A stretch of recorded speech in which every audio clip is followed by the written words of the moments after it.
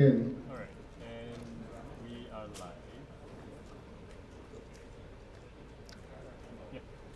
Welcome, everybody, to the Calling Taipei Day 2. It is time to kick off some incredible action. My name is Sam O'Byrne. I am joined by the legend from Legend Story Studios, Newson Zhang. Welcome back to the booth. Thank you for hanging out again. How you feeling?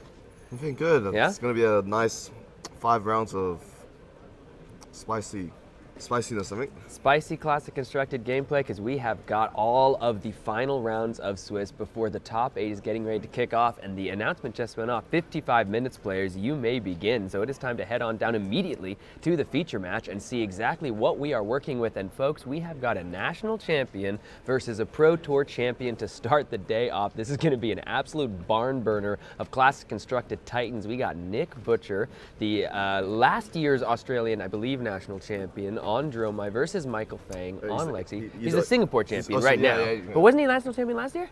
I think he was. Yeah, he's got national. Yeah, he's Sam national Sutherland is champion right now. And a calling champion. Yeah. I was saying he is a one-time national champion on Dromai versus the current Pro Tour champion, Michael Fang on Lexi, and they are already, they're sleeved up, they're shuffled up, their equipment has been presented, so we are off to the races. No dilly-dallying. On this Calling Taipei stream. We're just getting right into gameplay, so let's go ahead and see how these players are going to start off. Looks like perhaps Nick Butcher is on the play, given that tunic has not been ticked up, so let's go ahead and activate the gold token. Let's make a couple ash, let's draw a card, put a couple dragons to the bottom of the deck for later. Looks like a Yenderai and a Necria, and Nick is just going to move on from there. Yeah, the Dromai deck's new Dromai deck with running Crowning again, so good. It's just, you don't have to run, the Seeker's Myths or Time Skippers that like previously ran just to create ash, where the gold is just there. You can create your 2 ash, and then you can also play your raiding card Tome of the Imperial Brand. Yeah, and there we are. There we go. And coming right off. We're going to put another one into the pitch zone, so not 4 ash to start off this turn 0. Yeah, so let's see if he gives Michael any opportunity to filter or establishes any dragons here, but going to go ahead and just, we're going to actually have... Oh! Now, hold on, because he's going to... Oh, boy. Did we just get Tomotai down on turn 0 right away? Are those 2 reds to start this game off? The New Horizon headed to the graveyard? Oh, this is actually Lexi's worst nightmare. This is unbelievable. Turn one Tomotai. This is unbelievable. Popping your most important headpiece. It's gonna be a struggle for Michael to come back. Okay, well, oh man, that is how I guess you want to start the game if you're Droma here. So walk me through exactly what happens. So you pitch 2, you draw a card, you play the tome, which lets you pitch 2. But now, when you activate the Flamescale Furnace, don't you already have 2 floating? That's what I'm curious about. So how do you get up to that many floating? Because you already have 1 floating when you activate. Because you activate it and then you get all that. Yeah. Oh my goodness. All those cards are red. Yeah. So you activate it and then bloop, there's 5 resources. Exactly. My goodness. So yeah, that'll do it then. That's an amazing start for Nick. This is your dream start in this matchup for the first to draw my Lexi. It's what the Lexi decks fear. A turn 1 Tomotai, which Nick just did. Oh my goodness. I'm feeling it for Michael right now. We set this up to just be like a clash of titans, a back and forth gameplay between 2 of Flesh and Blood's very best. And while it will still be so, I don't think you could have drawn up a more devastating turn 0 for Mr. Michael Fang on this Lexi deck. I mean, you're going to have to play this entire game with 1 Arsenal zone, and that is not how Lexi wants to play the game. That is not how she utilizes the value off of that Voltaire. And you have to deal with the Tomotai as well. Let's see. Okay, so at least you got Falcon Wing in there. Yeah, we're gonna start the game by activating Voltaire and get the Falcon Wing into the arsenal. My goodness me, this is really something to start off day 2 of the Calling Taipei. Let's see, Michael Fang now gonna go ahead and draw back up those 4 cards. He's got a Falcon ready to go, but unfortunately, that's the only Arsenal zone available to him right now. Yeah. Meaning he has to play like a normal person. Yeah, One Arsenal. He has to play like a normal ranger. So Michael's never going to be able to play a 6-card hand, which is what Lexi wants. Those big power turns, set up turns where you have the Rain Rays in there.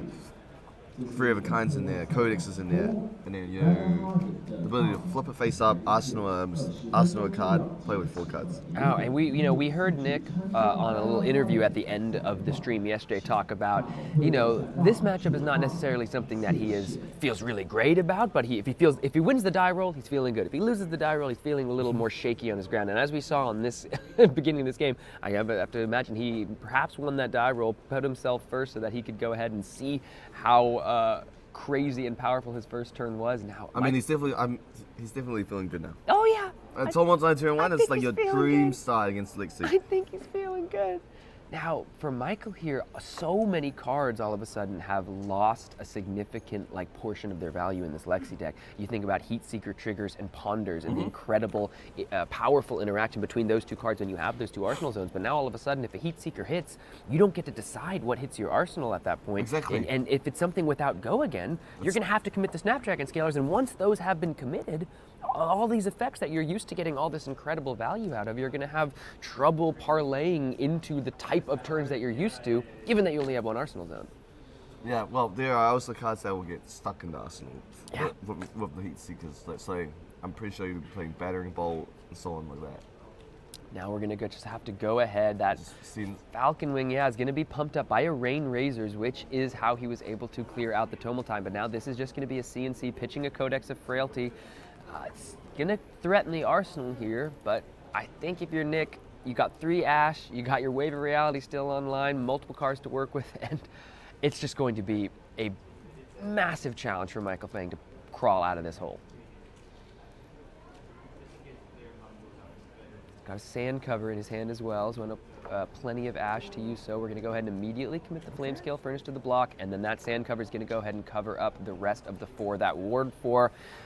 One of those Ash just diving on the grenade, and going to go ahead and keep Nick's arsenal fully intact. Looks like we can see a Sigil of Solace headed to the pitch zone. We're going to stay Ash neutral. Mirror Guy coming in, no Phantasm, 2 physical attack. Let's see if Michael Fang, no Popper, is going to work on this turn. Now time for a Warmonger's Diplomacy, which now look at that, because there is no Trench of Sunken Treasure represented by Michael Fang. You can either flip with Lexi or play attack actions. You simply can't do both now that Warmongers has been played. Oh, so Michael basically can't do anything. Unless that's a card with natural go again, or you want to give your Snapdragon Scalers right now. But again, if you give those Snapdragon Scalers right now, any card that you Heatseeker in, or you want to play off your Codex, right? You won't be able to use those Snapdragon Scalers later in the game when you're maybe priced into it. So this Warmonger's Diplomacy here, just another back-breaking send against Michael Fang, because again, Lexi's ability is a non-attack action. But here's the other thing. No, there's not even 2 arsenals there for Michael, so we're making all this hullabaloo about it. But even if he flips with Lexi, it's not like he has a second arsenal anyway to utilize once Lexi has flipped. Okay. So he must have chosen peace here, and is just going to go ahead and draw 3 cards. And that's the end of the turn for Michael Fang after the Warmonger's Diplomacy. So Michael does have 5 cards. 5 cards in hand now. That's true. Compared to the 4. That's true. So he is playing with a 6 card. Hey, yeah, you're right. Card. You're right. He did find a way into a 6-card hand as a way that perhaps only a Pro Tour champion could. So Nick Butcher clearly choosing war, coming in with that Ravenous Rabble. This is going to be 4 with go again. Only attack actions. Oh, and he revealed a Dominion as Is well. that a Dominion on top? Yeah. Yes, it certainly is. Again, not something you really want to see if you're Michael Fang here. 4 damage coming across. Just seeing his legendary dragons very early in the game. Very early. Again, showing the power of not only the tome, but like you said, the ability of these, or the kind of direction that these Dromai decks had to go into by returning to being royal. Now, it was both the tome, but also the draw card off of the gold that allowed Nick Butcher to start in such a crazy manner. So now the Mirror Guy's going to come in. Dust up, super solid card, create an Ashwing. Breakpoint, blocks free. Yeah, gonna go ahead and make an Ashwing as well. Nick still has 3 cards in hand. Now let's see here. It looks like we're most likely gonna be activating the Flamescale Furnace, because we didn't commit the Snapdragon Scalers to this dust up. So that's gonna be a Flamescale Furnace activation. That is gonna be an Arsenal, because there was no go again after those final attacks. Arsenal and the Chromite. Also a pretty good dragon. Also does good things for you. So no, this is Michael Fang's turn after that 3 of a kind. So plenty of cards to work with here. Going to be a premeditate. Going to give +3 to the next attack from the arsenal, and going to create a ponder token on hit for the rest attacks in the game. Or not in the game, this turn. It'd be pretty busted if premeditate just lasted the whole game. It would be pretty busted. I like that we said that Michael Fang was not going to be able to play a 6-card hand. And And then he just showed said, he said, watch me. I got New Horizons, watch me. But he can only shoot 2 arrows.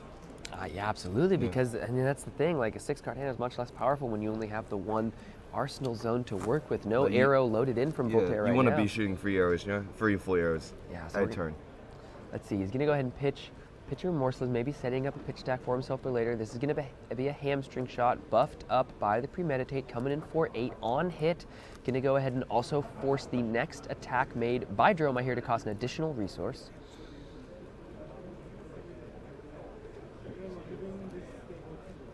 Coming in for 8, also threatening the Ponder. Just going to go ahead and immediately give 3 cards to it, including that Dominia. Bunch of red cards there, so perhaps that Dominia was not going to be able to be played on our turn if we are the Dromai player here.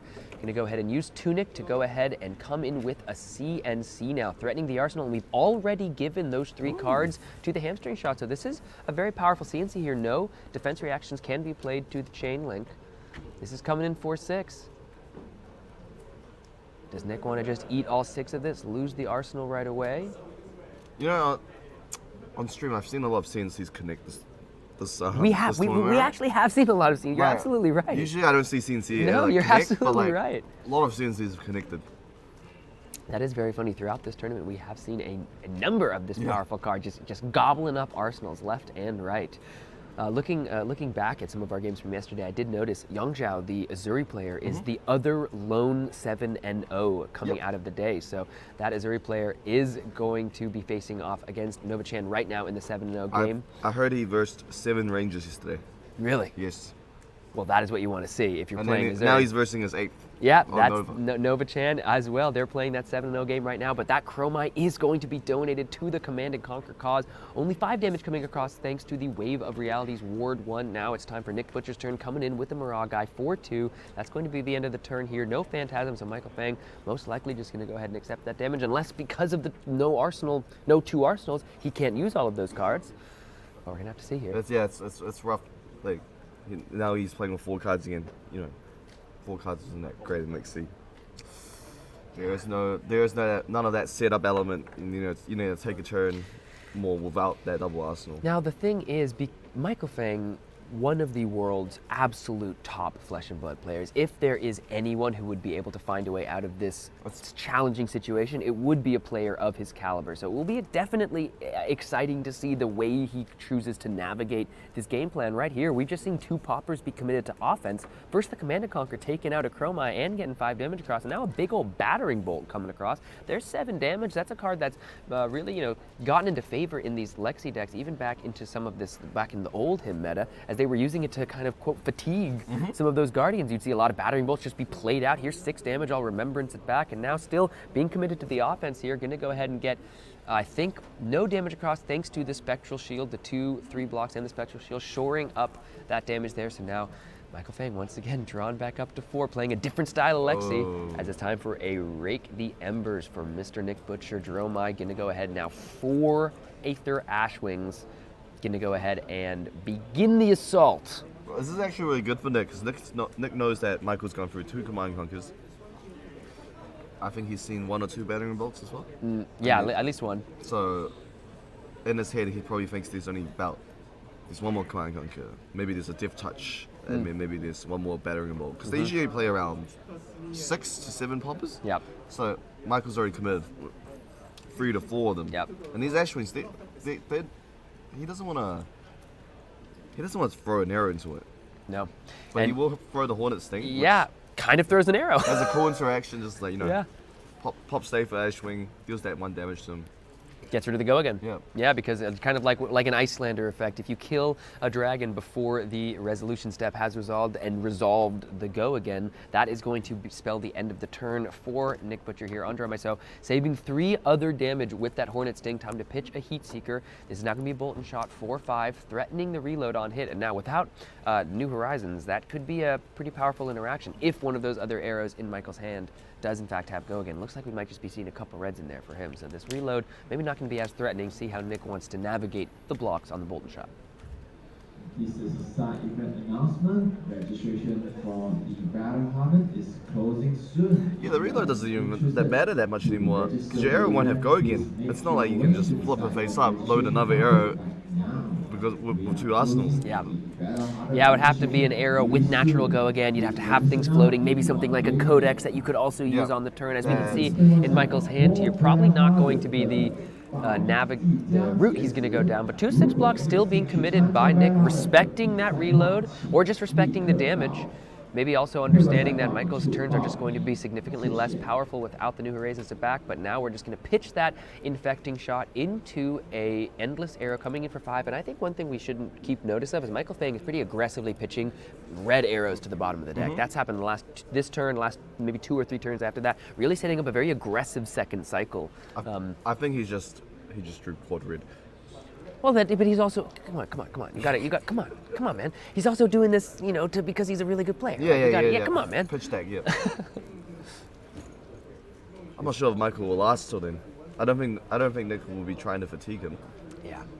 Well, even if he was trying to fatigue him, he would definitely have blocked out the endless arrow. Yeah, because that is gonna. But don't give him the value. Without that endless arrow being in the arsenal, exactly. You will see a Snapdragon's usage. You will simply have to, unless now this is going to be such a kind of a fascinating game to work through, because here comes a dust up. This is not going to be a supremely threatening attack from Nick, so you're not giving Michael the opportunity to get much value out of his blocking cards, unless he does look like he has a couple 2 blocks, but 2 also pretty powerful cards in the Winner's Bite and the Codex of Frailty. But if you don't utilize your cards to block, you have to commit your Snapdragon Scalers right now to this endless arrow. So Nick, yes, he let it hit, but also he put Michael in the position of saying, yes, I will let this endless arrow hit, but if it goes back to your hand and you put it into your arsenal, I'm forcing a differently challenging decision later, where you have to decide, do you want to commit your Snapdragon Scalers to this endless arrow right now, or are you going to just go ahead and have a weak turn? And this dust up not giving Michael the chance to get a lot of value off of his blocking cards, putting the Pro Tour champ in a pretty, interesting and difficult to navigate position. Yeah, dust up is pretty annoying. Like, it's a breakpoint for a stall, but then it's more like if it hits you, there's another card you have to deal with. The dreaded Aether Ashwings. And Michael doesn't, like I said, Michael doesn't want to throw a 4 attack, 5 attack arrow into it. No, certainly not. And it looks like, so Michael is going to just go ahead and try to get as much value out of his hand as possible, because he did go ahead and let it hit another Aether Ashwing committed another 4 damage across. Here comes the Endless Arrow. And what this most likely spells, folks, is it's time for an activation of that Snapdragon Scalers, and that is a get out of jail free card that will be gone from this point forward. Yep. It means he can't just arsenal anything now. No. And without that other arsenal, without the Snapdragon Scalers to give any arrow go again, he has to be very careful on what he loads. Like, if he loads a blue arrow, that's his only attack for that turn. Yeah. I'm still kind of recovering from that turn 0 tumble time, man. That was something. Has to sink below the smoke of the rain and razors. Now, with 4 cards left in hand for Michael, you have to imagine he's going to be able to hopefully throw more attacks, even if this Endless Arrow does not hit, and it is not going to connect. That sink below, covering it up perfectly. Nick waiting for the Snapdragon Scalers to be committed, but now it's time for a drill shot 4/4 with the go again off of the back of the Voltaire. If it hits, he's going to go ahead and take that last block on the Flame Scale Furnace.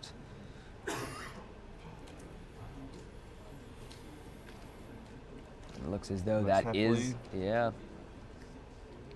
gonna be. Well, it means that Flame Scale Furnace is gonna be a forever now. It's true, yeah. You're never gonna be blocking with it at this point. Now it's just time for a Searing Shot for 4.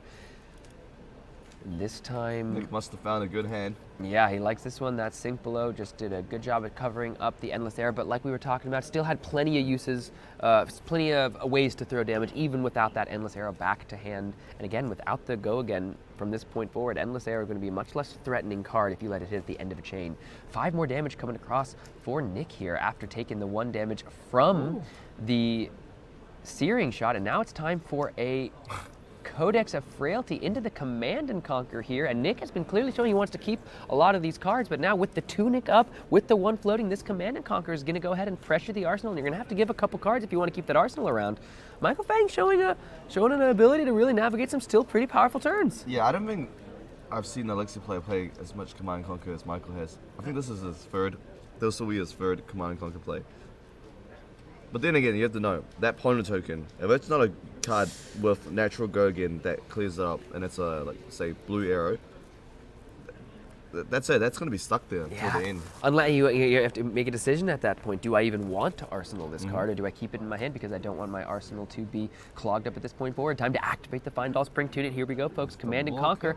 And there's 2 more dragons being committed to the cost. So Nick took a lot of damage on that turn to keep that hand.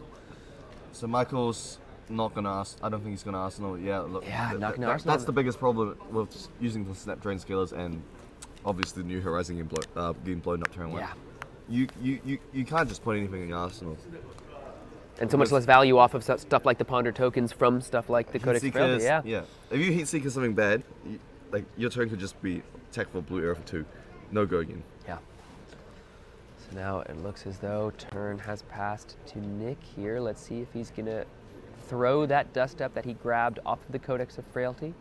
It would only be for 3 because of the Frailty. Now I wonder if Nick, we saw a couple dragons be committed to blocking the Command and Conquer. It looks like he might have been trying to establish a pretty impactful board, but then he had Lion Strike, 2 dragons, and this last card in hand's actually Sigil of Solace. Ah.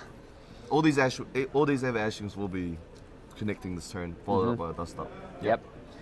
So I think his original thinking was, he wants to play the Lion Strike, draw a card, make use of his Snap Drain skills, play 2 dragons out, and just build the board like that.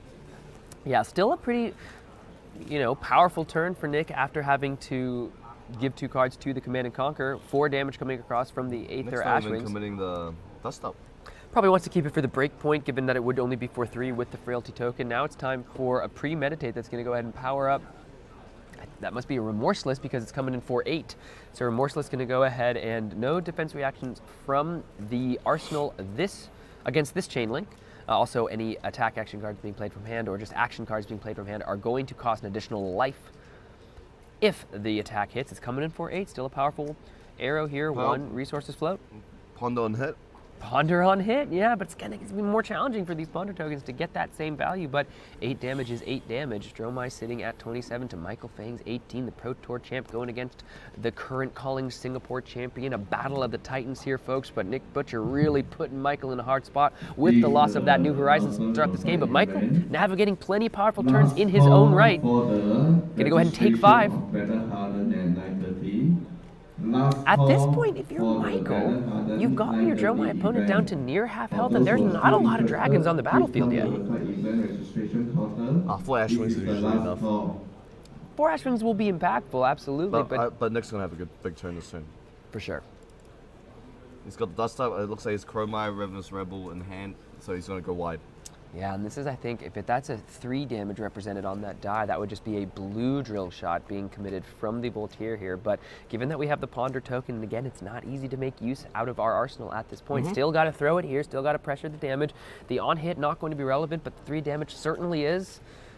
Michael's kind of just forced into playing the 4 cards with no 100%. arsenal if his Ponder doesn't hit like a Codex of Frailty or Falcon Wing or something like that. Sink below. Still going to commit the Sink Below to the block. Just get it out of the hand here. No activation of the Flame Scale Furnace. Let's see what the Ponder is. Gonna have to give it a think. Looks like he's thinking, so nope, no arsenal again. Now you have to wonder. I think there was definitely a like a season of the Trench of Sunken Treasure, as sometimes the only card registered in these Lexi lists, sometimes in the sideboard. You have to wonder, in this case, how powerful would Trench of Sunken Treasure be if you can just arsenal off of any of these ponder tokens, get your one resource, get it out of there. But unfortunately, the old mainstay, the OG, and the Find All Spring Tunic here, not giving that same modality as the Trench of Sunken Treasure does, even though the Tunic, of course, gives you that. We've seen Michael Fang use the Tunic resource very powerfully with the Command and Conquers and things of that. He probably wasn't expecting his New Horizon. Of course not. I'm just saying. There are different chest piece options that we've seen be used in different ways. However, this is going to be a Chromai coming in 4/3. Still's got the Phantasm, but the action point has resolved once it attacks or leaves the arena. 3 damage. Michael just has to take it here, and now it's time for that dust up. This time the Frailty not going to be online, so 4 damage. Breakpoint. Still has an action point. Ow. That Chromai hitting makes 2 action points, they get popped. Absolutely. So this after dust up, yeah. Yep. 4 more Ash Wings are going to come across, and Michael going down to Maybe 11. 5. Oh yeah, absolutely. Let's see. Did he? Has he hit with the Ash Wings? He was on 20. He was might on have, 18. which means that I wonder if Nick didn't create the 5th Ash Wing there off the on hit. Let's see how they represent that.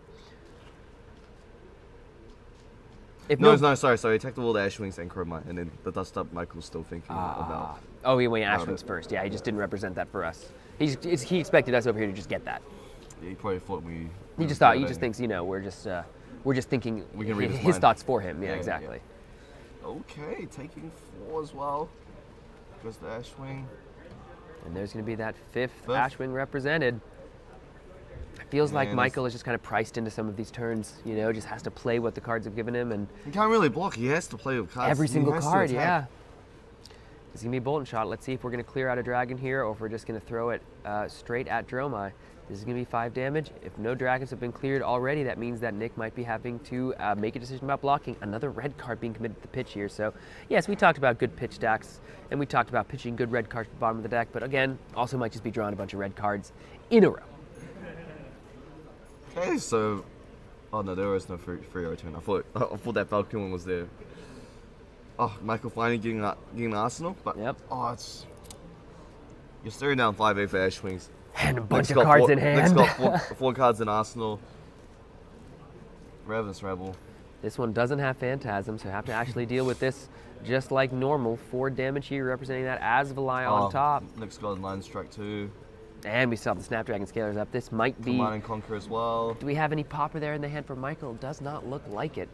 That doesn't really... I don't think it matters if he has a popper, to be honest. After the Ravenous Rebel, he's going to go 9 strike, draw a card.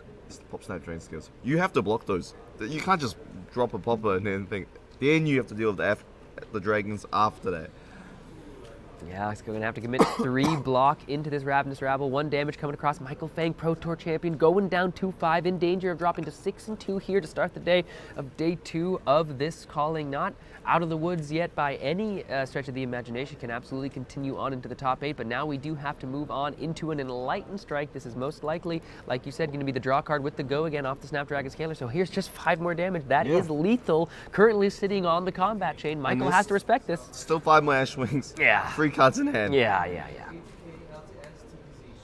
5 damage coming across. We're going to go ahead and commit 3 block to it. 2 damage coming across. Snapdragon Scaler's going to give it the go again. This is spelling danger and perhaps even doom for the Pro Tour champ. As my good friend and colleague Flake likes to say, the sure thing. It's one of my favorite monikers he's given out in this game. The sure thing, Michael Fang, going ahead and going to have to stare down perhaps a fair amount of dragons here. Okay, so yeah, that's a lot. He does have Command Conquer he can play, but yeah. Oh, looks like that might have been the last Ash. Yeah, for Nick Butcher, so that's something he does have to navigate at this point for. But when all is said and done, who cares about Ash when you're coming down with so many dragons? This game Here's a point of arcane damage. Unless there's a popper right here, then that's going to do it, folks. Here comes 4 Aether Ash Wings. And that is the game, folks. No popper in the hand there for Michael Fang. The sure thing, surely going down to 6-2 on the day, but he's got plenty more games to play, and at some point you just got to shake your head and look at a turn 0 like that and say some things are out of my control, and perhaps losing my New Horizon there just spelled doom from the get-go. I will say, he kind of tried to make it close. He played, I think, again, as well as you could have given the circumstances. He still strung together some very powerful turns, utilized those Command and Conquers, those batters Shattering Bolts, and again, just kind of had to play what the cards gave him. Usually he gets quite steamrolled once your New Rising pops. But Michael didn't give up. Just keep going. Just try to play with every hand he could. But losing that New Horizon was just huge. The Lexi deck really just generally functions with the double Arsenal spot.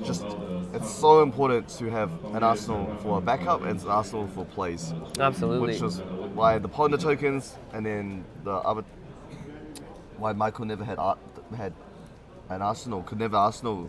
He had to be very specific after using that Snapdragon skills, because one wrong card in Arsenal, and that's your turnover. Yeah.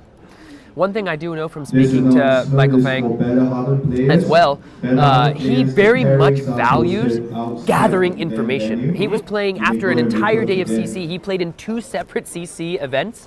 Just yesterday. I was here in the venue till 9:30, and Michael Fang was playing the entire time. And I looked at him. I said, "Are you insane? Are you a madman, or do you just love this that much?" He said, "Well, I do love this that much, but he also just values getting information. He wants to play the deck in tournament settings. He wants to play against various opponents." And I'm sure that Michael, in this case, probably said to himself, "This might not be a game that I'm going to win," but I imagine he probably wanted to play it out for sure and just see how would I navigate the situation, and that would maybe help him the next time his New Horizon gets blown up, like understanding, okay, what are some game plan patterns I can look to? What are some avenues? Just trying to gather information, because there's not only that game he has to think about, but the rest of the tournament and any other tournaments he plays beyond while Lexi's still in the format. Yeah, let's hope that doesn't happen to him again. Yeah. Maybe today. You wouldn't wish that on anyone. Yeah, especially not someone as nice as Michael. Yeah. Well, that is going to take care of round 1 here of day 2 of the Calling. That was a little quicker one than perhaps you would have imagined with Lexi and Dromai. So 4 more rounds of Classic constructed on the day here, folks. Before, that's not going to be the end of the day, because we then got top 8, we got the semis, we got the quarters, and then the semis, and then we got the finals. So don't go anywhere. Sam O'Byrne, Newson Zhang, we'll be back shortly, and we'll see you soon.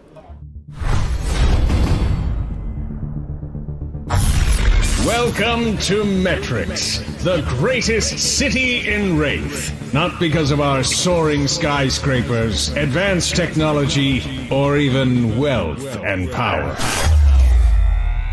but because we built this place from the ground up, with nothing but bare hands and brilliant minds. No ether, no divinity, just a spark of genius.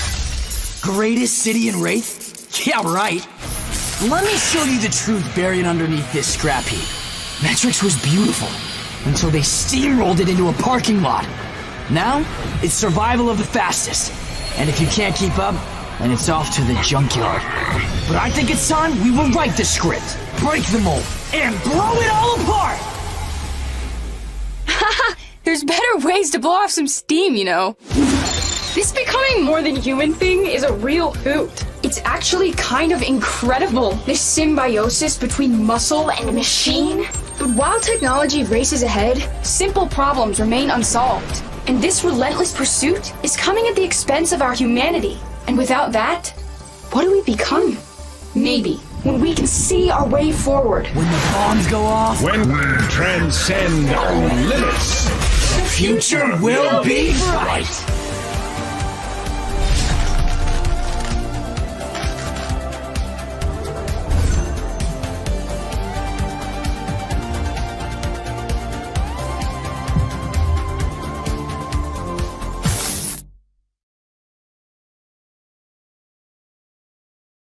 Hi, I'm Jayam Ballesta, and this is just my second time cosplaying. The first time was in Singapore, where I cosplayed Redback Shroud, and for this event, do you remember me now? I remember you.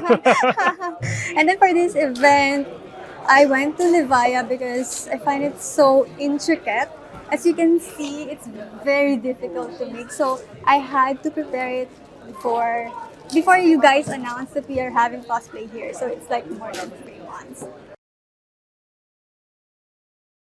Levaya is not really that common because she's a villain, but I think she just became a villain because of her past. Yeah, so I think everyone can actually relate to Levaya nowadays because some people are still, depending on their past. And I think maybe in the future, she will good. She will be good again. But not sure. I like her. Yeah, like you said, it took me like more than 3 months to work on this costume. First of all, the biggest struggle is for me to bring it here in Taipei because I'm actually from the Philippines. I'm a Filipino, so I had to carry it as a check-in baggage. So I have to cut this one in half, but for this one, I just wrap it in a lots of bubble wrap. And for the suit, yeah, I have to glue it every single row. And yeah, I have to mix a lot of acrylic paints just to get this kind of color because it's Wow. really hard to find a paint that is actually like a bone. And the headdress, it's actually hot. Yeah, because it's all Eva foam, but yeah, I still love it and I'm gonna do it again. Yeah, I do love Flesh and Blood because it gives all the players the happiness that the card bring. And what I love about this is the art. Yeah, I'm actually going for like an angel for this one, but then Steve Argyle, Levia, and I think they're gonna go with angel, so I just had to do the villain.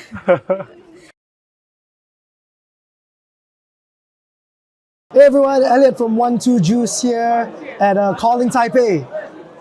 How has the calling been so far? Oh, I love playing at these tournaments. I miss the one in Singapore because I was casting that game. So I decided I need to play competitively, come over here. I lost my voice, probably eating too much of the night market stuff like Rao Shi and whatnot, but having a great time. I'm a known illusionist one trick, so I brought Dromai instead of Prism this time. Having lots of fun with her. I've been playing this deck for a couple of months now. Very prepared for the meta. It's finally suited for her. I think the meta is pretty warped around Lexi, but people are finding all sorts of great ways to counterplay. Even the Lexi decks at the top tiers are all looking slightly different, so that's wonderful. I'm very surprised. A lot of the Icelanders showed up, Dashers showed up. I even saw a Riptide on my X1 table just now, so that was absolutely crazy. I'm super hyped to see what happens after this, but so far, everything you know and love, but better and more fine-tuned.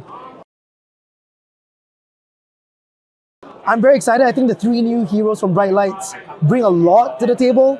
I don't think they're going to be great in this current meta, but once Lexi leaves the format, I expect to see some Dash IOs come into play. I for one, am going to be one of those idiots going to be experimenting, trying to sneak in a Max Velo Boom Grenade or something. It's going to be a fun limited set as well. I'm fourth, at this point of recording, I'm fourth in ELO in Singapore for limited. That's not a lot, but hey, so I'm actually very excited about that. Content is great and stuff. I come from a bit of a YouTube background myself, but I love playing this game. Out of all the TCGs I've ever played, this one has the most dynamic games. Everyone in the community is super friendly, and I'm surrounded by a team of very driven people who want to excel at it. So I think I found myself a home where it's great for me as a collector, as a player, and because the lore is so rich, I get to make content all the time. Flesh and Blood is a great game. I hope to see it thrive in the next 3 to 5 years. But my number one wish for this is actually make Prism better. James, I'm pleading on behalf of everyone on the Pheno Black, myself, even Singapore's top player, Eng Chu Heng. We all are hoping that you make Prism great again. So I ended my day 5-1-1 here at Calling Taipei. I'm really hoping to make it top 8, and I wouldn't be a competitive player if I didn't say I want to take it all down. So really hoping for day 2. Got a lot of great players out here, so it's going to be a fun but tough fight. All right, thanks everyone for being here. Elliot signing out. Enjoy the stream! Hello Taiwan, my name is Wisnutan and I'm an illustrator. So I'm responsible for designing both Rainer and Levia. This is my first time to go in Taiwan, and I'm really excited to go another country where I've never visit, like in Taiwan.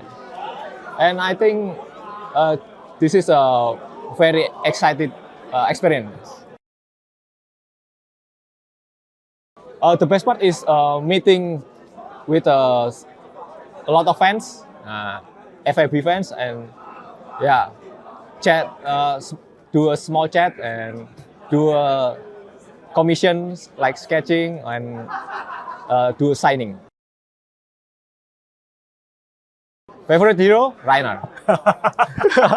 Okay. Thank you for supporting me. Keep playing Flesh and Blood and see you next time. Hey everyone, Brody Spurlock here. I am a Flesh and Blood player from the United States here in Taiwan for the Calling. Just finished day one. I went 5-1-1 today, playing Lexi. I played Azalea last week, back to Lexi this time, just flip-flopping between Rangers. So just saying hi to everyone on the stream. Hope everyone at home is enjoying the coverage. And also shout out to MinMax Games for sponsoring me and helping me make my way all the way here to Taiwan. I think obviously Lexi's been really good for a long time, so it's like a little bit stale in that sense. Lexi's still on top, but it's still interesting. Bright Lights and the round the table release have shaken up a couple things, given a couple heroes new tools to work with. So I do think like things are a little different than they were before. And even though a lot of it is the same, I still think there's more like deck building exploration to be done. And like even when the top decks and the card pools are mostly the same, there's kind of this like ever-changing meta just based on what was good last week. So I still think there's a lot to figure out. I have like things still left on my to-test list that just like ideas that I've never gotten to with Lexi. So honestly, I'm kind of glad there are a couple more weeks with her still around, just because there are so many cards you can play in that hero, and I feel like I've never figured out the best 80, so I'm hoping to get close to it before she LLs. I think the first thing I want to say is that I'm very, very excited about this set for draft. Oh. Thank you. Okay. Okay. I'm so excited about this set for draft. I have played a couple drafts now, obviously some sealed for pre-releases, and it is shaping up to be potentially, I think, my favorite draft set ever. And then for CC, I haven't done a ton of testing with the new heroes. I've played against some people who are trying them, and I'm curious to see how they continue to develop. I do think Original Dash has gotten a few cards that make her stronger from this set, and I really don't know where the new three are going to end up falling, but I will say I think they are very fun to play. I haven't really experimented with Max much, but just mostly from watching other people play or playing against Teklavasen and New Dash, they seem incredibly fun to pilot to me. So yeah, I really don't know where the new three heroes are going to fall in CC, but they're very cool. And for me, draft is definitely the thing I'm most excited about. I cannot wait to get more draft practice. It's really fun, especially traveling to other countries like this. And part of it is like the game itself, like there are different local metas, seeing like not only what heroes people play, but like how deck building and strategy has been kind of like warped locally because of like certain ideas and principles that like become widespread in like just like one local area, and then everybody like changes and adapts based on that. And besides the Flesh and Blood itself, it's really cool just to get to meet so many people from different countries. And like every time I go to an event like this, I try to like play at least one or two armories locally and just like see the local scene outside of the big tournament. It's a really fun time. Playing Flesh and Blood has allowed me to given me a good reason to go to so many different places and like see the world. Play the game, see the world really is like just such a cool experience. My favorite hero is Viserai. He is the one that, at this point, I probably have not played the most, but just back when Bloodsheath Skeleton was legal, I really loved the like modular, like transformative game plans with that deck. Going between like really strong aggro deck to full OTK setup. he was a really cool sequencing deck. I felt like no matter how much I played him, I still ran into situations where I just like had no clue what to do, especially with Become the Arcanite. I think that's my favorite Fab card just because it always makes me like think for a long time. So yeah, Viserai is just, I've played so many heroes at this point and I like a lot of them, but nothing has been quite as fun as him. I'm Federico Musetti, I'm an illustrator, and I've drawn so many cards for Flesh and Blood, such as the Librarian, the Library of Solana, Tomeltai, as well as Chain, Lexi, and many other cards for Flesh and Blood. Your turn. Hi, my name is Liz Lasaido. I'm also an illustrator from Indonesia. I'm working for Dorinthea. I've always drawn by myself, and for me, I used to do such as comics during my young age, and then I discovered digital painting with software like Photoshop and so on, and then I thought to take it more seriously and let's start and try to do it professionally. Yeah. Okay. So I was working in studio in Indonesia. It's called a Caravan Studio. At that time, I learned a lot there, and then after that, I become a freelancer and learn self-taught in YouTube, and then that's it.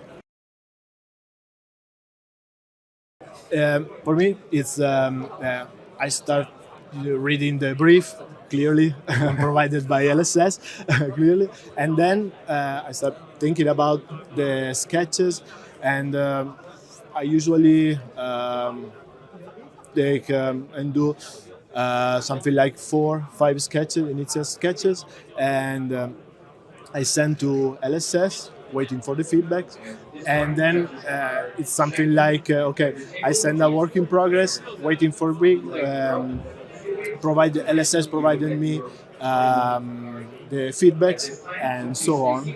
Okay, interesting. Is it the I same? think it's quite same with him. So but in the process there, I try to find a reference in Pinterest and then send to the LSS with a rough sketch. But the art director really helps me a lot with the gesture and anatomy, and also with the color rough. And then so they send me a good feedback. So just follow, and then that's it.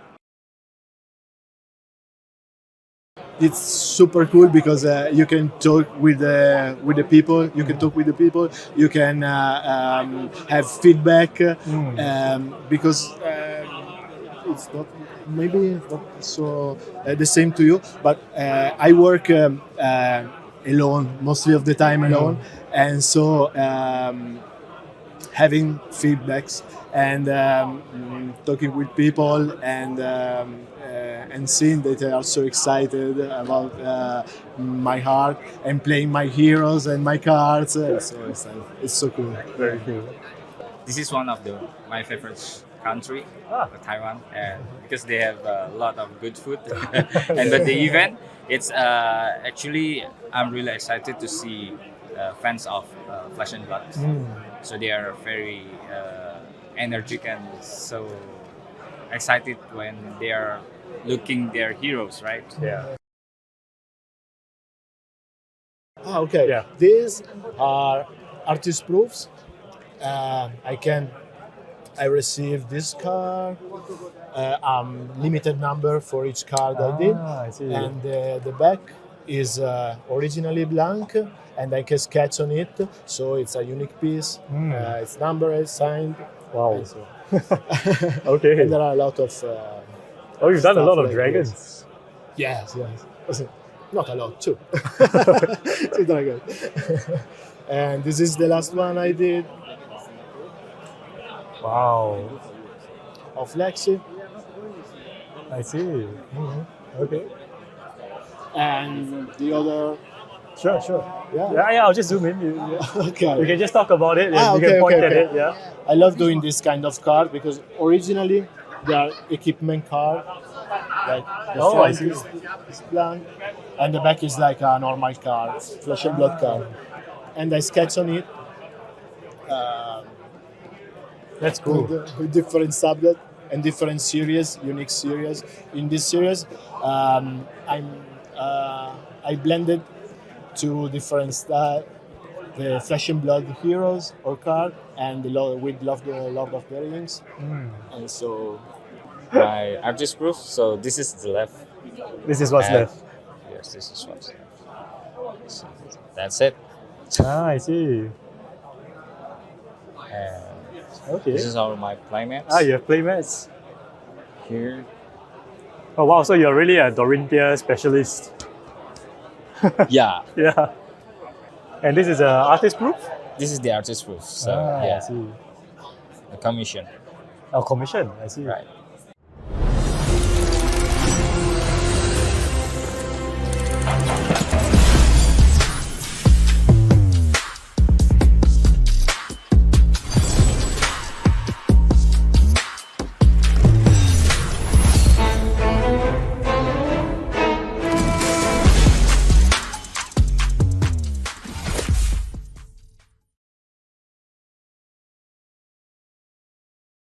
Hey everyone, it's Hayden Dale from Arsenal Pass here, and my best finish is in Flesh and Blood as a national championship win and a calling win, as well as a couple of calling top 8s and top 4s.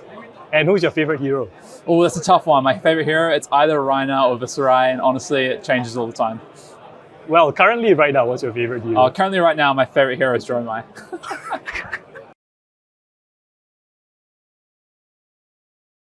Oh, so I'm a content creator for Flesh and Blood, and I guess pro player, if you want to call us that. So I do a lot of traveling to play Flesh and Blood, as well as create content. We have a weekly podcast on the Arsenal Pass YouTube channel, as well as podcast services where we talk about sort of competitive Flesh and Blood, really. Yeah, so I got into Flesh and Blood at the very start of the game back in 2019. I was fortunate enough, and I guess maybe good enough, to win one of the first callings in Sydney, Australia. And from there, I got into content creation and kind of started the journey as a player traveling to play this great game.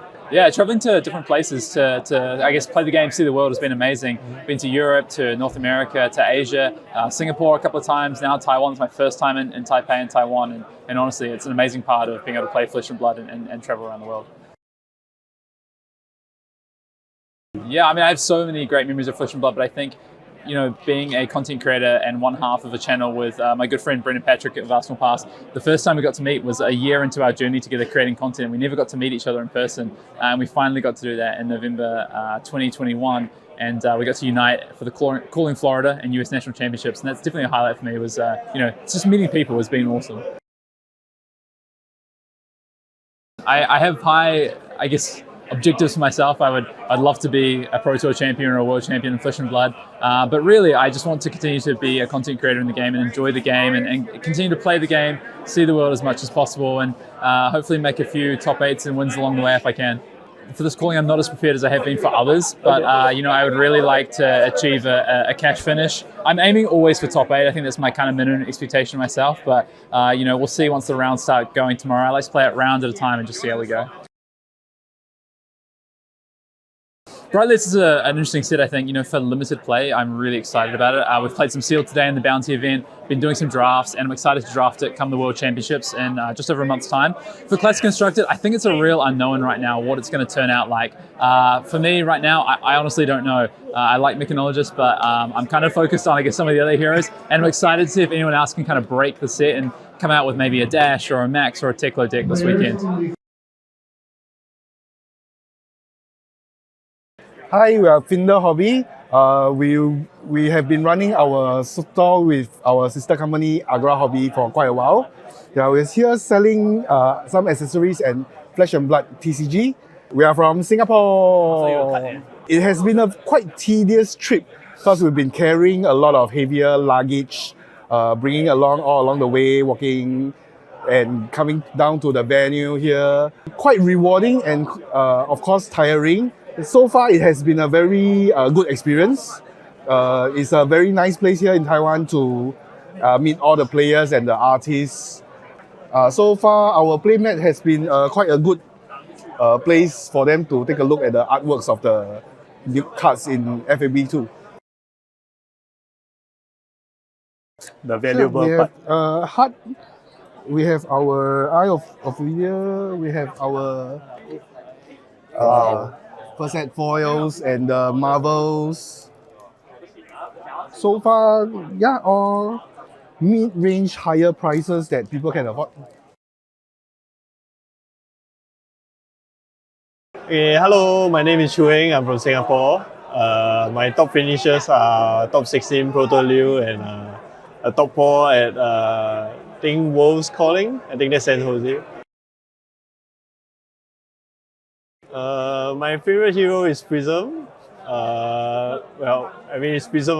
Who doesn't like Prism? I like how Icelander plays as well, and I enjoy playing Kano, although I don't think I'm very good at the deck.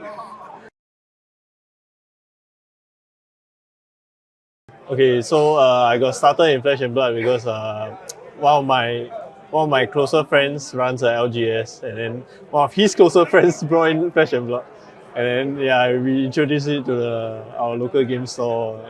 I started 2 years ago, just before Monarch pre-release. Right. So I managed to get in a few pre-releases back then, and it was I think it was a COVID period. And I actually opened a cold foil. So that kind of kickstarted everything off. Yeah, cold foils are quite expensive back then, I think. I would say I'm fairly successful in Flesh and Blood. I made a lot of finals. I didn't win a lot of events, but I did make a lot of finals. So I also met a lot of people around the world. And I think I got to know a lot of new friends in Singapore as well. I think this is a bit like double-edged in a sense. I think one of my favorite memories is I went to Proto Liu, which is the second Proto.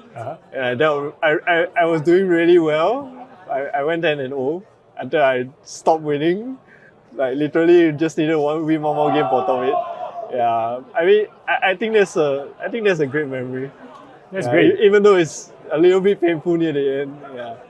I think a close second is the Pro Quest where I qualified for Liu itself. I think it was helped organized by Jukes. I actually won that whole event, and it was also on Prism. And it wasn't a smooth journey, right? I played 6 rounds. I lost close to the end, and I bubbled into top 8. So I made 8th place and I won the event. So amazing. That was, I think, my first event win as well. So yeah, that was great. Okay, so previously I traveled a lot for Magic Grand Prix events, which are now named differently. So I enjoy those trips because I get to see a lot of the world. I traveled to Japan a lot in particular, which I really enjoyed that country. Yeah, so I've always wanted to travel for Flesh and Blood Con. So far I've been traveling more for just protos and in general. So Worlds I would say is more like a proto as well. So I mean this is the first calling I'm actually traveling overseas for, and so it's very exciting. And a lot of my friends are here as well, so we get to stay together in this house, and it's great. Nice. I mean, for me, I just want to continue doing well, hopefully win my own nationals. I keep getting denied by Gordon, so as for this calling, I mean, I prepared quite a bit, but confidence, well, not so confident. Hopefully things can go my way a bit. Originally for CC, I think one of my first few successful decks were on Dash. Okay. So Bright Light introduces a lot of new cards to Dash.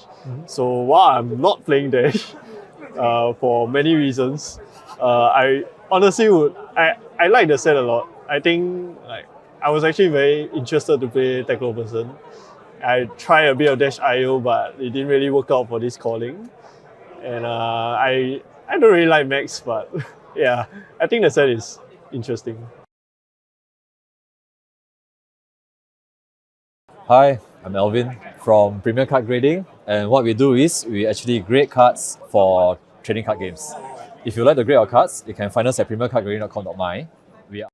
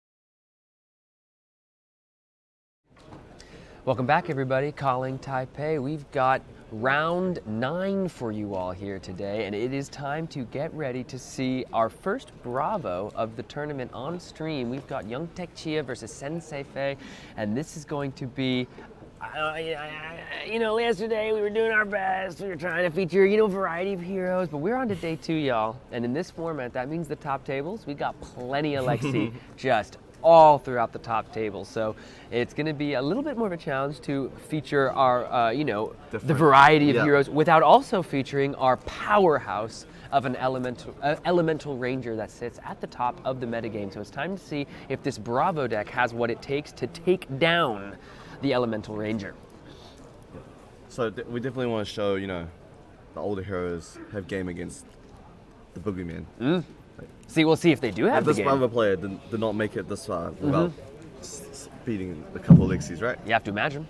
Let's take a look at the equipment suite, because we see a Titan's Fist and a Steel Braid Buckler for the Bravo player. And with the new card from the Round the Table set, the Civic Steps, some of that beautiful 3-block value on your equipment suite and your leg slot that Bravo players and Guardian players have been clamoring for years. Yeah, for years. And we do see the Trench of Sunken Treasure along with the Perch Grapplers and the Hornet Sting, as well as the classic New Horizon for the Lexi player here. So looking at the Bravo's equipment suite, do you think that is indicating of some kind of more defensive plan, given that we don't see the Anothos and we do see that 2-block Temper Shield? Yep, so I think it's pretty normal that nowadays that the Bravo has gone into the buckler, it's called Buckler, right? Yeah, Steel Braid Buckler. Braid Buckler, yeah. Yep.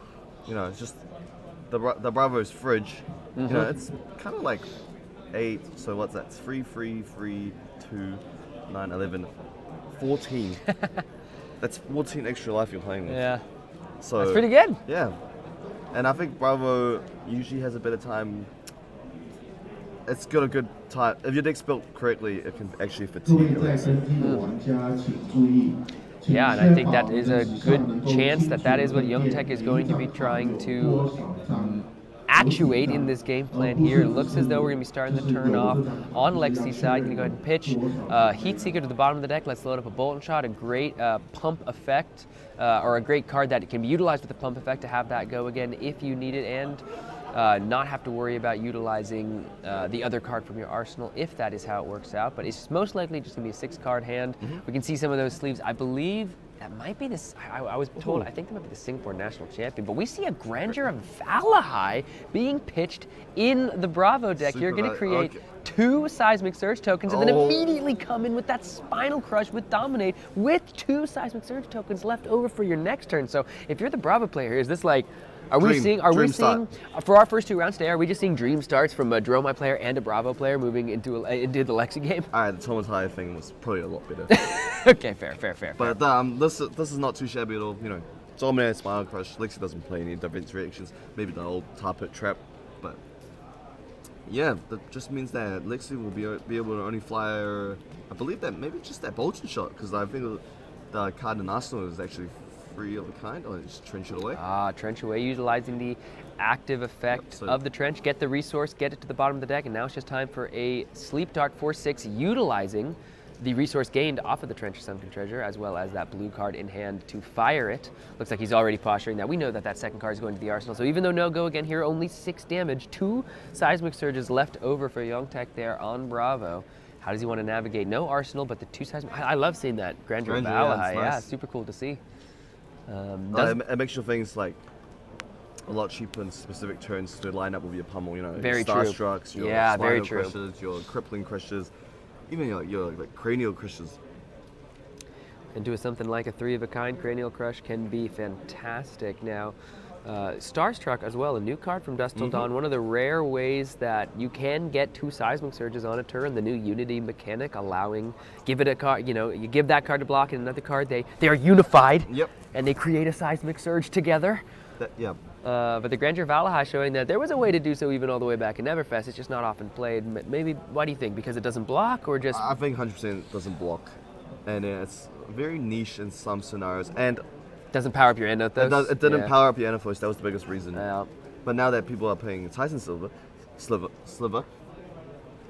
doesn't really matter anymore, right? Taking for 3, taking for 4 is a lot different from taking from 4 to 6. Yeah, so it looks like the sleep dart is going to go ahead and connect. So Bravo, he's going to go ahead and take a nap, flip over the hero token. No activation of that hero ability on this turn, but time for 2 seismic surges to be active on the turn. Let's see if he creates another one utilizing the tectonic plating. He's not bomb. Let's go ahead and make another one with the debilitate, 2 floating, and now it's just time to come in with the buckling blow. So this is going to go ahead and threaten a fair amount of damage, but also to put a -1 defense counter on a piece of Pretty equipment. good. So you must be on the buckling blow. I was going to say, do we think we're going to see Buckle in the list as well? That was a Pro Quest kind of favorite from a couple formats ago. Yeah. Utilizing, if you put a -1 counter on the good old New Horizon over there, you then hit it with the Buckle. We might be seeing 2 Ranger hats get blown up in 2 games. Build your own Tomotai, right? Exactly, Tomotai home. So, yep. Since they definitely knows what Yontek's up to, right? Just by seeing the red buckling blow, because you're not playing that without the buckle package. Sure. Only 2 damage going to come across, so no crush, no -1 counter going to be presented. 1 seismic surge left over for Youngtek as well as that arsenal. So he's powered up with 5 Cardan and the seismic surge. Here we go, time for just a command and conquer coming out of the arsenal there. This is going to, or not from the arsenal, from the hand. So this is going to be 6 damage threatening the arsenal of Youngtek. Got the Crown of Providence if we want to filter it away, but it looks as though Sensei is just valuing keeping those 2 specific cards in his arsenal when he has more cards to work with and can perhaps power up those cards with, making a bigger, wider turn.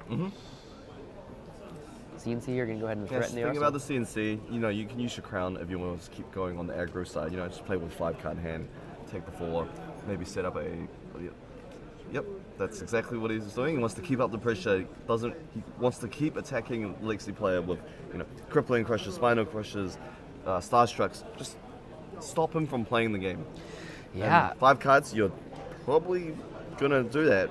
You're going to do something. Bravo, time to wake up. Alarm clock going off. No longer asleep from the sleep dart here. Now, it's interesting because sometimes Bravos have a challenge utilizing every single card in their hand. One of those decks that likes to commit cards to blocking and get some value out of their cards that way. Have to see if there's something like a Rouse the Ancients play, something like a Pummel in hand that they might want to be able to utilize all these cards. Going to go ahead and pitch one of those beautiful Fate for Scenes that players were able to get in the first day of this event. Go ahead and pitch lunging press. And there is the buckle into a seismic surge. This is a fantastic look at the little pitch stack he's creating for himself with the defense reaction as well as the buckle and the lunging press to pump something over the top. But first, we've got a Bravo-dominated second Spinal Crush coming in.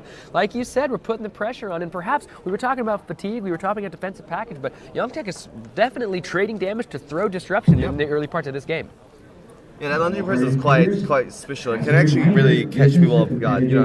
First thing Bravo, you usually want to block and take that free damage, but with lunging press, it works well. Command and Conquer. I think that's one of the most lunging press, Command and Conquer. Lunging press, Spinal Crush, like boosting from 9 to 10. Yep. Yeah. When you deal with a Spinal Crush, you just put 6 on it. Yeah, and normally, you're like, I don't want to get crushed. I'll give 2-3 blocks. And then you got jokes, lunging press. Do you always have to say jokes? I don't think they'll think it's that funny. No, that might be funny for the Bravo. Exactly. Jokes! This is going to be another sleep dart, so a similar follow-up after the disruption here. Once again, threatening to give Bravo a little soporific and send him off into slumberland. But let's see if Youngtek has more disruption. Now, another thing, a little bit of a mind game. Once you've seen one lunging press, are you worried about the second and the third? Or are you trying? Can you only respect the one? Well, when you're the top level like these two are, you usually kind of like when you see one, you evaluate. Oh, maybe you doubt he's playing 3, but he might be playing 2. One's already at the bottom. Like I don't think he's gonna be playing around that lunge press the whole game. I feel like if he's got it, he's got it. So sleep dart's not actually that relevant against Bravo. Bravo doesn't have to dominate every attack. They're very happy to just throw down. Oh, here's a 10 power Starstruck, 11 power Crippling Crush. You still have to block those if you want to prevent their crush abilities.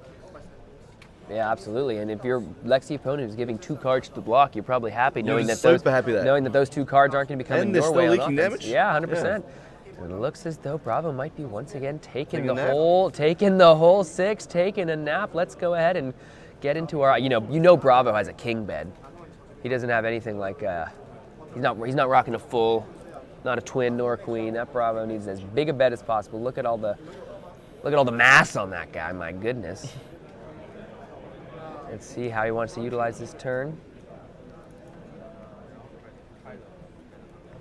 See if they're gonna So those looks like did he block out the sleep dart? Yeah, I think the life total is slowly ticking down. And his Bravo's not flipped over. Yeah, it's okay. Previously. We know. Alright, so we've seen 2 Spinal Crushes. We haven't seen any Cripplings. We haven't seen any Starstrucks. We'll see Findle. Yeah, time for, I was going to say, this is one of those plays that you can utilize multiple cards for. This is Rouse the Ancients. Going to go ahead and 7 damage being threatened as well as. Now the thing here is you don't have the Anothos to threaten an additional 6. You have to wonder if that Arsenal card is going to be the how insane would it be if it was a Crippling Crush? Because it only costs 6 now because of the Seismic Surge. Seismic Surge? Let's see, because if it's only the Titan's Fist, you have to imagine one of those cards. I mean, I guess would have been used to block. Well, I right? guess, but if you block with it, are you? Oh, you know, because you can't resolve the rouse. Yeah, I was going to say. So if you block with it, you can't rouse. So we're just going to throw, because the Debilitate is also discounted from the Seismic Surge. It's not an Anothos, but it's the same amount of damage. It actually has a non-hit effect. So it's quite relevant. -2. Yeah, you know, it turns off the turns off bolts and shots. 100%, and also, you know, basically, if you do get that full value across, let's say he took, you know, Sensei here already took the 7, so if he takes the 6, you're turning your blue into an 8 value worth. If your blues are powerful like that, 8 value off of your blue card, you're very happy. And Sensei here, these players are just trading licks. We are they're not just going back no blocks, and no blocks, forth. no blocks. Sensei took 13, and like you said, so that Rain Razors is not going to affect the very first arrow here because the Debilitate is going to give it -2. So you can see why he was keeping these 2 cards together, right? Because Rain Razors and Bolt and Shot are so powerful together, especially if those are your 2 Arsenal cards. But now this Rain Razors is not going to be able to buff up that Bolt and Shot if it's the first attack, so you have to put it on a Falcon Wing, and you're much less happy putting that on a Falcon Wing. A much less threatening, much less relevant on hit is just 5 damage here. And actually, because it'll be the Rain Razors, it's still only going to be the 3. Yeah. Or it'll be the 4. It'll be free. This turn is 4, right? Yep. -2. Yeah. And then the bolts and shots will have to go again from the Rain Razor. From that point forward. Now, this is an interesting point. If Bravo finds the perfect hand, he can just use this turn, take some damage, shove his equipment in to keep his life high, and then fire it back with a dominant Crippling Crush. Yeah. Or Starstruck. And then it'll be his turn again, because what are you going to do? Yeah.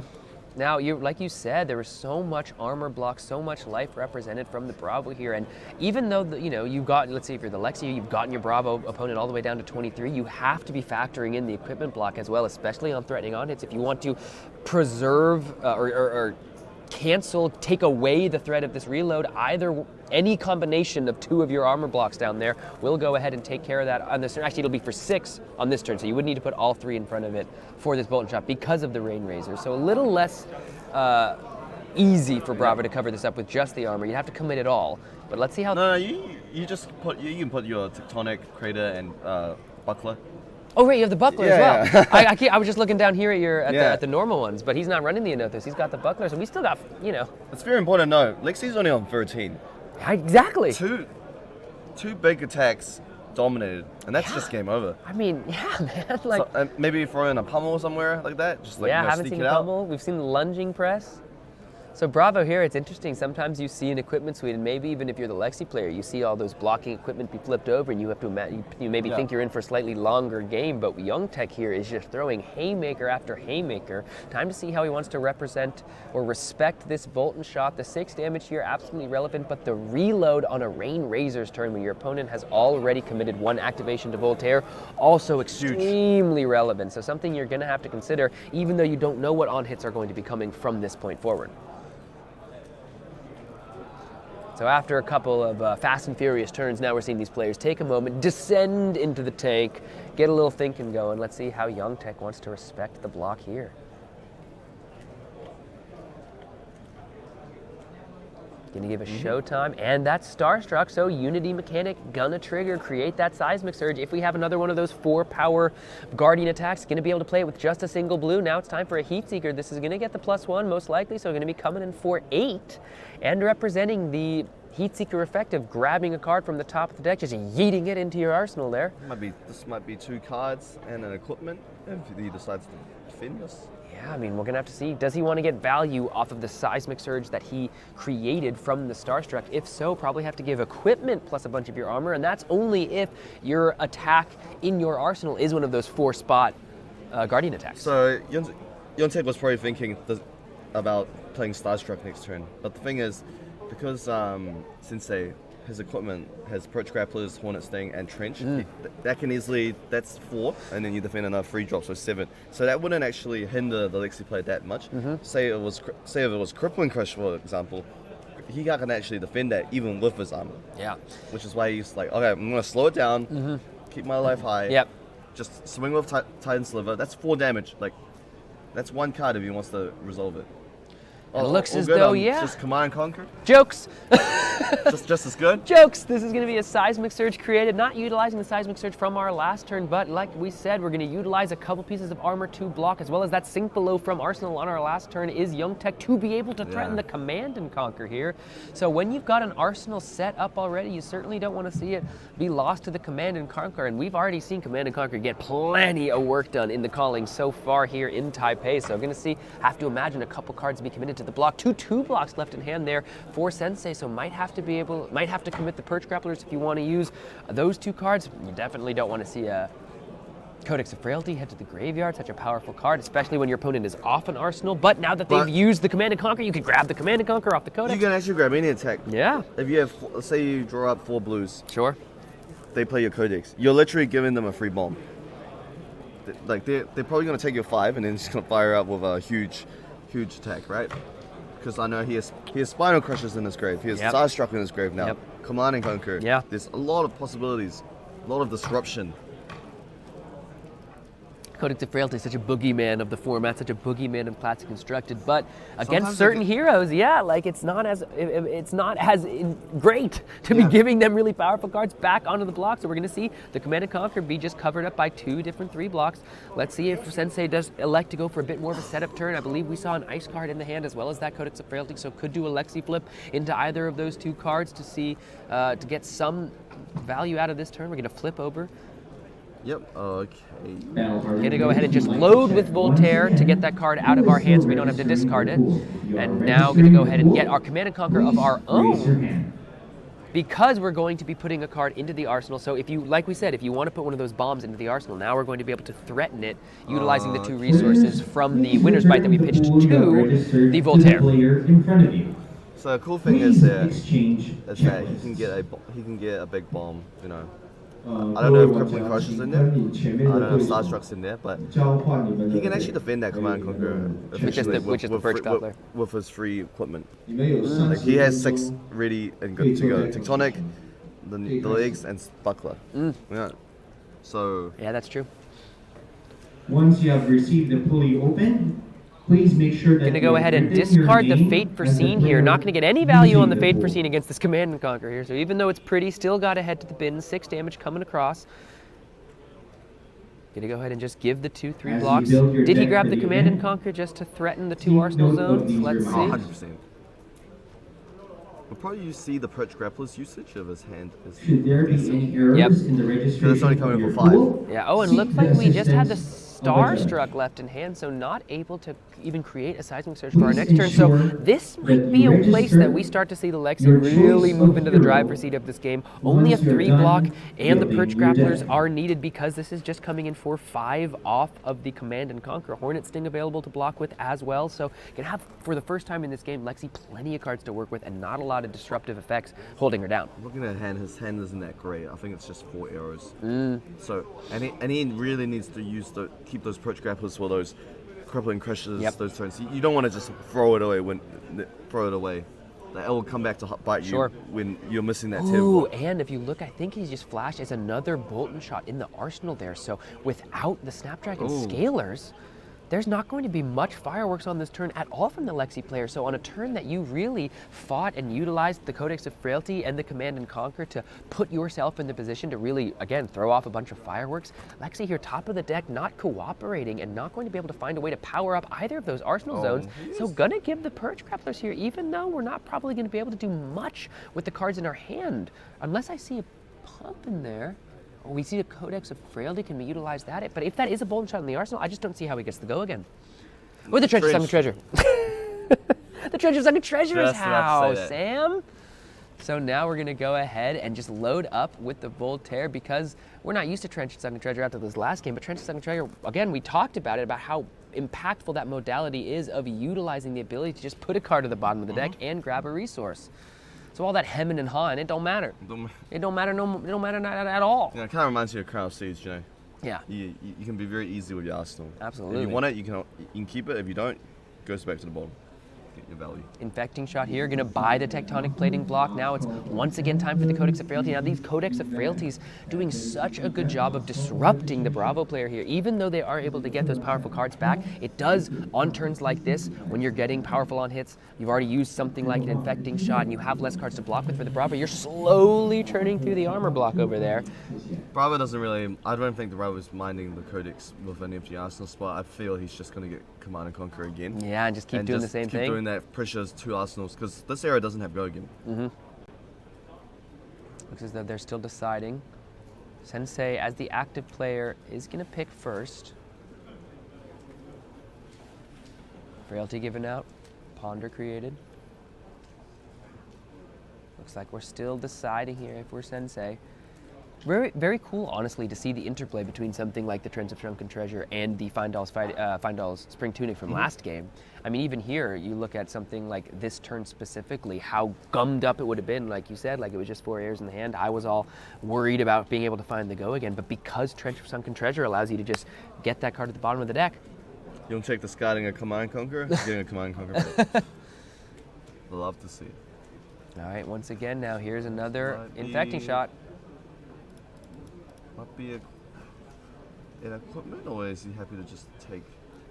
How much damage do you want to take off this Infecting Shot? Do you want to save those armor blocks for anything important in this matchup? He probably wants to block with one card at least, because Command Conqueror only costs 2 resources, so just one blue is sufficient enough. Now, what do you give here? Because on a turn like this, where you have the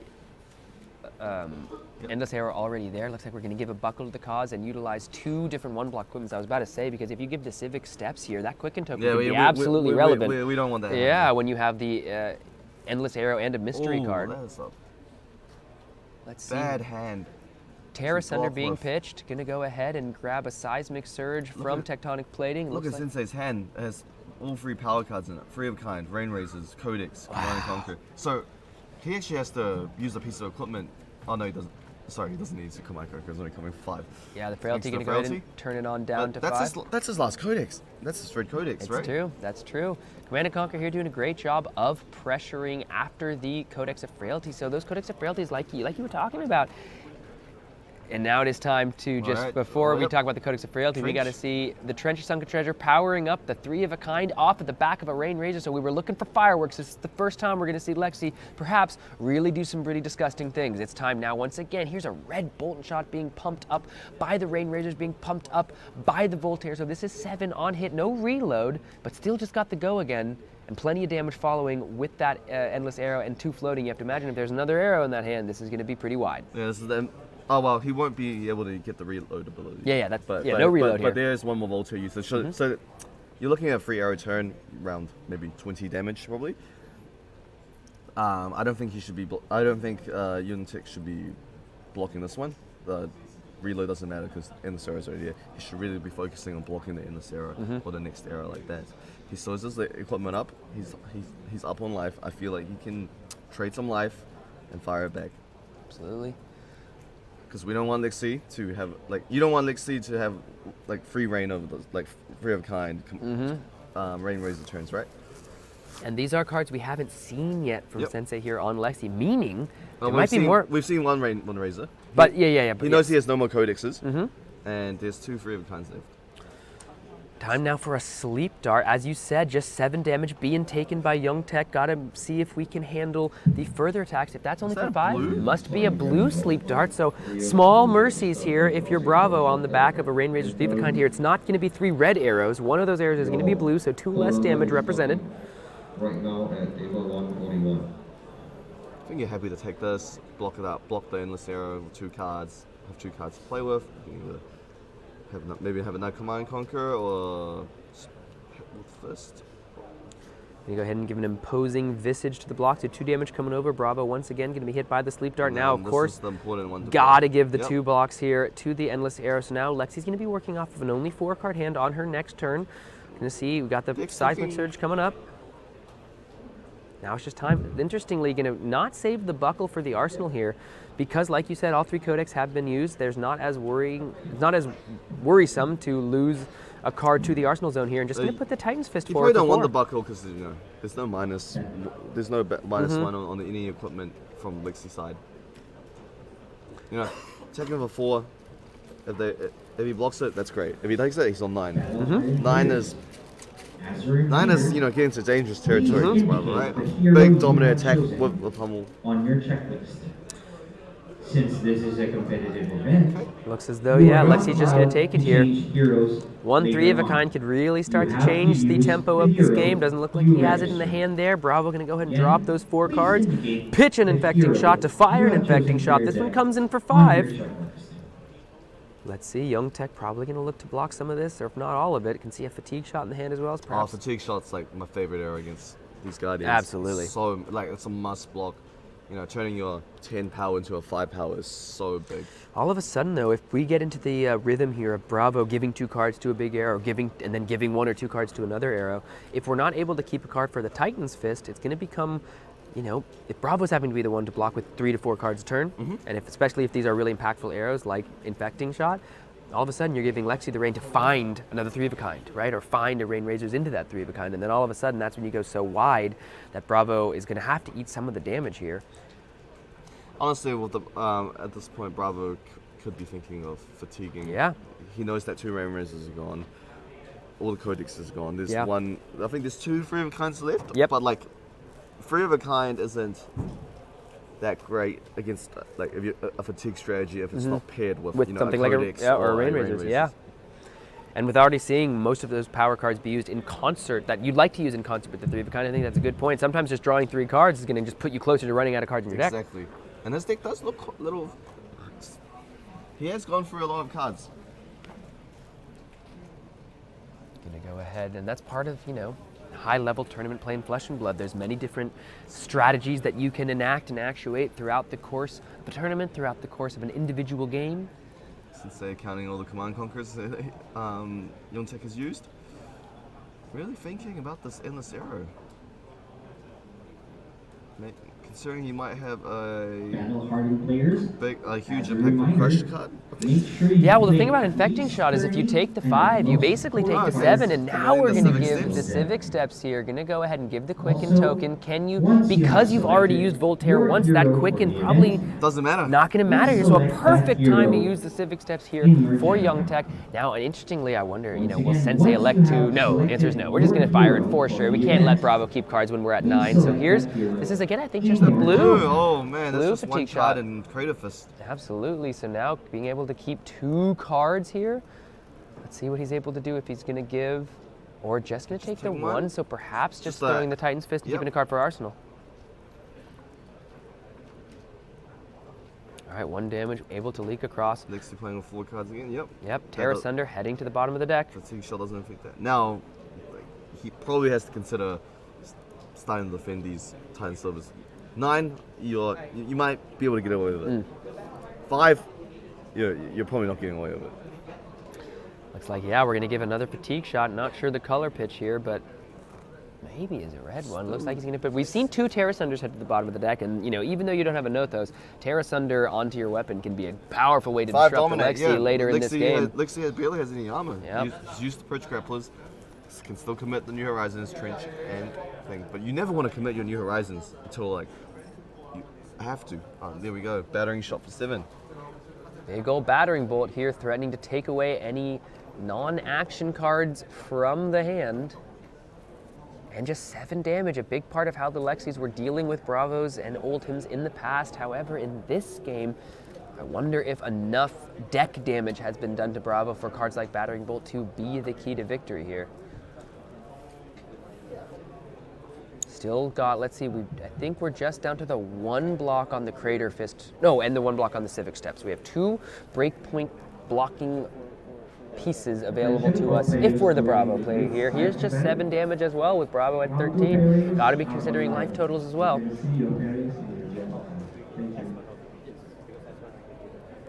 It's a good game. Yeah, no, it's a close game. Really close game. Oh, yep. And we do have another one of those bait for scenes there to go ahead and cover up with the Crippling Crush. So only 2 cards needed, no armor being committed yet. 1 card still headed to the arsenal here for Sensei. Let's see what Young Tech's able to string together here. Time to create. Not the Quicken Token, create the Seismic Surge. And it's just going to be the Titan's Fist. So like you said, a little bit of a different game plan here. We're not necessarily trying to take a bunch of damage, throw a bunch of damage. These Titan Fists are going to add up slowly. It looks like we might be putting the Hortonus Sting in front of You this. can't just go no block. If you can't strip the Bravo's hand, a dominant attack will kill you. Yeah. Looks like we found the 3rd and final Rain Razors there for Sensei. So we're at least putting the Hornet Sting in front of this. We're going to reveal the top card, and it is the 3 of a kind, so it goes to the bottom of the deck. You'd much rather have seen that alongside the Rain Razors that were already found in our hands. So Hornet Sting here really committing, self-harm on Lexi here. And he missed that 1 damage, which, that 1 damage can matter. Yeah.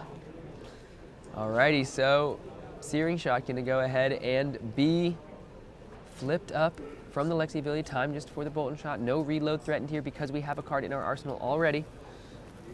Battle hardened players, again, please check. Rain Razors here going to make sure that attack pumps up from 4 to 6, just valuing at this point. We've seen the 3 of a kind go to the bottom of the deck. Let's just see how much damage we can push here. This is going to be a Searing Shot 4-6 and another Searing Shot 4-6 on the back end, trying to take all the cards out of Bravo's hand here and put ourselves in a position that Bravo's had to block and hasn't been able to pressure us whatsoever at all on our own turn if we're the Lexi players, that we can continue to fire off multiple arrows and kind of parlay that rhythm of this 1 turn into victory from here. No, honestly, I think Yontek should just block this out. And that's the last Rain Razor.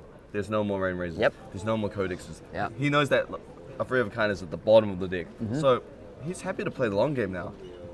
He knows Lexi's running out of power cards.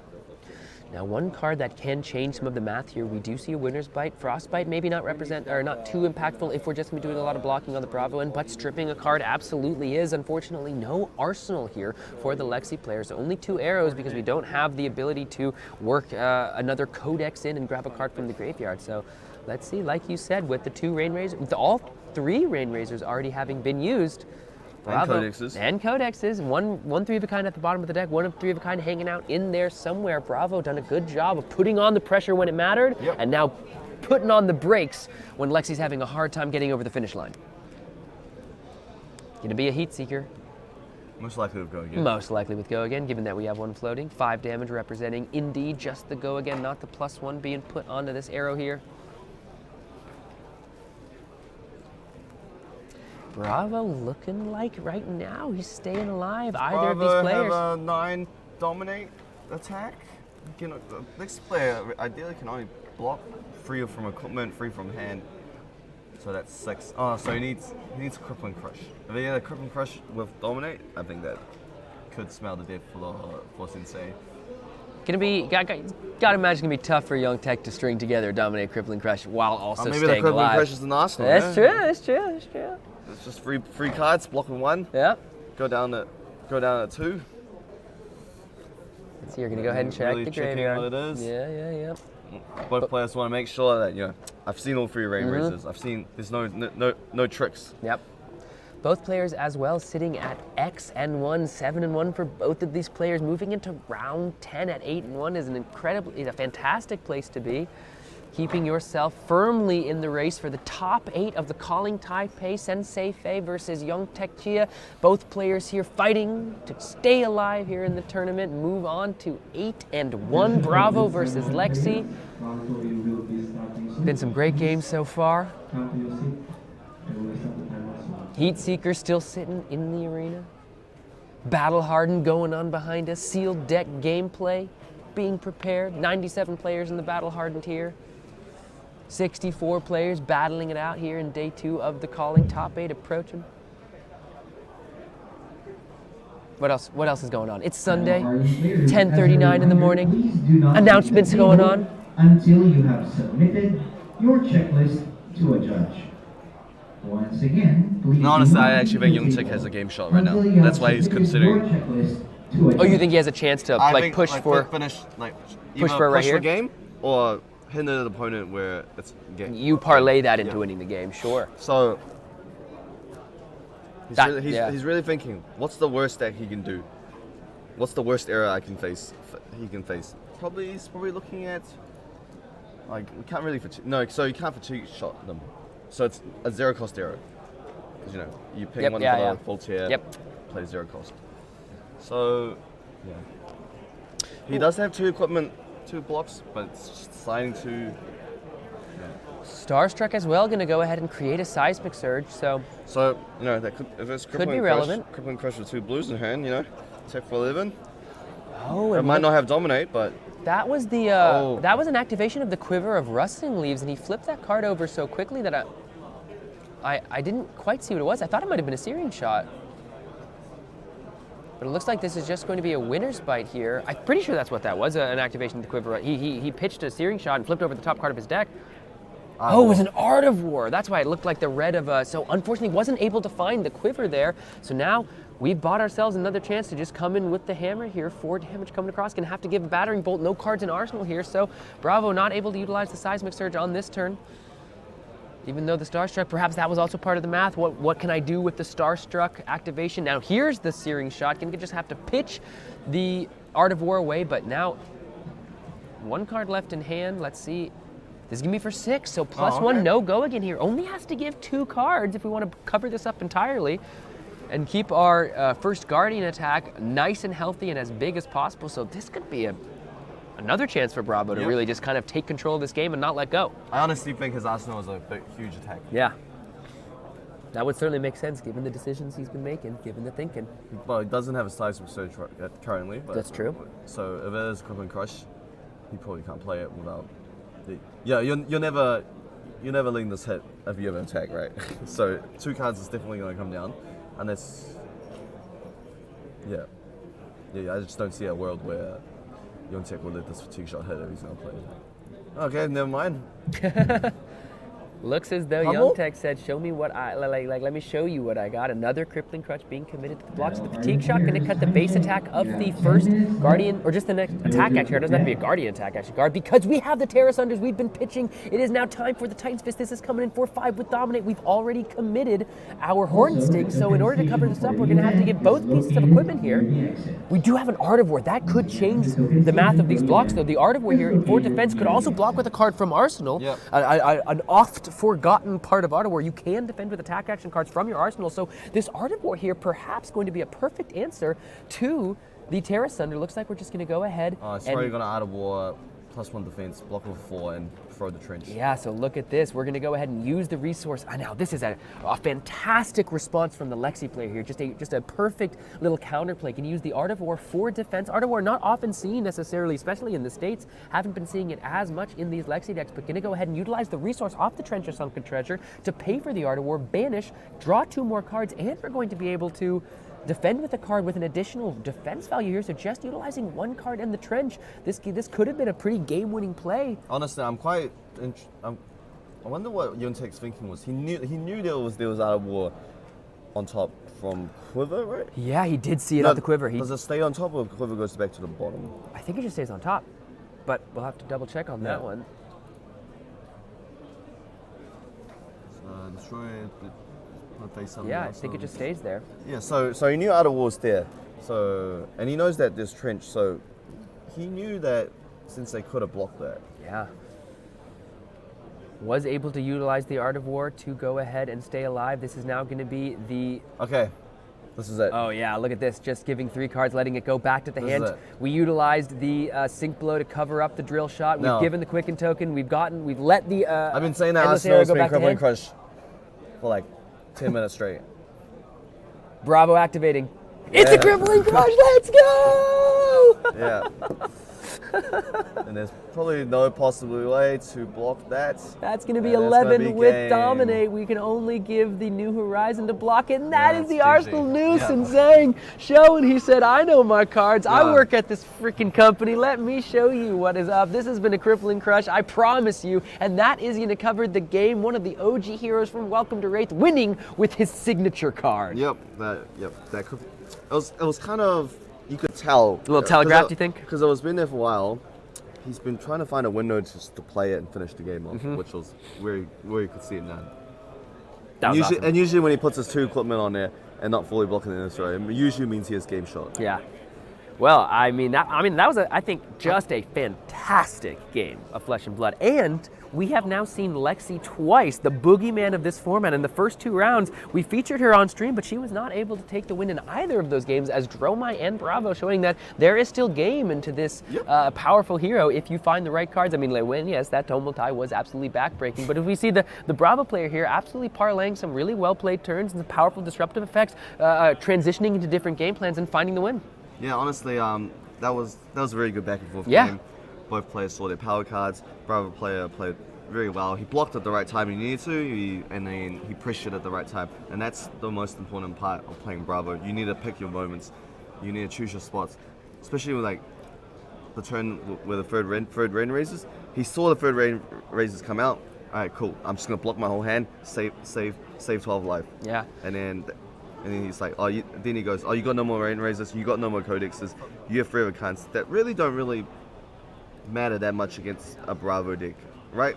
Yep. So, yeah, beautifully played by a Bravo player. Yeah, beautifully played. Young Tech now also moving on to 8-1 here at the day 2 of the Calling, so we'll be definitely checking in with him throughout the tournament. Only a couple more minutes left on the round timer, so we're going to go see who else is moving on into the top tables here at the Calling, and then we're going to go ahead and get ready for the next round as we cruise towards the top 8, and we'll see you soon.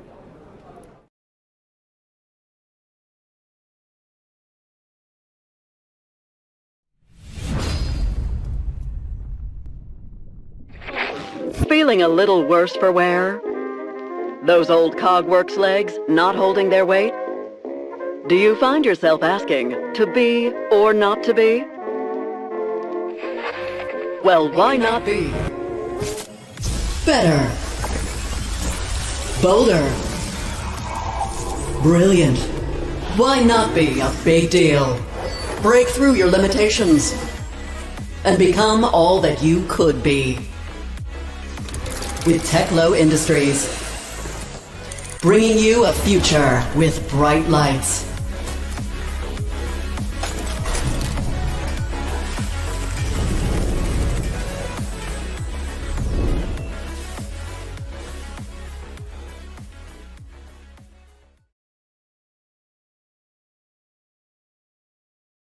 Okay, so I'm Ivy. I'm actually in my 4th year of university, and I'm not a cosplayer normally, but today I'm cosplaying as Ara. So yeah, as Ara's most iconic card, Scar for Scar. Yeah.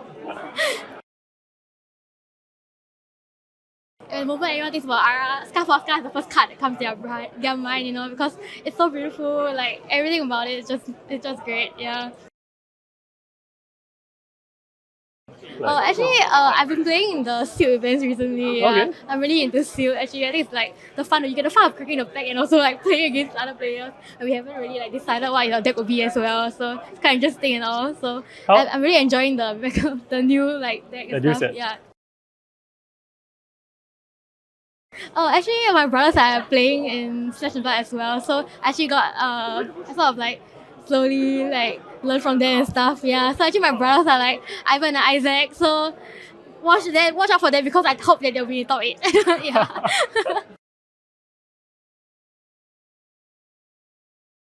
Hi, I'm Ya Chong. I'm from Game Tavern, Singapore. We are here to sell and buy FAB cards. Today is day 0. We definitely sell a lot of product. We clear 1 whole box of Welcome to the Rust. People been opening packs, and the cards are selling very fast from Bright Lights. I think it's a very interesting approach to have expansion set, but of course the hit rate also varies. We realize that come to the big event, people really need singles. Yeah, because it's a mechanologist means that the singles from other classes are also in high demand. Yeah, we realize that not all players are building new decks, but some just want to upgrade their deck right before the calling. It's my first time traveling as a vendor, yeah. Last time I traveled for events, but now travel for vendor is definitely different. There are a lot of things going through, what to pack, what not to pack, a lot of debate about what to bring, what not to bring. The truth is you can never be fully prepared. So we are happy about what we bring over here, and we hope that we can sell as much as possible and buy as much as possible. Nice. What cards are you looking to buy? We are looking for, because Taiwan actually started Flesh and Blood earlier than us, so we are definitely looking into high-end first edition stuff from Welcome to the Rust, some code foils, alpha code foils that we didn't manage to get, and yeah, basically, and staples. We need a lot of staples to prepare our upcoming ProQuest season as well. Yeah. Wow. Pro Tour Singapore? Near future, yeah. I think we can count on that, yeah. I was thinking more like in terms of product. In terms of product, I really love Roundtable. Roundtable is awesome. Compared to the previous one, the Dorencia versus Reina, I think Roundtable is what really bring in new players. You see players from other games, they just bought the product because they want to play some tabletop games with their friend and they are learning it. So, and PvE, we need PvE, yes. 你好，我中文名字是曾以生, but in English you can call me Ethan Vansant Mansant. I'm right here in the lovely Calling Taipei in Taiwan, hosted by the lovely Fabled Events. I'm super happy to be here, surrounded by lovely people and playing some great Flesh Blood this weekend. Just last weekend, you might have seen me streaming Battle Hard in Milwaukee. There's another event upcoming next weekend, but I had a little bit of a break, so I showed up here to go ahead and play because I do a bunch of things. I'm a player, streamer, content creator, producer, sometimes caster. I try not to do that as much, but really I wear all hats in the Flesh and Blood world, I think. Sure, yeah, I started playing Flesh and Blood right when Monarch came out and pretty immediately fell in love with Levia, who I still play and hopefully will play tomorrow in the main event, or today when you're watching this. But I've got some friends trying to make me play Lexi. But I've been basically playing Levia since she came out and really enjoy her and try to just innovate on deck lists and swap all over the place with that. And that's the beautiful thing about Flesh and Blood. There's so much innovation to be had. I feel like I add one new card to the list and I have to learn the entire sequence of plays all over again. So I just never get bored of it. And that's really what's carried me through every season. I want to find the best Levia deck, see what can top a ProQuest, see what can win an RTN. She still hasn't top 8'd a Calling yet, so maybe that's part of my journey. Maybe that's this weekend. That would be great. But yeah, she's really carries me through. My biggest achievements in Flesh and Blood are nothing, on the ladder. I mean, I guess I have high limited ELO, but I haven't really won anything big, just some ProQuest and RTNs. But mainly what I think I bring to the Flesh and Blood world comes a lot from the production that I've been doing in the United States and even Canadian nationals as well. So all over North America, you can find me streaming events, and I really try to do my best for the community there. And I really love that part of what I do. All right, favorite memory of Flesh and Blood? Why not? We'll call it something recent. I didn't think I was coming to Calling Taipei, at all. But then Sam, one of the casters today, messaged me and says, dude, they're bringing me to Calling Taiwan. What do I do? And I'm like, what do you mean, what do you do? You go, man. You have an amazing time. And he goes, but will my phone work? And I'm like, dude, if you need that many baby steps, I should just come with you. He's like, yeah, dude, come with me. And so randomly, I just checked ticket prices and they were cheap enough that I could actually swing it. And holy crap, I'm here. So that's a pretty incredible happenstance. I'm super thrilled. And this is about to be a great weekend. It's already been a great couple of days eating amazing food, visiting friends and family that I have here. So it's I think forming probably my favorite Flesh Blood memory of all time, just being here. Traveling for Flesh and Blood is pretty much part of the ethos of this game, right? Play the game, travel the world. And as soon as I heard that was kind of the mentality that this game was pushing, I dedicated so much of my life to just trying to make it, seeing what friends could, come with me to an event so we could split some costs on gas or, hotels, things like that, just so I could experience more of these events in person because they're incredible. You're just surrounded by so many like-minded people, so many friendly faces, and everyone just wants to hang out during the day, play games with you, and then hang out afterwards, get some great Korean barbecue or whatever is kind of the norm in the US. Here, it's all about the street food, all about going to a night market. And those just make the events so special. You're just hanging out with friends from dawn till dusk, really. And you just make so many friends along the way as well. Even if you don't know that many people, you can show up, you can be playing a side event and just strike off a conversation and just meet amazing people one by one, and it's just so cool. Well, thank you all for watching the stream this weekend. Supporting coverage is one of the greatest things you can do for this game. You will see me streaming a couple events coming up pretty soon, probably next weekend. Not sure if that's announced.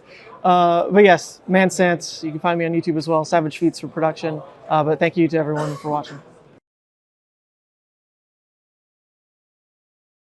I'm Nick from Sydney, Australia. I'm the reigning Singapore calling champion. I'm last year's Australian national champion. I got top 4 at the 3v3 calling. I've top 32'd a few of the Pro Tours. Dorothea's my favorite hero. She's just tragically bad right now, so no go. But it is what it is. I wouldn't say I'm definitely no pro player. I think I just started playing when the game started, had an alright finish and just played ever since, slowly get better at the game. And yeah, privileged enough to have got lucky and won a couple of events. My favorite comment is probably the 3v3 calling, the memories and opportunity to team with a couple of your good friends and win together, lose together. This was a great bonding experience, and hopefully there's more in the future.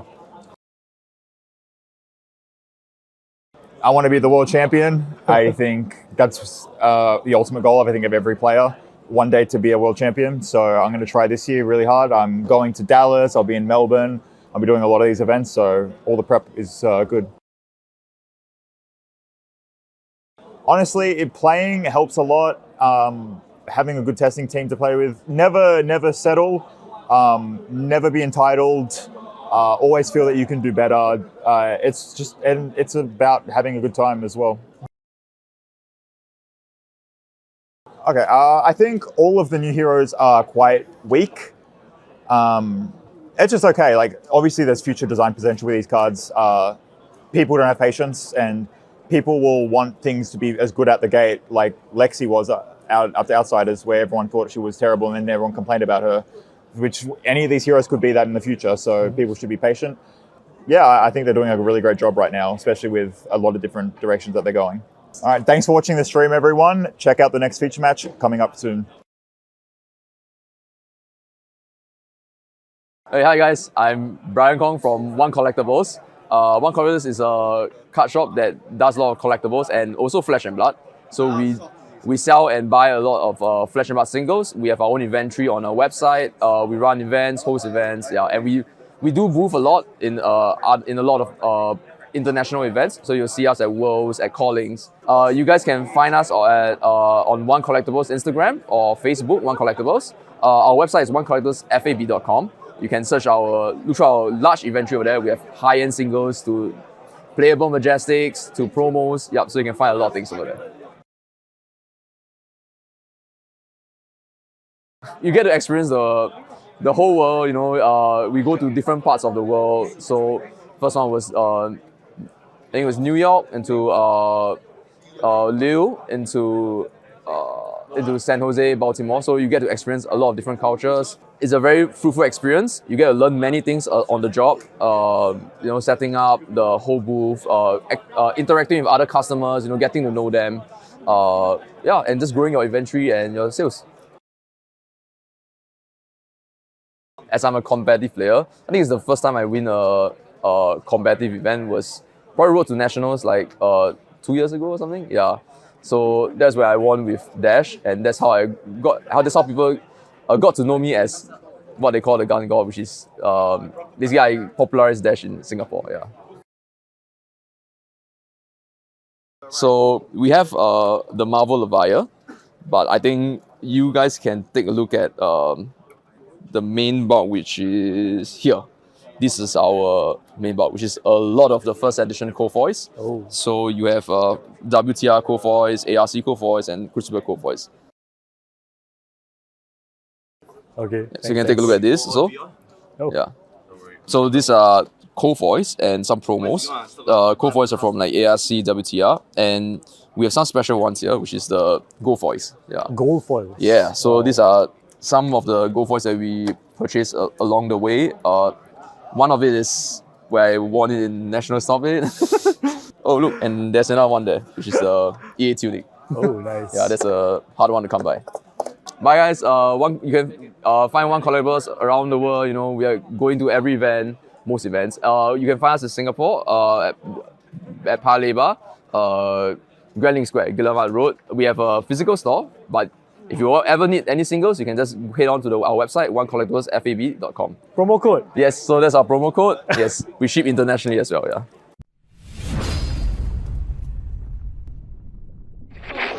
Feeling a little worse for wear?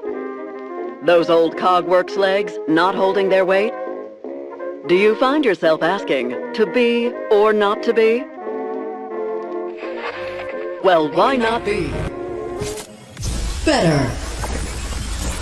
Bolder. Brilliant. Why not be a big deal? Break through your limitations and become all that you could be. With Techlo Industries, bringing you a future with bright lights.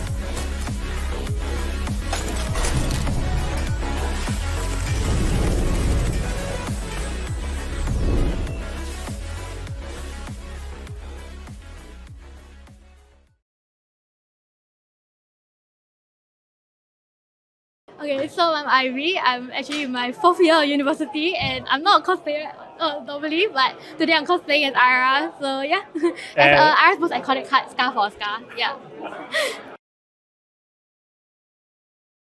And the moment anyone thinks about Ara, Scar for Scar is the first card that comes to their mind, you know, because it's so beautiful. Like everything about it is just great. Yeah.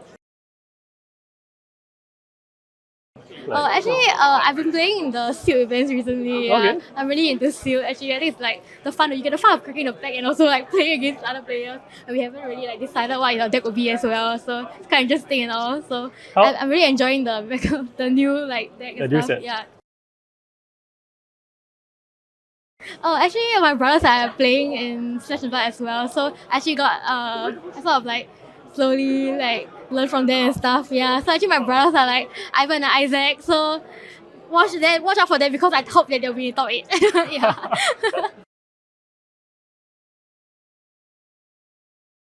Hi, I'm Ya Chong. I'm from Game Tavern, Singapore. We are here to sell and buy FAB cards. Today is day 0. We definitely sell a lot of product. We clear one whole box of Welcome to the Rust. People been opening packs and the cards are selling very fast from Bright Lights. I think it's a very interesting approach to have expansion set, but of course the hit rate auto variants, we realize that come to the big event, people really need singles. Yeah, because it's a mechanologist means that the singles from other classes are also in high demand. Yeah, we realize that not all players are building new decks, but some just want to upgrade their deck right before the calling. It's my first time traveling as a vendor, yeah. Last time I traveled for events, but now travel for vendor is definitely different. There are a lot of things going through, what to pack, what not to pack, a lot of debate about what to bring, what not to bring. The truth is you can never be fully prepared. So we are happy about what we bring over here and we hope that we can sell as much as possible and buy as much as possible. Nice. What cards are you looking to buy? We are looking for, because Taiwan actually started Flesh and Blood earlier than us. So we are definitely looking into high-end first edition stuff from Welcome to the Rust, some code foils, alpha code foils that we didn't manage to get. And yeah, basically, and staples. We need a lot of staples to prepare our upcoming ProQuest season as well. Yeah. Wow. Pro Tour Singapore? Near future, yeah. I think we can count on that, yeah. I was thinking more like in terms of product. In terms of product, I really love Roundtable. Roundtable is awesome. Compared to the previous one, the Dorencia versus Reina, I think Roundtable is what really bring in new players. You see players from other games, they just bought the product because they want to play some tabletop games with their friend and they are learning it. So, and PvE, we need PvE, yes. 你好，我中文名字是曾以生, but in English you can call me Ethan Vansant Mansant. I'm right here in the lovely Calling Taipei in Taiwan, hosted by the lovely Fabled Events. I'm super happy to be here, surrounded by lovely people and playing some great Flesh Blood this weekend. Just last weekend, you might have seen me streaming Battlehard in Milwaukee. There's another event upcoming next weekend, but I had a little bit of a break, so I showed up here to go ahead and play because I do a bunch of things. I'm a player, streamer, content creator, producer, sometimes caster. I try not to do that as much, but really I wear all hats in the Flesh and Blood world, I think. Sure, yeah, I started playing Flesh and Blood right when Monarch came out and pretty immediately fell in love with Levia, who I still play and hopefully will play tomorrow in the main event, or today when you're watching this. But I've got some friends trying to make me play Lexi. But I've been basically playing Levia since she came out and really enjoy her and try to just innovate on deck lists and swap all over the place with that. And that's the beautiful thing about Flesh and Blood. There's so much innovation to be had. I feel like I add one new card to the list and I have to learn the entire sequence of plays all over again. So I just never get bored of it. And that's really what's carried me through every season. I want to find the best Levia deck, see what can top a ProQuest, see what can win an RTN. She still hasn't top 8'd a Calling yet, so maybe that's part of my journey. Maybe that's this weekend. That would be great. But yeah, she's really carries me through. My biggest achievements in Flesh and Blood are nothing, on the ladder. I mean, I guess I have high limited ELO, but I haven't really won anything big, just some ProQuest and RTNs. But mainly what I think I bring to the Flesh and Blood world comes a lot from the production that I've been doing in the United States and even Canadian nationals as well. So all over North America, you can find me streaming events, and I really try to do my best for the community there. And I really love that part of what I do. All right, favorite memory of Flesh and Blood? Why not? We'll call it something recent. I didn't think I was coming to Calling Taipei, at all. But then Sam, one of the casters today, messaged me and says, dude, they're bringing me to Calling Taiwan. What do I do? And I'm like, what do you mean, what do you do? You go, man. You have an amazing time. And he goes, but will my phone work? And I'm like, dude, if you need that many baby steps, I should just come with you. He's like, yeah, dude, come with me. And so randomly, I just checked ticket prices and they were cheap enough that I could actually swing it. And holy crap, I'm here. So that's a pretty incredible happenstance. I'm super thrilled. And this is about to be a great weekend. It's already been a great couple of days eating amazing food, visiting friends and family that I have here. So it's I think forming probably my favorite Flesh Blood memory of all time, just being here. Welcome back, everybody, to the Calling Taipei. It is time to get ready for round 10. Little update from the feature matches out there. And by the feature matches, I do just mean the top table where they were the men in the arena. It was just this huge crowd around some of those top tables.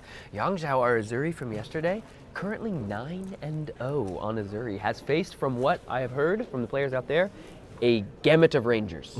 Rangers as far as the eye can see, and has moved on to 9-0 on the day, still sitting at table 1. Yeah. What do you think about that, Newson? Told you, man. Lexi's not going to win the tournament. That's true. That is what you said. If he can dodge the draw my matchup, if he versus, I calculated, if he versus 15 Ranger decks. Yeah. He should be the Calling champion. He should be. Now, you also guaranteed an Icelander victory. I did see an Icelander over there at in the top row. So your dream is still alive.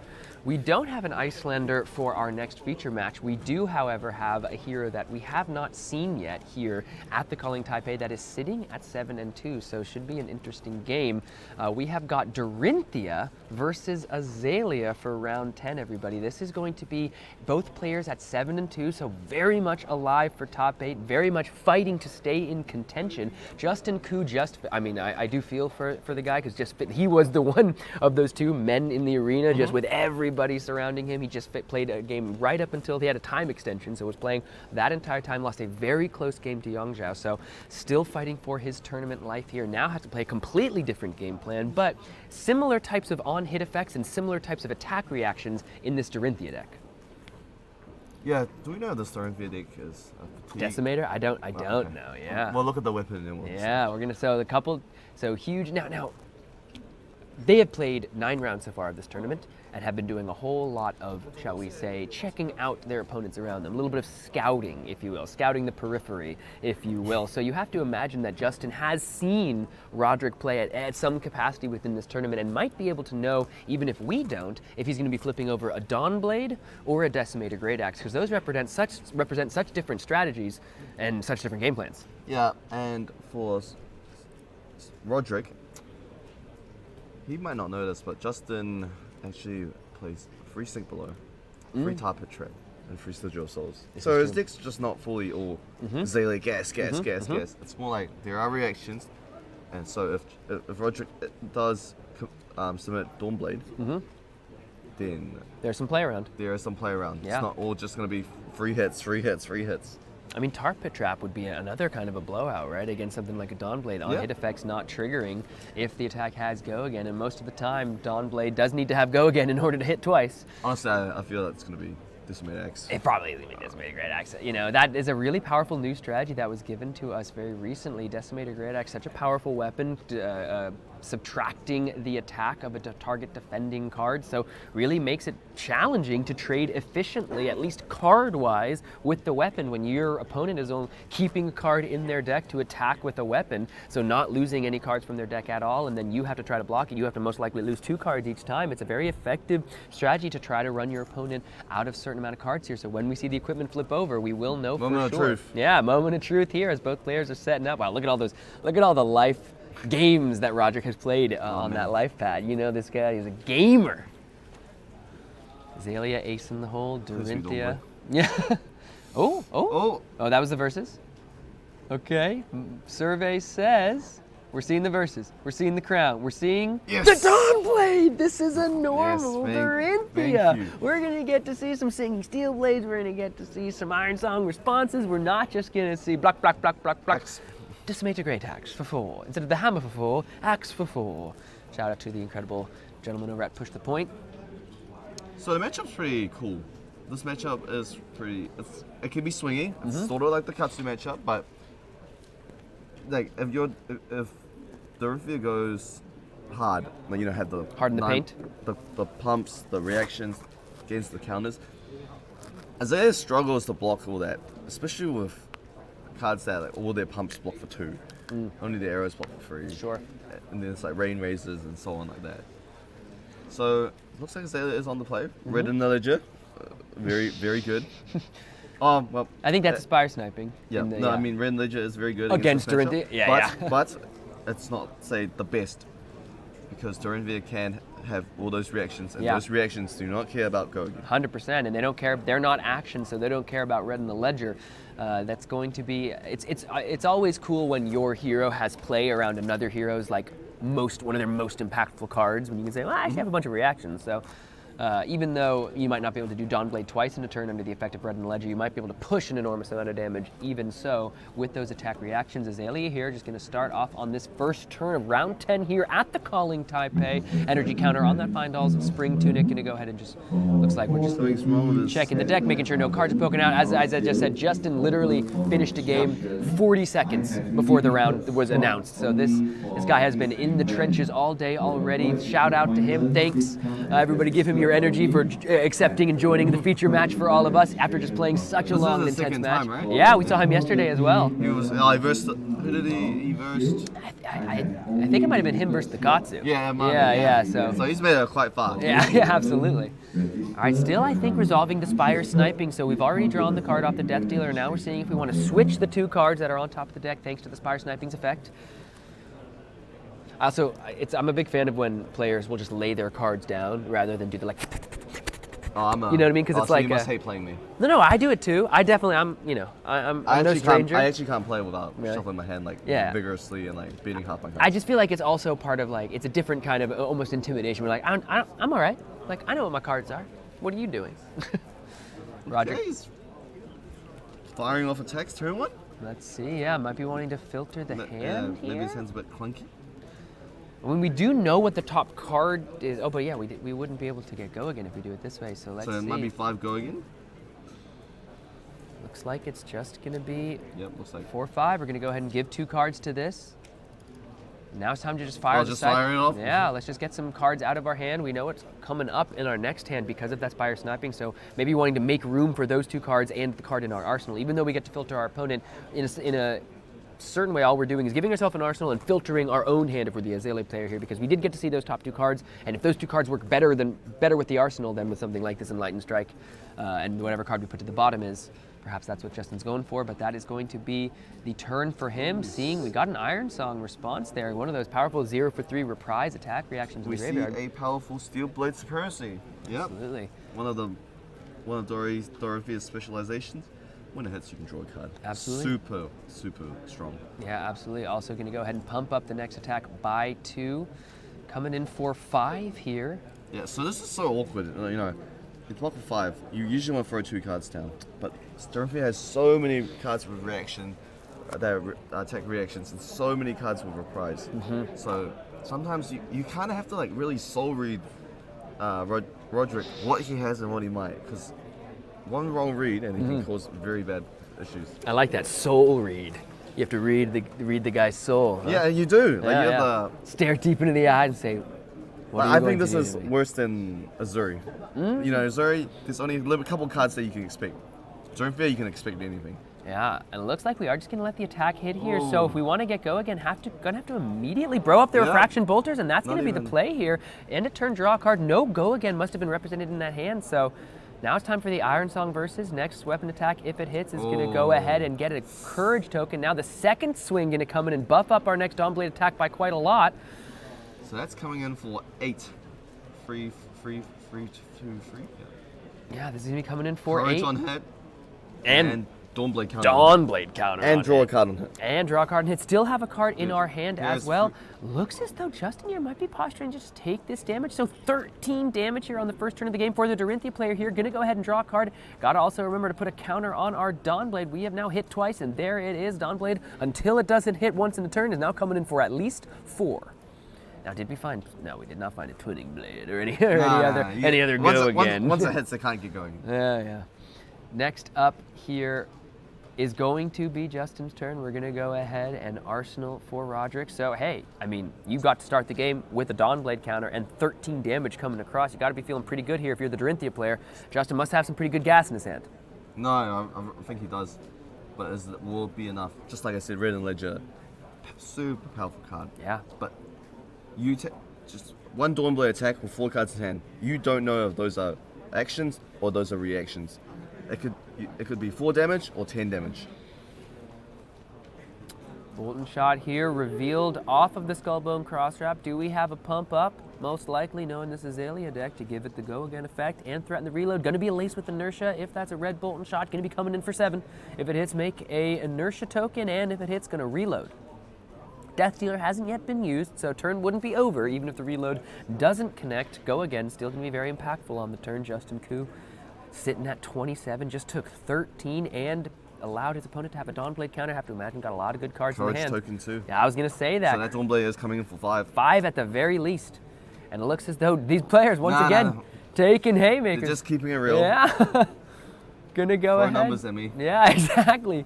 Let's go ahead and take 7 here. Dorinthia gonna get the Inertia token, so I have to imagine Roderick's planning to use all those cards. Reload effect not going to be used. Azalea often passes on that reload because it's so powerful to get the draw card effect off of the Death Dealer, and there's that red in the ledger.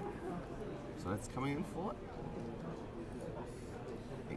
8 damage and a Frailty thanks to the Lace with Frailty here, so that would kind of negate that +1 counter, but the Courage token is also going to go ahead and help it out. Yeah, let's see. See, are those reactions or... so that's a stroke? Stroke of Foresight, allowing a kind of a filter effect. When you play it out, another one of those attack reactions. Bro, you think he's going to block, and reprise, it's just going to be +3. Now the thing, this Dawnblade just has to hit once to keep the counter. The Courage token going to help negate the effect of the Frailty if it hits here. Still going to be coming in for a breakpoint. And you know that Dorinthia is going to have attack reactions at some way. And with that Inertia token, going to be incentivized to use as many cards as possible, meaning that perhaps Roderick is now thinking about using cards on defense, knowing that the Inertia token is going to be something he's going to have to deal with. I think his arsenal was a glint of the Quicksilver. Very good card there. Do you know if it's storm? This is dominated.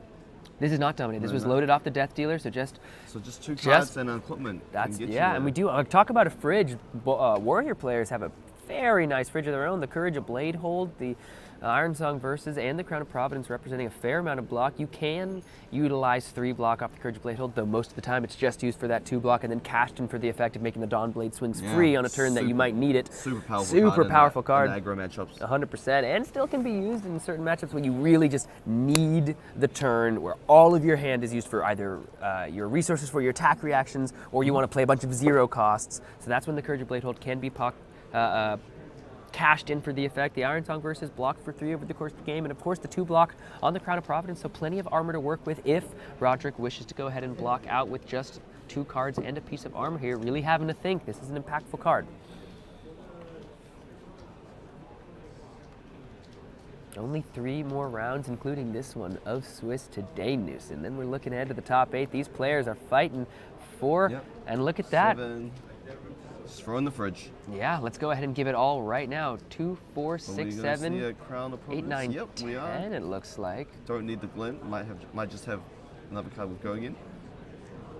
Looks like, yeah, we're going to resolve the Crown of Providence back before any reactions. Going to go ahead and block 10 in case Rain that Razor. is Yep. the Rain Razor. Let's see, 1, 2, 3, 4, 5, 6, 7, 8, So 9. it's leaking 1. Yeah, look at that. Oh, that was not good. That is an unfortunate. So it looks like wanting as much as possible to keep the ability to do multiple actions on this turn and not get that frailty token. With the Rain Razors here, going to be a massive 1-card pump over, not used in the same way as Lexi, but really in Azalea, much more of like a combat trick to get some certain nasty on-hit effects across. And a frailty token in the red and the ledger, about as nasty as they come. Now we have to see Roderick what he's going to do. I assume he's going to attack with Dawnblade. Now I just want to know how many reactions he has. So that Dawnblade will be coming in for 4. Courage canceling out the frailty. This is pretty impactful. You utilized most of your armor, and you didn't even get to stop the on-hit effect. So moving forward in the game, if you want to use that armor, you've already cashed in so much of the value of it, and it was in no small part in order to stop that red of the ledger and the frailty effect. But now looking forward in the game, that armor's not going to be nearly as potent and effective. With that inertia token, you have to use as many of the cards as possible, but small victories for the Dorinthia player here. As long as your Dawnblade hits once, you're keeping a counter. And that's very impactful in these games, being able to threaten the breakpoint even when you're just swinging with 1 card. Or just I one. don't think it is Henry's turn. Justin does have a Sink Below in hand. He has a Rain Razors, so his blocking potential is not that great. So I think he's just going to probably just block with 2 cards, keep the Sink for the reaction step, and just last on the Rain Razor. Just trying to set up. Because I don't think he has an arrow in his hand. Oh, so yeah, very priced into in some ways blocking then to make sure that we get value out of our cards even if we can't be firing any arrows. 3 cards, but I don't know. Maybe a Is Lace that of Blood Deadeye? Rot? Yeah, it is a Deadeye. Deadeye. And Sink then Below. Is that a Lace? Lace and then Rain Razors. So Lace only blocks for 2, Deadeye blocks for 3. So you can get up to 9 with your, you have the Perch Grapplers as well. This is an important time to get that counter off. You go ahead and pitch in. This is going to be a Dawnblade just for 4 because of the Frailty and the Courage token. How many cards do we want to commit off the bat? I have to imagine we're not thinking it's safe just to imagine the Sink Below is going to be enough. Oh, and the Sink Below is going to be the attempt here. Let's see, we're going to sink a trying card. to dig for an arrow? And it looks like it's a Command and Conquer, not a Lace with Blood Rot, so that is another 3 block. Time, here's a Glint. quick trick. So we're going to have to go again and draw a card. But the Go against again, irrelevant. Yeah, go again's not going to matter here. Just trying to dig for a pump, dig for a reaction. Oh, it doesn't. And look like doesn't it has, oh, find no, that's one. rough. Look at that. It's because he blocked with his stroke on the following turn. That might have been his only reaction. Yeah, I was wondering what happened to that card. So with that Rain Razor's massive for Justin here. Going to go ahead, and the inertia also not allowing any. Oh, the inertia was. You see the pitch there. So inertia will trigger. Yeah, make sure that we get the inertia resolved. Those cards go to the bottom, and then we put the. So that Command Conquer is not actually that great. No, Arsenal. Certainly not. Yeah. You would have wondered if maybe that was the filter choice, but in fact, no. We're just going to go ahead and safe pitch down into there. Death Dealer, maybe just to get some cards out of our hand here.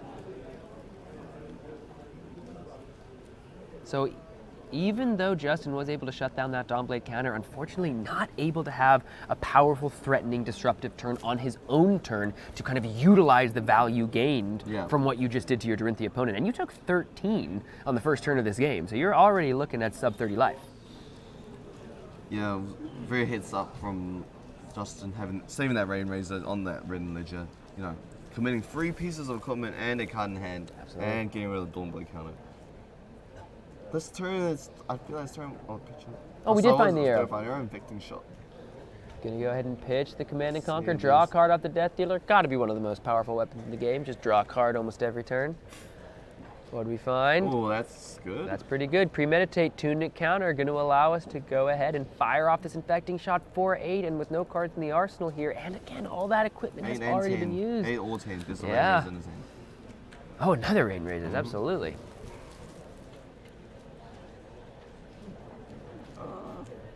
Man, that Rain... It might not be a Rain Razor. Maybe he sunk that away with the Sync Flow. I assume he would have Rain Razor now because he will get a Ponder on the head. Oh, okay, so they're still thinking about blocks. Showing the last card in hand, Tunic was used to pay for the Infecting Shot. Showing once again the power of that timeless chest piece from Welcome to Wraith. Both players sitting here at 7-2, fighting to stay alive for top 8. X2 is going to punch your ticket there at the end of all 3 of these rounds, most likely. It's going to be a hard 3 rounds. Going to be a hard 3 round. A lot of incredible players over there at the top tables.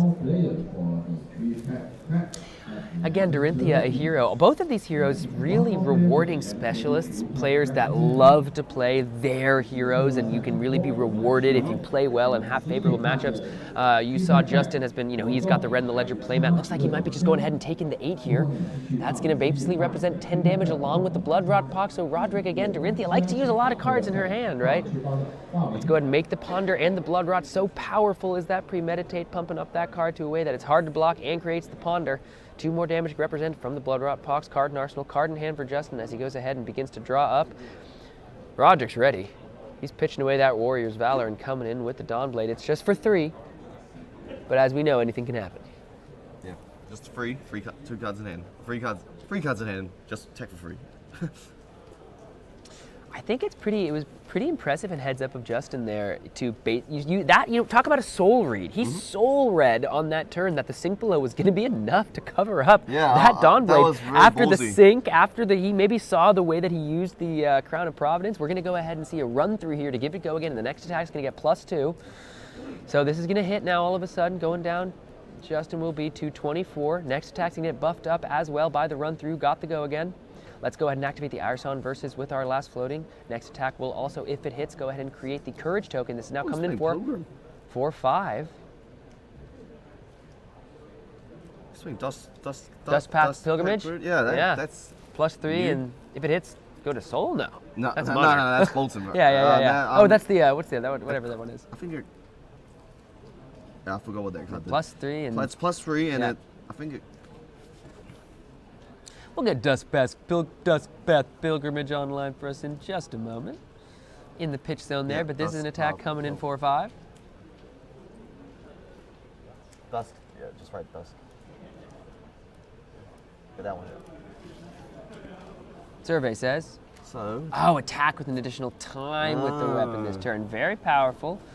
If you're able to get the go again then, but go into the pitch zone, getting ready for second cycle. 1 card in hand, none floating. Probably commit 1 card in Perch Grapplers. In worst case scenario, you get punished as Iron Song response. But he's already seen him use 1 to block. Deck's still quite healthy, so what's the chances there? It's always a gamble, you know? Yeah, I know. We saw the 1 get used there on the first turn to block with. This is one of those things when you're playing against Dorinthia. Yeah. Do they have it? Do they have it? And again, the Dorinthia decks are so powerful, but as you're playing against players of such a high caliber that have played into Dorinthia, you have to imagine a number of times, you can really kind of calculate in your head, what are the odds? How many of them have I seen? There's really only 1 good 0-cost option here to pump over. That is going to be that Iron Song response. So you have to think, ask yourself, do they have it? What point in the game are we? We've already seen 1 be used to block. We're pretty early. How much of our deck have we worked through? Let's see. Took a good amount of damage to threaten this turn. We have to also remember, so that was either because we really like this final card for our arsenal, or maybe we're thinking it is that Iron Song response, so we are able to use it to get over the Perch Grapplers plus a card here. Justin really having to think. All right, so let's have it. Perch Grappler cuts a card. Roderick, moving to reactions. Oh, and it does. there it is, the red Iron Song response. Gonna go ahead and pump the attack up to 8, 3 damage coming across. Getting that Dawnblade counter. Getting the Dawnblade counter, getting the Courage token, absolutely, Man, which will buff it good. up on the So next much turn. good value. And again, you talk about soul reading. Roderick took basically 10 to set this turn up, so that was either a really powerful arsenal card that he was absolutely wanting to make happen, or probably that Iron Song response, given how much he took in order to set this turn up. And now he set himself up quite nicely for the rest of this game with that Dawnblade counter back online. And he got a card out of Justin's hand too. And the Perch Grapplers are also gone. Seek and Destroy here coming out from the arsenal after we resolve the Skullbone Crosswrapped and the Opt. Justin's still working with 3 cards, got the Death Dealer. Knock of the Devil Soul. So he could search for... Oh, no, never mind. Never mind, we don't like that knock. Remorseless? We want that knock heading to the pitch zone instead. Let's go ahead and get that Remorseless. Time for a Deadeye, and it's time for the Remorseless to come out. Here's an enormous Remorseless. That kind of rhymed. Enormous Remorseless coming out for 11. A lot of on-hits on this card now. Seek and Destroy online, going to go ahead and basically do an Inertia impression, or I guess Inertia is doing a Seek and Destroy impression. Remorseless also, every action card played from hand, gonna ping down Roderick for an additional life. Deadeye, no aim counter, so Deadeye is just a pump here. Again, Roderick has done some powerful things, but also has not been able to secure an arsenal, so is always having to work off of those 4 cards, meaning blocking is a lot harder when you're playing as a Dorinthia. Yeah, I don't think he can... Just because of this, how this matchup goes, it's like kind of a race. I'm throwing numbers to you, you're throwing numbers to me. I need to get as much value. It's not much no time to have an arsenal. Either you block efficiently, or you go through damage efficiently. I don't think there's actual time to set up against both these decks, just because of the damage they can present.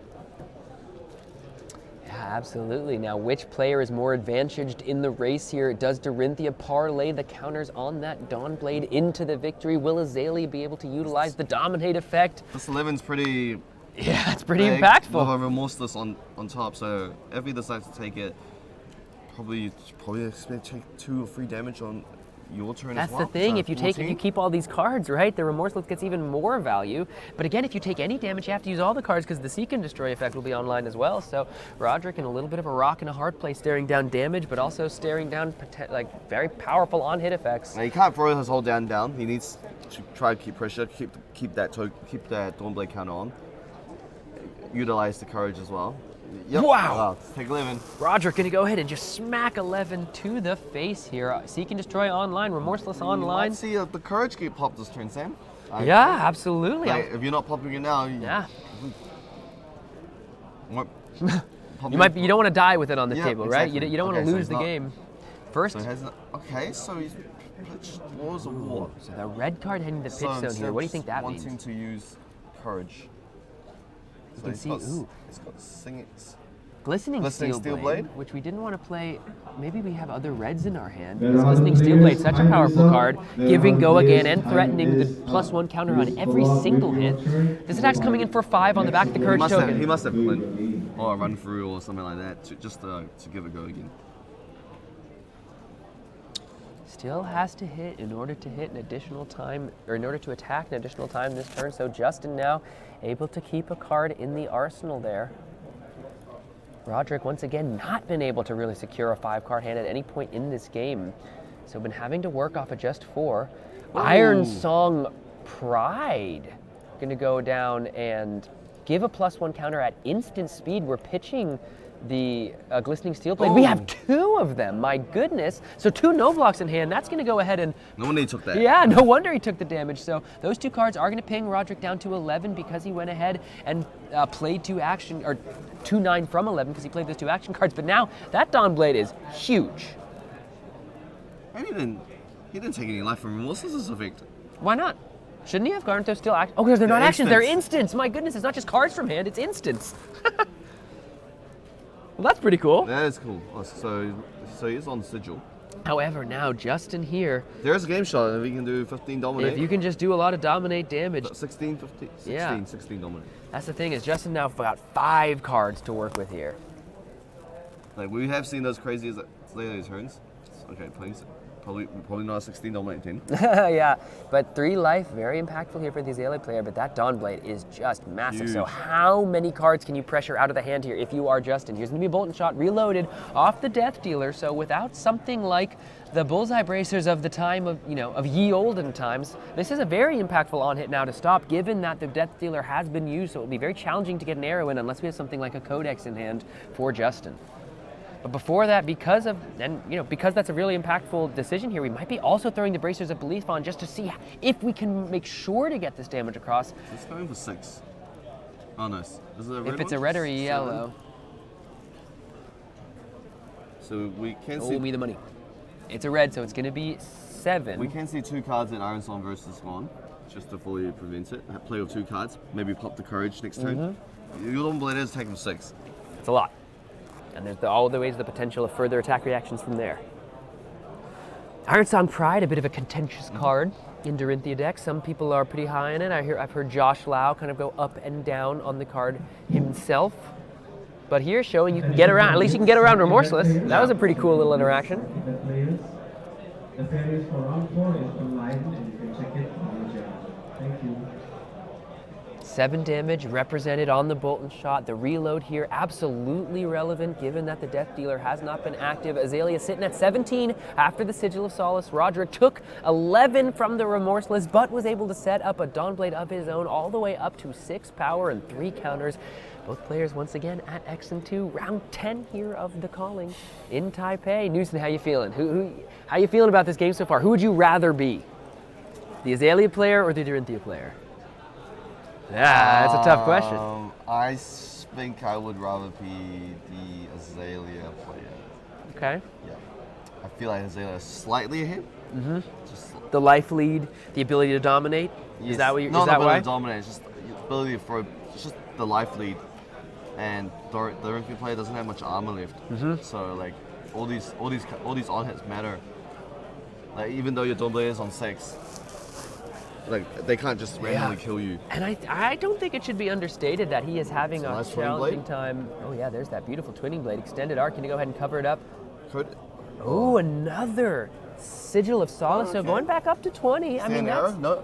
No, and that... Okay. Ironsong versus, so right here, I mean, I think a really impactful ability to use that. However, if there was only that Sigil of Solace in the hand, maybe the reload wouldn't have been as relevant. We do see another Sigil of Solace. Justin drawing them all back to back to back. Here's a Dawnblade 4/6. Now here's, with 2 floating, you can be pretty much any attack reaction save for overpower here.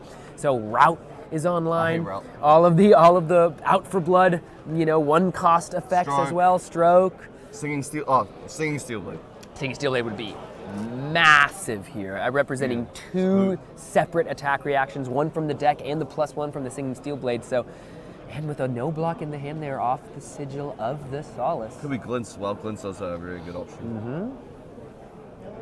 Glint, however, just lets you play off the top of the deck, so you're kind of, at the mercy of whatever you see. Best scenario is Singing Steel yeah, Blade. for Singing sure. into Glint. Oh my goodness. You can commit just the 2 cards here for Justin. If you're committing 2 cards and here's a pump, you're getting pretty punished. Absolutely. Because I forgot what that card was called. The instant. Pride. Pride. Yeah. It's when it hit. It's when it hits, it makes another counter, right? The ones that are sternly on there, no, they just give the counter, but then if it doesn't hit, you lose the counter. Oh, okay. Yeah, So you just- lose all counters. Yeah, I'm not the best Dorinthia player. Not many people are. Yeah, It's a niche card. Yeah, it's got. I mean, it's a hero with some very staunch defenders, and is some absolute specialists, but not a hero that has seen its time in the sun at the very top of the metagame. But every tournament, I feel like there is a player like Roderick who has brought a hero that he loves and he is very, very effective with, and is at least sniffing the top 8 as we see him here. And if he continues on the streak, might end up in the top 8 of the Calling Taipei with the hero that not many people have taken the time to master. Oh, Oh, he has not. Is that his third sigil? In his It hand? is, yeah. He's drawn all three back to back to back. I wouldn't say that's the best draw. Not good because one doesn't block. Two, Not pressuring. Yeah. And at this point, while the life lead is absolutely relevant, you're not winning the game by out life gaining your opponent. Yeah, potentially the Stormblade can get in a counter if that is a single steel blade or blend. Justin can have a think here. 21 minutes left on their round timer. Plenty of time left. Justin's sitting at 20 after those two Sigil of Solaces, and you have to imagine the third is going to be used as well, unless it's Azalea'd away in a future turn. I mean, hey, in a tournament that we expected an enormous amount of Lexis at the top table, first 3 rounds of day 2, we've seen 2 Lexi losses and now a Dorinthia versus Azalea. So, I think we're doing pretty good. Yeah, I think we're doing good. Just don't jinx it for the top 8. Yeah, sure. Well, I mean, there's going to be plenty of Lexis in the top 8, I'll tell you that. Oh, no, who knows? The Bravo player might make it. Zuri's still sitting probably next locked. to now? Zuri, I think, is probably locked. Even if, because there's... Maybe he loses the last 9 rounds, which I doubt. But he will be the highest 9-0. Oh, look at that. Wait. All right, so here's what we saw. That attack hit, counter stayed alive, and the card was just arsenaled. So for the first time, Roderick is going to be able to work with a 5-card hand in what feels like many a moon, but Azalea here also working with a 5-card hand of her own, going down to 14, so counter staying online. Justin here really saying, I think I got to start putting on the pressure and the disruption, even though you have the counters on that Dawnblade. I don't think I can commit cards to blocking here and power down my own. Yeah, and just get punished. Depending on what that arsenal card is. So now Roderick, what is he able to string together and what is he able to keep after this pressured turn from Azalea here? This is going to be a pretty impactful turn, I feel like, in this game. So the 9 strike in hand. So that could bottom the Sigil. And then fire an arrow. But I don't think he would need a pump as well to face lethal. Because 5 into 5 is 10. Yeah, and a Dorinthia player with 5 cards with 3 Dawnblade counters. Yeah, and you're on 14. You're asking for trouble. Pretty easy to kill. Asking for trouble. So he has to go for lethal shot, force cards out of the hand this turn. Looks like we're going to start off again, go again, somewhat of a hard commodity here for these Azalea decks. Now, because he didn't activate the Bracers of Belief on his last turn, still has access to it if he wishes to start the turn with the Bolton Shot as his go again starter and allow the turn to progress from there. Looks as though it is just going to be the Enlightened Strike. We're going to put it, looks like the Deadeye to the bottom of the deck, keeping the Sigil of Solace, maybe valuing that life gain as a kind of somewhat, math-changing play of his own at instant speed, but this is just going to be 5 damage, a little less than half of Roderick's life here as the Dorinthia player. How much block does Roderick want to present to this Enlightened Strike? 0. Bracers of Belief. Going to go ahead now, power up the Bolton Shot. Got it if we want to use cards to block. Now this one you have to. Now this one you have to think about. Yeah, once again though, that's not a red one. Yeah, that's a yellow. So 5. And we represented probably a Seek and Destroy, it looks like, on the top of the deck. So just getting the getting the +2 from the Bracers of Belief. And he's got 2 cards. So that's pretty good. Can Death Dealer into arrow, play the Seek and Destroy, and that will probably come in for 8. Absolutely, and we have the Tunic online. Yep. Okay. So he does need to commit some cards. You and I just kind of both instinctively just lean forward. But the best trying thing to is, get into this. if he wants to give his counters, he can actually use his whole hand, pop the Courage, tackle Dawnblade for 6. If Justin decides to take that, then his counters stay. If it don't, you force 2 cards out of the hand. Force 2 cards to the hand, but then you're down to 6, right? And the Azalea player again dominates, so threatening on these turns. But it's hard to kill you when you rip 2 cards. Sure. Yeah. Sure. That is a very good point. Let's see.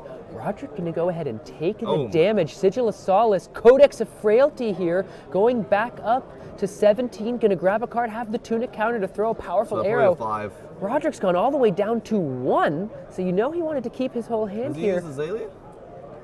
He has not used Azalea on this turn, but we destroy do know that, we know that it's a Seek and So Destroy there's no on top. dominate shenanigans. No, this is just going to be a big old infecting shot, but also critically going to give the Frailty token over to the Dorinthia player. Going to change the math on that next turn. As well as on your gem.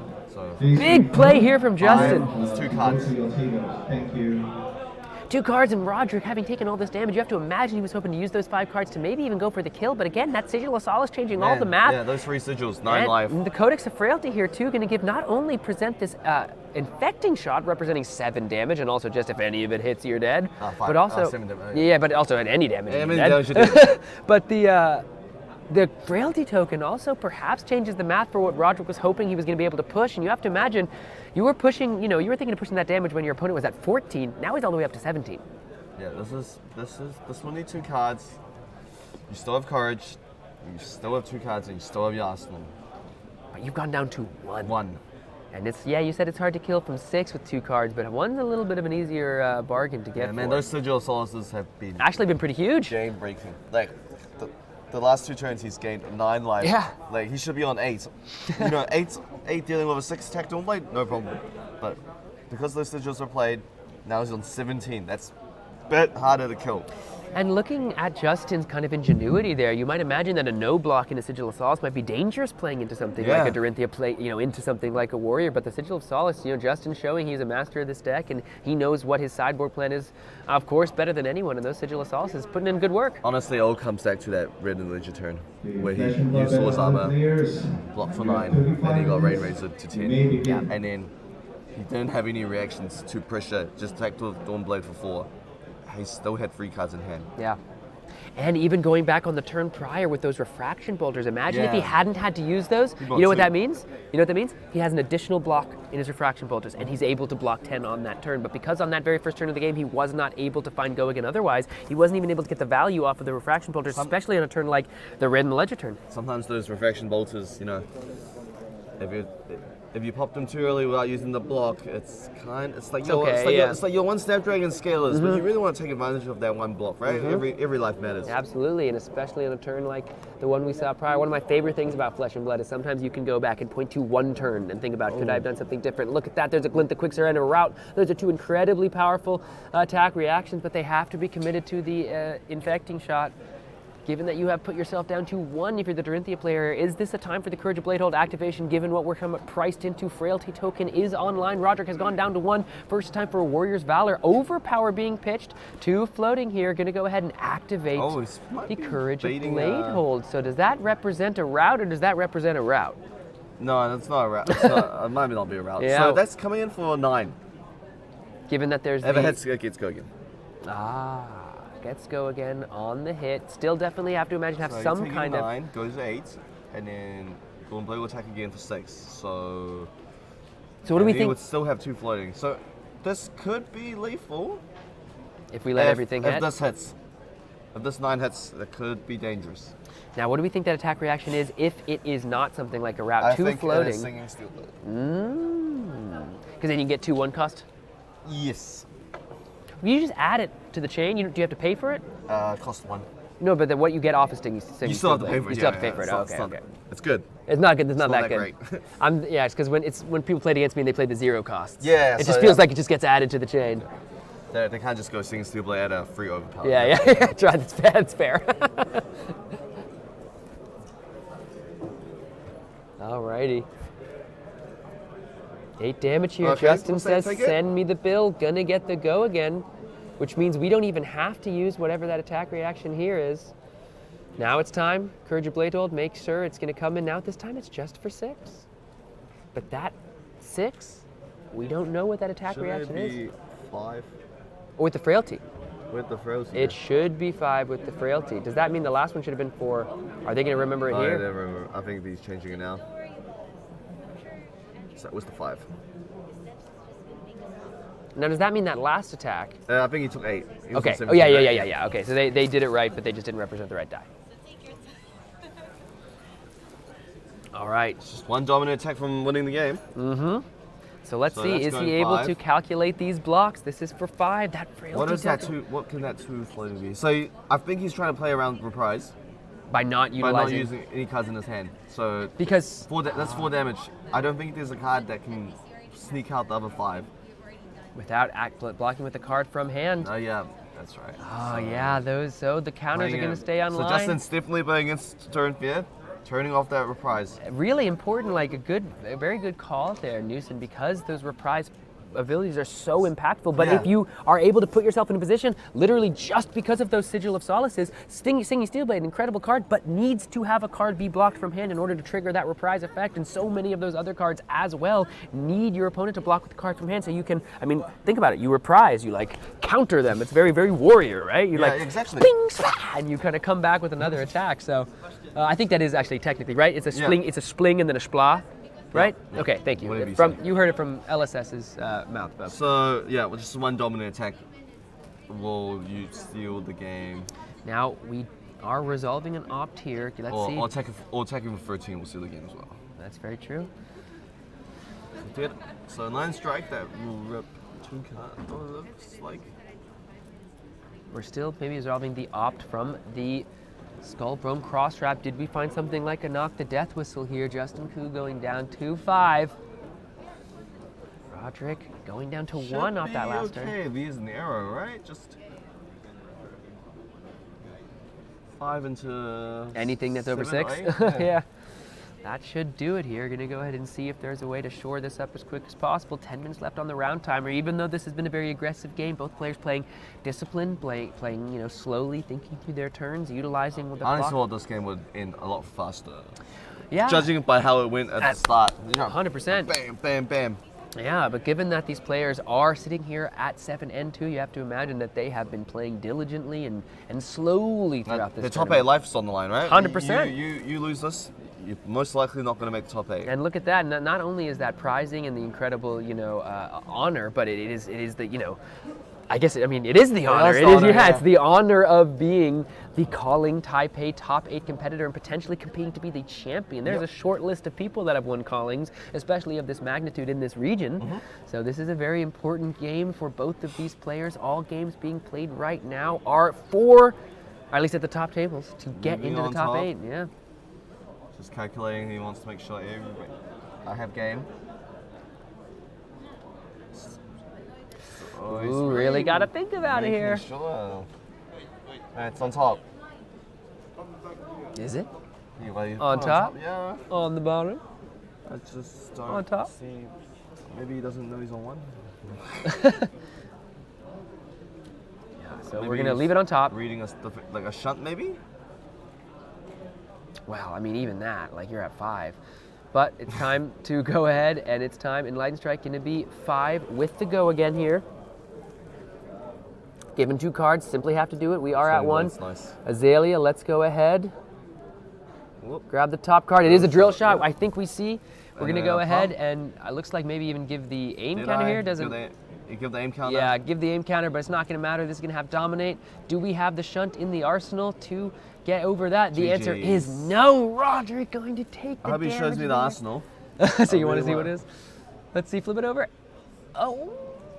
Nah, we'll ask Roderick. We'll ask Roderick what the arsenal was. But Justin on Azalea, moving on to 8-2 on the day, staying alive for top 8. Roderick, an incredible showing on Dorinthia. He's still 100%. and still very much alive for other incredible prizes. There's good cash. I think you might. I think some X3s might make it. Some might absolutely, Maybe. and there's good. There's monetary rewards on the line. And again, there's even honor. There's a fair amount of honor from being top 32, top 16 at a calling. That's something that again a short list of players have achieved in their own right. So looking ahead, we are going to be moving up to round 11 in just a moment after Justin with a very well played game by both parties. That sink below they just played on that naked Dawn Blade. That was a soul read, dude. Yeah, literally soul read them. Yeah, I think honestly you called that so perfectly because I can't even like the gall.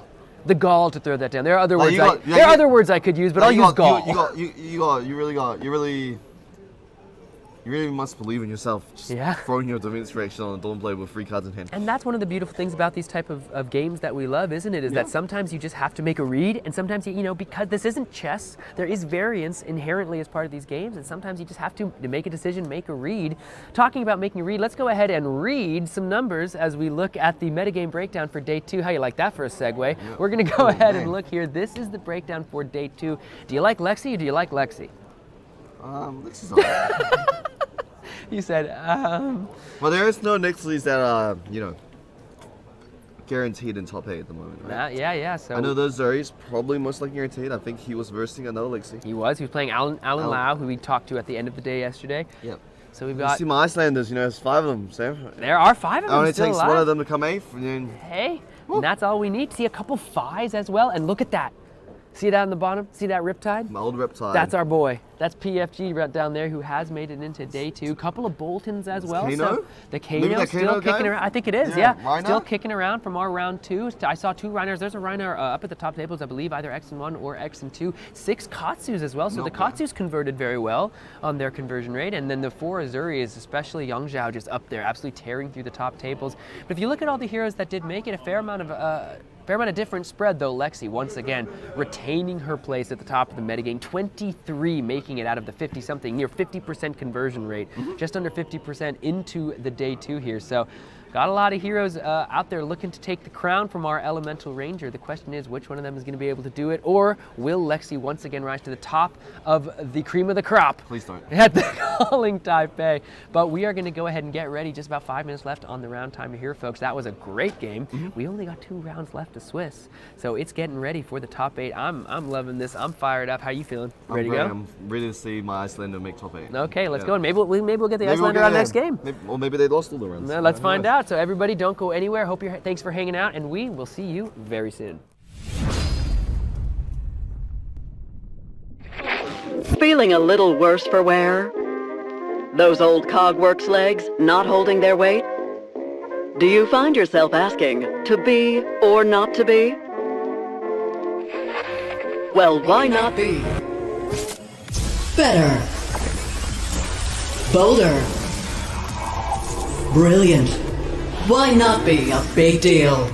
Break through your limitations and become all that you could be.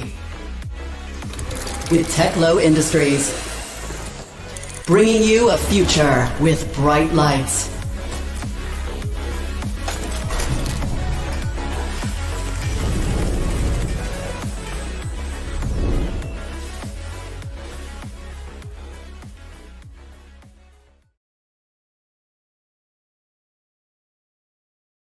Okay, so I'm Ivy. I'm actually in my 4th year of university, and I'm not a cosplayer normally, but today I'm cosplaying as Ara. So yeah, as Ara's most iconic card, Scar for Scar. Yeah. And the moment anyone thinks about Ara, Scar for Scar is the first card that comes to their mind, because it's so beautiful. Like everything about it is just great. Yeah. Actually, I've been playing in the Seal events recently. Yeah. Okay. I'm really into Seal. Actually, I think it's like you get the fun of cracking the pack and also like playing against other players. And we haven't really like decided what your deck will be as well. So it's kind of interesting and all. So I'm really enjoying the new like deck and new stuff. set. Yeah. Actually, my brothers are playing in Flesh and Blood as well. So I actually got I sort of like slowly like learn from them and stuff. Yeah. So actually my brothers are like Ivan and Isaac. So watch out for them because I hope that they'll be in top 8. Yeah.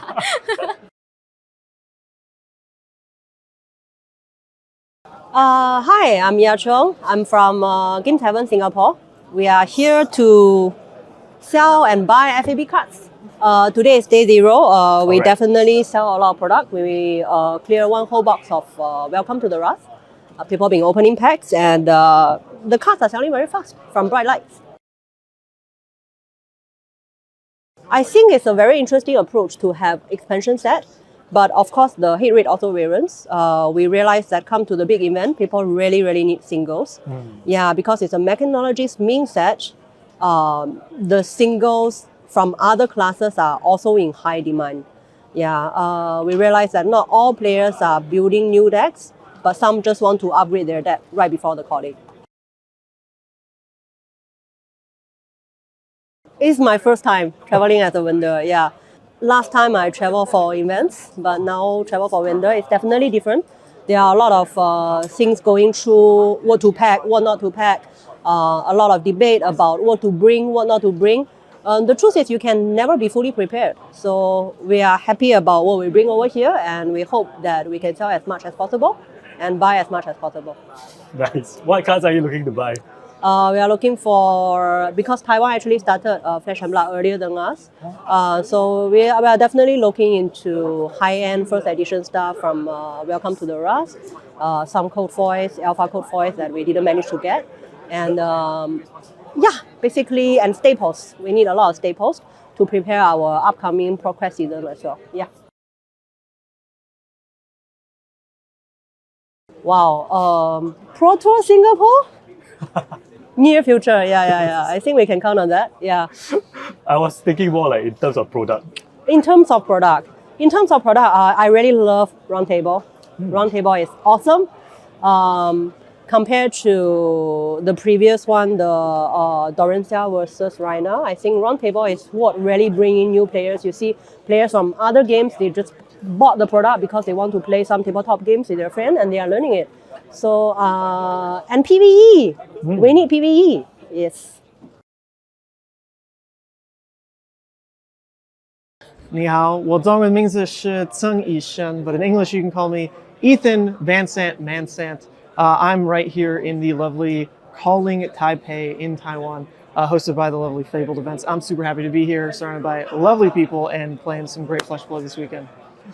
Just last weekend, you might have seen me streaming Battlehard in Milwaukee. There's another event upcoming next weekend, but I had a little bit of a break, so I showed up here to go ahead and play because I do a bunch of things. I'm a player, streamer, content creator, producer, sometimes caster. I try not to do that as much, but really I wear all hats in the Flesh and Blood world, I think.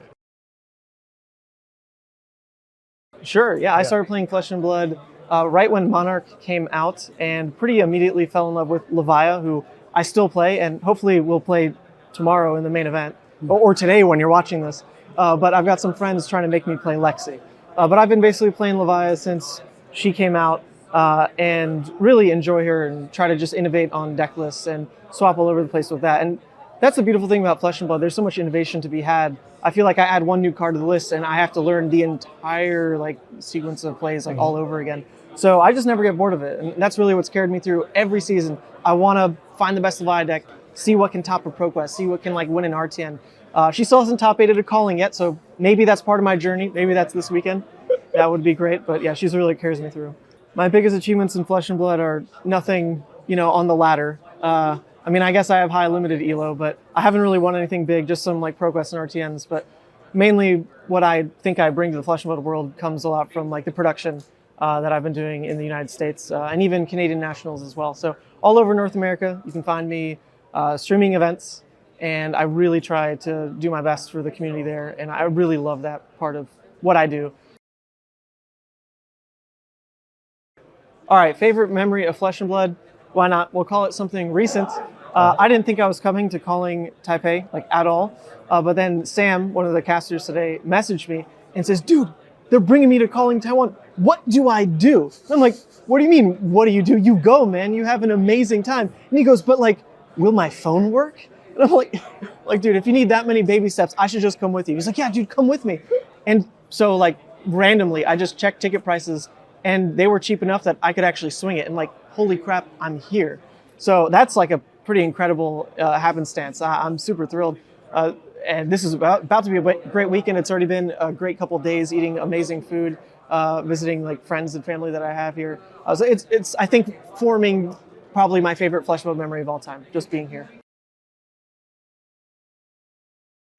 Traveling for Flesh and Blood is pretty much part of the ethos of this game, right? Play the game, travel the world. And as soon as I heard that was kind of the mentality that this game was pushing, I dedicated so much of my life to just trying to make it, seeing what friends could, come with me to an event so we could split some costs on gas or, hotels, things like that, just so I could experience more of these events in person because they're incredible. You're just surrounded by so many like-minded people, so many friendly faces, and everyone just wants to hang out during the day, play games with you, and then hang out afterwards, get some great Korean barbecue or whatever is kind of the norm in the US. Here, it's all about the street food, all about going to a night market.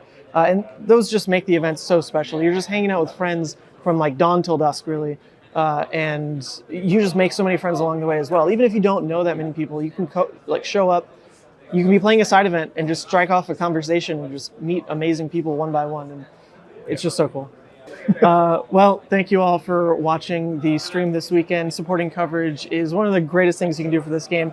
You will see me streaming a couple events coming up pretty soon, probably next weekend. Not sure if that's announced. But yes, Mansant, you can find me on YouTube as well, Savage Feats for production. But thank you to everyone for watching. I'm Nick from Sydney, Australia. I'm the reigning Singapore calling champion. I'm last year's Australian national champion. I got top 4 at the 3v3 calling. I've top 32'd a few of the pro tours. Dorothea's my favorite hero. She's just tragically bad right now, so no go. But it is what it is. I wouldn't say I'm definitely no pro player. I think I just started playing when the game started, had an alright finish and just played ever since, slowly get better at the game. And yeah, privileged enough to have got lucky and won a couple of events. My favorite comment is probably the 3v3 calling, the memories and opportunity to team with a couple of your good friends and win together, lose together. This was a great bonding experience, and hopefully there's more in the future. I want to be the world champion. I think that's the ultimate goal of every player, one day to be a world champion. So I'm going to try this year really hard. I'm going to Dallas, I'll be in Melbourne, I'll be doing a lot of these events, so all the prep is good. Honestly, playing helps a lot. Having a good testing team to play with. Never settle. Never be entitled. Always feel that you can do better. It's about having a good time as well. Okay, I think all of the new heroes are quite weak. It's just okay. Like, obviously there's future design potential with these cards. People don't have patience, and people will want things to be as good at the gate like Lexi was at the Outsiders, where everyone thought she was terrible and then everyone complained about her, which any of these heroes could be that in the future, so people should be patient. Yeah, I think they're doing a really great job right now, especially with a lot of different directions that they're going. All right, thanks for watching the stream, everyone. Check out the next feature match coming up soon. Hey, hi guys, I'm Brian Kong from One Collectibles. One Collectibles is a card shop that does a lot of collectibles and also Flesh and Blood. So we sell and buy a lot of Flesh and Blood singles. We have our own inventory on our website. We run events, host events, yeah, and we do booth a lot in a lot of international events. So you'll see us at Worlds, at Callings. You guys can find us on One Collectibles Instagram or Facebook, One Collectibles. Our website is onecollectiblesfab.com. You can look through our large inventory over there. We have high-end singles to playable majestics to promos. Yep, so you can find a lot of things over there. You get to experience the whole world, you know. We go to different parts of the world. So first one was I think it was New York, into Lille, into San Jose, Baltimore. So you get to experience a lot of different cultures. It's a very fruitful experience. You get to learn many things on the job. You know, setting up the whole booth, interacting with other customers, you know, getting to know them. Yeah, and just growing your inventory and your sales. As I'm a competitive player, I think it's the first time I win a competitive event. Was probably Road to Nationals like 2 years ago or something. Yeah, so that's where I won with Dash, and that's how that's how people got to know me as what they call the gun god, which is this guy popularized Dash in Singapore. Yeah. So we have the Marvel Leviathan, but I think you guys can take a look at the main bulk, which is here. This is our main bulk, which is a lot of the first edition Kofoys. Oh. So you have WTR Kofoys, ARC Kofoys, and Crucible Kofoys. Okay. So you can take a look at this. So, yeah. So these are Kofoys and some promos. Kofoys are from like ARC, WTR, and we have some special ones here, which is the Gold Foils. Yeah. Gold foils. Yeah. So these are some of the Gold Foils that we purchased along the way. One of it is where I won it in National Stop It. Oh look, and there's another one there, which is the EA Tunic. Oh, nice. Yeah, that's a hard one to come by. Bye guys. You can find One Collectibles around the world. You know, we are going to every event, most events. You can find us in Singapore at Paya Lebar, Grand Link Square, Guillemard Road. We have a physical store, but if you ever need any singles, you can just head on to our website, onecollectiblesfab.com. Promo code. Yes, so that's our promo code. Yes, we ship internationally as well, yeah.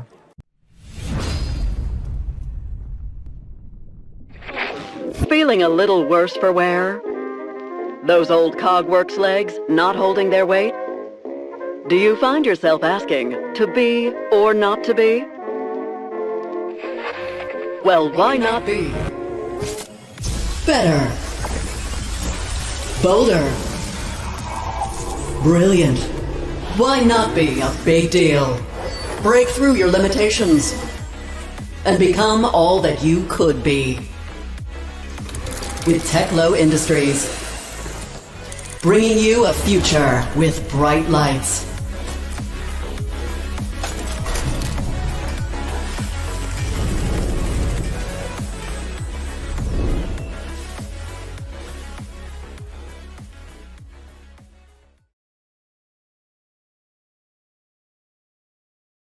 Okay, so I'm Ivy. I'm actually in my 4th year of university and I'm not a cosplayer normally, but today I'm cosplaying as Ara. So yeah, as Ara's most iconic card, Scar for Scar. Yeah. And the moment anyone thinks about Ara, Scar for Scar is the first card that comes to their mind, you know, because it's so beautiful. Like everything about it is just great. Yeah. I've been playing in the Seal events recently. Yeah. Okay. I'm really into Seal. Actually, I think it's like the fun. You get the fun of cracking the pack and also like playing against other players. And we haven't really like decided what our deck will be as well. So it's kind of interesting and all. So I'm really enjoying the new like deck and new stuff. sets. Yeah. My brothers are playing in Flesh and Blood as well. So I actually got I sort of like slowly like learn from them and stuff. Yeah. So actually my brothers are like Ivan and Isaac. So watch out for them because I hope that they'll be in top 8. Yeah.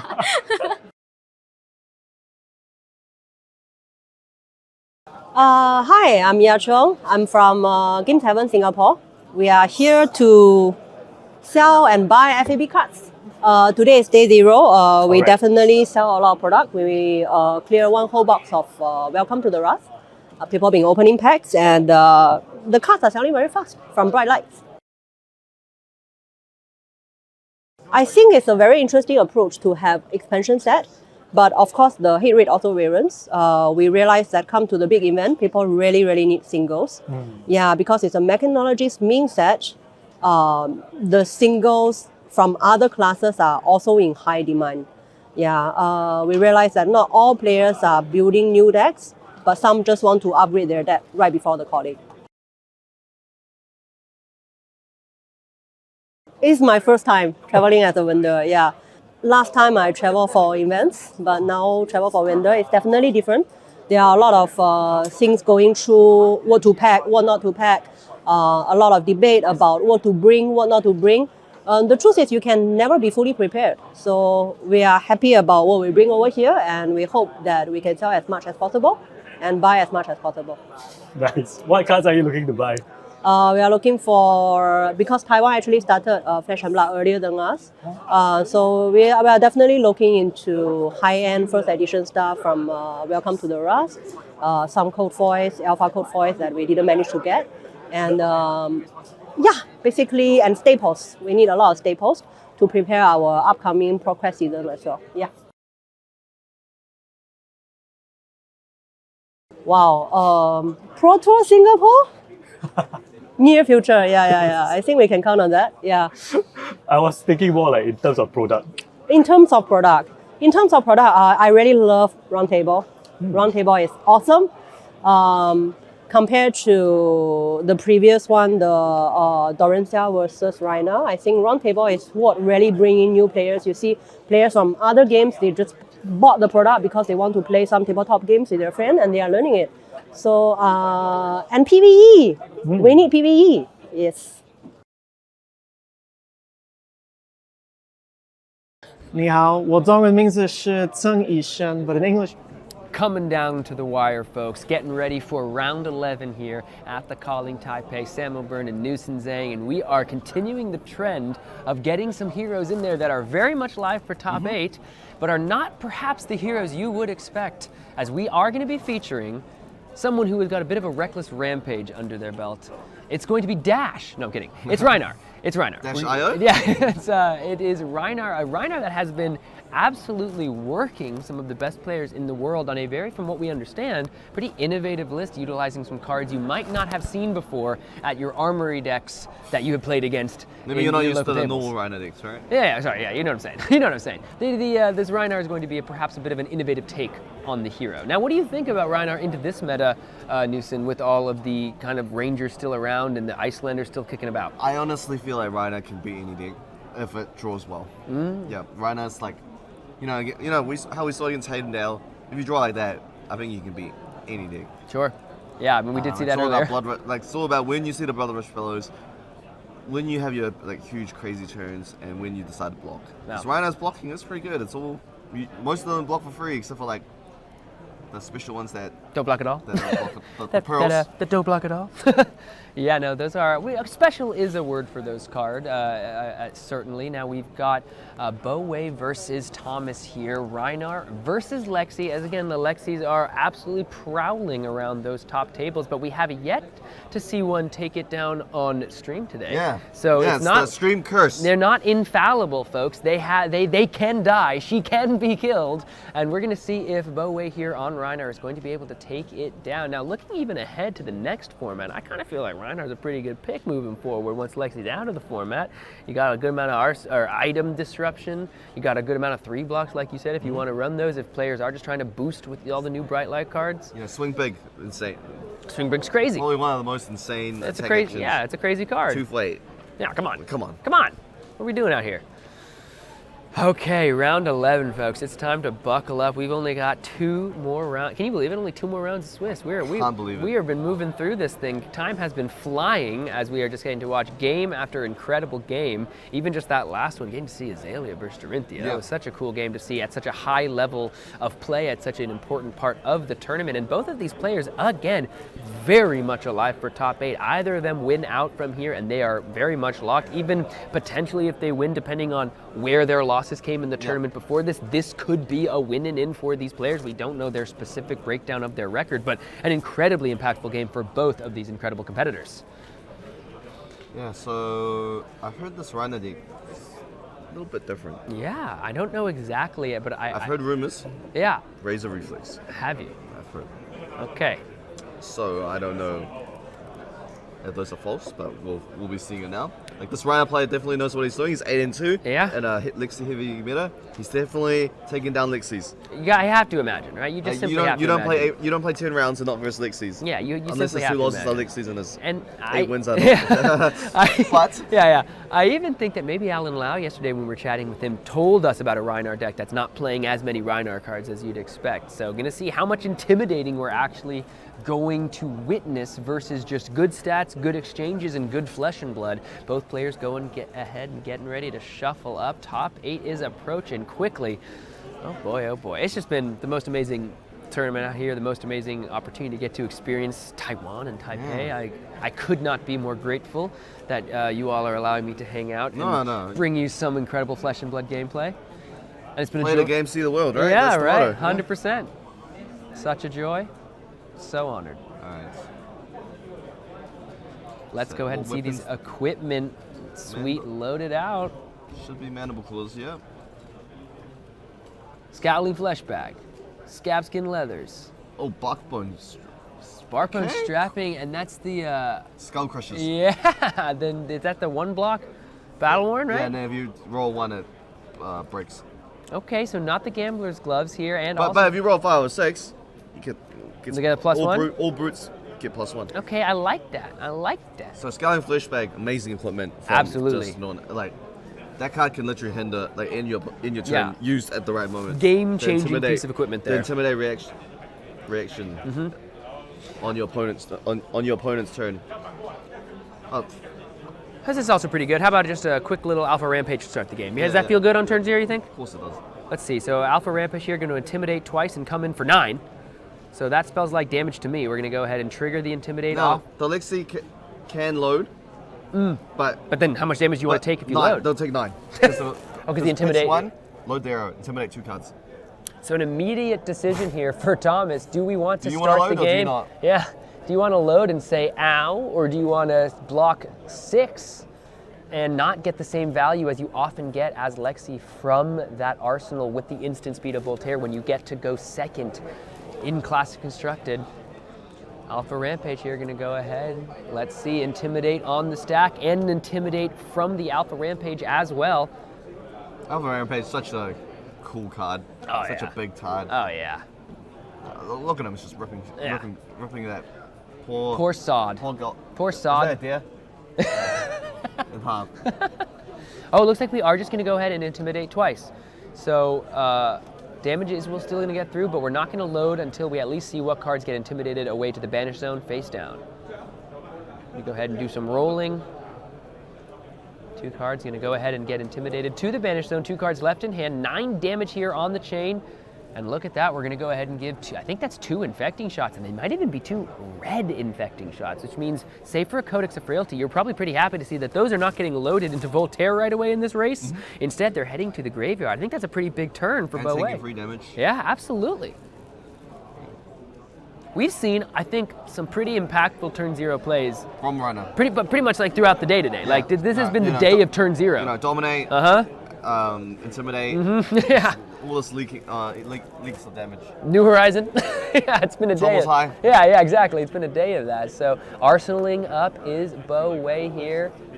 Time for Thomas to go ahead and see what can he string together. Going to start as we often do in these Lexi games. Let's activate Voltaire. Strike twice. First, let's just strike once. Loading in.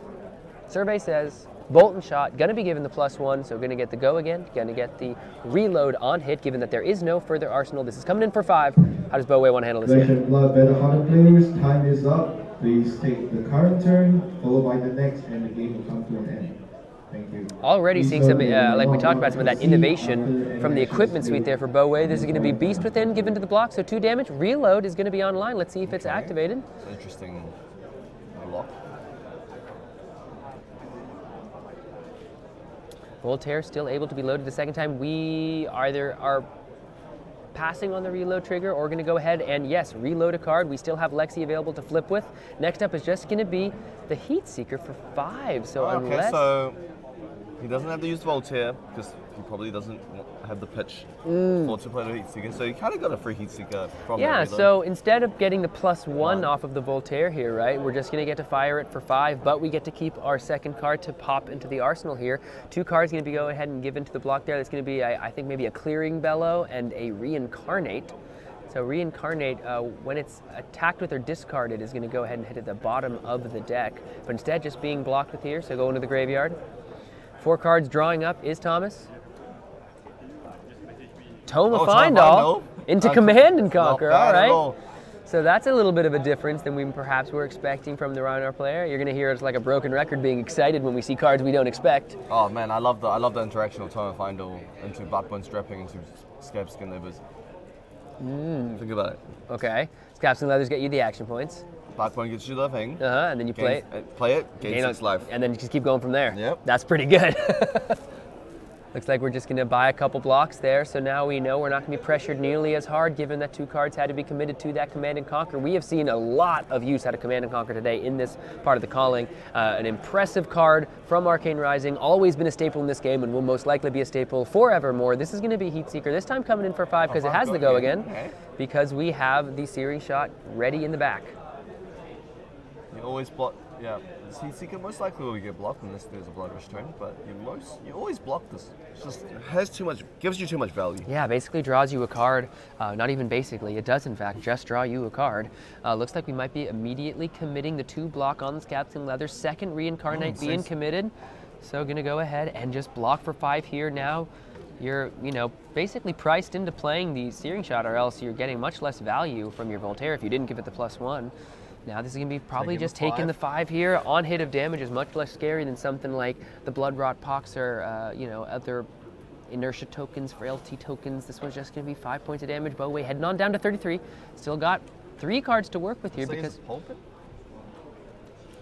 And critically also keeping Thomas off of a 5-card hand. Lexi Let's is go. significantly less scary. And now it's time for pulping. Draw and discard. If that 6 is hit, we're going to get dominate. And then if the dominate happens, it's going to be pretty hard to block with 2 non-equipment cards, Yeah. which means the card is also going to have go again. Can you go ahead and pet Yeah. the Wrecker around to the graveyard? Time to hit the Intimidate. 1 card, go into the banish zone face down. Now dominate, go again. 1 floating, card in hand. Let's see how he wants to use it from here. It's probably pulping into Arsenal, to be honest. Yeah, maybe just. I don't think you want to lose an Arsenal, just attack free.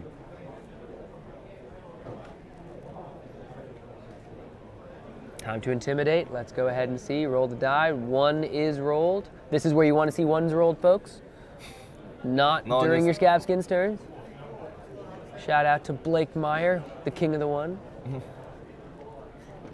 Headshot here, going to go ahead and be committed to the block. Also a card you don't always see, and that might even be a red that's headshot. Nice. Oh, then get to attack for 6 more. Yeah, look the at mandible that. claws. The blue is going to go ahead. Those mandible Oh, claws. he actually probably drew that blue from pulping, so He he's certainly quite lucky. did. Yeah, look at that. He hit So the 50-50. very nice here, which means we're going to get 6 more damage off of this pulping. Go ahead and pressure Thomas's life total. Those mandible claws are not powered up by a Blood Rush Bella, but they do just have go again and do represent 6 more damage from Yeah. your weapons. That's a note, those 31. numbers. Looks like second mandible claw coming in. Thomas says, send me the bill. That intimidated card is coming back. Interesting to see. I think that is red headshot, so that's just a very powerful arrow, especially. Is it red? It should be blue. I don't think. I mean, it should be, but I mean, it looked red to me. They're most of the time blue because they're just, and like attack for 4, right? Mhm. Okay, so this is a really cool interaction. If he has a beast within, he can discard the beast within, and the beast within will trigger. Mm-hmm. Absolutely. Let's see if he has it here. Beast within. Oh, he does have a beast within. Look at that. Oh, It's he right does. there. Let's see. Are we going to see that let's see if play? he knows. Newson, king of the called shot today, my friend. See if he knows. Winter's Bite. Winter's Bite saying discard a card or pay a resource. Beast Within saying if this is discarded, if this goes to the graveyard from anywhere other than the combat chain, we're going to start revealing cards off the top of our deck until we hit a 6 power, and that card's going to go in. So basically, going to replace itself. Beast Within is going to trigger. Let's see how much damage Boway has to take before he gets 6 power into his hand. no. Reckless Swing, Oh, Enlightened no. Strike, that's 2 damage. And then there's the Pack Call. So we're going to get a 2 damage going to be taken off the Beast Within. And then the Pack Call going to go ahead and head-to-hand. Pack Call giving you a good value when you defend with it, but also just going to replace the Beast Within. So then that Winter's Bite, basically, you dealt 2 damage to your opponent, but thanks to Beast Within, we're getting another card back into our hand. Looks like this is probably a load into Arsenal. Battle-hardened players Su Wei Chung and Yuki Chen. Please key in your Send it result in. on Jen. Searing Shot Again, coming battle-hardened in. players Also Su 3 Wei damage Chung taken off the Beast and Within. Yuki Chen. Please Yeah, key that in did your look result like a blue on series. Jen. Blue Searing Shot just going to be given +1 here. This boy, just gonna take it. I mean, you got a an- Blood Rush Bellow. Let's Come see, on. what do we got? Trying to see what's in that hand other than the Pack Call. What you got, Boway? It's not gonna use. No, we shouldn't use Scowling because Shouldn't use it'll just Scowling. come back at the end of the turn. I mean, it's no more go again. Yeah, exactly. He blocks. All right. Looks like I think he's gonna pop off. I mean, let's see You here. use- Are we giving all 3 of the Yeah, equipment? you don't use Backbone. Yeah, and we're you don't use that woo-hoo-hoo. on a steering shot unless you're going off. Okay, so folks, we are seeing all 3 of those equipment blocks being given Man, if battle he- worn. If he rolls the 1 and there's no Gambler's Glove, it could literally be game breaking. There's no Gambler's Glove on his arm equipment. Skull I Crushers. know, let's see. Yes, you have to imagine he's got a way to use the cards in his hand. Curious what happened to the arsenal he had, or maybe he just didn't have the arsenal here.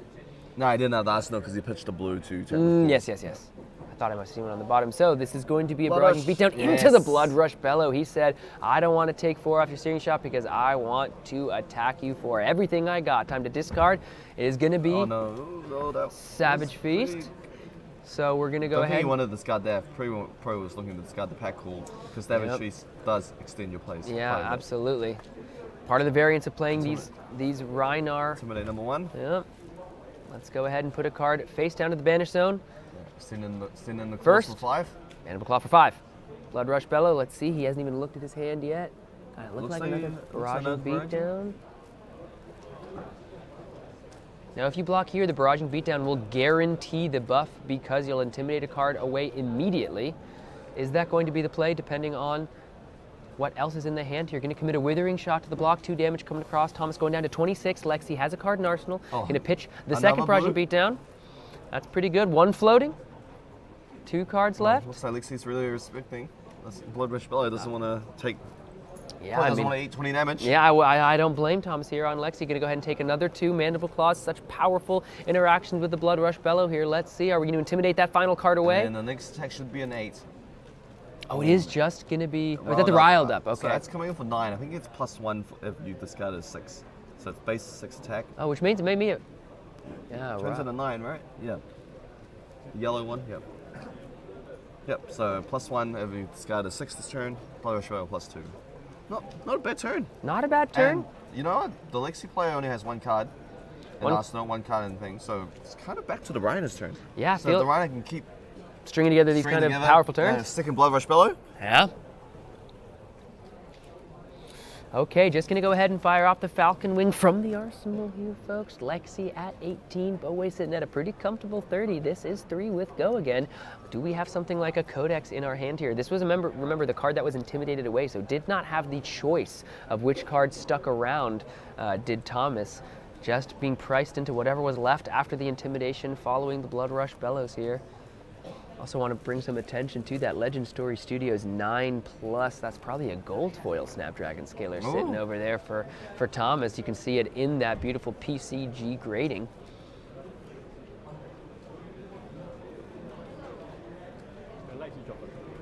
Going to go ahead and be blocked out by the Rhinar player here. Time for Thomas. He's just going to go ahead and arsenal that final card. Happy to see it head to the arsenal. Actually, I can't speak to his mental state. I don't know if he's happy to see it head to the arsenal, but it is certainly heading to the arsenal nonetheless. Alrighty, back to, like you said, pretty much back to the Rhinar player's turn. Did he block He that? did, he blocked it. Like, is that a high roller in the graveyard? Let's sink below in his hand. All right, premium arsenal target against these aggressive decks. So Like, I feel like this turn you could just go, like, say you have a swing big, tech late. Oh my God! He's on 18. I think he'd be stoked if that was a swing big and he could just arsenal the swing below. Let's see if his deck cooperated. It is going to be a Dig Up Dinner. Oh, that's a new card from Dust Dawn. Dig Up Dinner here. Going to go ahead and put 3 cards at random back into the deck of the Rhinar player here. Every 6 power attack is going to gain him a life. Blake Meyer, King of the Ones, he's running this deck in his Rhinar, running this card in his Rhinar deck as well. Definitely a cool card. A little bit of life gain, but not a lot of pressure on this turn then. Well, Rhinar is on 30. Yeah. Has prepared. You may refer to the Dig Up pairings Dinner. outside the venue as well as. Oh, hit 2? Not bad. Hit 2, and does that... And so they're going back in. The Blood Rush Bellow is going to have to stick around still in the graveyard. He wishes that you could put Yeah, just put that back on it as well. Instant speed, give a certain non-attack action card 6 power until end of turn. So this is probably followed up with a Mandible Claws.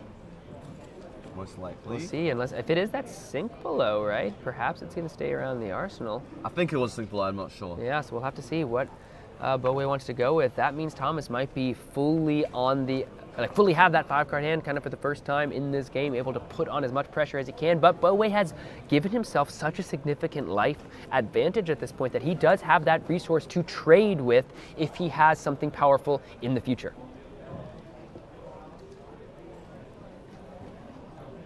Okay, just coming with Mandible Claws. Oh, 2 floating. I didn't realize he had any floating. So yeah, the Mandible Claw going to be a good little follow here. Let's just get 3 damage coming across. If Thomas doesn't want to block, looks like he might be representing a block here. Lexi hasn't really seen their power cards this whole game. He hasn't seen a free of kind, rain raisers, all Codex shit. Absolutely. He's just been drawing 4 arrows. And so there is a rain raiser now. And that final infecting shot as well. Time to reveal with the Lexi. This is the card that was kept around. That looks like maybe a blue infecting shot. So not maybe your favorite arsenal target. Another blue infecting shot going to be committed to the pitch. Voltaire going to be loaded. 2 resources floating. Time to find a drill shot. This drill shot now, this is an interesting decision here for Bowie because you do have 2 block left on the Scowling Flesh Bag, but how much are you valuing the block on the Scowling Flesh Bag and how much are you valuing the intimidation effect If he on that uses card? the Scowling Flesh Bag, there is a choice either. I did it. Let's see the sink below. King of the called shots. King of the reads. King of the I've reads. been around too many cards. You can't just. Yeah, you get a feel for it. Nah, Talk about you see like the little art. Yeah. It's a skill. I've been trying to practice. Now- That's going to be a full block, though, on the drill shot. Now, so there is Rain Razor in his hand. I don't know if he wants to commit that for drill shot, put a -1 on the Sculling Flesh Bag, and then fire an infecting shot for 5. Yeah, basically But turn your blue into a red. That's not. I don't think that's the best use. I don't think so either. Yeah. You want to see Rain Razors be used on 3 different cards, make it a 0 for 6, even a 0 for 8, 0 for 4. While it's a slightly above rate, not exactly what you want to be doing to get the most ceiling out of your Lexi cards. But now Rhino has 4 cards. Yes, he certainly does. That's going to be a Blood Rot Pock, so that's one of the power of the blue. Oh, yep. Yeah, What are we working with? What are we working with over here? Blood Rush Bellow. Blood Rush Bellow being thrown down by Bo Wei, you guys. Reinar is absolutely cooking at the moment. Gonna go ahead and let's see. It's gonna be another one of those blue wrecker romps here, but it's okay. Still getting an intimidation out of the way. And why don't we just draw 2 cards? And why don't we get the rest of our attacks +2 the rest of the turn? That sounds pretty good to me. Reinar here putting up a great show. I honestly think Blood Rush Bellow is probably one of the most powerful Flesh and Blood cards. Oh, absolutely. Yeah, like. I mean, the whole deck is built around this card, right? Yeah. I mean, certainly, it's just like you play kind of as much good, fair Flesh and Blood as you can until Blood Rush Bellow allows you to just kind of break the numbers a little bit. And that's kind of going to be the game plan for a lot of these Reinar decks. See a 2-block in hand there for Thomas, at least with that one Arctic Incarceration. Looks like maybe a Bolt and Shot, maybe a Remorseless, but we're going to see shortly. This is an attack for 5, though. These 2 Mandible Claws are going to represent over half of Thomas's current health. Bo Wei parlaying some powerful turns back to back, looking good in the midpoint of this game, and as we might be cruising towards the end game rather quickly. All right. There. That's 2 damage. Coming across. Coming out. Remorseless, gonna go ahead and be committed to the block. A premium offensive card, just has to be committed to the defense here. Thomas seems to be basically representing or respecting. Oh, another blue. Okay, that means we got 2 floating. So it's going to be coming for, it's going to be 5, 5, and then probably 8 or 10. Yeah, we see at least a beast within there, so that's going to be 8. 2 more damage coming across for Thomas.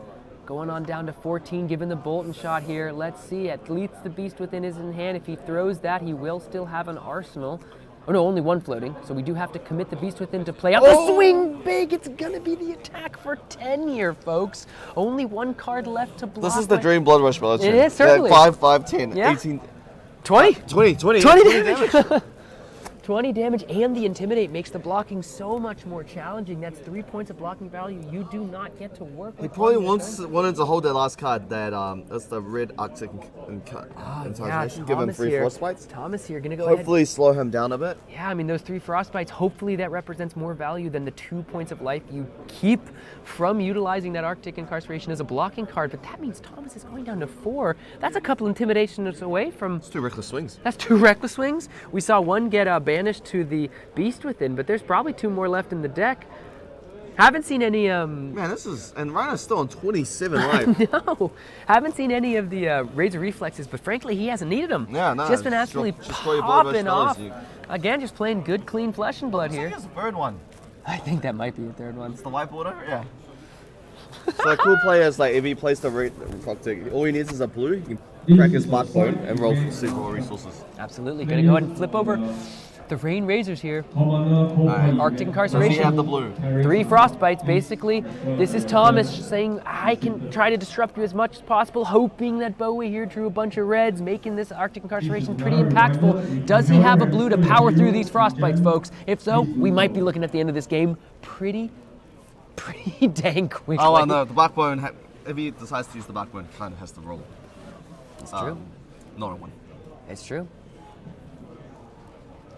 3 Frostbites here. Thomas Lee took 10 damage to establish these 3 Frostbites. How much disruption are they going to represent? Thomas looking through the graveyard saying, do I believe my eyes? Did this really just happen?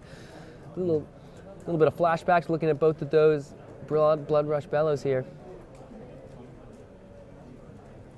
Looks like we might be giving 3 cards to this. And the answer is yes, it was a bunch of reds, and if that is a Blood Rush Bellows, that means... Wait, no. That Take Up Dinner is blue. So he pitched 5. That is true. I think he's just setting up Arsenal the Blood Rush Bellow. The Mandible Claw, he has to block it. He is in reckless swing range if he does not block it. So that's one card. You're absolutely right. So this is a very, it's kind of a really heads-up play Setting from Bo Wei. Setting up, put the Blood Rush Bellow. If you can do 27, you do 27. Yep. Also electing not to keep the blue around. And he still has Sorry, I'm sorry. No, do your thing. And he still has Scowling Fleshbag to do. Yeah. To hamper this And turn to or any interfere, turn he needs. Basically, until Thomas Lee, Bo Wei basically has the agency here to decide, I'm going to go ahead and pop off with this Blood Rush Bellows turn when I so choose, and most likely end the game right there on the spot. This is going to be a Falcon win coming in, folks. This is for 3, Honestly, and we also do see the Rain Razors here. I would just throw the head. Just interrupt the turn from just rip one out of the 3. You don't know what he could have. Yeah. Looks like the answer was no blocks to start. Are we going to throw the Rain Razors out of the way? You have to at this point. Oh, no, he only has one arrow, right? One arrow, I think. Yeah, and in this ice arrow cards. and 2 ice cards. So that is going to be 5 damage Bo Wei, but he's got so much life to play with here, heading down from 27 to 22. He did draw a Red Frog Arctic and a Winter's Bite. So Winter's Bite can if he steal wants a to card commit here. the Endless Arrow, he has to pitch one of the ice cards. But Do you have the Tunic online? Yes. So we're going to go ahead and start off with the Winter's Bite. Let's rip a card out of the hand Is there a immediately. Beastman? Oh, and another one. Can you imagine everything coming up Rhinar here? So it looks like he has Sink Below, Lightning Strike, Savage Feast, and Swing Pig, I believe. So he looks like he drew a quad red hand. So, but again, you're at the point that until Thomas pressures you enough that you have to be blocking, you have so much life to play with that you can most likely, if you can at least put a little bit of pressure on your own turn here, stay alive to the point that you're going to be able to establish this Blood Rush Bellows because of all the life you've given yourself through your first aggressive turns in this game if you're the Rhinar player. And once again, that Scowling Fleshbag. We can see if that gets thrown up here, but first we got a Winter's Bite to deal with.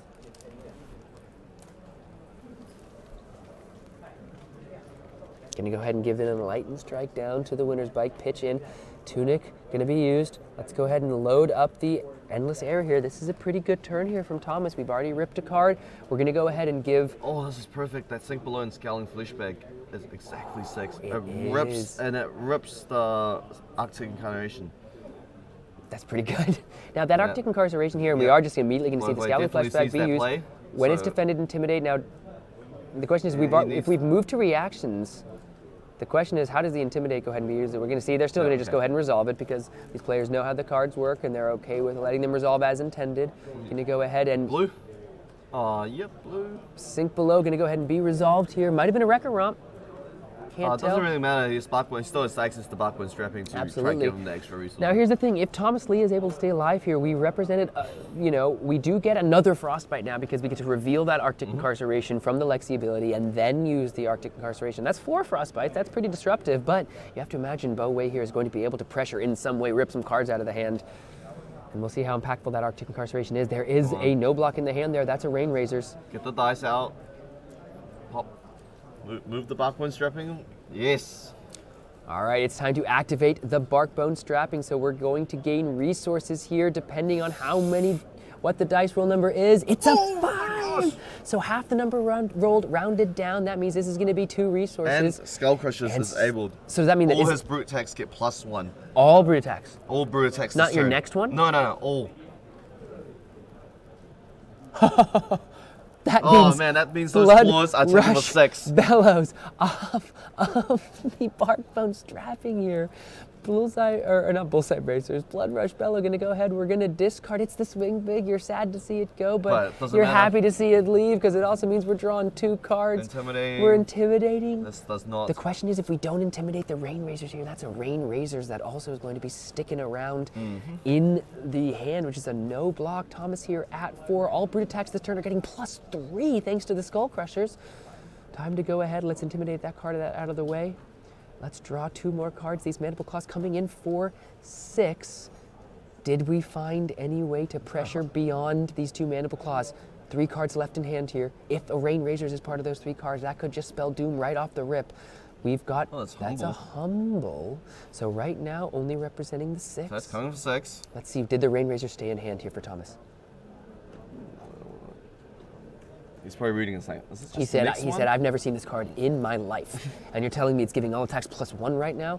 What dream am I in? And it looks like the Rain Razors was intimidated. So a really lucky break there from Thomas. Is he going to be able to stay alive from this point? How resource deficient is Bo Wei? No, he does have it. Oh, it is. No, it's right there. Oh no. Yeah, this might. This is going to be it, So he's folks. got equipment's 4. That's true. The equipment is 4. The Mandible Claw is going to be It coming looks in. like there's a pack hunt in his hand. I'm not sure if it's red or blue. So this is blocked out for 6. Did Bo Wei find the resources on this turn to simply end the game and move up to 9-2 as the Reiner player? Means he'll be playing most likely at least for a, if it's not a win and in, if he's not already locked, it'll be a win and in. Reds, but 2 6. reds. So that's going to be the Mandible Claw here. That's going to eat all his armor, and he's going to lose his arsenal. Yes, and that means that's going to be a Rain Razors plus whatever is left. And he goes 2. Which is reckless swing range. Is that, yeah, so unfortunately red's drawn off of the Blood Rush Bellows, but you're still buying everything from your opponent here, putting yourself in a just dominating position to close the game out from here. Gonna go ahead and have to give all 3 of those equipment. And he loses this red Arctic. He loses the Arctic. Oh man, that's so...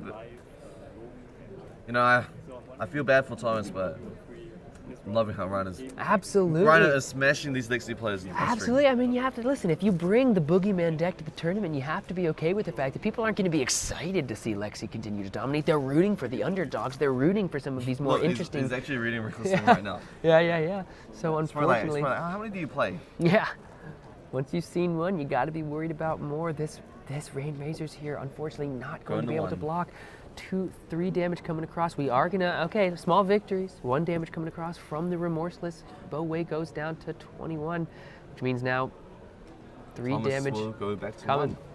across. Thomas goes down to 1, and that arsenal is destroyed once the New Horizon is destroyed.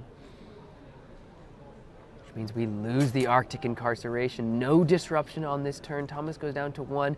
I mean, he's... 2 cards in hand. He's dead 6 ways from Sunday here. Bo Wei's 21 life. It's looking rough for them. We do find a Codex here. That's a Frailty token. But you're giving the Reiner Codex. Yeah, all right, so what does Reinar grab here off of the Codex of Swing Frailty? big. That's 3 cards. Yeah, that's 7 damage, isn't it? or the Pulping. Oh, the Pulping. Do you go for the Pulping here? Is Pulping just game? Yeah, unless you draw a non-attack and you get unlucky. Yeah, I mean, let's see. What does he want to play for here? I mean, you don't have to decide until you see what Thomas picks. This is going to be also off the back of a Rain Razors. But you can only take a 0 power because you don't have your Tunic. Oh, no, wait. Oh, what am I saying? You just take the Alpha Rampage. Intimidate 2 cards. Yeah, that's probably going to be good enough. Yeah, right. That's probably going to be good enough, huh, folks? You just take the damage. You just take whatever area it comes in. Yeah. Attacks for 8. Intimidates 2 cards. That's 2 damage.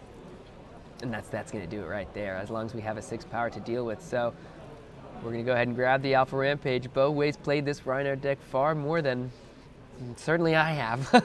That means here's a Searing Shot. It's coming in for 6. 7 if it hits. Bo Wei's going to most likely just say, take it. Send me the bill. We got to make sure we have a 6 power to discard off the Alpha Rampage. That means Bo Wei heading on down to 14. However, that Alpha Rampage, now Thomas here, did he have to play the Codex? I mean, at this point, like he's in such a hard spot. But do you think, do you recognize that the Alpha Rampage is maybe a guaranteed loss and not play it, or do you just? Oh, we even have the Barraging Beatdown. My God, insult to injury here. The Barraging Beatdown going to go ahead and intimidate a card away. Let's just go ahead and go through the motions here, folks. Find out what card gets intimidated with the Alpha Rampage. Finally, we have the other blue. Most likely, that's the Pack Hunt heading to the pitch zone. Gonna go ahead and discard the Riled Up. That's a 6 power. We're gonna intimidate twice. That means 8 damage coming across here. There is no way to shore this damage up. We're still going to intimidate anyway because we're going to go ahead and play exactly by the rules. Both of those cards head to the Banish Zone face down. 1 card, that's a beautiful Codex, but I don't care how pretty it is. It doesn't have more block than the regular one. That means that Bo Wei moving on to 9-2 on Reinar. What an incredible game played off the back of some incredibly powerful cards, some unique equipment choices, and a really nice and cooperative top of the deck. And clutch spot win structuring. Yes, absolutely. You were excited to see that from the beginning. I was when they rolled a 5. I was like, oh man, that's going to enable Skull Crushers, and I knew he had Blood Rush Bellow in his graveyard. Just lucky, a bit unlucky on the draws, but it was more like his early game really carried him. Just a lot of damage. Yeah. And honestly, even that dig up dinner, it gained him a couple life, but it's all variance at this point. But the fact that he shuffled his deck, I think he found the Blood Rush Bellow the very next turn, and those Blood Rush Bellows were not on the top of the deck most likely until he shuffled. The first 10 turns, if you see triple Blood Rush Bellow, and you can utilize that, 16 to 20 damage turns, you kind of can beat anything. Yeah, but like you said, Reiner can maybe beat Reiner can anything in the actually. format. I feel like Reiner can beat anything. Yeah. If you draw well. Yeah.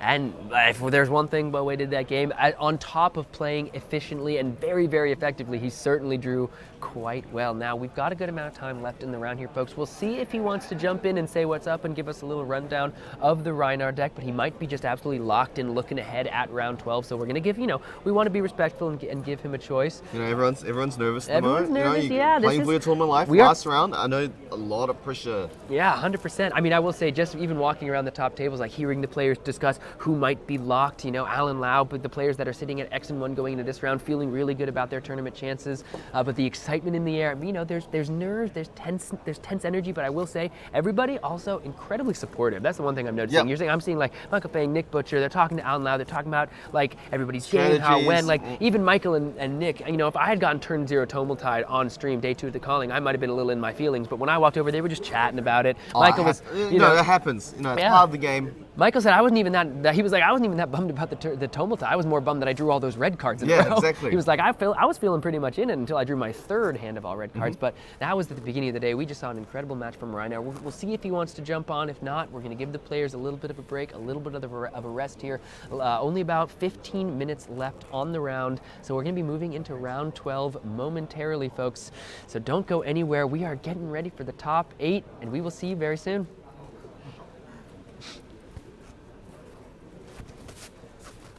Very soon. We'll see you very soon. We'll see you as soon as we hit the transition and we move on. But until we hit that transition, we're going to keep seeing you right now. And what I meant by very soon is in the next moment, in time. That's about as soon as it gets. You don't get any sooner than that. How much can I talk about how soon things are? We're going to find out. No, we can talk a little bit more about Flesh and Blood, can't we? I think we can. We can. So we haven't seen an Icelander yet on stream. They were having a little bit of trouble in the earlier rounds. Some of them did convert, but looking ahead, do you think we're going to see one still alive here at round 12? Saving the best for last, mate. Hey, there's no complaints from me. I love Icelander. That's the deck I've had the most fun with in this game. I think it's an incredibly interactive, incredibly powerful hero. But again, that Lexi matchup was tough even before. Like when Dynasty came out, I was having trouble with the Lexi matchup. Give them all the new cards.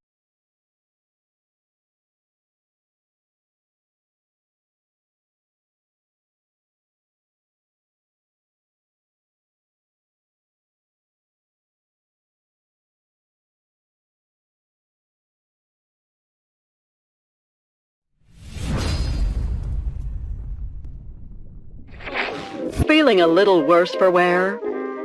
Those old Cogworks legs not holding their weight? Do you find yourself asking, to be or not to be? Well, why not be? Better. Bolder. Brilliant. Why not be a big deal? Break through your limitations and become all that you could be. With Techlo Industries, bringing you a future with bright lights.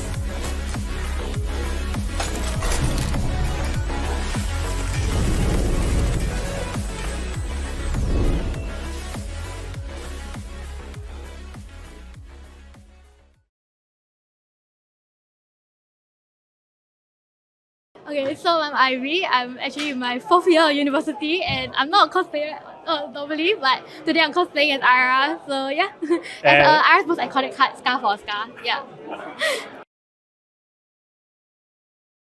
And the moment anyone thinks about Ara, Scar for Scar is the first card that comes to their mind, because it's so beautiful. Like everything about it is just great. Yeah.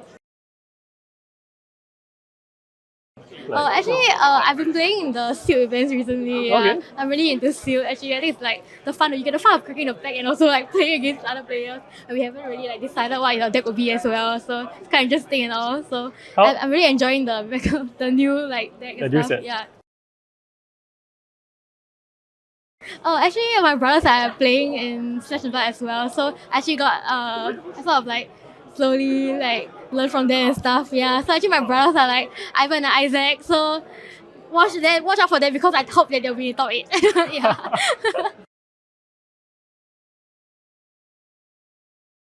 Hi, I'm Ya Chong. I'm from Game Tavern, Singapore. We are here to sell and buy FAB cards. Today is day 0. We definitely sell a lot of product. We clear one whole box of Welcome to the Rust.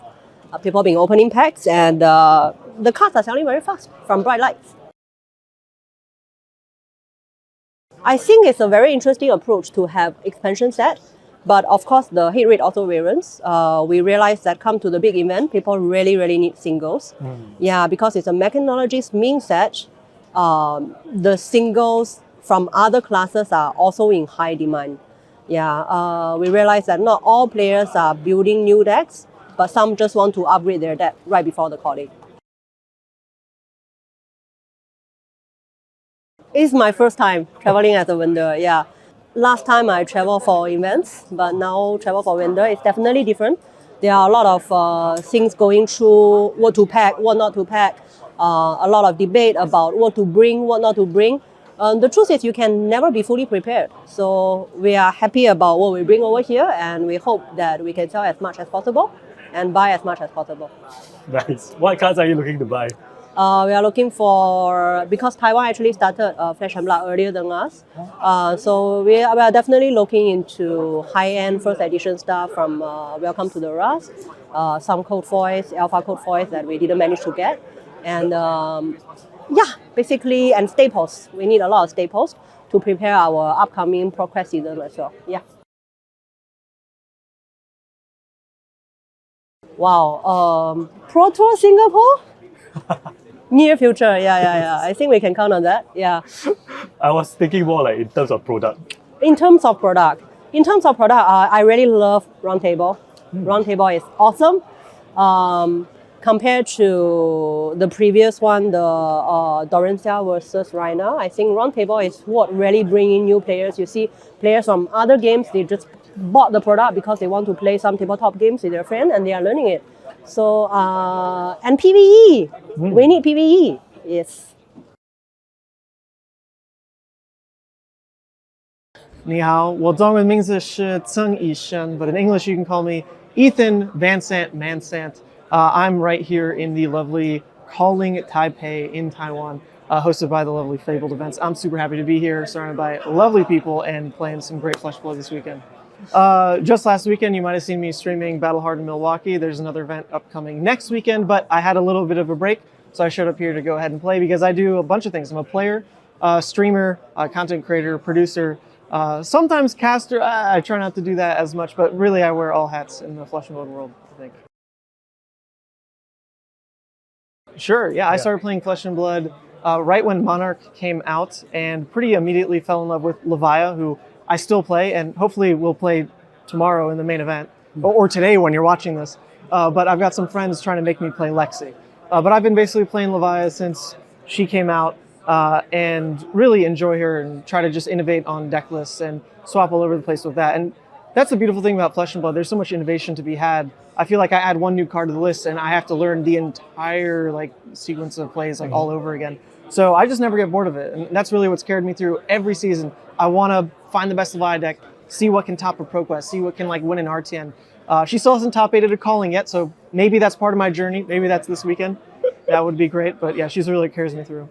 My biggest achievements in Flesh and Blood are nothing, on the ladder. I mean, I guess I have high limited ELO, but I haven't really won anything big, just some ProQuest and RTNs. But mainly what I think I bring to the Flesh and Blood world comes a lot from the production that I've been doing in the United States and even Canadian nationals as well. So all over North America, you can find me streaming events, and I really try to do my best for the community there. And I really love that part of what I do. All right, favorite memory of Flesh and Blood? Why not? We'll call it something recent. I didn't think I was coming to Calling Taipei, at all.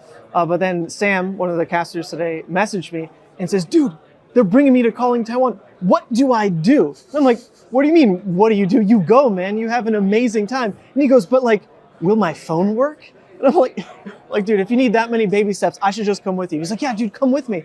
And so randomly, I just checked ticket prices and they were cheap enough that I could actually swing it. And like, holy crap, I'm here. So that's like a pretty incredible happenstance. I'm super thrilled.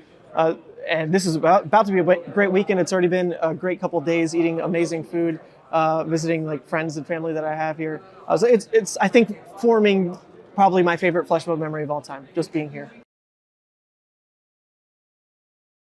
Traveling for Flesh and Blood is pretty much like part of the ethos of this game, right? Play the game, travel the world. And as soon as I heard that was kind of like the mentality that this game was pushing, I dedicated so much of my life to just trying to make it, seeing what friends could, come with me to an event so we could like split some costs on like, gas or, hotels, things like that, just so I could experience more of these events in person because they're incredible. You're just surrounded by so many like-minded people, so many friendly faces, and everyone just wants to hang out during the day, play games with you, and then hang out afterwards, get some great like Korean barbecue or whatever is like kind of the norm in the US. Here, it's all about the street food, all about going to a night market. And those just make the events so special. You're just hanging out with friends from like dawn till dusk, really. And you just make so many friends along the way as well. Even if you don't know that many people, you can show up. You can be playing a side event and just strike off a conversation and just meet amazing people one by one. And it's just so cool. Well, thank you all for watching the stream this weekend. Supporting coverage is one of the greatest things you can do for this game. You will see me streaming a couple events coming up pretty soon, probably next weekend. Not sure if that's announced. But yes, Mansant, you can find me on YouTube as well, Savage Feats for production. But thank you to everyone for watching. I'm Nick from Sydney, Australia. I'm the reigning Singapore calling champion. I'm last year's Australian national champion. I got top 4 at the 3v3 calling. I've top 32'd a few of the Pro Tours.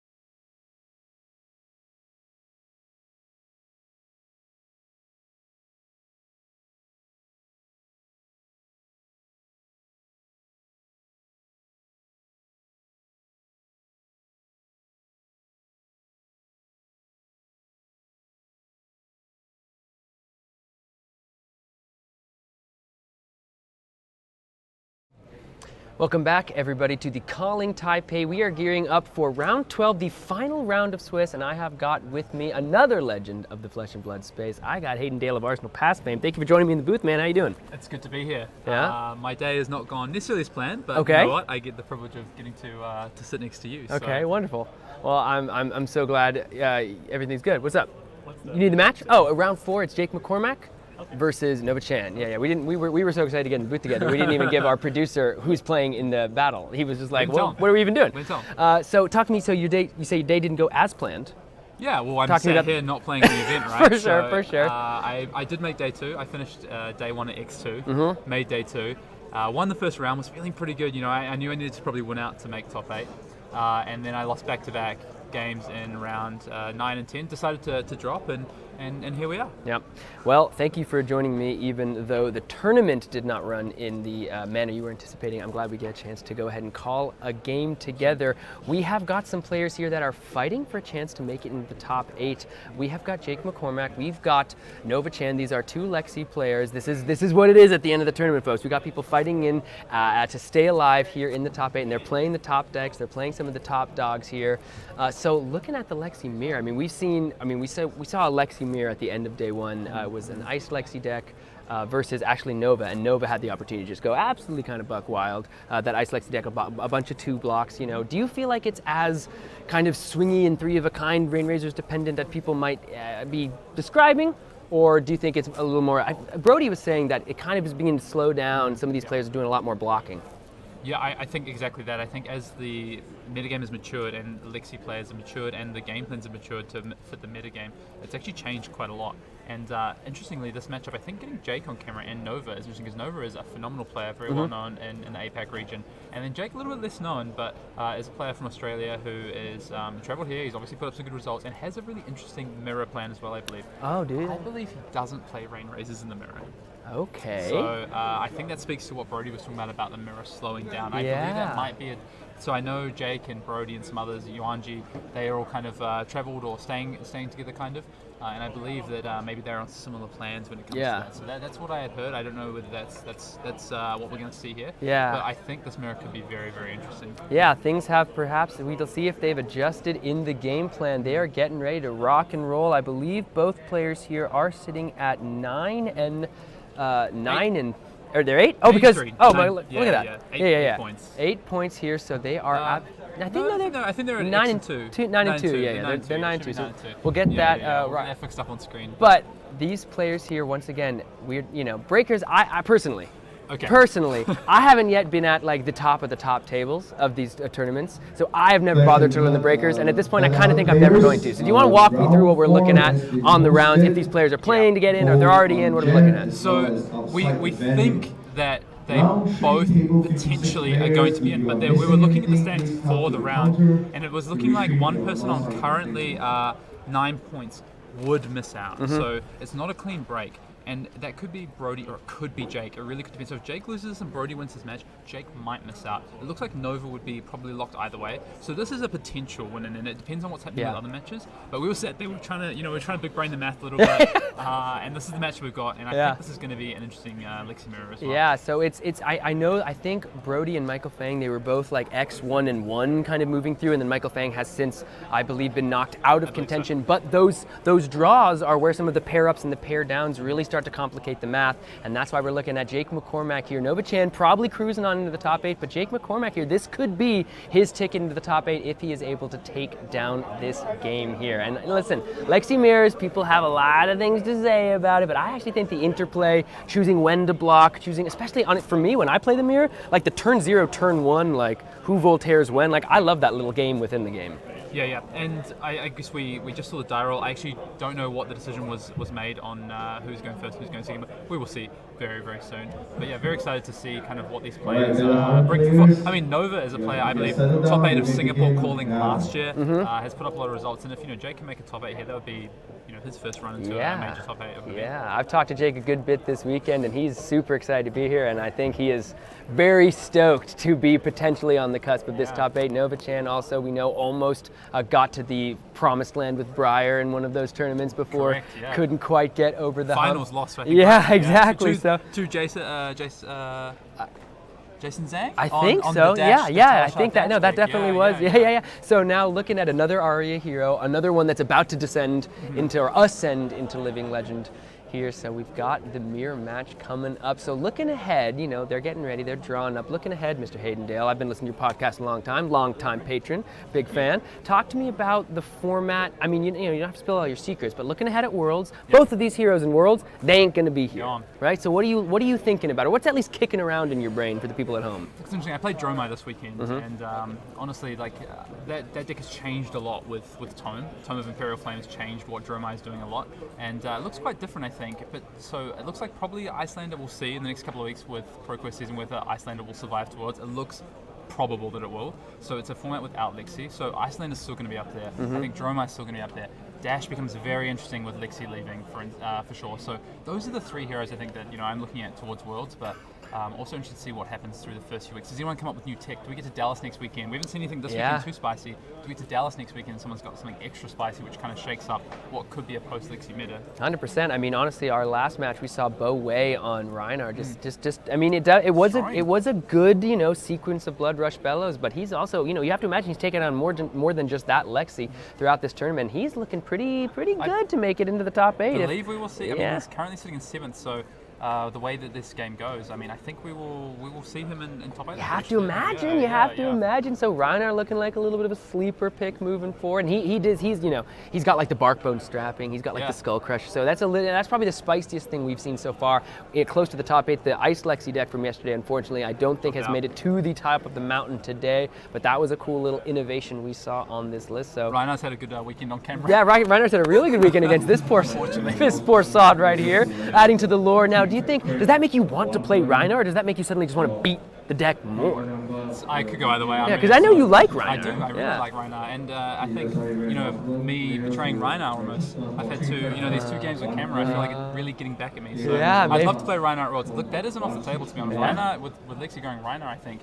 Gets only better, so right. Yeah. A little bit of item disruption. We've got a good amount of 3 blocks if you don't run the pulpings and the like. But it looks like players here, neither of them are playing Reinhardt. They're both playing the current top dog of the format, both on Lexi Live Wire. Let's see if there's any discrepancy in the equipment. The answer is yes. We see a Perch Grappler over there for Nova Chan, so valuing a little bit of that block. Snapdragon Scaler is going to be active for Jake McCormack. He is on the play. Tunic's at 1. This is round 12 of the Calling Taipei. I'm Sam O'Brien. I'm joined by Haydendale, and let's get into this final round of Swiss. We're going to pitch a Remorseless into the Voltaire. Get that ready for the second cycle. Let's go ahead, and we're just going to load twice. Looks like Nova's passing priority. Let's see if he's going to load at the end of Jake's turn. Jake was getting a little, happy on the trigger there, but we've got a couple, at least the one load. Now, this is what I was talking about. Here's the interplay. There's 2 cards left in hand for Nova. Do you want to do anything? And the answer is yes. We're going to throw out Lace with Frailty into the Endless Air here. So talk to me about this play. Yeah, interesting. Not a card I was expecting to see. Oh, and there's a Tarpet Trap, right? That is a Tarpet Trap. So the question is, did Jake announce go again, or did he announce +1, or is it just gonna be blocked out no matter what? I think it's a wash, right? Yeah. Well, look at that. That was almost, but because Jake was able to put the pressure on there, perhaps Nova was not able to do the double arsenal. A little bit of that kind of interplay, right? Once you see them do the load, you can move on it yourself.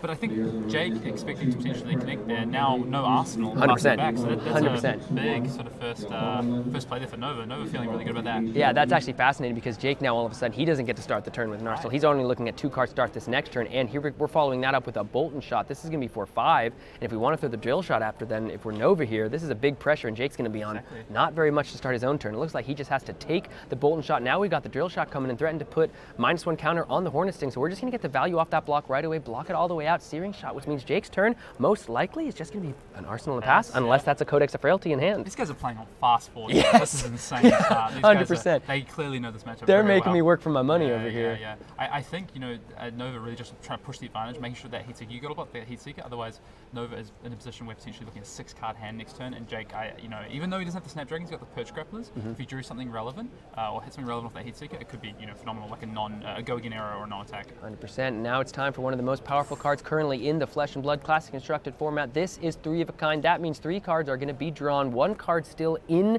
the arsenal there for Nova. Unfortunately, no way to get further pumps in unless, there's really no way to get a pump off on this Bolton shot. So that means we got to go ahead and give this Remorseless go again. It's coming in 4-5. So many cards in hand to work with. How does Jake want to go about blocking? Yeah, I think at some point Jake's got to probably find the right hand, the right 5-card hand to pivot on, find a weaker turn from Nova, a stronger hand for Jake, and then sort of pivot on that, block as little as possible, and then try and come back with some on-hits. Potentially, something we saw Tarpa trap before, that's a great way to potentially swing tempo. That's been a card people have really come back to, 100%. come back in vogue for this mirror match. Absolutely. I mean, look at the ripple effects from that very first turn of the game. Because Jake did send the arrow in, like you said, perhaps he's going to be priced into blocking for a fair amount of these first turns. The entire tempo of the game has been dictated by that literal turn zero play. We've seen, honestly, a lot of them today. The Tomel tie, we've seen Dominates. Turn zero has been much more impactful than some people normally give credit for. It's time for another drill shot. This one's going to have to go again. Yeah, and drill shot's an interesting one because, that effective threat of an equipment means a threat of an on-hit effect potentially later on. So now Jake's got to make a decision, is this one of the ones where I just got to kind of eat it and take the -1 counter? Looks like. Answer is yes. Yeah. That means a Bolton shot's coming on 4-4. No reload here because there's no further power. Also no go again. Dude, Jake's already sitting at 26. Yeah, 13 damage turn, still fairly good. 26 versus 38. Yeah. There's only so many times I talked about that pivot sort of turn before. Yeah. There's only so many turns Jake can kind of eat a little bit of damage, eat a little damage around the sides, and then eventually, if Nova's kept the rain razors in, this is kind of I think the traditional Lexi matchup playing out a little bit, which is really tempo based. I think we're seeing more of that in this current game. Yeah. And we don't get many of these high stakes, Lexi mirror matches for much longer, so enjoy them while they're here, folks. Lexi win-ins. We don't get it for much longer. Time to activate Lexi Live Wire. Bolton shot going to be revealed for Jake McCormack. He's taking a lot of damage to set this turn up. Let's see how powerful it is in his own right. Going to go ahead and activate Full Tear. Let's see what the load is. It's going to be a drill shot of his own. So if there's no rain razors here, we're going to see, this is looking like potentially 3-arrow, 4-power turn, and you've already taken the 13, like you said. I think this might be an intermediary turn for Jake. I don't think that Bolton shot is the kind of card he wants in Arsenal if he's trying to set up a big pivot. So I think he wants to clear that, wants to set up another potential card for Arsenal where he can set up a bigger turn, whether it's something like a Codex, an ice card potentially. I haven't seen his list, so I'm not 100% sure. But that's the kind of turns that you're looking for here. I also do want to point out, we talk about not being able to see Jake's list, also wanting to see some spice. Laced with Frailty, a card that we have not seen, at least on coverage at all so far in the tournament. That's an interesting pick for Jake. Only blocks 2, but the Frailty is so powerful in the mirror. What do you think about that? So I think the thought behind that card, right, is a card like Rain Razors, right? Often in the mirror it's going to only be worth 4, because 2 arrows probably. But in this matchup, you can make that less Frailty with 5, maybe even 6 if your opponent's trying to pivot on a big turn, 3 from the damage plus the multiple hits from the Frailty. And I think that's why this is it, right? Yeah. This is what we said Nova wants to do, is just keep that tempo going. And how better to keep tempo than spin the roulette wheel and hit the 3 of a kind and the Rain Razors. Codex on the back end as well. Now Jake did get his Searing Shot to connect, so 5 damage did go ahead and come across and set that Bolt Shot up, perhaps with the pump, can have a 6-card hand of his own, but now Rain Razors on a Rain, or Endless Arrow on a Rain Razors 3-oak turn. This is now going to be a Falcon Wing coming in 4-6 with the plus power. We got the Codex of Frailty on the back end. That's going to be a Frailty token for Jake, a Ponder token for Nova. We've seen 2 3-of-a-kinds played by Nova. We've seen 0 played by Jake, and we're going to have to wait and see if that is the story of the game. All right. So there's a card in Nova's hand that he's going to end up discarding to this. So I think that's why Jake just elected to block that Endless Arrow, otherwise would also have the Endless Arrow. I believe that's also an Endless Arrow in Jake's arsenal, actually. I think looking to, we're talking about that, he's trying to set up, but Jake's got to survive this turn before he can even set up that pivot. Yeah, I mean, gosh, look at this. You're 7 damage on an threatening 9 effectively, right? And with the Frailty token as well, and the Ponder, we're going to take 4, which is basically 6 here with the Blood Rot Pogs. There's a Frailty, there's a Ponder. I mean, man, I will say, Nova, both games on stream, has just enjoyed some beautiful cards off the top of that deck. How confident is Nova as well? The play and just so forceful, so quick, so decisive. Yeah, Nova is a very good player. There are certain players I noticed that just have they'll play and then they'll be like, it's the swagger. Sam Sutherland does this. He really he does. Throws it down. We got this is just going to be an Endless Arrow though, 4-3. I don't know how confidently you throw this one down. The Frailty attached to it makes it an easy 1-card block for Nova. Gonna go ahead and have to commit the Snapdragons because we did set up the 2-card arsenal here. Nova's at 32, Jake's at 8. This is not what he wanted to see on this win-and-in potential scenario. Codex of his own. Yep. Yep. Has the tunic up, so now sometimes... So this Frailty is going to be relevant, right? This is kind of what you need, and that's what I was talking about, trying to set up that turn. I think that's what Jake was trying to angle towards. It just, it obviously... Rain Razors 3 of a kind is a hard way to fight that. Yeah, 100%. I mean, again, this Frailty... really impacting Jake's turn of his own, but what I was about to mention, the Codex of Frailty, yes, it gets you, your turn progresses, you get the Ponder token, you're going to get to set up, it looks like perhaps a 6-card hand of his own for his next turn, but just giving your opponent the Frailty can be very powerful. Sometimes you're just worth playing that card, even if it's just giving me the Frailty token on something like a turn 0 in this matchup. The Blood Rot going to take Jake McCormack all the way down to 7 here. Nova's already sitting at that clean 32. Jake decides to ask on that card, so he's now priced into finding a pump off the top, because otherwise no Snapdragons, no way to play those into go again effectively. Yeah. He needs to pump that Bolton shot next turn. Now let's look at this though. You talk about finding the turn 2 pivot. Nova just sent that single arrow for 3. Jake was able to give a single 3 block from hand. So what was he able to find off the top of the deck? What is that card arsenaled off the Ponder? This is his turn to pivot. It looks like a couple reds into C and C, and it's a powerful threatening pressure effect. Only by you're going to buy the couple cards, but is that what you want to see when you try to go for the pivot?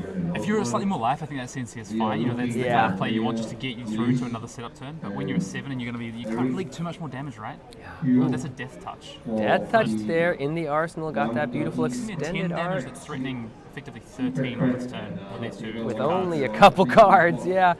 Pitching into the Searing Shot, have the -1 counter on the Tunic, can't block with it even if we want to. Got to give 2 cards. Death Touch of his own, 2/2 blocks. Just got to block out. And now let's see, you still got those 2 cards. Now, Nova-chan sitting on no arsenal. Tunic's going to go to 3. What is he able to string together here? Going to go ahead and most likely load up with Voltaire. Going to be a Searing Shot. This is going to be, if that is the red, 4, threatening 5, and Jake's already down to 7 here. Looking at Jake's position, is it just wait for a clunker? Is it block out and wait for a clunker? I mean, I think so at this point, yeah. And it's an Ice Card, Winter Spite, and an Arrow blocked. Endless Arrow. The Codex as well, and look at that. We've got the 1 floating. We can send the Death Touch here. I mean, this might just... This is an Endless Arrow go again. Yeah, so we've already loaded that in. We have the Death Touch afterwards. We've already committed 2 cards to the block. The Frailty exists. The Ponder is back. Nova-chan just absolutely... It's 12 damage. Just stringing together massive turns.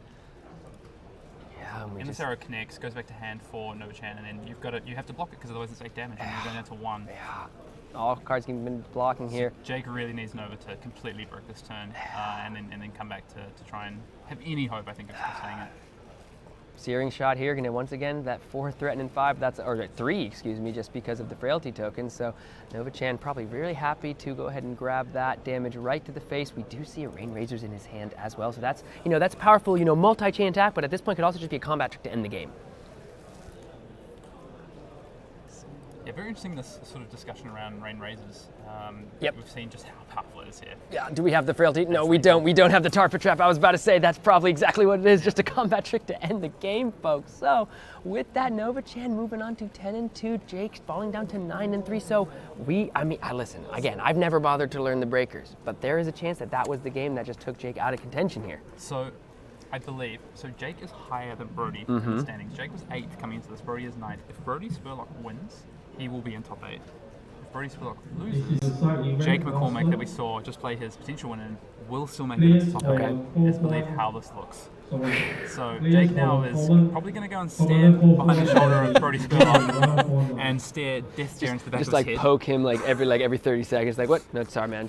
Don't worry about it. No, don't worry about it. Judge? Yeah, exactly. I mean, it's hard to count out Brody Spurlock if you've ever seen someone just dominate consistently in Flesh and Blood. But hey, listen. Again, I don't really know. Maybe Jake will still get in either way. There are some pair ups and pair downs going on in the standings, but that is going to do it for this match. That's for sure. Yeah, and I was just going to add one thing from Nova. You can see Nova is a player of culture with some white borders and some black borders in there. Thank you. Yes, absolutely. And Brody Spurlock did win. That looks like the result is already in. Looks Oh like we my have that result. goodness. Looks like he was playing against at Bravo. I didn't catch the player's name, and it looks like that result is already in, and Brody won. So that should lock top 8 up for Brody, because he will go to 10 wins, which is locked for top 8. But I want to see who he's playing to see what that means for Jake, potentially. Yeah, so we're going to go ahead and look here on some of these ongoing matches. So he was playing against Chia. Yeah, Young Tech. So it looks like that was, we saw Young Tech earlier in the day, and Young Tech was definitely a player that was keen to take some blows and send some blows back. I believe. And they are locked. That Young Tech was already locked for top 8. I believe. Yeah, because he was up at 3rd place so far, right? So I believe if I have the breakers correct, which you don't know me that well, Sam, but I could very well have this wrong. Okay. But what I understand is that would mean that Brody effectively will go to 10 points to lock it out, and I believe that means that Jake will fall out of top 8 unless there's some other breakers in the current 9 pointers that change around, and we see someone like Huang Bo-wei or Justin Hsu miss out. But I believe that would unfortunately for Jake he would end up in well, if we can look at the top of these ongoing matches, I want to see the top tables here. Set scene for the top 8. Yeah, I want to see exactly what we're going to be looking ahead and at the top 8. So we're going to get those pulled up here in just a moment. We're looking at the standings here. We can at least look at this little piece of paper. So we know Alan. He's going to finish in first place no matter what. Alan Lau, an absolute juggernaut. So happy for Alan because he finished 7-0 on day 1 of Singapore this year and missed top 8. And he is a phenomenal player. Alan Lau. And similarly was very close in Baltimore as well, right? Like all of the top tables that whole event. Yep. On Lexi. The Hong Kong Lexi, they are some of the best Lexi players in the world, I think. And then we have Yong Zhao, and he's on Zuri. Yes. He was the Zuri running the table. He has been just taking people apart all tournament long. And then we have a Bravo with Yong Tek. Nova, as we just saw, playing Lexi. Nick Butcher, shout out to my man Nick. We played the same 80. He did a lot better than I did. Yeah, there we go. Got it up on the screen now. We can see in there, your middle left, and it's gone. And at the end of the day, it's gone. But let's keep rocking through it. Yeah. We're not. Our eyes aren't adjusting. And then I don't know what Justin or Justin is Azalea. We've seen Justin twice on stream. He's on Azalea. And then Hong Bo-wei is the Reiner, I believe. And so that's a very diverse top 8. Yeah, it actually is. That's 2 Lexis minimum. Potentially, it looks like 3 because Jake or Brody Brody's going to be in there, huh? Oh my. We've got Azuri, we've got Reiner, we've got Bravo. No Icelander. I thought we might see an Icelander miss out, but it looks like some of the Icelanders that are floating around at the end there. Yeah, I know. Unfortunately, my man Newson Zhang gave me the guarantee that Icelander was going to take the whole tournament down. Really? We actually somehow managed to avoid Icelander on stream all weekend, and I don't know why. I was trying to get you guys spot on. I really like Icelander, but it just never actually worked out. But I mean, I guess we didn't feature one of the decks that's going to make it in the top 8. We've got to look closely. Yeah, it's about to pop back. It's about to pop back. There we go. So you can see Alan Lau at the top left of your screen. He was facing off against Justin. Both those players most likely locked for top 8. But yeah, you can see there's a Bravo up there. There's the Reiner, and then we saw that mirror match, Nick Butcher. So Kaiser is the top of the Icelanders, but Kaiser lost the last round to knock himself out. I was really hoping Kaiser would get in there. Kaiser also a very good player, part of that team Blue Pitch, which is Alan Lau, Kaiser Wong. So there's a couple of teams in Hong Kong. Hong Kong is absolute juggernaut of Flesh and Blood, and not to be underestimated. So that Blue Pitch team is putting Tams in there as well. There's a couple of other players putting up some absolute sort of killer results. My goodness. Okay, so looking ahead at the top 8, this is exactly the now we don't know we don't know the who's pairing to who, right? So anything can happen, but it looks like there's only going to be that one lone Dromai, your good friend and I don't know if technical teammate, but you guys were basically doing the whole deck together from what I understand. But looking ahead at that, this feels like the kind of top 8 that anybody could snag, right? Depends on the matchups, depends on who gets paired into whom. There's an Azuri there that's been basically playing Rangers, for Yong Zhao's whole weekend. And if Azuri is able to get a favorable matchup spread, like I guess to avoid your friend Nick, I mean that looks pretty good for the Azuri. Looking ahead at the matchups, how with the pros perspective, what do you think looking ahead? Well, I think I'm looking to Alan Lau because he's going to finish top of Swiss here, and he's been on a tear this weekend, and I think he's got the best deck in Lexi in his hands, and is one of the best players in the room on a good run. So I think Alan, you've got to give him the kind of the advantage almost. For sure. But I think it will come down to some of how these pairings go. For instance, if the Reiner can dodge the Lexis, and maybe the Dromai and the Azuri take out the Lexi, for instance, that's very good for Reiner. So it's really going to be interesting once we see this top 8 bracket and how it splits down. You guys are going to have a tough time picking which match to I know. We're just going to be just based on the matches. It'll definitely not be if there's a Lexi mirror, because actually we can talk about a probable Lexi mirror, right? Because if Alan Lau's top seed, and either Brody or Jake, and maybe it's looking like Brody is also on Lexi, all of a sudden, yes, your top seed facing up against the 8th seed, but as we've seen in time and time again since this hero came out, Lexi mirrors are fickle little beasts, are they not?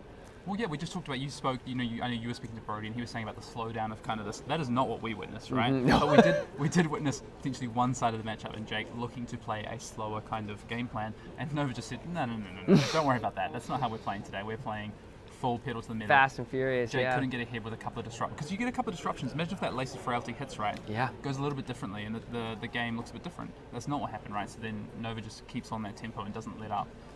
So I can see it both ways. I'm not a Lexi main myself, I haven't played as much Lexi as these players, but that's been my interpretation of the mirror. So, but what Alan Lau could end up playing actually is, depending on if Huang Bo-wei wins. Oh, sure, that could go down. See a Reiner Lexi. Interesting. Yeah, I wonder if that Reiner deck, didn't get the chance to speak to Bo-wei, but I wonder if the Reiner deck is hoping to play into Lexi's, feels good into the Lexi's, or is there just trying to kind of make his way through the tournament facing, like He'd you rather said? play Dromais, I think. Yeah, absolutely. Well, I wonder why. And Justin Q on the Azalea deck, if he gets in there as well, Azalea, very powerful disruptive deck, has been on an absolute tear through the tournament. Was seeing, I don't think went down past table 4 for like once he got up there throughout the run. So again, it really feels like it's going to be kind of pretty dependent on how these breakers break down, right? Which matchup gets paired and who? Does the Azuri manage to avoid the Dromai in round 1? Do they, you just kind of have to wait and see. Do you want to call your shot? Who do you think is gonna be standing with that trophy after 3 rounds time? No. I'll put him on the spot. Yeah, put me on the spot. Here's the thing. I know these players now, like, I've been talking to everybody, and it's so interesting because so much of these tournaments, as I'm learning, really comes down to the difference in information gained once the tournament has progressed into day 2. Once people have been playing their game and checking out what this game is going on over here and checking out how this game is going over here, Talking to teammates, friends. seeing some strategies, understanding different game plans. I know when Alan Lau played into Yang Zhao, he said, listen, my game plan was a little different. I was sitting next to Yang Zhao. I saw a little bit of how Yang Zhao wanted to play the matchup. So I think of these heroes, the hero that I'm the most excited by is just Azuri. I just like Azuri. I'm like, that's the hero that I like to play. I like the game plan, and I think, if there's 3 Rangers in there, I think you have, a pretty good shot. Again, the question is now if the people know kind of what Yang Zhao is doing on Azuri, does that change the matchup for them? But then now, if Yang Zhao knows that they know what he's doing, we've got to calm down. No. So I'm gonna just put my money on Azuri Yang Zhao because honestly, he's just playing like a champ, and I like that hero. But what about you? Well, if it's not, and also Alan has already beat Yang Zhao last round. That's what I'm saying. Alan That did just it. happened. Yeah. So I think Alan's got to be the favorite, but I'm pulling for my boy. How could you know? Butcher, of course. Yeah. Boring answer. Boring answer. I know, but I've got to make sure my loyalty stays true. Yeah, he came in here at the end of the day yesterday and absolutely came for my life. Sat down. He was just like, I'm gonna show the world exactly who I am. No, he likes to have a lot of fun, and I think he really, from what I understand, he really enjoys the kind of like heel character. He seems to really enjoy being like, I'm gonna, But what he doesn't want the world to know is that he's the sweetest little bear. He's a very nice guy. He's the sweetest little bear. He's gonna kill me. So that is probably gonna do it here for us at the end of round 12. We've got top 8 coming up. There's gonna be a fair amount of time. We'll see if we can get some players in the top 8 if they want to come and hang out with us. I can't guarantee when and how that will happen, so you might just have to be like, hang out with the stream open and maybe it'll pop up and you'll see us hanging out with some other incredible players. But we've got top 8 coming up. Anything else you're looking forward to, either ahead in future events, head in top 8. We'll see if we can get you back in the booth for something in top 8. But how you feeling looking forward? Yeah, feeling good. I'm looking forward to seeing a very diverse top 8, and I think I'm interested as well to see what the contrast looks like in Dallas next weekend as well, and what players learn from this and take away to Dallas. You're not going to see a lot of the same players here as in Dallas. It's just the way that the local calling scene works right now. It's a very vast trip. We're probably going to see maybe 6, 7, 8 the same players this event as Dallas. And there are a lot of the Americans that are just absolute maniacs that go to everything. The road runners, as I call them. Yeah. So that's going to be interesting to see what people take away from the stream right here, as well as Decklist. Could we see someone take and evolve a Rhino and make a run in Dallas? That's what I'm most looking forward to, because that means Melbourne is then 2 weeks after that, which I will be at myself. Sure. And so we're going to have 3 callings in really quick succession. Plus we've got some Battle Hardens. There's a Battle Harden happening in Rio de Janeiro this weekend as well. Which is super phenomenal. excited for that community. They're like some of the most passionate on the internet, and just so happy for them that they get that great event. Yeah. So that's what I'll be looking at. But other than that, just looking forward to this top 8. And I'm going to try and get a draft in of Bright Lights here with some of the locals. That's a good plan. That's a good plan. Maybe when this is all said and done, I'll try to jump in for a game or two. But yeah, we should. Come on. But for us folks, we're gonna so we got a fair amount of time left on the round timer, because that was, as they say, lickety split. But we will be back as we can with other people from the event, either people in top 8, and then we're gonna be looking ahead to the actual top 8 of the tournament. So for Hayden Dale, I'm Sam O'Byrne. Thank you for hanging out. We got top 8 coming up soon, folks. Don't go anywhere, and we will see you soon.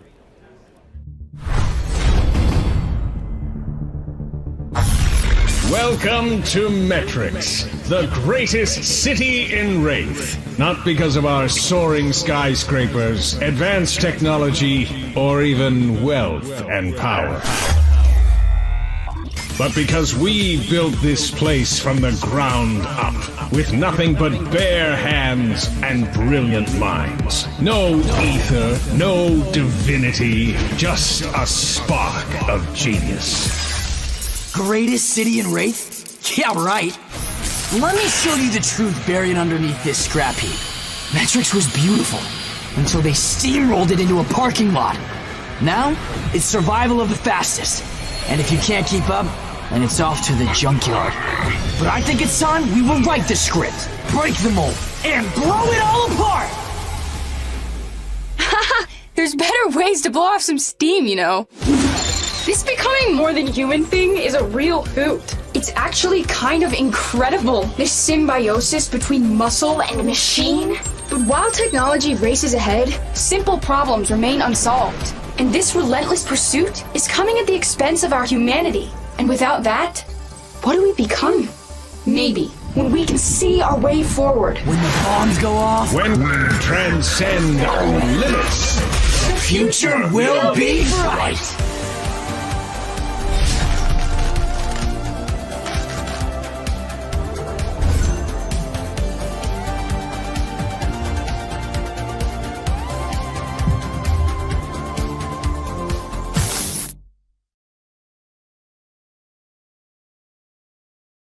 Hi, I'm Jayam Ballesta, and this is just my second time cosplaying. The first time was in Singapore, where I cosplayed Redback Shroud, and for this event, do you remember me now? I remember you. And then for this event, I went to Livaya because I find it so intricate. As you can see, it's very difficult to make, so I had to prepare it before you guys announced that we are having cosplay here, so it's like more than 3 months. Livaya is not really that common because she's a villain, but I think she just became a villain because of her past. Yeah, so I think everyone can actually relate to Livaya nowadays because some people are still, depending on their past. And I think maybe in the future, she will good. She will be good again, but not sure. I like her. Yeah, like you said, it took me like more than 3 months to work on this costume. First of all, the biggest struggle is for me to bring it here in Taipei because I'm actually from the Philippines. I'm a Filipino, so I had to carry it as a check-in baggage. So I have to cut this one in half, but for this one I just wrap it in lots of bubble wrap. And for the suit, yeah, I have to glue it every single row. And yeah, I have to mix a lot of acrylic paints just to get this kind of color because it's really hard to find a paint that is actually like a bone. And the headdress, it's actually hot. Yeah, because it's all Eva foam, but yeah, I still love it and I'm gonna do it again. Yeah, I do love Flesh and Blood because it gives all the players the happiness that the card bring. And what I love about this is the art. Yeah, I'm actually going for like an angel for this one, but then Steve Argyle, Livaya, and I think they're gonna go with angel, so I just had to do the villain.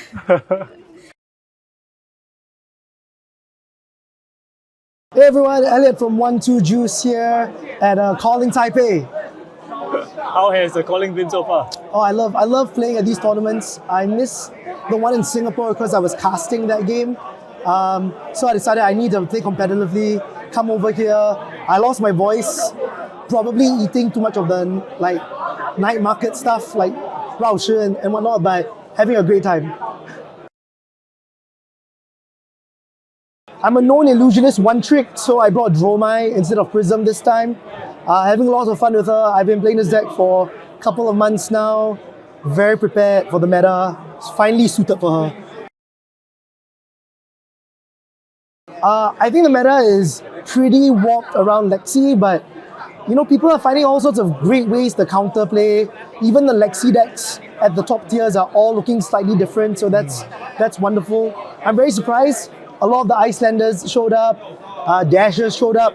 I even saw a Riptide on my X1 table just now, so that was absolutely crazy. I'm super hyped to see what happens after this, but so far, everything you know and love, but better and more fine-tuned. I'm very excited. I think the 3 new heroes from Bright Lights bring a lot to the table. I don't think they're going to be great in this current meta, but you know, once Lexi leaves the format, I expect to see some Dash IOs come into play. I for one, am going to be one of those idiots going to be experimenting, trying to sneak in a Max Velo Boom Grenade or something. It's going to be a fun limited set as well. I'm fourth, at this point of recording, I'm fourth in ELO in Singapore for limited. That's not a lot, but hey, so I'm actually very excited about that. Content is great and stuff. I come from a bit of a YouTube background myself, but I love playing this game. Out of all the TCGs I've ever played, this one has the most dynamic games. Everyone in the community is super friendly, and I'm surrounded by a team of very driven people who want to excel at it. So I think I found myself a home where it's great for me as a collector, as a player, and because the lore is so rich, I get to make content all the time. Flesh and Blood's a great game. I hope to see it thrive in the next 3 to 5 years. But my number one wish for this is actually make Prism better. James, I'm pleading on behalf of everyone on the Pheno Black, myself, even Singapore's top player, Eng Chu Heng. We all are hoping that you make Prism great again. So I ended my day 5-1-1 here at Calling Taipei. I'm really hoping to make it top 8, and I wouldn't be a competitive player if I didn't say I want to take it all down. So really hoping for day 2. Got a lot of great players out here, so it's going to be a fun but tough fight. All right, thanks everyone for being here. Elliot signing out. Enjoy the stream! Hello, Taiwan. My name is Wisnutan, and I'm an illustrator. So I'm responsible for designing both Rainer and Levia. This is my first time to go in Taiwan, and I'm really excited to go another country where I've never visit, like in Taiwan. And I think this is a very exciting experience. The best part is meeting with a lot of fans, FIB fans, and yeah, chat, do a small chat and do a commissions like sketching and do a signing. Favorite hero? Rainer. Okay. Thank you for supporting me. Keep playing Flesh and Blood, and see you next time. Hey everyone, Brody Spurlock here. I'm a Flesh and Blood player from the United States here in Taiwan for the Calling. Just finished day 1. I went 5-1-1 today, playing Lexi. I played Azalea last week, back to Lexi this time, just flip-flopping between Rangers. So just saying hi to everyone on the stream. Hope everyone at home is enjoying the coverage. And also shout out to MinMax Games for sponsoring me and helping me make my way all the way here to Taiwan. I think obviously Lexi's been really good for a long time, so it's like a little bit stale in that sense. Lexi's still on top, but it's still interesting. Bright Lights and the round the table release have shaken up a couple things, given a couple heroes new tools to work with. So I do think like things are a little different than they were before. And even though a lot of it is the same, I still think there's more like deck building exploration to be done. And like even when the top decks and the card pools are mostly the same, there's kind of this like ever-changing meta just based on what was good last week. So I still think there's a lot to figure out. I have like things still left on my to-test list that just like ideas that I've never gotten to with Lexi. So honestly, I'm kind of glad there are a couple more weeks with her still around, just because there are so many cards you can play in that hero, and I feel like I've never figured out the best 80, so I'm hoping to get close to it before she LLs. I think the first thing I want to say is that I'm very, very excited about this set for draft. Oh. Thank you. Okay. I'm so excited about this set for draft. I have played a couple drafts now, obviously some sealed for pre-releases, and it is shaping up to be potentially, I think, my favorite draft set ever. And then for CC, I haven't done a ton of testing with the new heroes. I've played against some people who are trying them, and I'm curious to see how they continue to develop. I do think Original Dash has gotten a few cards that make her stronger from this set, and I really don't know where the new 3 are going to end up falling, but I will say I think they are very fun to play. I haven't really experimented with Max much, but just mostly from watching other people play or playing against Teklevasen and New Dash, they seem incredibly fun to pilot to me. So yeah, I really don't know where the new 3 heroes are going to fall in CC, but they're very cool. And for me, draft is definitely the thing I'm most excited about. I cannot wait to get more draft practice. It's really fun, especially traveling to other countries like this. And part of it is like the game itself, like there are different local metas, seeing like not only what heroes people play, but like how deck building and strategy has been kind of like warped locally because of like certain ideals and principles that like become widespread in like just like one local area, and then everybody like changes and adapts based on that. And besides the Flesh and Blood itself, it's really cool just to get to meet so many people from different countries. And like every time I go to an event like this, I try to like play at least 1 or 2 armories locally and just like see the local scene outside of the big tournament. It's a really fun time. Playing Flesh and Blood has allowed me to given me a good reason to go to so many different places and like see the world. Play the game, see the world really is like just such a cool experience. My favorite hero is Viserai. He is the one that, at this point, I probably have not played the most, but just back when Bloodsheath Skeleton was legal, I really loved the like modular, like transformative game plans with that deck. Going between like really strong aggro deck to full OTK setup. He was a really cool sequencing deck. I felt like no matter how much I played him, I still ran into situations where I just like had no clue what to do, especially with Become the Arc Knight. I think that's my favorite Fab card just because it always makes me like think for a long time. So yeah, Viserai is just, I've played so many heroes at this point and I like a lot of them, but nothing has been quite as fun as him. I'm Federico Musetti, I'm an illustrator, and I've drawn so many cards for Flesh and Blood, such as the Librarian, the Library of Solana, Tomeltai, as well as Chain, Lexi, and many other cards for Flesh and Blood. Your turn. Hi, my name is Liz Lasaido. I'm also an illustrator from Indonesia. I'm working for Dorinthea.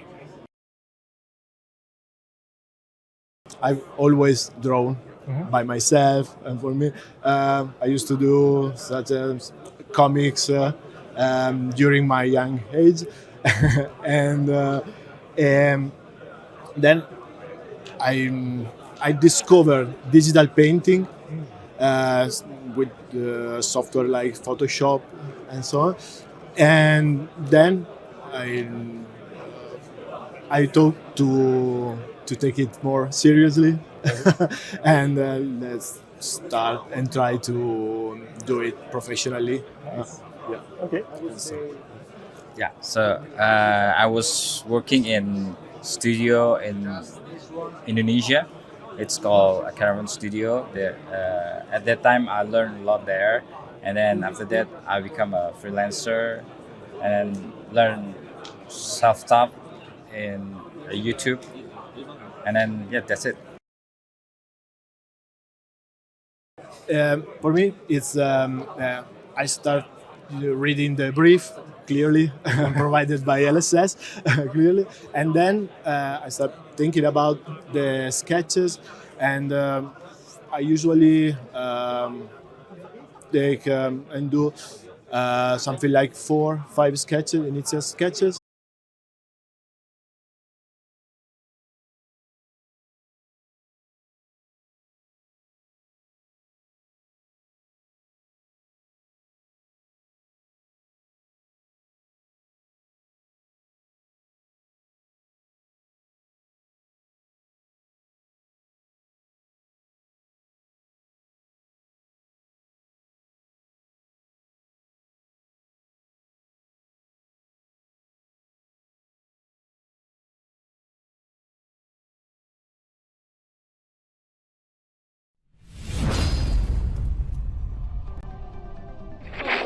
Welcome, everyone. I'm joined by my friend, Mr. James White. We're here to talk to you today about a very, very exciting product that we have coming out so soon. It is, of course, Bright Lights. And James, tell the people exactly why we're so hyped for this, our 11th booster set now, to go ahead and hit the shelves very, very soon. Thank you, Brian. We're heading to the bright lights of the big city, where ambition meets innovation, where wannabe heroes from all across Wraith flock to the neon signs, advertising dreams, where you, yes you, can become more than human. It's true. I've seen the set. It is exciting.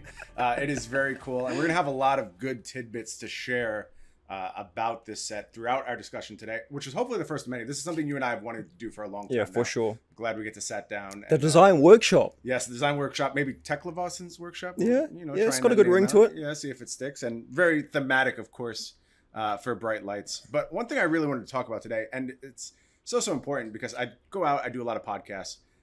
The question I get more than any other, well, besides how did you do this? And I don't have the answer to that one. I don't know how I worked my way into this amazing role with LSS. But the question I get more than that, or is close second place to that, is what exactly does design do, and how does it differentiate, from the playtesting process, the development process, which is a little bit easier to wrap your head around. And we really want to delve into that today and talk a little bit about our two-pronged approach to design. And James, if you want to just tell the people a little bit about what it is we do as designers and exactly what we're trying to accomplish every time we set out with a new product. Yeah, sure. Look, it's a great question.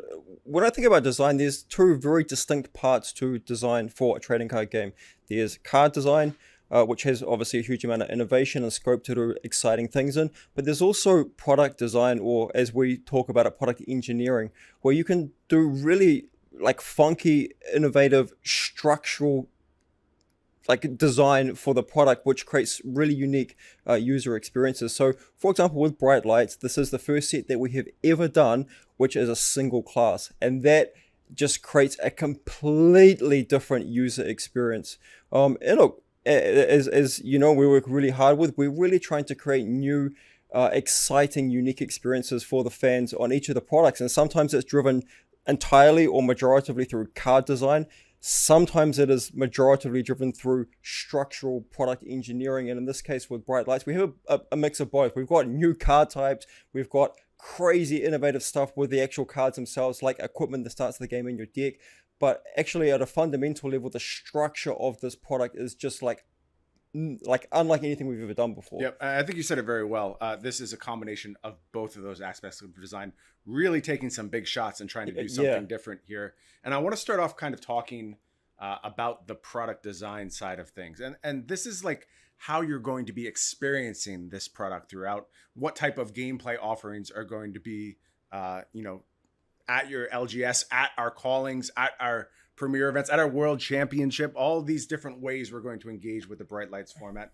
Talk to us a little bit about the starting point for the Bright Lights format. How are we going to be playing it? Let's start with competitive sealed deck. How are we going to be engaging with Bright Lights as a sealed format? Yeah, so Bright Lights, because it features just one single class being Mechanologist, it offers something very new for limited format. So for the sealed deck tournament format, it is going to use 4 booster packs. So typically, sealed deck would be 6 packs. That's for every other set we've ever made, and probably going forward it'll revert to 6 packs. But for Bright Lights specifically, because it's one single class, 4 packs. Now that's some pretty big bang for your buck, I might just add. Sure. But that's what will feature for the official tournament format sealed deck at both the LGS and the premier level OP for this particular season. Yeah, and I think it's great. One of the things I know we've talked with players a bunch, and they love options in deck building. There's been a lot of talk about how many cards you get to choose from to build your sealed deck, and maybe you hear, 4-pack sealed, that's not going to be very many options. But I want to slow you down a little bit. You have 14 Mechanologist cards per pack. That means you're opening 4 packs. That means you're getting 56 Mechanologist cards. If you're trying to hit your deck building minimum of 30 cards, 56 cards you're working with. 26 playables are going to be left on the shelf, not put in your deck in this instance. And having played a bunch of the format, I do find there's a great degree of customizability in that sealed deck format. So it really is an experience unlike any other. And I would caution players not to judge it by the old 6-pack sealed metrics. It's a whole new ball game here. Absolutely. Yeah. And I'm really looking forward to players getting the chance to experience it. Of course, though, that's not the only way we're going to be playing sealed deck. Going to be doing something really new, really innovative, and something I'm so excited about for one of our more casual play offerings. Why don't you tell us about 3-pack sealed? Yeah, so this is just revolutionary for the TCG space. This might be the easiest way to start playing any TCG that's ever existed using a core booster product. So 3-pack sealed, it's simply crack, shuffle, play. Get 3 packs, crack them open, remove the tokens, shuffle them up, start playing. Yeah. It's as simple as that. Such a cool experience. It's so easy to engage with, and the gameplay is there, man. It's fun, it's exciting. The games are nail biters, and it's something that we really prioritize to make sure our players at the LGS level had this really, as you mentioned, accessible option. It's so cheap to go ahead and pick up 3 boosters and have a lot of fun with a bunch of your friends and play a bunch of sealed. Absolutely. And I think one of the really highlights of this is that it's removed deconstruction from the equation. So if you're someone just trying Flesh and Blood for the first time, possibly, like, it's as easy as it gets to just like crack 3 packs, shuffle them up, and start playing. But also, if you're an old player alike, it's just a fun new casual format to start playing. And it is important to note this will be available as a casual format. So just keep in mind, tournament format, sealed deck, 4 packs with normal deconstruction, as everyone's used to. 3-pack sealed, casual play. Expected to see a lot of activity on kitchen tables, and LGSs who are offering something a little bit more relaxed and with our casual play formats that are coming through strong. Just from a personal standpoint, I open a lot of boxes of Flesh and Blood every single set go around, just because I am in love with the cards and the idea of cracking my boxes. But also, as I go, I'll take these 3 packs. You take these 3 packs. Let's shuffle up and play a little bit and see what happens. It's just a very cool, very varied way to approach the set and really enjoy it. I think for an extended period of time too. It'll be fun a few years down the road. Yeah. Grab 3 packs, crack them open, revisit the set. Yeah. I'm really excited about 3-pack sealed. Of course, not the only offerings. Booster draft remaining a huge part of what we do here at Legend Story Studios. I mean, absolutely. We put so much effort into developing these standalone products for Booster Draft. Just an immense amount of work goes into it. And Bright Lights is really special being, again, a mechanologist-only set. That means that there is an unprecedented amount of card interactions available compared to any other set that we've ever made. Every card in the set can interact and go on a deck with every other card. So the scope, the array of different archetypes available in this draft format is unparalleled with any product we've ever made before. I think fans are going to love it. It's fantastic. And, being part of the development process, we were discovering new interactions, new things right up to the very end of development. It was such an exciting environment to be a part of because it was so unpredictable and things could change in such interesting ways. And every now and then someone would come up with a booster draft deck where you're like, I've never thought to put those cards together in that way before. And then would it shape the whole metagame from that point? Really interesting novel experience for Flesh and Blood. Talking about boost, I want to make it really clear that this is not a mono boost format. There is a lot of different diversity in card types and strategies and mechanics that are featured in this set. Yeah, I'm super glad you mentioned that because I think it's really important too from a product engineering standpoint how we distinguished between these different things. Why don't you talk a little bit about what we did to kind of hone in on the fact that we are staying in one class, and typically you'd have your one class border. Yeah. But this is a little different. We want to do something a little special. Tell the players how we sort of reapproach the idea of card borders for this set. Yeah, sure. So the look and the feel is just so critical to the overall, user experience. So we're really mindful of making sure that the craftsmanship of how the cards look is not only just creating beautiful things that you want to own and collect, but also it has a really important role to play in actually comprehension and like playing the game as well. So for Bright Lights, although all of the cards are mechanologists, we have clustered the different kind of functionality into a number of different baskets, and each of those baskets has its own unique frame. So we have the machines of war that got these like badass, like red, just aggressive looking, like mech style frames. And you've got like the Evos that have this brand new frame design that's even had the entire bottom of it's been restructured, and it like looks kind of like techy. And then you got the scrap frame, which looks all like worn and like corroded and stuff. You'd find it on the junk pile. Then you got like the classic mechanologist frame that we all know and love. I think there's even more on top of that as well, but there's like some really visually distinct frames that are clustered around the different card types, which makes it a hell of a lot easier for assessing your pack when you open it for booster draft, and just like sort of organizing your cards if you're doing a sealed deck and splitting them into the different card types for actually that deck construction process. And just from a collectability point of view, it just like looks really good. It does. And I know these cards are popping up on screen for our viewers right now, and I assure you this is only the smallest glimpse of how good this set looks. It is really stunning. It's also really unique too. I love how it's capturing the fact that different regions of Wraith are very different, right? There's different levels of technology. There's different denizens. There's different all kinds of classes represented in different regions. And man, this set shines so much, and just offering something new to the world of Wraith, something bright, vibrant, neon. It really hammers home the bright lights idea. Yeah, absolutely. And look, Flesh and Blood, or the World of Wraith, it is a fantasy setting, right? And what fans have seen so far has been predominantly sort of like sword and sorcery type fantasy, but fantasy is so much broader than that as well. And this is certainly pushing the boundaries, but we've always put it out there that Metrix is the city of wonder, the city of future, the city that is reinventing Wraith on a daily basis in the research labs and so on. So it is certainly pushing into a different sort of like quadrant of what fantasy can be, but I think that it's just done in a really cool way. And I think, fans are going to enjoy it. No, it's refreshing. Yeah, it absolutely is. When I first started seeing the artwork roll in, my jaw dropped. It was just a vibe that I think we hadn't really honed in on entirely on Wraith yet, but it fits and it looks so beautiful. Yeah. Speaking of kind of expanding the boundaries of Wraith, I want to talk about expanding the boundaries of a booster pack, because I do know, we have very loyal Flesh and Blood fans, especially when it comes to their class loyalty. Absolutely. We have our Ranger fans out there. We have our diehard Assassin mains like myself out there. There's so many classes that people really make a part of their identity and wholeheartedly bond with. And maybe some of those classes right now are hearing, oh, this is an all mechanologist set. And they're asking, what's for me? Why do I care about this product? But there is something for them. Absolutely. Something brand new that we're doing for the first time in Bright Lights, and it is called our expansion slot. And why don't you tell the players about what we're doing in the expansion slot? Yeah, so I mean, as you call it, it's just so important that we provide something for all of the fans who have all of these different interests and affinity and connection to these beautiful heroes that we've created. So the expansion slot is offering expanded content for each of these classes and or talents.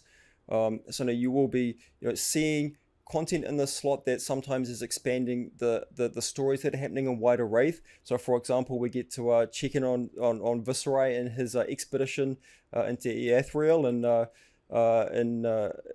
just seeing the expansion of his story.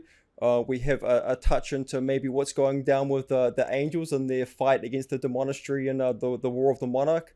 Because all of these story arcs and story threads, they continue. Right? We're in Metrix right now, but there's a lot going on Wraith, like across the wider spectrum of storytelling. So it's important that we can continue to get forward momentum with that storytelling through card design, and but also just being able to inject some new tools for tournament play as well. For the full spectrum of classes. So you'll be seeing new content coming through for each of the 10 classes, obviously Mechanologist being the main set and the other 9 through this expansion slot, as well as it being a vehicle for key reprints. So you will be seeing Fiendel Spring Tunic in the set. Okay. A card that, everyone needs their Tunic. Everyone will be excited about that. And Absolutely. we certainly want everyone to have access to their Tunic. Absolutely. Really excited to see that coming back in another product, getting How many reprints deep are we on Tunic now? This is our 4th go around, 5th go around. Yes, I mean it's just Welcome to Wraith and Crucible of War, right? So yeah. Well, history yeah. pack, right? We And have history pack. history So you're pack, right. yeah. No, So- absolutely. Yeah, you're right. 4th time round. Committed to Yeah. that idea of getting Tunics in players' hands, which I really love Absolutely. to see. Yeah, it's important. But look, I think it is fair that players who have this deep connection to whatever their hero is, we need to give them some love. So the expansion slot means that Bright Lights absolutely has something for everybody. But we do hope that people who maybe are Runeblade, mains or Ranger mains, they'll really give Mechanologist a shot, because it's so much more than maybe what Mechanologist has been framed as being up until exactly it. this point in time. That's exactly it. What you knew of Mechanologist pre-Bright Lights, it's not the same class after Bright Lights. Absolutely. There's very, very, very different things going on. Absolutely. And I can't wait for everyone to Yeah. see all the cool stuff Yeah. that is in the set. So as we mentioned, 2 parts to the design philosophy of Bright Lights. There is, of course, this product engineering part. But beyond that, there's the cards, man. Everyone's here for the cards. They want to know about the card design. They want to know what we're up to in this set. It is featuring quite a few new mechanics here, one of which is actually debuting shortly before the release of Bright Lights. It is going to be appearing for the first time in the Professor box. So why don't you just tell us a little bit about the Professor box? Because there are some very clear, both thematic and design ties between that product and Bright Lights. Yeah. Super excited to be partnering with the Professor from Tellurian Community College. One of the greatest advocates for social gaming in the world. Absolutely. And there's Flesh and Blood is known as being this like competitive tournament game. We've got the greatest world circuit for pro play that exists in the world right now in the TCG industry. But there's so much more to Flesh and Blood than just playing at the highest level. And actually the vast majority of players of Flesh and Blood around the world, they're just playing for fun on the kitchen table. And just as a studio, we've been way more focused and deliberate on making products and programs and support and experiences for those social casual players around the world. So the TCC Crossfab box set really is that first big push into creating an experience and a product specifically for kitchen table gaming. I'm really proud of the work that we've done on this product. It includes 4 play out of the box blitz decks, and one of them is obviously in the Professor's likeness. It is the hero is literally the Professor, and it's taking the Professor Teklo Vossen character from Matrix. He's the founder of Teklo Industries. And it's bringing him into the social box set, but it's also introducing the mechanics that you'll see in Bright Light. So if you're a brand new player, maybe playing Flesh and Blood for the first time, highly recommend the box set as your starting point, and then playing with that Professor deck and the new Evo equipment that we'll talk about soon. You are going to understand how the mechanics work that you can then take to your pre-release, a week later, and you'll be good to go. Yep. Yeah. And talking about those mechanics, as you mentioned, it is supposed to be a jumping on point for new players, a way to get introduced around the table with your best friends playing the TCC box set. Absolutely. And some of what we wanted to achieve with that was a little bit of a simplification of some of the rules hurdles. Like we all know TCGs are complicated games, right? There's a lot of learning to be done. And we just asked ourselves, how can we simplify this process the slightest bit while still remaining true to what Flesh and Blood is? And as part of that exploration, we came upon a really cool mechanic, and it's so cool that it actually made its way to Bright Lights. And I'm talking about the block mechanic. And James, why don't you tell us exactly what block is, and especially how it differentiates from defense reaction, and why does it need to exist? Why is it important that block is another defensive mechanic that is separated from defense reactions when we already have that? And it's quite a beloved mechanic as well. Even if you go back to the previous intro product that we were really focused on, the Ira welcome decks, which we still love. And, I talked to a lot of players who mentioned the Ira welcome decks as one of their favorite ways to play Flesh and Blood to this day, despite the game system expanding over time. But that product was very focused on attack reactions, defense reactions. Why did we decide to take a little bit of a step back when it came to block? Yeah, so look, Flesh and Blood's been out in the world for a few years now, and you get to observe and learn a lot about how people pick up the game and sort of some of the stumbling blocks that might be common as part of that journey. And just trying to keep things as simple as possible for those first few games is really important. And Flesh and Blood just has this really beautiful, natural, combat system that offers so much to the play experience. And if you take away reactions from that equation, the game is still so rich. But the reaction step just adds that sort of like layer of complexity that it's fantastic for the game, but it's something to step into. It's sort of like once you've learned the basics, it's like then that's the sort of next step on your journey. So we wanted to just pull back the complexity, just remove that reaction, particularly the defense reactions, because it breaks one of these rules of you can't defend from your arsenal unless it's a defense reaction. Like, these sort of exceptions to the rules are just the sort of things that trip up a person when they've just starting out. So blocks address that, where it's a card that just has a defensive value. Its function is to either pitch or defend. It does one of those two things. But at the same time, it actually opens up all of this new design space because of this new constraint of it only does these two things and you can't put it in your arsenal and save it for later. Like, it has limitations on it that a defense reaction doesn't have. Because it's more limited in scope, it means we can actually do some really interesting things with this new card type, such as when this defend triggers. So I'm really excited about block for simplicity, but also for opening up a whole new swathe of design space for us. Yeah, I think you said it really well. Our intention with block was at first simplicity, but as we explored the mechanic more and more, it became clear, oh, this actually offers something very, very exciting for our enfranchised players as well. Absolutely. So much of the power of a defense reaction is tied up in its timing. It's really hard to add a bunch of additional effect onto a defense reaction without making it extremely powerful. Yeah, look, but block does it. If Slink Below had no effect at all, if it was just a 0/4 vanilla, 100% playable, that card would be absolutely phenomenal. Yep. So that says a lot for just like the intrinsic power of a defense reaction. You look at some of these cards that we've created with block, Tiger Eye Reflex. You couldn't put that effect on a defense reaction, and for it to be like a 0/3 or a 0/4 like some of these other cards that are coming up on the screen. Like, these cards are only able to have these effects built in because they have this more narrow scope because of the timing window. So look, we're super excited, and as you say, like, we started playing with these with the box set, at this more simplistic level, and we just. All right, welcome back to the Calling Taipei 2023. My name is Newson, and I'm joined with Hayden Dalegan. Hayden, I'm back. Yeah, We've ditched Sam out the door. And now it's me and you. It's just me and you. Yep. And we've got a top 8. Yes, we do have the top 8. So here is the top 8 pairings and deck breakdowns. So, Hayden, there's quite a lot of different heroes in the top 8.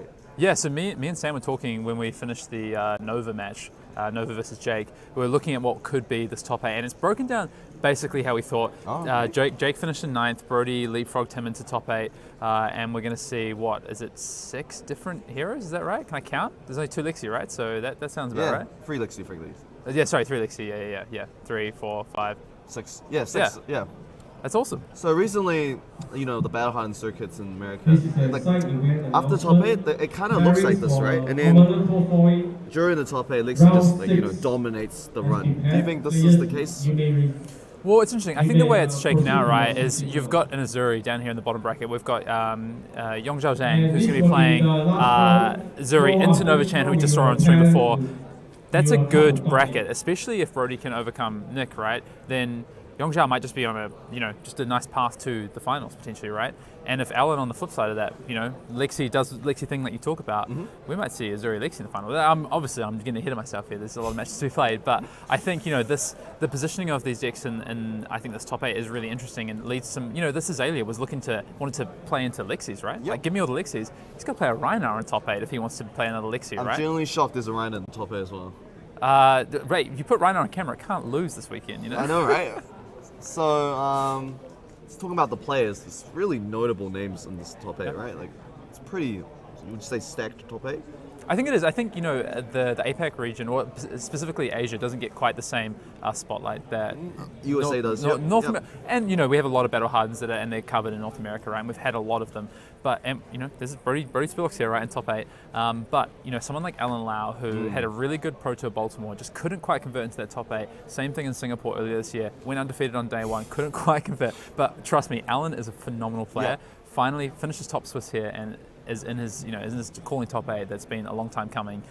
You've got as well Nova Chan, who finals of Calling Singapore last year, not this year, year before. You've got Nick Butcher, obviously former Australian national champion, current Calling Singapore champion. Defending his title, right? Defending his APAC title. calling title, and you've got Brody Spurlock in there, who for most of the viewers are going to need no introduction. Very well known in America and throughout for his kind of run, top 8 at Pro Tour Baltimore earlier this year as well. And then a few names in here that maybe we haven't seen as much of before, like Yong Zhao, like Bo Wei. Yong Zhao's just been killing it the last two during Swiss, right? I think he versed around 10 ranges? I think it was 9, maybe 19 ranges. Okay, I believe so. Yeah. And only lost to one, Alan Lau. Lost to Alan Lau, who did top Swiss. I think the only ranger to beat Yong Zhao. Played the Rhino in the last round, I believe, and Hong Bo Wei won that one. So yeah, really interesting top 8. So what are you looking out for? What matchup is the most interesting to you here? Well, is it player based or is it matchup based? I'm more of a player based more than a matchup based. And I know where you're going. Yep. I like seeing the top of the best play each other, and I would like to see that the skill and the gameplay. That's what I'm into. So the Nick Butcher and Brody Spurlock matchup is what I would be looking for. One of Australia's best versus North America's best, right? Yep. It's pretty obvious. Nick Butcher is probably rank 1 ELO player after this. I think right now, if we cut it right now, I think he'd be the number 1 ranked ELO player in the world for constructed. Yeah, correct. So that will be the matchup we will give you guys. That will be on stream. Yep. And so that's what we're watching. Yes. Okay. Yep. So we're going to be watching Nick. I know everyone wanted to watch probably Azalea versus Rhino, maybe, or maybe the Zuri, but I feel like you've got these two players here. It's not often you're going to see these two players play, and it's in a Calling Top 8. And I guess this is a matchup that is kind of, I think, typified, at least in our testing, kind of what is this meta, which is what both. I know Nick feels this way. I definitely feel this way. A lot of players feel this way. If you're going to pick a deck to take to an event right now, it's like Lexi or Dromai. That has been what a lot of people have kind of said, and that's their feeling. And I agree. I think it's really hard to pick. I was saying on our podcast this week, I think it's really hard to pick a deck outside of those two right now. And this is the matchup. I know Nick has played a lot of this matchup. He's approached this matchup, and I think he's been working with the Canadians who've been testing off for Dallas as well, trying to work out how to approach this matchup. We're going to probably see a lot of it next weekend as well, with some of the top players in Dallas playing it. Did you see that card? Yeah. So we've got a second screen which everyone's not seeing right now, which is the players have the deck list out. So it's an open deck list top 8, and they're reviewing their opponents. And Brody Spurlock just asked the judge if he could see what one of the cards in Nick Butcher's deck does. Do you want to say what that card is? How about you say it, since it was in your deck list too, right? It's Cadaverous Contraband. And how about you explain why were you running that card? Well, it's a mirror card. It's a popper for the mirror, but so not something Brody has to worry about in this matchup, but just funny that we saw that little highlight there of Brody asking the judge, "Can I please see what that card does?" How come you guys chose that card instead of any other card? So I'll be honest, to be a popper. I played the 80 cards that Nick's playing. He's obviously done a lot better with it. It's mostly his and I believe the Canadians list. That's why he's there and you're here. Exactly. Yeah. Alongside you. Yeah. So exactly. Well, I can play, right? Yeah. Well, yeah. But yeah, it's that kind of when it doesn't say hit a hero, right? It's just hit. It's the old templating, It's the sort of thing. As I well know, I played a Katsu earlier today who McGinchied my dragon, and then I went and found Lord of Winds and completely crushed me. Anyway, by the by. But yeah, so that's the well, when your Tomultai hits the last blue in your deck. Anyway. Okay. Yeah, all right, fair enough. Okay, so this matchup, I think we've seen a lot of iterations of Lexi and Dromai. The biggest thing for Dromai right now is obviously Tome of Imperial Flame. It's really changed the deck, and particularly the list that I've looked around top tables after I got booted out of the tournament and I dropped, and I was looking at the kind of different builds. So some people are playing these more aggressive. They've got Flame Call Awakening and Blaze Headlong in their decks. Nick's list is a bit more of traditional, using the tome, but trying to leverage some of the costed cards, some of the bigger dragons off the tome to kind of leverage a board presence as opposed to just damage. Mm-hmm. So there's been a few different iterations of how the new kind of look Dromai decks have gone. Tome is definitely, my experience this weekend, Tome has been higher variance, and in the Lexi matchup, I think the matchup can go one of two ways now. Well, it can go more than that, but I think there's one of two particular ways. Either the Dromai player can get a really good start with something like a Tome and build a lot of Ash really quickly and get a board presence and force the Lexi player to make a decision about whether you go face with your arrows or you try and control the match, and that's a really tough decision. It's really hard to do both. Or the Lexi can, the Dromai doesn't get that start, and the Lexi just starts putting damage to the face, and the Dromai's got to try and stem the bleeding, stabilize, and try and find a way to start to get some permanence on the board, and a little bit more of a fairer way through the game. Well, we did see Nick take on Pro Tour champion Michael Feng. I heard about this. Round 8. Yes, the third way this game can go. Yeah, and then he used his gold. Yep. Drew a tome. Yep. Played the tome. Yep. Drew into a Tomotai. Blew up his 2 eyes. Turn 0. Yep. Turn 0. So that is a good way to win the match. Yes. There's a bit of an auto win, but What did you say it was auto win? I think mean, Michael was trying to fight. I heard that fight Michael was trying to stay in it. I didn't see the match myself, Yeah. but yeah, that is kind of one. I mean, I'm not as skilled as Nick, so. Yep. Okay, we're going to go down to the table now to see the players. They've just finished looking, again, open deck list. They've just finished looking at deck lists, and they're shuffling up, getting ready to start. But yeah, because I'm not as skilled as Nick, I didn't manage to turn... You don't do that. I didn't manage to turn 0-2 on Tomotai anyone this weekend, so just it's a skill issue is the problem. So would you say that if you turn 0 Tomotai someone, the Lexi player has no chance of winning? I wouldn't say no chance, right? But it's so low. Yeah. I think what has to happen afterwards is they have to basically get a really good sequence of just being able to play, of course, just the one card Arsenal and just damage and catch the Dromai player with no blocks and not allow them to develop a board basically. Have you seen anyone ever win? I've from a turn 0. Yep. I don't know if I've seen it that often enough to have a good What about sample turn size. 1, turn 2? Yeah, I've seen You've people seen win? Yeah, turn 2, turn 3. Because I've seen what happens is people get into this trap sometimes where they take 10, 12 damage so they can Tomotai back, and it's you're at 20 or 15 life, and it's not enough. Now they can just get through the last bit of damage. So I've seen some people fall into the trap of going all in on their Tomotai, or they go all in on the Tomotai and they flip the blue. That's me, baby. That's what happened to you? Sometimes it happens. So yeah, and then. If we go, we've talked a lot. Obviously, I've talked a lot about the Dromai side of my testing. From the Lexi side, from Brody's list, I haven't seen Brody's list. I don't know. We don't have deck lists. We might be able to get deck lists. But you've seen some of showed me some of his cards. Yeah. I think he submitted Goliath Gauntlet in his Lexi deck. Interesting for CNCs For and CNCs, battering bolts. but yeah. What matchup is it for? I feel like that should be for Lexi more, like a CNC for 8, kind of just playing for the rips mirror. 3 Interesting. cards. Yeah, okay.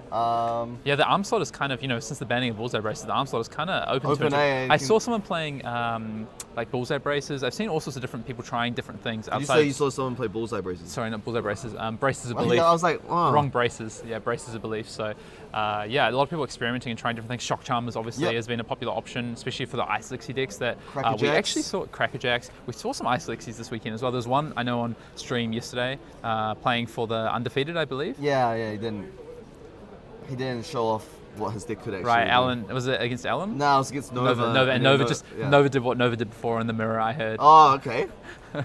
And Nova So was it a close game last round?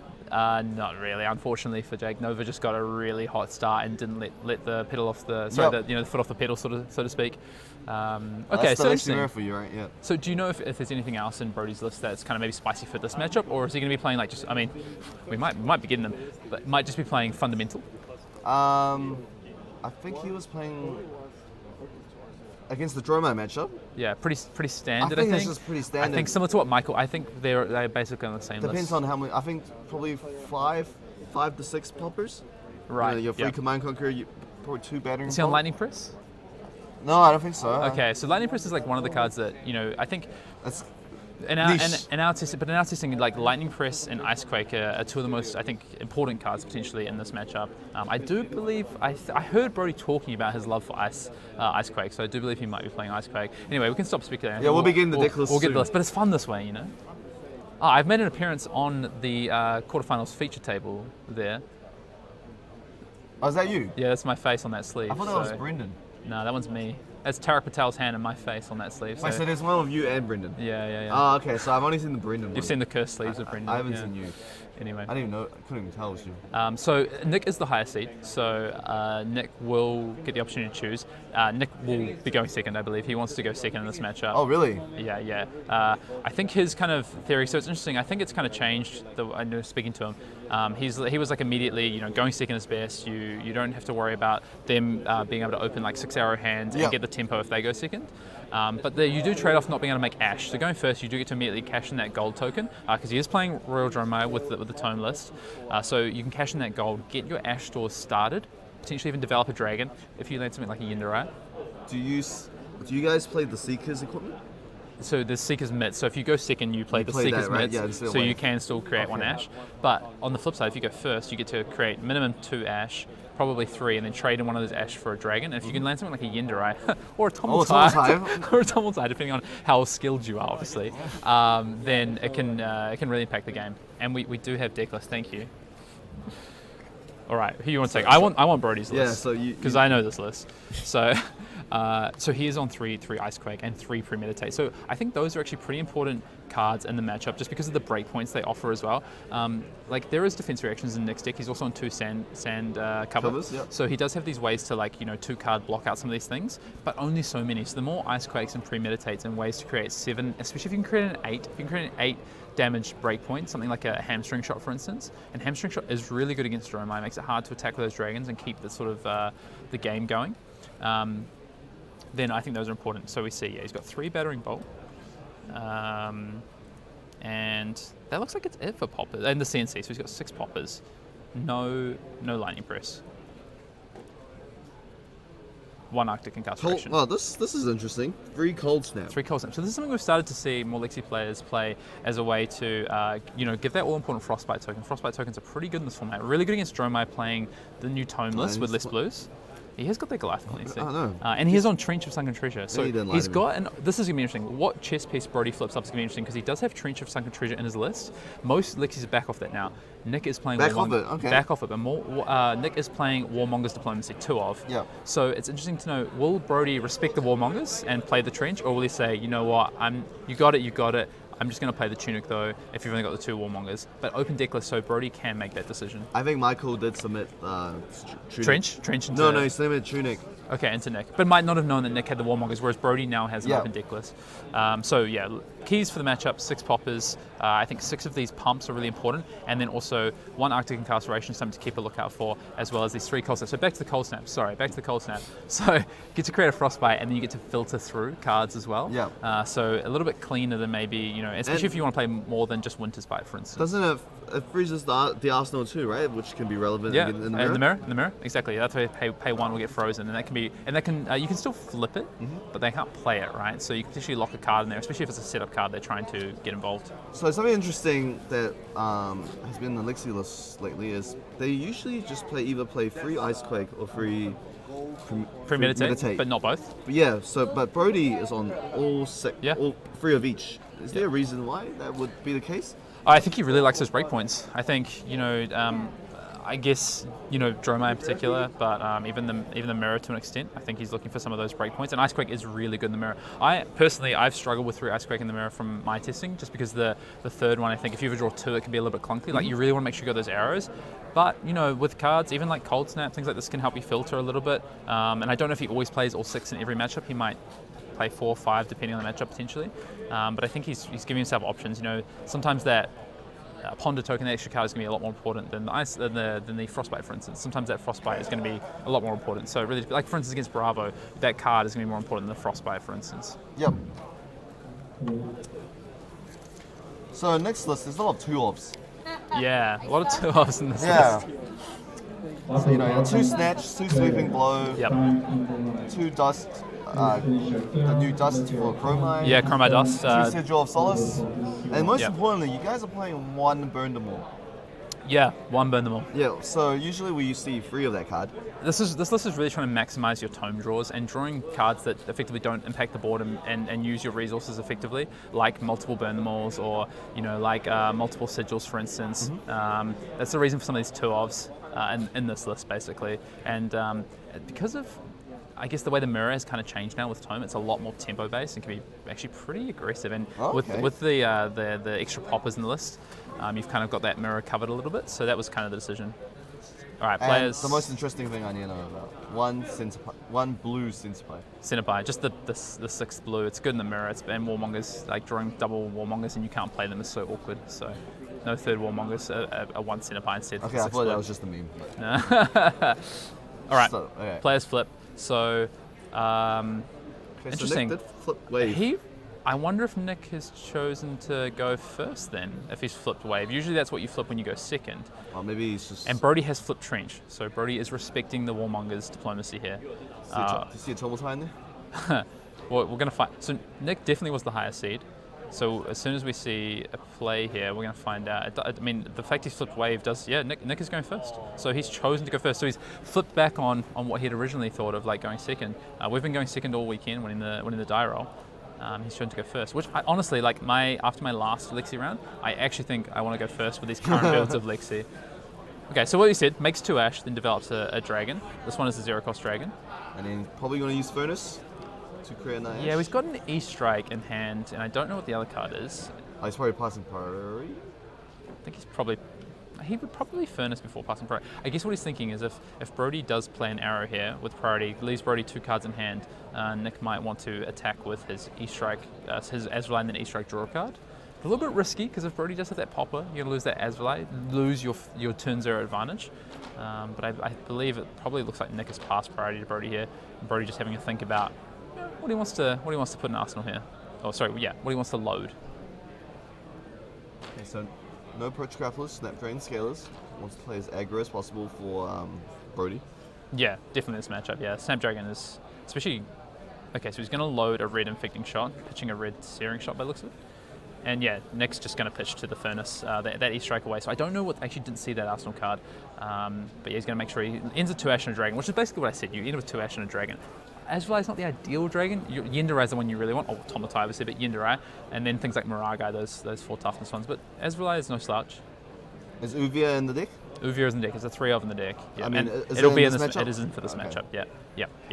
I think the kind of change in, particularly Nick's thinking over the weekend has been just the importance of Ashwings in this matchup. Brody opens immediately with 3 of a kind. Races, 3 of a kind.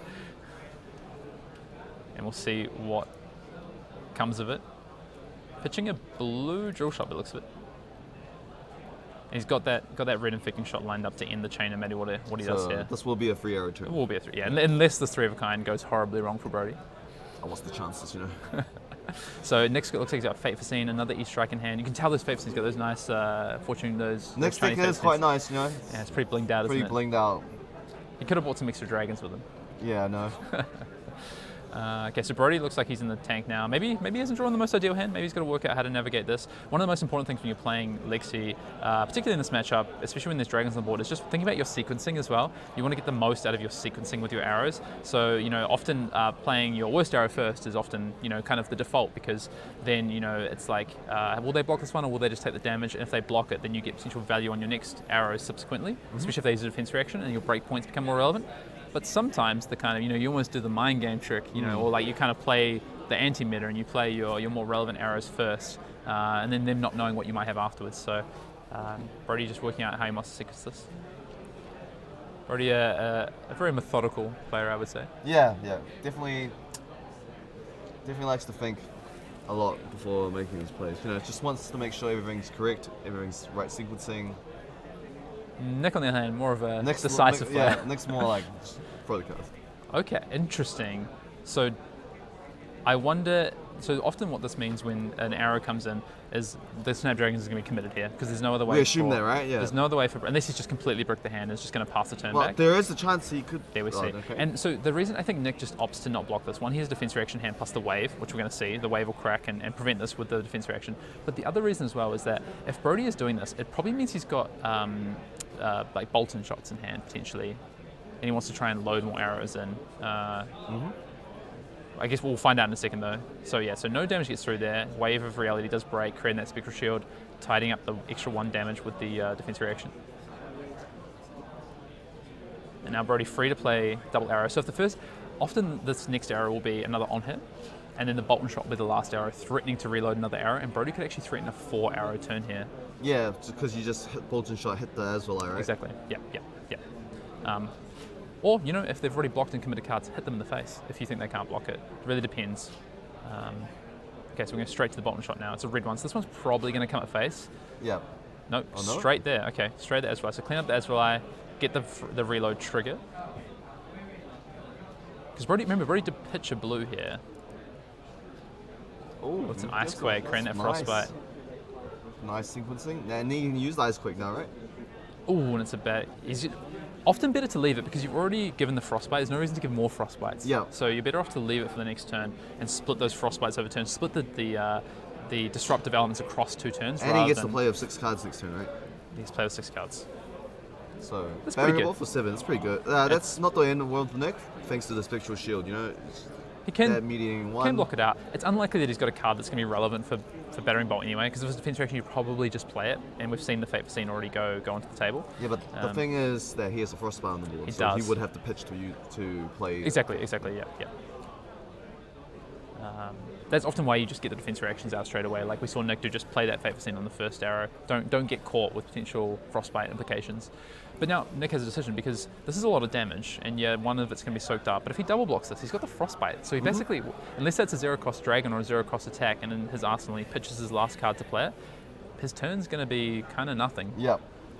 So he might have to take some damage here in order to actually... I think he's considering taking the whole lot, so he can actually fly, have a turn. fly back. Yeah. And that's kind of the conundrum I think with like Dromai is, especially if you don't get a really hot start. Like honestly, Asvai is not like you want to see that Yindarai, right?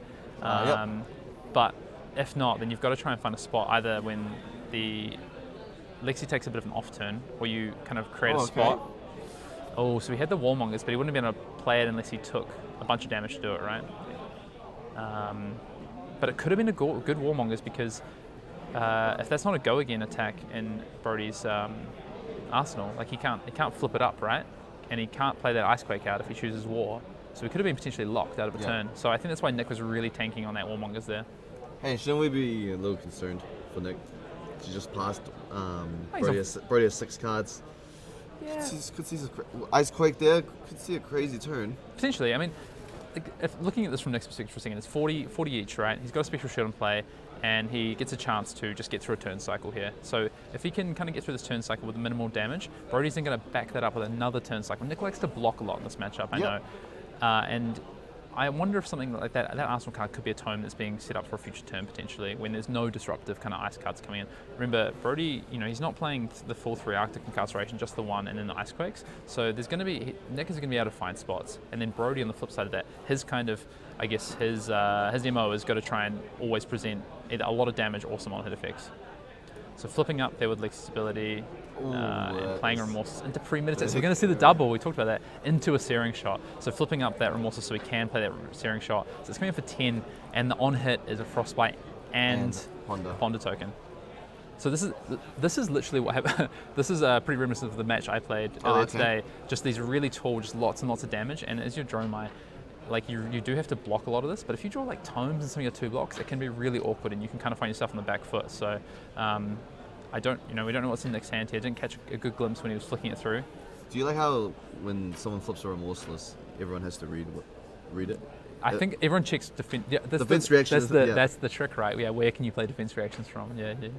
So does that kind of tell that Arsenal might be a defense reaction? Could be I mean, but it would be. I feel like he might have played that last turn sequence a little bit differently. Maybe he didn't want to pitch another card because he had to pitch it. He had a Frostbite on top. True. And maybe he was, because often you'd play the defense reaction from Arsenal first. Yeah. But maybe he was wise to maybe something like a Battering Bolt. Didn't want to leave himself open to that. And if so, that's a very, very heads up play from Nick there. So we'll see the double block with an Uvir and E-Strike, and oh wow, you called it, nice. You know your stuff. Thanks, man. I think shows the heads up nature of Nick's play though, to not get baited into playing that Sync Below on that first attack last turn, instead playing the Fate Scene out, so that Battering Bolt wasn't going to take something like that. I think it's just if he did play the Sync, he would have to pitch a card and he would end up with But he no played Arsenal, the right? Fate first on the Infecting Shot, but if he had played the Sync from Arsenal, which is typically you play Defense from Arsenal first, he would have then got stuck with that Fate Scene in hand and would have, so good play from Nick there. And then the Remorseless comes in, still threatening both that still Pond 2 cards, token. right? Still 2 cards. But he's going to throw the chest, so that's going to block an Azrael and a Flamescale Furnace, leaving Nick with 1 card in hand, which is going to be set up an Arsenal. So this could be a setup card, right? It could be the Tome, it looks like it's a Chromite. We're just going to play it straight up. Just start pushing damage. So Nick still hasn't taken any damage though. He got through that turn cycle completely unscathed. Obviously had to use the chest and the D-React to do it. That's the one thing, now that you're playing Tome from the Dromai side, your equipment suite is very limited. Now, all he's got left is just one block on a Flamescale Furnace, and that Flamescale Furnace is important, especially for casting Tomultai, if he wants to do that in this matchup. And Tomultai, as we know, one of the best ways to win the matchup, so he's not going to want to block with that. So he's basically effectively almost really down to no equipment, and just that Spectral Shield. But 40 life, and he has developed a Dragon here. 40. Spectral. Sure, yeah. Technically 40. Well, if you look at his list, right, he does have run life gain cards. He does. Yeah, Two red life gain cards. Two slot sigils. He started with the Wave of Reality. That basically starts him at 42. So we're just thinking about the way to tackle this Chromai attack here. I wonder if that means either he's often, if you're blocking it, you've got a card in hand that you can't use, or he's got a popper, but maybe that popper's really relevant to what he wants to do on his turn. Potentially just represents more damage, and we know he has 6 poppers. No Death Touch in Brody's list, which I do find interesting. A lot of people playing at least one Death Touch. Brody opting to play triple Battering Bolt. Yeah, Battering Bolt is honestly really good because it's just an arrow as well. Like often the problem with playing poppers is you don't draw arrows on your 3 of a kind turn, but when you've got Battering Bolt, not a problem. So I think 3 Battering Bolt honestly is just becoming kind of the default, and I think it is correct. So just taking the 2. Yeah, I think Brody's just lining up. It looks, I can see like a Falcon Wing by the looks of it, or another Remorseless. Is that a Codex on the far left? You can see it in the Sarah? The far left's in the Sarah, I think. Oh, is it? I thought it was a Rain Razors or a Codex. It looked like a yellow stripe. I think it's a Rain Razors. So okay, no. So it's Rain Razors, Falcon Wing, Infecting Shot, and Remorseless. Okay. So it's probably going to be tough for him to do a big turn here. He's going to be really tight on resources, is Brody. This is the other thing. Not presenting Tunic does make it sometimes very difficult for you to have the resources you need to actually push them. It makes it a little bit awkward sometimes. I think I saw Nick draw Tomultai. Yeah, he did. That's end up no blue with it. Is there a blue? No, it's Chromai, Sigil. He's going so fast. Uvia? And Sand Cover. Oh, Sand Cover. That's the promo Sand Covers. Okay, so Brody's coming in with a Red Infecting Shot with Go Again. A lot of announcements going on here right now. Yeah, it's very loud. We apologise for that. So this coming in for 5, Go Again. At the face, not at the dragon this time. And then Brody would then have an option to potentially throw this Searing Shot. Is that a red or blue Searing Shot? Looks blue. Looks blue to me too.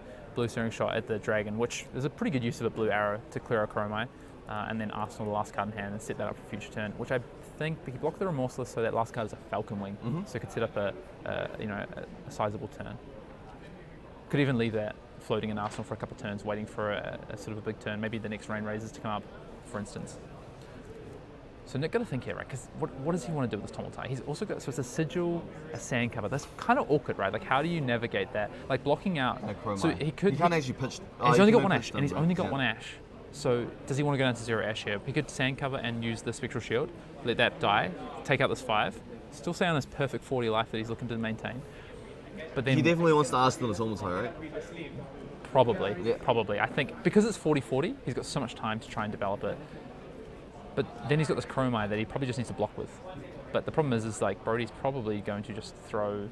I think Nick's going to play Sigil and pitch the Chromai to make an Ash. I think he's probably going to, because the Searing Shot's going to clear out the dragon. So I don't think Nick has any other choice here. So not ideal. Nick obviously would have preferred to. I mean, the other thing he could pitch the Sigil here, make an Ash, and then play the Chromai as well. How does he pitch the Sigil? Because he's played a Sand Cover, so he could pitch the Sigil to Furnace. Okay, on his turn. Yeah, right now because he's played the Sand Cover, right? Because he's played a red card this time, but he's going to go for the life because he's going to set because he's going to set the Tomultai up. So more life is better, right? Yeah, 43. Oh, who needs 40? Go 43. He really wants to see a tome. Yeah, or a blue. Okay. Well, blue's better because you know there's not a blue on top of the deck. Oh, yeah. So I believe he's only playing 3 blues in this matchup. So, it's pretty. So you don't play Passing Mirage in this matchup? Don't play Passing Mirage in this matchup. Just keep it really light. You sort of rely on the tomes. You're also pretty. You've already seen a Warmongers as well. So he's only got 2 left in the deck somewhere. So Brody's side. I wonder what Brody's thinking this Arsenal card is. Like, is he thinking he just has him on the Tomultai? I think kind of regardless of Brody here, the plan is just like get as much damage. Now Brody does have a popper in hand, he's got a CNC, it looks like an endless arrow as well. So sometimes when you've got the tempo in your favor as Lexi, that's the other thing. That's the other thing about defending a lot is you make their poppers worse. Yeah. That's what we're seeing here. So Brody now has a bit of a decision about what is the CNC going to do. Sometimes it's even you're just coming in with CNC. Honestly, I've seen so many CNCs connect on the stream this weekend. Like, How good is CNC right now? It's really good. But usually I just like, you know, when I play CNC, you block 2 cards. Yeah. This weekend I've seen CNC like connect so many times, like even against like Michael, even you, like you got CNC twice on stream, and I was like, oh wow, like thank you for bringing that up. Yeah, no worries. But it's like it's very rare to see that CNC connect and blow up an Arsenal. It's just really they pick the rare spots. Yeah, it's just happened the way it's fallen this weekend. Yeah. So if Brody is able to establish that CNC, well, and Nick, it's good here actually, isn't it? Because of the Tommeltine. Yeah. Especially if he can buy cards first with an arrow, and then Nick not really be aware, caught off guard, and so not be able to block it out. It is a Falcon Wing in his arsenal. It is a Falcon Wing. Yeah, I believe so. Yep. He will see if he just has enough resources to get there, I guess. So he could potentially triple arrow. If it's double arrow into CNC would be kind of the ideal for Brody here if he's got the resources to do it. We've just mood lighting. Yes. Hey, I feel like the shadow's kind of nice. It is. Yeah. Though still that tight. It's got my good side. So yeah, if Brody can do that, if he can double arrow into the CNC, then he could potentially catch Nick off guard and maybe even catch that Tommeltine. So we actually haven't seen Nick's hand. You know, it could be defense reactions, it could be instants, it could be tome. You know, those cards don't block. It'd be nice if Nick could pull his hand Yeah. for us. Yeah. I can't quite make out what else is in Brody's hand other than that endless arrow and the CNC that I saw at the start. Okay, it looks like, maybe, yeah, he's going to activate the Lixie by the looks of it. Okay, it is the Falcon Wing, so he's going to create the space and then Voltaire, so pitching the CNC. Okay, so Nick's probably breathing a little bit of a sigh of relief potentially. So Brody's probably has a really heavy hand. I would say Alright, so. Nick's automatic taking the 4, so it means that Tommeltine's coming out. Rain Razors. Okay, so that was the other card. So he's just gone straight for a Rain Razor's turn, and so now he's going to minimum present another 6, and that's 5 on that Falcon Wing. So he's looking at 17 damage this turn. Yeah, you're good at math. Thanks. Okay, so it looks like Nick's committing to He's this committing, Tommeltine, right? Yep. Yeah. He's just going to take the damage, and that's the thing you can do when you're on 43 life. You can afford to spend this. Now, obviously, the disaster for Nick is if he sees a blue off the top. That's what Brody's wanting. Brody wants to see a blue off the top. Yeah, pretty. Oh wow, nice. Okay, so just dumps the endless arrow into the Voltaire, so he doesn't have to discard it, and then plays. Brody's going hard this turn, right? Yeah, he's So just going that's full coming damage. He sees the 7? gap. Well, he's seen that Nick's not blocking, so he's just going for damage. That's another 7 damage. And then Ponder will give him an arsenal. Probably gets. Didn't see what that was. Looks like a Bolton shot. Okay, reasonable arsenal. Okay, We have an arsenal of Tommeltine. Oh, so it's tome. Well, yeah, potentially, as long as Nick doesn't brick it. So he can always play it here because there's no combination of cards you can draw when you keep the 4-card hand, where you can't do it. It just depends what's on top of the deck. So this is guaranteed Tommeltine turn, right? It's guaranteed Tommeltine turn, yeah. Even if you draw 5 reds. Yeah, exactly. So you pitch the 2, then you activate your furnace, going up to 3, and then you pitch the last 2 cards at hand, and then you play out your. And then you hit a blue.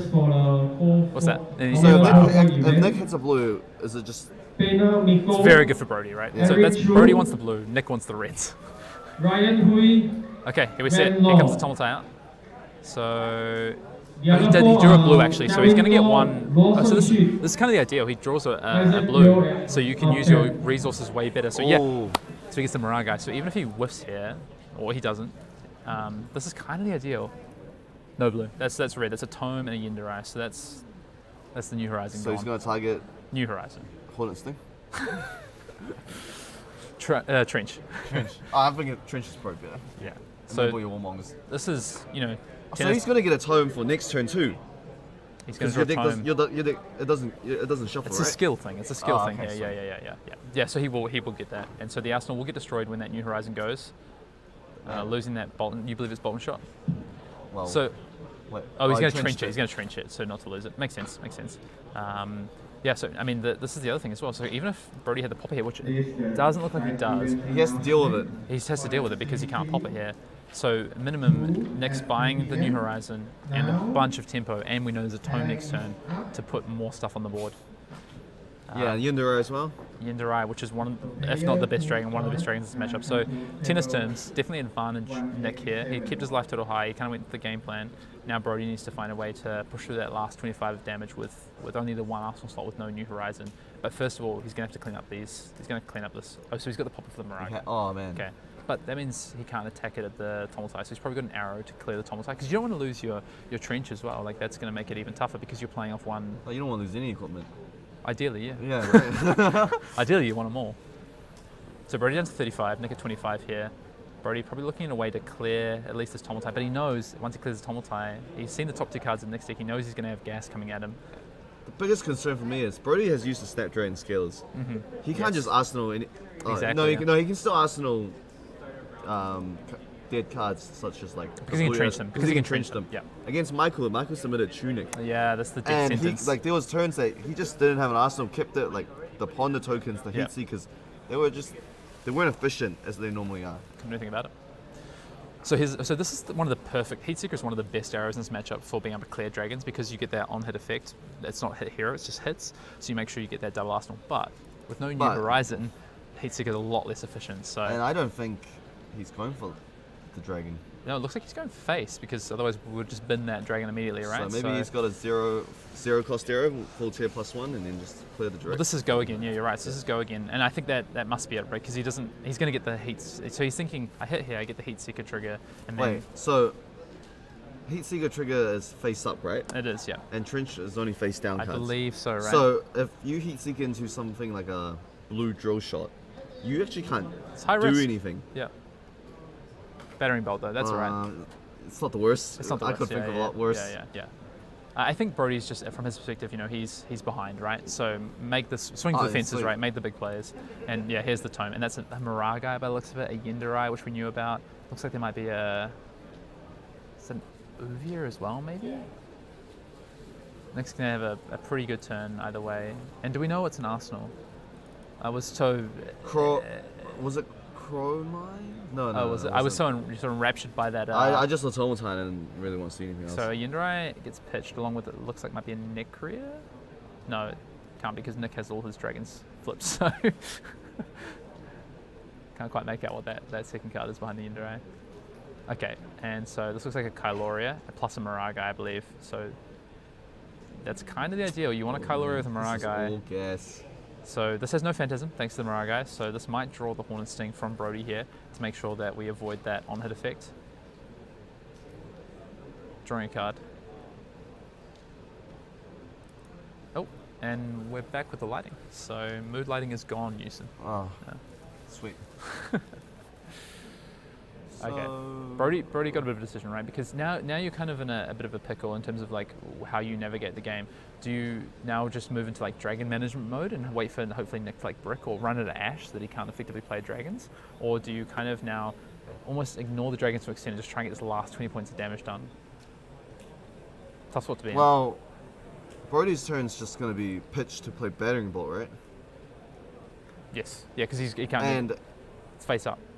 Is he gonna go face or clear? Dragon. A dragon. That's the tough bit, right? Yeah. That's why the Heat Seeker to me was a bit. I think he was just thinking, high risk. I've got to hit something here. I mean, the idea was like rain razors rain razors. Premeditate would obviously be ideal. Ice quake, like all of these non-attack actions would be the ideal, so that you can play out your hand. But yeah, or even a Bolton shot and then draw. Or Falcon Wing, of course, and then draw a pump for your Bolton shot. So I get it. Like I think it's the right play in Brody's spot, right? Like I don't think he's got many other options. He's kind of just got to try and play pretty aggressively and see what he can make happen. So this stuff's annoying too, right? So just breakpoint. Breakpoint, and the Horn Sting's gone now, right? Creates an Ash. Creates an Ash as well. not an Ash ring. I think Nick will value the Ash here. Okay. Get up to 2 Ash. He's still got a Sand Cover in his deck, and he's still got 0-cost dragons, and you just want a little bit of an Ash buffer sometimes. I mean, if he draws his third time, then. Well, that will help. Yeah, potentially. But so also of note here, Nick just playing around that popper decides not to go in with the Maragai. Keep that at home. Keep your Maragai at home. Is this second? Maragai? Yeah. The first one was with the Tomotai, definitely the first right? one. Yeah. There definitely has been at least one. Sorry, that's what I meant to say. Yeah. So now that Horn Sting's gone, now all these 4 breakpoints, the Dust Ups, the Snatchers, the Kylorias. I think Brody just needs to put 2 cards down. Well, his turn's literally battering bolt. Yeah. And then the next thing is, like you said before, where's this battering bolt going, right? Because if he doesn't point it at this Kyloria, now he's got no really good way to stop that Kyloria from hitting other than a popper, but there's a Maraga in the field. I feel like you probably hit the Maraga. I think you have to hit the Maraga and hope to draw a popper, right? So, So Nick, okay, I'm wrong. Nick's decided to make that Ash rather than keep that Ash, Ashwing rather than the Ash buffer. It's just like, Nick probably values the board presence more, right? It's just, he knows that he's getting battering bolted this turn. I'm pretty sure Nick's got another Maraga in his hand. No, it's a Themai. Never mind. They both look blue. How come you play Themai in this matchup? So I don't know if I would necessarily, not against Brody specifically, but in general because of Lightning Press. A lot of people playing 3-off Lightning Press for the poppers, and Uvia is often a little bit awkward in the matchup, but also actually now I'm boarding Necria out in this matchup, just a little bit clunky, so keeping Themai in, stops the Lightning Press, has 4 toughness, blocks for 3, all these sort of things, costs 2, it's a bit easier to play. So Maraga gone there, Battering Bolt, as you said, just pointed straight at the Maraga.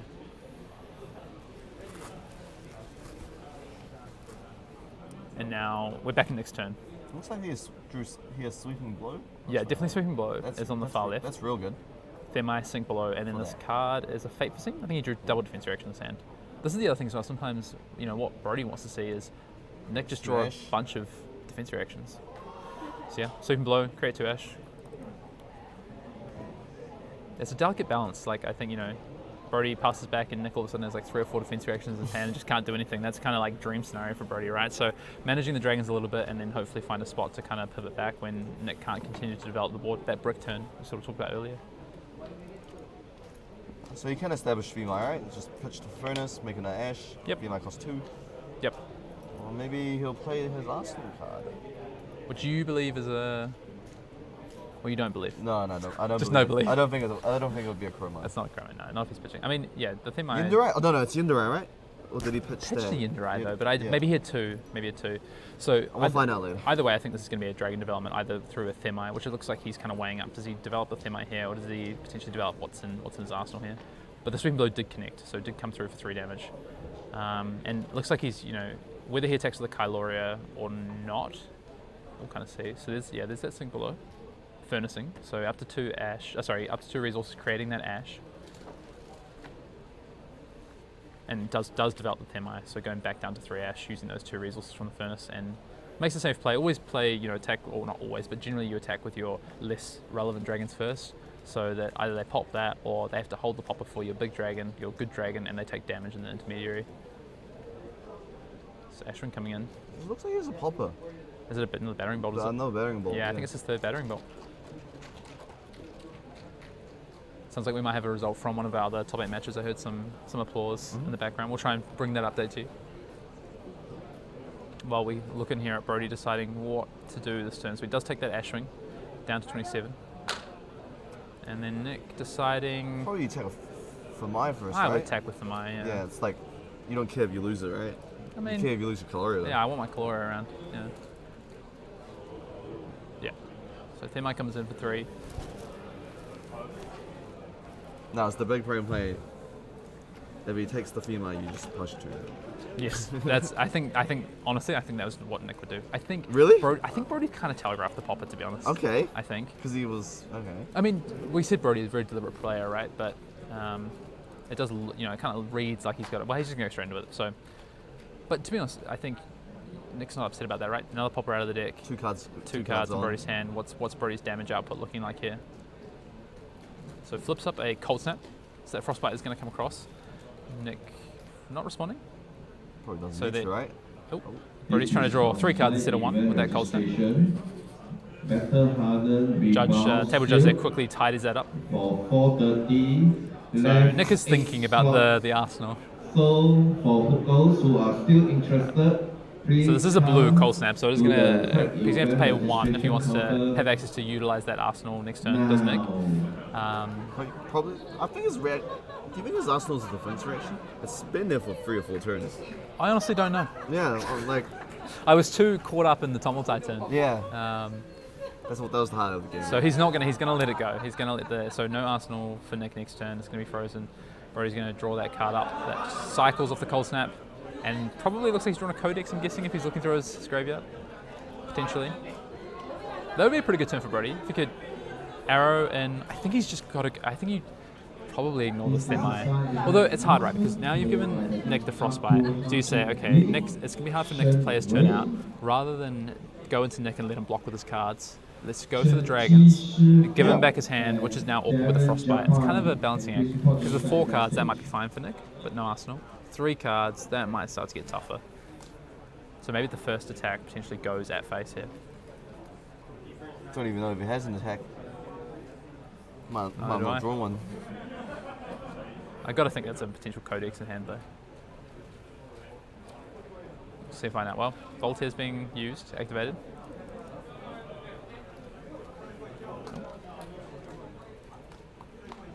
It's an endless arrow, so that's a good That's arrow. not one of the best arrows against this matchup, right? It is. But if this is so I think that might be a codex in hand, and he's decided rather than codex, we'll just come in with the arrow twice, 4 on your dragon and 5 at you, and it will make Nick's hand awkward because if he wants to block twice here, like block 2 cards, he's only got 2 cards, and one of those is going to have to pay for that frostbite. And his arsenal is frozen. And his arsenal's frozen, doesn't have access to it, so it will be a 2-card hand with needing to definitely pitch that frostbite. So he would need a 0-cost card as the other card in hand if he wanted to block us out, but he might just throw 1 card here. Might just throw 1 card.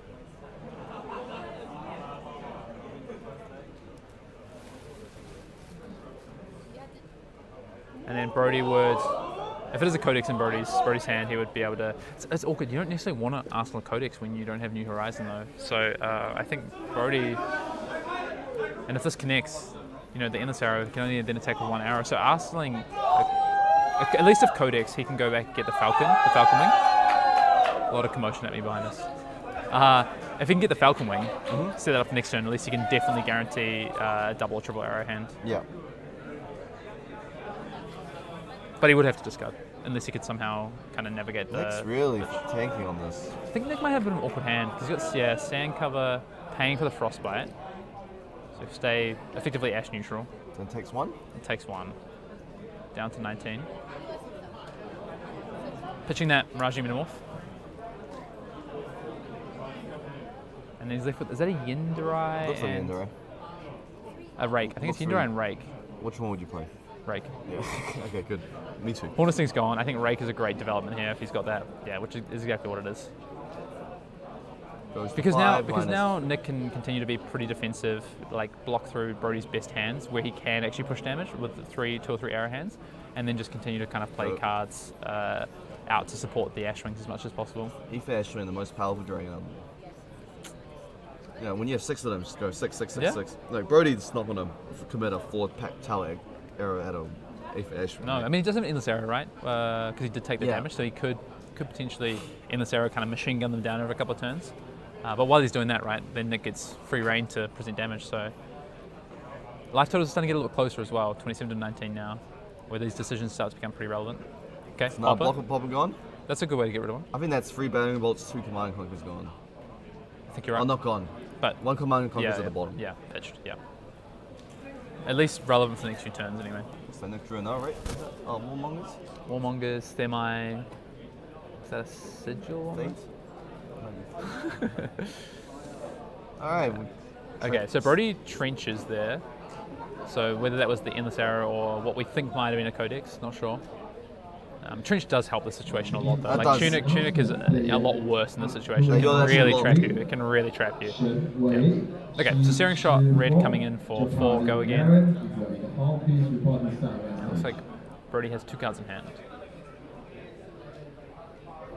Utilising that resource off the trench. I like that Brody stayed on theme here. He's got the Lexi sleeves with the Lexi deck.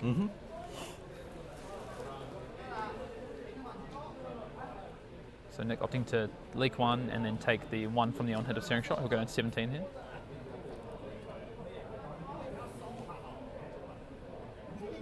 And then there's the codex. So first of all, dropping the resource into Voltaire so that he doesn't have to discard that blue. Looks like a blue Searing Shot. And then you can get a Battering Bolt, right? Probably Also you CNC? probably just want damage, right? So I mean, CNC's CNC good. would be better here, right? You threaten the arsenal, which has been there for about an eternity. Yeah, so he gets the CNC.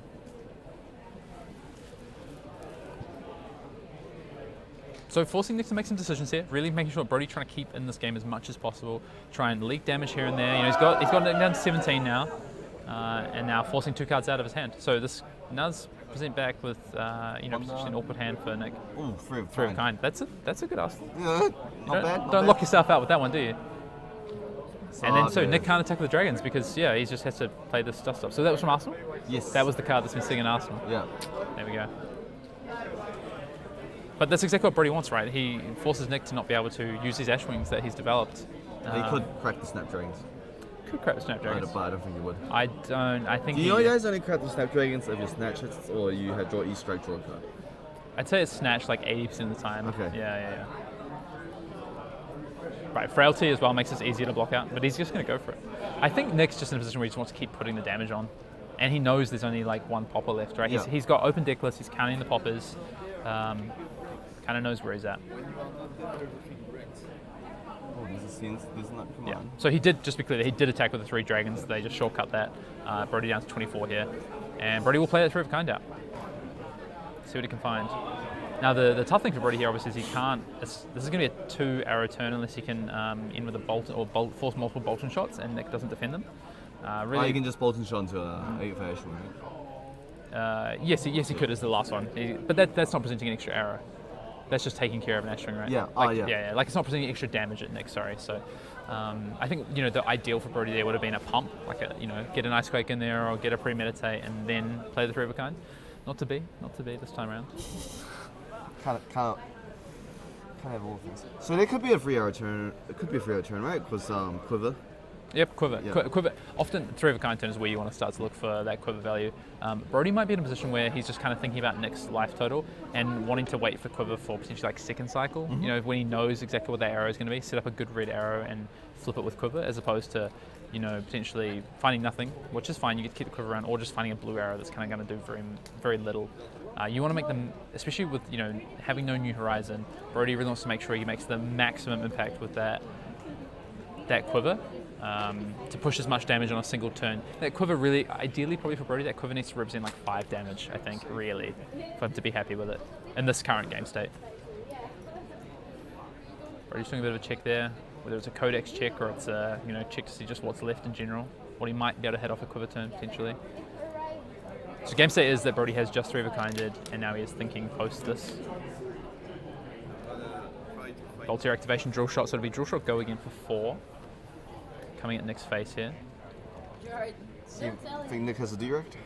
I can't quite see in hand, but to be honest, the on hit from drill shot not really relevant here now because Nick probably never going to block with that last counter on Furnace. Although he has Tumultide, so it is a bit more reasonable to do that. Look, Brody's stayed in this game, right? Like he's got the life to, he already had Nick down pretty low in that Tumultide turn in the 20s, but he's just chipped away, and still kept his life total reasonable here, playing off, no new horizon, which is really difficult to do, really hard to navigate. Yeah, Brody's still in the game. Like even though his new horizon's blown up, he's still presenting damage. Still got a couple of rain raises. He's still got some pumps. Still got a couple of codexes. Like he's still got gas in the deck and ways to form turns. Especially if he can just keep Nick at bay, keep chipping away, get the next life total at that sort of like sub 15 range, and sort of keep too many dragons off the board. He can set up a kind of crazy second cycle with these 3 of a kinds and pumps and codexes and stuff, just with one Arsenal spot and present some good damage, and then use that quiver to some good advantage as well. So Nick's really been thinking about this and what he wants to do here. So it looks like he's thinking about a 1-card block. I think Nick is now starting to think about his life total and how he wants to utilize kind of the next probably 5 to 7 points of damage. Okay, so he's just going to give the furnace away. He's giving away the burn them all. That's a 1-off, right? The burn them all? It is. I've just dropped my mic there. It is a 1-off. So he won't be doing arcane damage.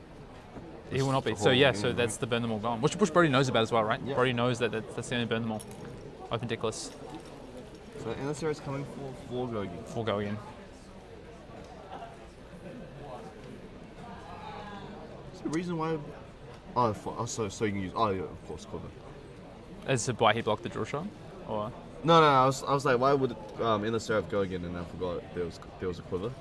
Yes. Activation. That's probably going to be you. Yeah, I would say that's probably Brody's got multiple cards in hand, so I think he's going to try and push the damage here. Yeah, I thought Brody might have waited potentially.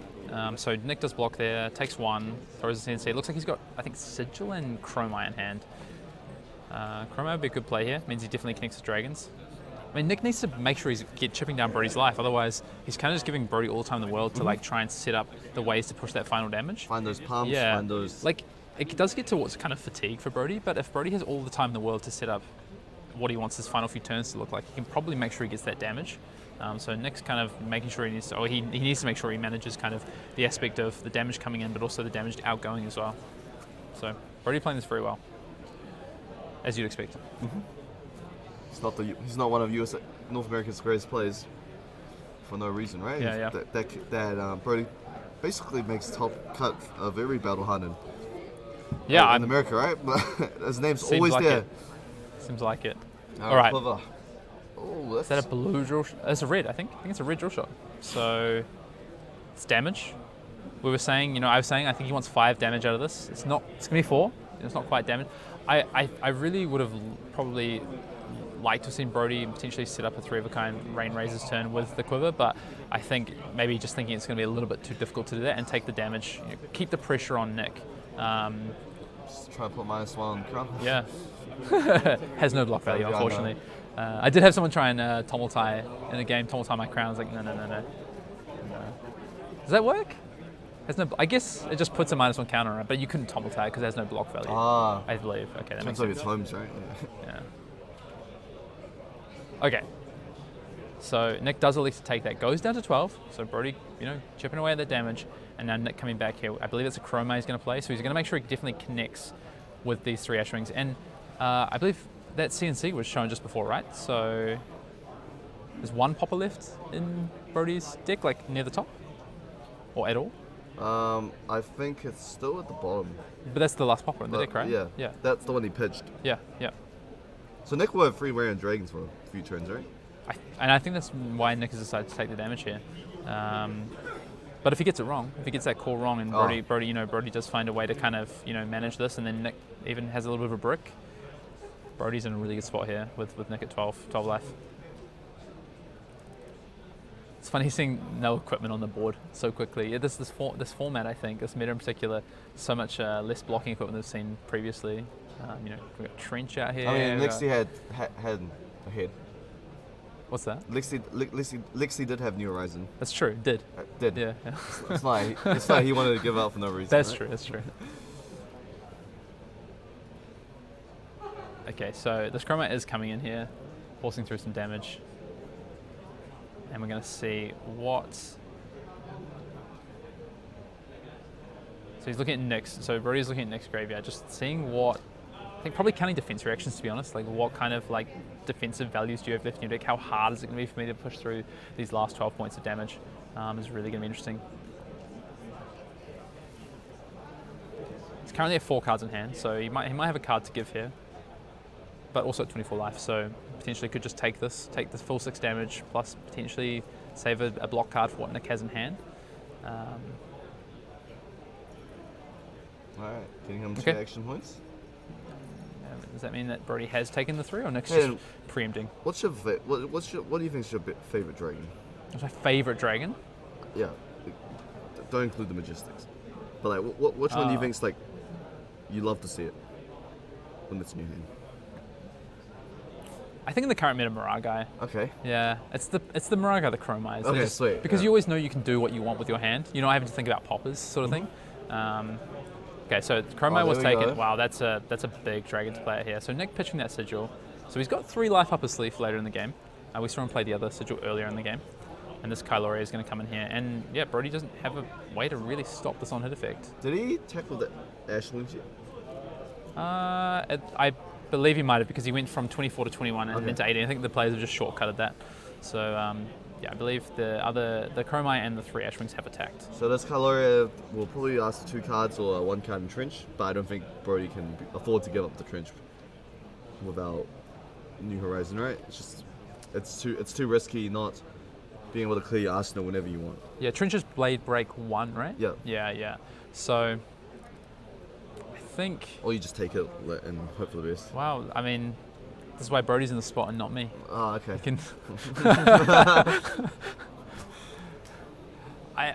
think if he's going to clear... I think he's going to make a decision. 12 life, right? How do I get this last 12 life of damage out?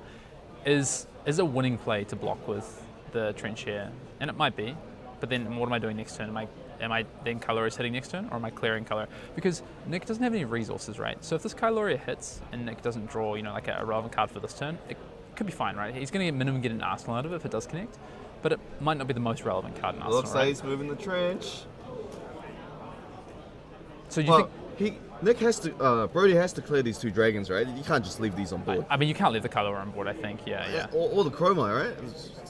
It's 2 very powerful dragons with powerful effects. We haven't seen a snatch come out yet, right, as well, so the Chromite really turns those snatches on as well, so... oh. Careful, Nick, don't draw 5 cards. Okay, so there's a Winter's Bite pitch to play an Ice Quake into the Falcon Wing. So there's going to be 6, go again, threatening Frostbite on hit, coming in at Nick's face. CNC Yindarai, take the block, and then Brody's going to... So he broke the combat chain, doesn't mean there's... Okay, Remorseless coming... Okay, so he's just going face here. He's just trying to put all the pressure in the world on Nick. Because if Nick doesn't block this, then he gets Frostbite and damage. And if he does block this, then he can probably only take the 2 dragons on this turn. Chromite and then something else. Probably a Kyloria. Taking 3. Okay, so Nick's going to take 3. And then important to note, any actions Nick does play here... Which you probably want. No, it's probably just going to pitch to attack with this. So this must not be a 3 block, otherwise he would have just blocked with it, right? I think it's Rake. Makes sense, right? So he couldn't, he had to take the damage there. That's kind of what Brody needs though. He needs just leak damage and leak efficiency. So Chromite comes in here, and then it'll probably be a Kyloria afterwards. This would be a good turn for Brody to cycle back to that popper though. It would be. But I think he would have slammed it down by now, right? You reckon? I think he pops the Kyloria if it comes in. He can probably afford to take a little bit of damage here.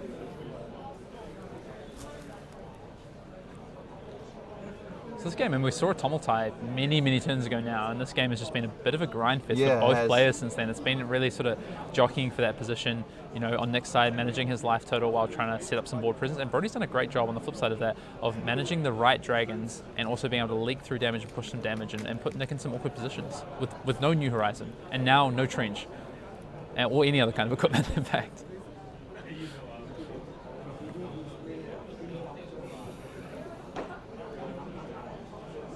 I wonder if we can... counting the deck.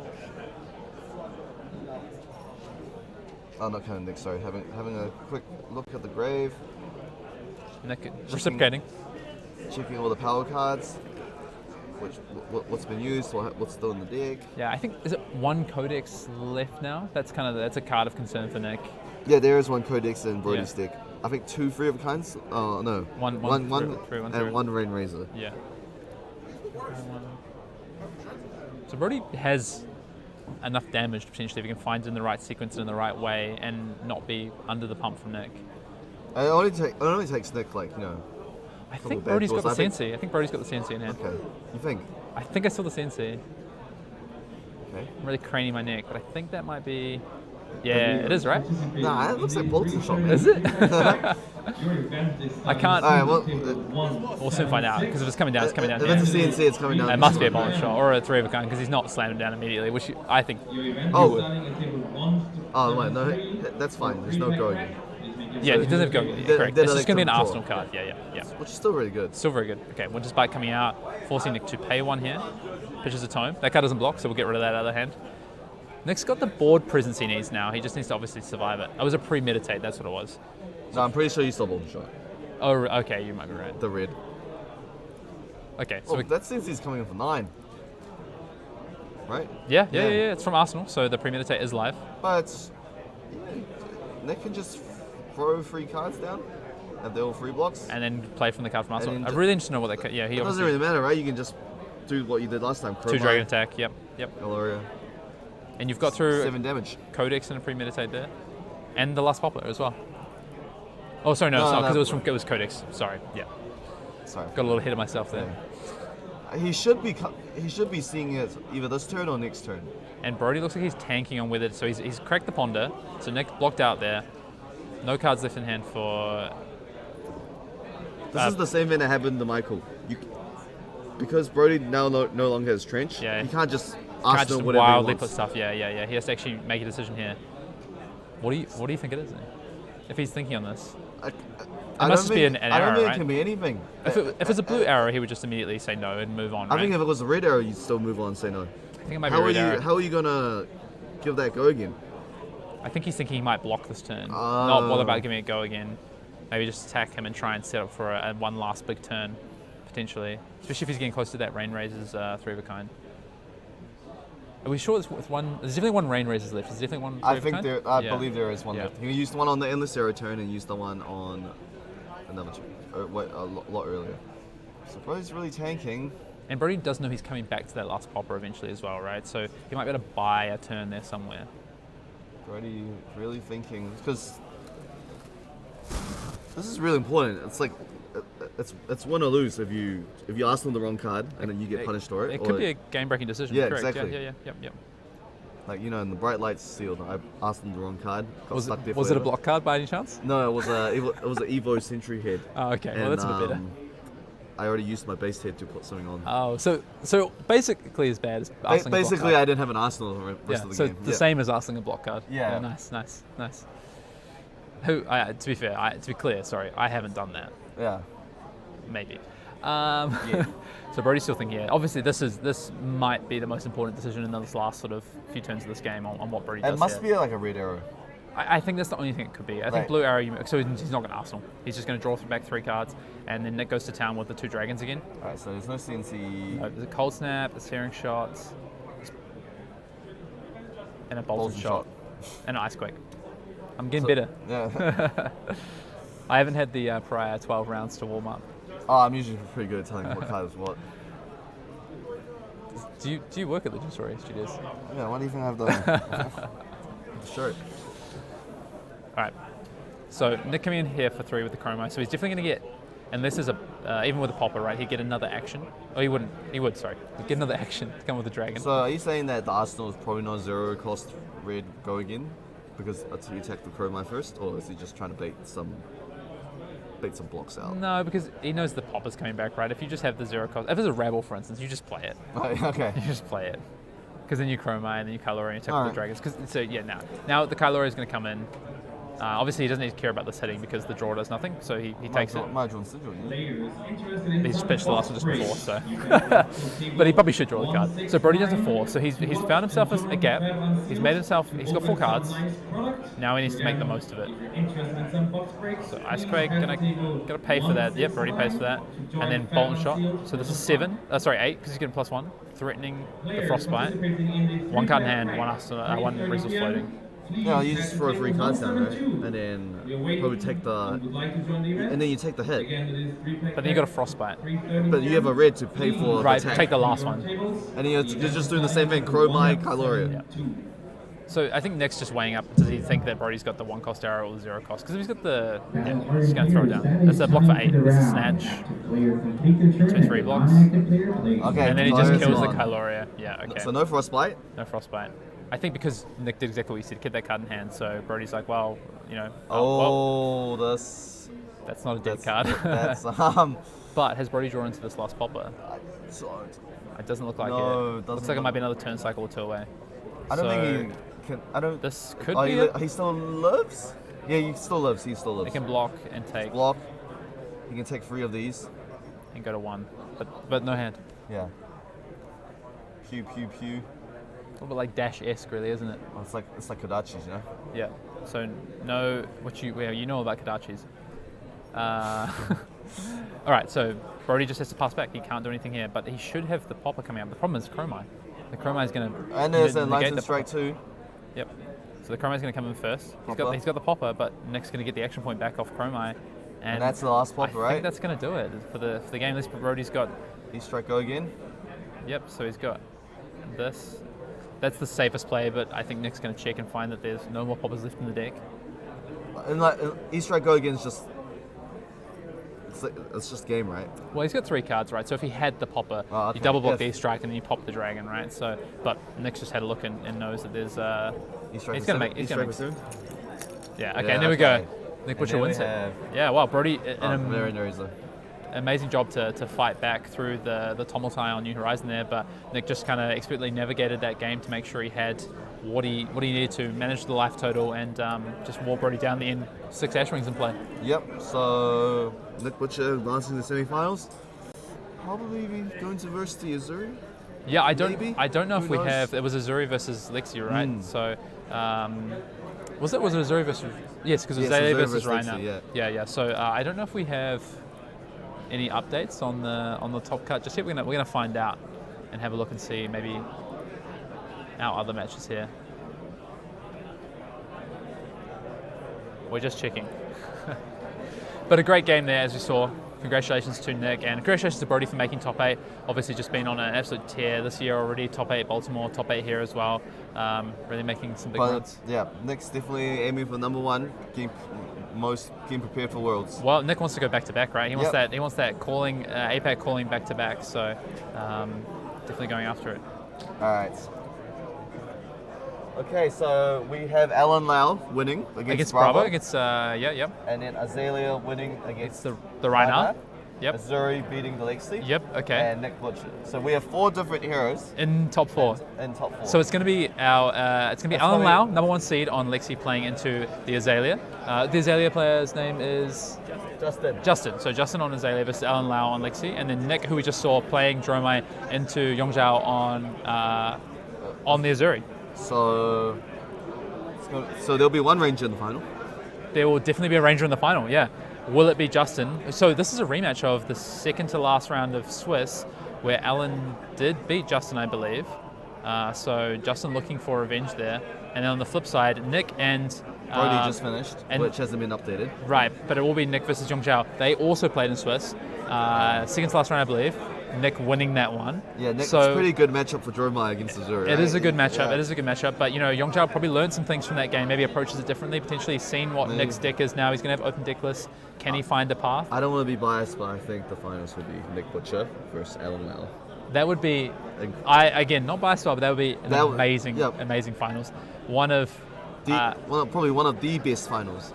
Yeah, I mean, probably Hong Kong's one best of Hong Kong's player, strongest Australia's players best versus Australia. Yeah, like he already Australia's second best player, second obviously. best, He's already taken down one of North America's best. Exactly. Yep. See if he take down Hong Kong's best, but first he will have to deal with the Zuri player that has been going on a rampage during Swiss, right? He just beat all the Rangers, but he did lose the. Yeah. All right, so we'll be right back. We'll probably pick our feature match. Probably be around 5 to 10 minutes. Hayden, it was great joining you. So hope to cast you soon. Thanks for having me on. Feeling a little worse for wear? By my friend, Mr. James Those White. old Cogworks legs not holding their weight? A very Do you find exciting yourself product asking, that we to have be or not so to be? soon. It is, of course, Bright Lights. James, Well, why can you not tell be? people exactly why we're so hyped Better. for this, our 11th booth. Bolder. Go ahead and show. Brilliant. Thank you, Brian. Why not be a big deal? Break through your limitations Meet innovation. and become all that you could be. With Techlo Industries, Advertising's dream bringing you a future with bright you lights. can become more than human. True, I've seen the set. It's exciting. It is very cool. We're gonna have a lot of good tidbits to share about this set throughout our discussion today, which is hopefully the first of many. This is something you and I have wanted to do for a long time. Yeah, for now. sure. Glad we get to sat down. The design workshop. Yes, the design Okay, workshop. so I'm Ivy. I'm actually in my 4th Yeah, year it's at got a good ring to university, it. and I'm not a cosplayer very thematic, normally, of but course, today I'm cosplaying for as Bright Ara. Lights. So But yeah, one thing I really want to as do Ara's today- most iconic card, Scarf It's also Oscar. important Yeah. because I go out, I do a lot of podcasts. The question I get more than any other. And the moment anyone thinks about Ara, Scarf Oscar is the first card that comes to I don't have their the mind, answer because how I it's so work my beautiful. way Like into this everything about it is just great. But the Yeah. question I get more than that, or is close second place to that, is. Oh, actually, I've been playing in the Seal events recently. Yeah. I'm really into Seal. Actually, I think it's like it's fun. You get the fun of picking the back and also like playing against other players. We really want to haven't delve like, into decided that what today. your deck will be as well. So Talk a kind of little interesting bit and all. about So our I'm really enjoying the new like deck and stuff. Tell Yeah. the people a little bit about what it is we do as designers and exactly. Oh, what actually, we're trying my to brothers are accomplish playing every time we in set Flesh up. and Blood as well. So Yeah, actually sure. got Look, it's a great sort of question. like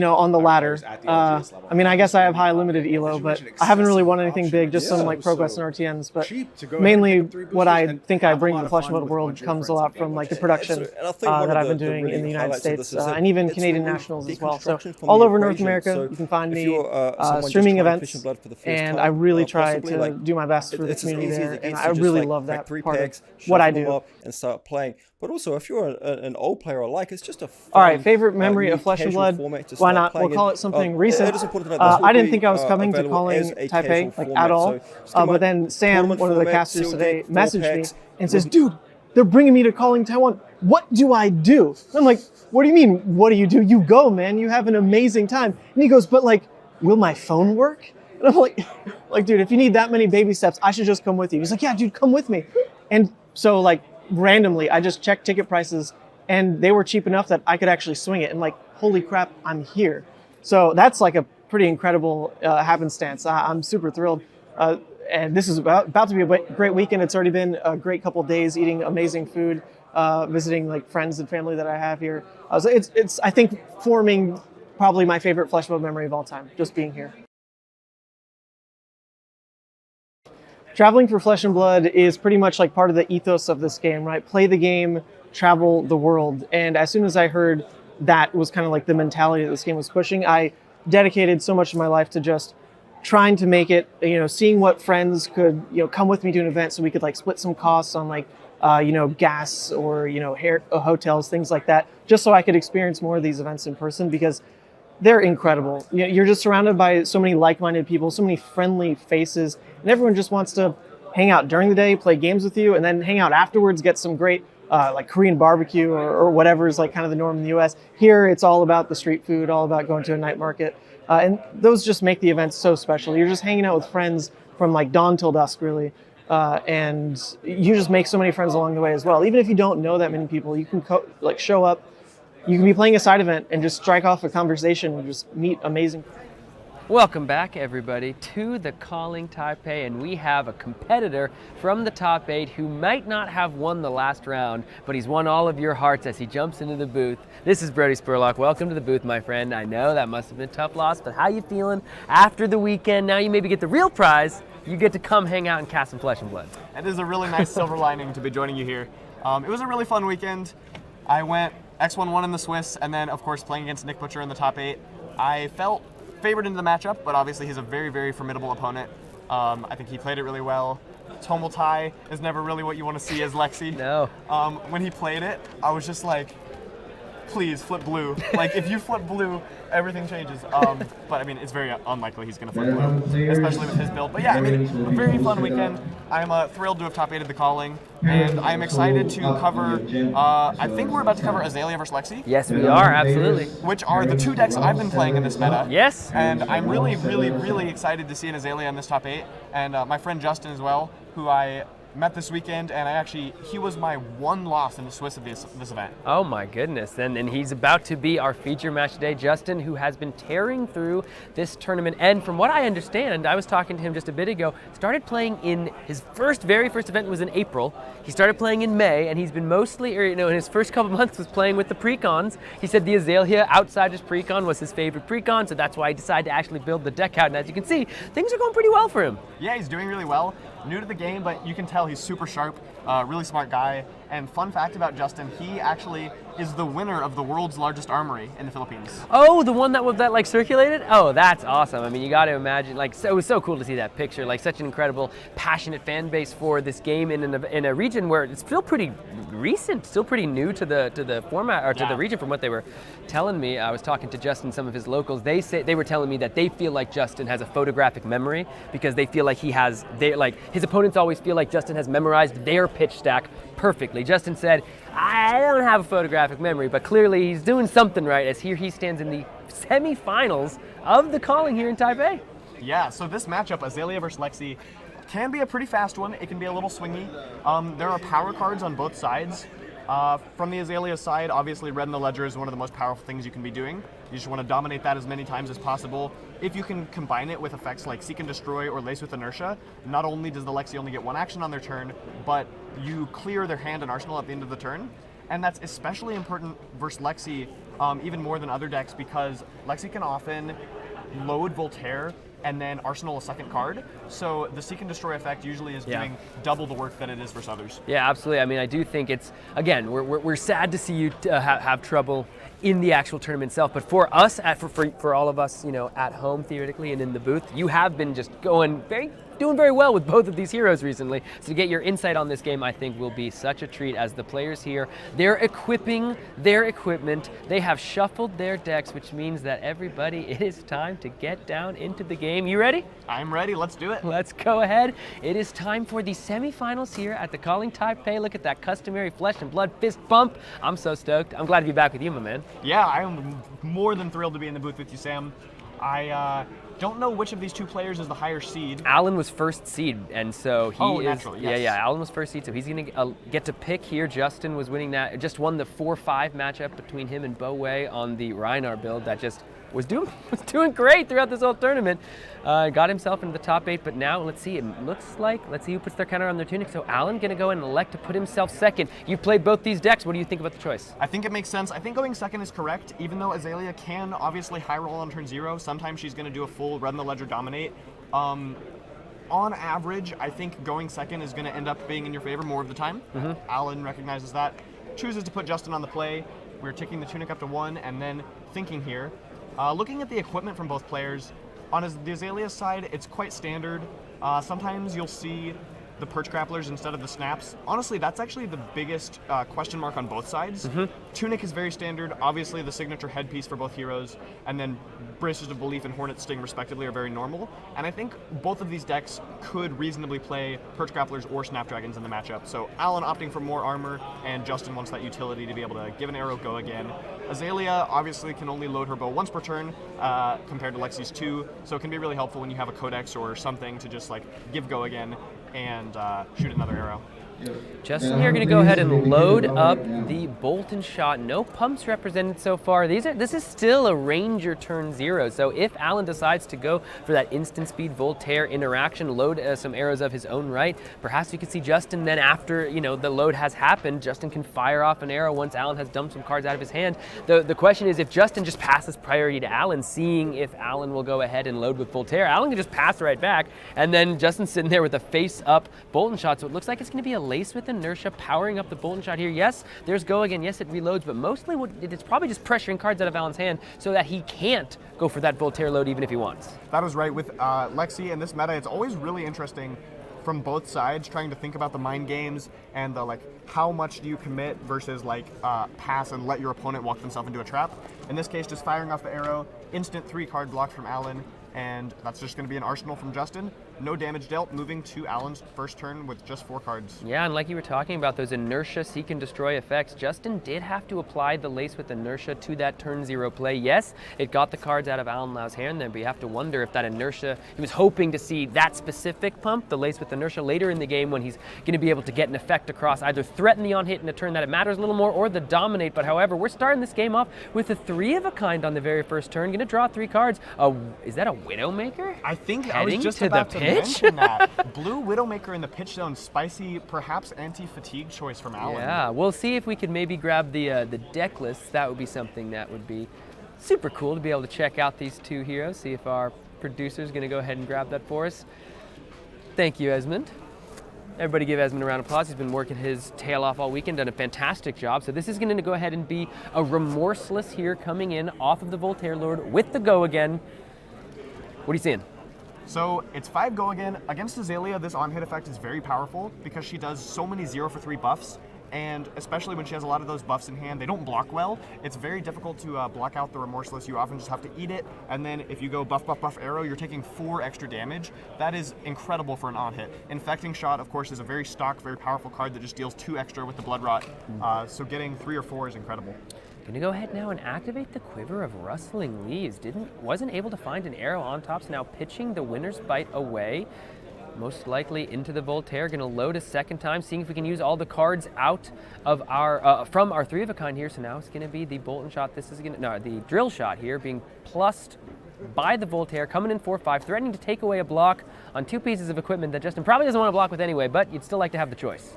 Also of note, I believe an Arctic Incarceration Red was revealed off the top. So that's a card sometimes you can try to be tricky with and catch your opponent off guard. So it is interesting that that's been revealed and Justin now knows about it. Absolutely. For next turn.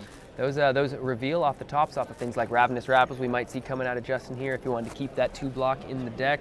And any information gained by your opponent, when you're at this level, semifinals of a Calling Taipei, you use every little bit to your advantage, as I know you know very well. Absolutely. You just put it in a steel trap, and the next turn you're thinking every game action that gets taken, you're like, okay, I know one of these cards is Arctic. Yes. Interestingly, from Alan's side, if this Drill Shot does connect, it's always a puzzle whether you want to put the -1 counter on the Cross Wrap or the Tunic. Yeah. It's basically just whichever one you want to force them to block with, you leave that one with its defense. In this case, Alan is saying your Cross Wrap is more important. I'm going to leave that one with its block value, so if you want to block a breakpoint, you have to give it to me. the opt effect so powerful in these Azalea decks, and getting a chance to see what's on the top of the deck, sculpt your hand a little bit. I mean, you know this as well as anyone playing Azalea so recently. Sometimes you can plan as much of your turn as you can plan, but until you see the top of your deck, you don't know exactly what your turn's going to look like. And without that ability with Skullbone Crosswrap, it just takes away so many decision trees. Absolutely, it's super critical, whether it's looking at chances to dominate an arrow or just figuring out what you're going to draw off of Death Dealer to sculpt the rest of your turn. It looks like Justin is leading off with Rain Razors into Premeditate, so building up for a very big arrow here. I wouldn't be surprised to see a Death Dealer after this. Players are marking down that first point of damage from Remorseless. Like we mentioned, is going to be a big hitter here. Time to grab a card from hand. Now, we saw this earlier in a Dorinthia game, but that Rain Razor is actually not going to trigger the Remorseless because it's action cards from hand, not just cards in general. With that Knock the Death Whistle, we drew a card here off of the Death Dealer that we saw in our Skullbone Crossprep, but we can now just, there's already a red in the ledger in the arsenal there that we loaded with the Death Dealer, but we can keep that at the bottom of the deck, grab a red in the ledger from the Knock the Death Whistle, and now all of a sudden, this is what you're talking about, dominated red in the ledgers. Now, is there going to be something like a Seek and Destroy or Lace with the Nurser? We haven't seen yet, but this is about as powerful a turn as you could hope for from an Azalea deck. Yeah, Justin's last card matters a lot here. Because the red is going to be dominated, you're almost guaranteed getting that Ponder token off of Premeditate. So if you have a buff here, you get to push your red in the ledger up 3 more, maybe get another impactful on hit, but otherwise you're basically just burning a card. So I don't know what his last card is, but I'll be very curious to see. Justin is taking minimum 3 damage so far from Remorseless, so very powerful on hit from the Lexi side. How impactful is it that this red in the ledger is heading to the bottom of the deck here? Do you think with the shuffle effects and the Knock the Death Whistles, you're happy to put it at the bottom, or do you think, are you happy to like set up a pitch stack? Are you disappointed that's gonna be so far away after this turn? I think it's interesting. It's both. For one, you're kind of sad that it's gone because it's the best card in the matchup and you want to see it. But with that said, I actually feel somewhat comfortable when it's at the bottom because it means I know for sure any of my future knocks will be able to find it. I'm not going to have drawn into it or anything like that. So I think it's actually weirdly nice for Justin to know that that's all the way down there. You heard it here first, folks, but that final card, it was a Rain Razor, so 2 points of damage, not having to burn the card here, committing to 3 blocks. So let's see, is that 2 Rain Razors on the turn then? Yeah. So it's a +7 on a 5, right? So 12. Sam, did Alan say no blocks there? I think he gave the drill shot. I think he gave the drill shot, if I'm not mistaken. Let's see, yeah, 3 cards in hand, so he gave the drill shot. Now it's just that red Arctic Incarceration. It's like, I'm going to play 1 card, I'm going to try to disrupt you as much as possible. You think that's a good 1-card play if you can only do 1 thing on the turn? Definitely a good one. Azalea doesn't have that many blues in her deck, so it's very possible you're going to catch her having to pitch 2 or 3 cards just to eat through the Arctic. Gosh, yeah, 9 blues and that's it. Yeah. In Justin's deck. And Alan's just hanging on to his arsenal. The red in the ledger basically got 2 extra cards here from its on hit. Alan passed with his arsenal, which he was going to keep, and then 2 cards in his hand, so only drew 2 for the turn. So the knock itself is a card, so you basically went +1 card in a sense. You spent it and then to find the dominate, and then got an extra card out of that. Back to Justin's turn. He's figuring out how he's going to break through this ice army of Frostbites. He does have a yellow, so not the absolute worst case, but no blue feels kind of bad.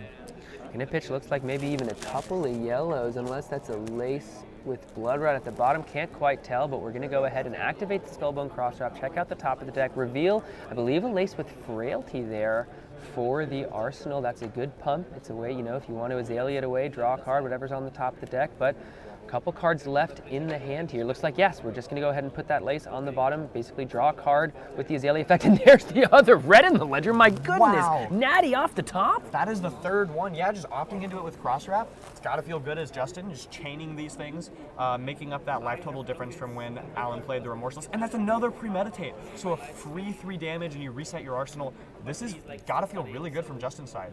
Now this is the, you know, the second red in the ledger you've been able to get off the top of the deck. There's only one, and we know where it is, way down at the bottom of the deck. So you're gonna have to use a Knock the Death Whistle to find it in any, anytime soon. That means that these red in the ledgers are gonna most likely be coming back from the graveyard with the Codex of Frailty, and that means they might not have the Dominate attack. So yes, you must be happy to get this damage across, but you have to wonder, you know, if this is still pretty early in the game. If these type of effects can't be strung together, Alan's gonna be able to still come back with some crazy Lexi abilities. Absolutely. Speaking of the Lace with Frailty that went to the bottom this turn, looking at Justin's deck list, he has 3 Lace with Frailty, but only 2 Lace with Inertia. So just respecting all the Lexis in the meta. Most represented deck at every tournament pretty much. She's been around for a long time. Just saying, I know I'm going to see this matchup more than any other, so those Frailty tokens are really important. Alan Lau looks like he's just going to go ahead and reveal his one action on the turn is just going to be the Lexi Livewire non-attack action to flip a 3-of-a-kind, another card in Arsenal. Here's what we're talking about. How disruptive can Justin be on this turn? Because Alan, he's sitting, you know, his foot is like hovering over the gas pedal. He is ready to just kick it into high gear, but he just needs a moment of breathing room. What is Justin going to be able to string together? Most likely going to start this turn with the Skullbone Cross Wrap, but I've been surprised before, Brody. But you were right this and he's faking us out. He's thinking about it. Okay. Justin I'm ready to be surprised. Firmly pulled ahead at this point after 2 red ledgers. He's up 4 life. He's got a full grip versus Alan's 6-card hand, and he's thinking here. He has his Tunic on 1. Tunic and Azalea is very powerful. Your deck is mostly reds, and Death Dealer costs 1. Many of your arrows cost 1. So every time your Tunic goes to 3, you're feeling really happy. A lot of times it can honestly be a full card, just because you would otherwise have to pitch one of your reds. Sitting on 1 right now. Justin's taking his time looking through the graveyard. From Alan's side, you got to be kind of happy. 2 red in the ledgers are gone. You know the other one is at the bottom. So just, unless a Knock the Death Whistle is coming up, you're in the clear from that effect. Now, if I'm not mistaken, I was talking to some other friends in the community, and Lexi, I think, is still technically around with like maybe 10 or so points to go. Don't quote me on that. But without a doubt, Alan Lau has the chance here to be the kind of player that takes her into the finish line, right up into the Living Legend format. That could be Alan Lau's, you know, part of his legacy here to start this game. Justin Ku's going to do his best to say, not today, my friend, because we're going to go ahead and reveal that Codex. No, that's going to be... Yeah, Codex of Frailty, revealed off of the Skullbone Cross Wrap. Beautiful foil, also. Very nice. Gotta take a look there. 4 cards in hand. Let's see what he can string together. Already being able to threaten the Codex of Frailty. That's a Frailty token at least, but your arsenal right now is clogged up by the card. That is right. Codex can be a little more awkward in Azalea than it is in Lexi, but still incredibly powerful, especially in this matchup, like you mentioned, giving Frailty tokens. That's often worth 2 or 3 or more versus Lexi when she shoots a full hand of arrows. Just starting off with this Ravenous Rabble for 4. If Alan wants to block with several cards in his hand, he might consider a 3-block here, but it looks like he's just taking it down to 19, and we are moving on with the turn. And we can see a Remorseless on the top there for Justin. This is again, it's disruptive in the sense that it de-incentivizes your opponent. You know, if you get hit by a Remorseless, you're kind of de-incentivized to play a lot of cards out of your hand because then you're just giving Remorseless all this value. Is it disruptive enough to make Alan think about, you know, even committing cards to block, say that it does become dominated? You know, it's a powerful arrow, but is it the kind of disruption you need to keep Alan back as he's just ravenously sitting there with those 6 cards? It's also interesting with 3-of-a-kind sitting in Arsenal. As the Lexi, you want to try to keep just the right number of cards where you'll be able to shoot your normal amount of arrows and still Arsenal, but you don't want to get stuck with too many cards in hand. For sure, yeah. You draw 3 and you're up to like 6 with 2 floating, you often can't use them. So it looks like the Ravenous Rabble has connected, and on Justin's side, we're just thinking here. We know about red on top. I can't quite get a look at what is in Justin's hand, but I think I saw at least 1 Bolton shot, so it's not just a clean 3-pump hand. But I mean, that's what you would love to see as the Azalea in this spot. You just unload your hand, play Codex, and then shoot a 0 for 4 that is actually for 13 in this case. Unfortunately for Justin, that is not what is happening right now.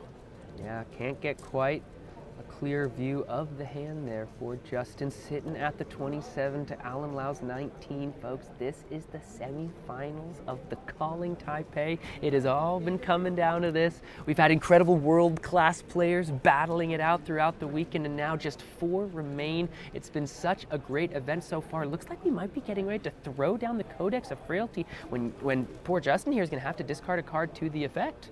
So this means he likely has just too many non-pump cards in his hand and maybe wants to grab something, unfortunately discard a card, which is never what you want to do, but then perhaps Snapdragon and use the Death Dealer after this. I see. I mean, here's the thing. We've seen 2 red in the ledger so far, and this is a must block now. If you are Alan, you have to respect the on-hit of the red in the ledger. Looks like no pump so far attached to it, saying, you got to give me at least a card, but those Perch Grapplers look primed and ready to take care of this red in the ledger if this is the remainder of power that the red in the ledger is going to present. And Justin does seem to represent, you know, kind of a naked red in the ledger here for 5. Unless there's something like a Rain Razors in hand, but we've already seen 2 or maybe all 3. I think we've only seen... I think we've seen the 2. The 2 on that 1 turn. So you got to be worried about that from Alan's side. Codex is one way to get these red in the ledgers back. Obviously not dominated, but if he decides to just maybe block a card plus Perch Grapplers and then he does get rained, it could be a bit of a blowout. I think Justin is... They might be making sure that Justin discarded off the Codex. Yeah. Because he's still got 3 cards in hand. I think so. I think they're discussing just making sure everything is as it should be here. Yeah, from Alan's side, it's really hard to overblock something like this, like on a 5, when there's 1 Rain Razors left in the deck to try to block 7. You usually can't do that, but there's always a chance you're going to get blown out by just that Rain Razors, which would be kind of devastating for Alan, getting hit by his 3rd Red in the Ledger with so many cards, and especially of 3 of a kind sitting there in the arsenal. So now we've gone ahead and we've discarded the card from the Codex. That's a Bolton shot. We just got it. Yeah, look at that. Look at the. And there the is Rain Razors.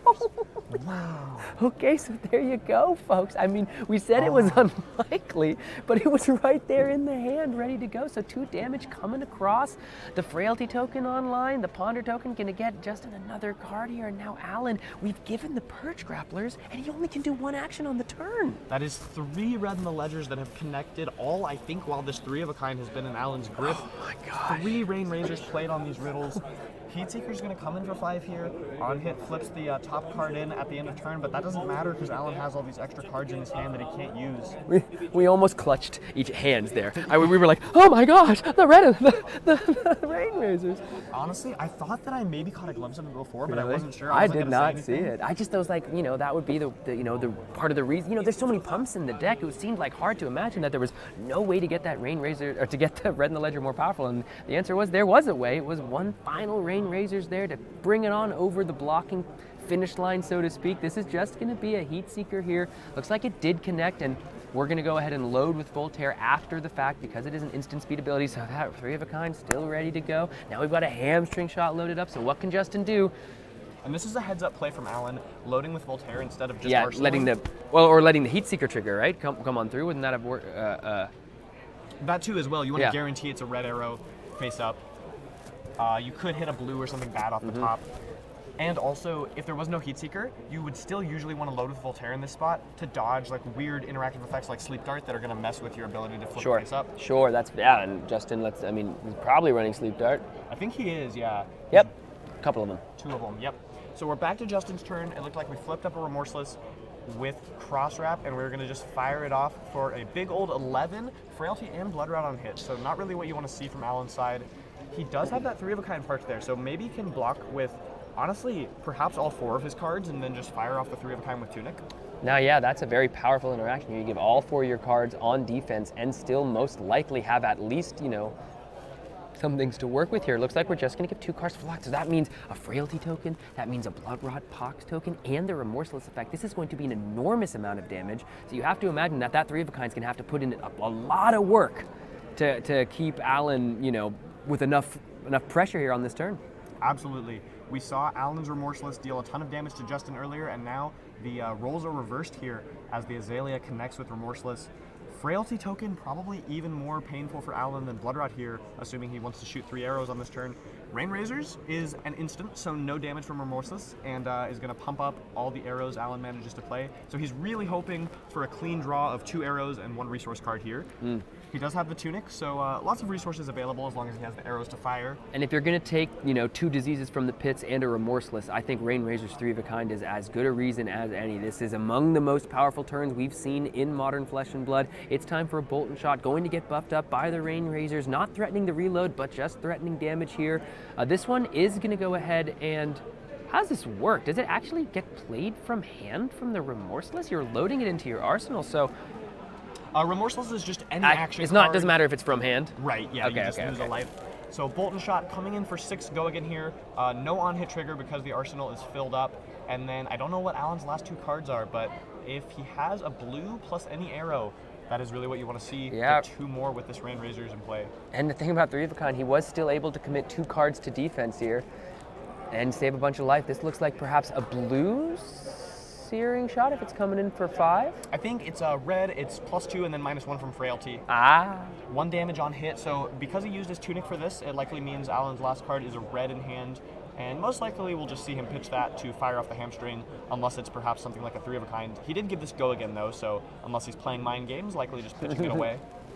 We have already taken the Bolton shot. Justin heading on down to 17, and Alan sitting at a precarious 9 life, and that 9 life is not going to stay 9 until the end of this turn because the Blood Rot Pox is going to take him down to 7. 7 is getting dangerous when you start thinking about what Azalea can dominate. That is right. And we mentioned earlier, Justin's a newer player. This is his first big top 8. Alan is one of his first big tournaments, I think. I think so, yeah. I think his first calling ever. Alan is someone who has had a lot of success in Flesh and Blood in the past, has had a lot of close runs in Swiss. I believe he got 9th at the World Championship last year, as well as didn't quite make the top 8 of Calling Singapore. So I'm sure he is thrilled to finally have broken through, sitting in this top 4. And a tar pit trap there, going to go ahead and just cover up all the damage entirely. Also clear up the arsenal zone critically. So now this is going to be the hamstring shot.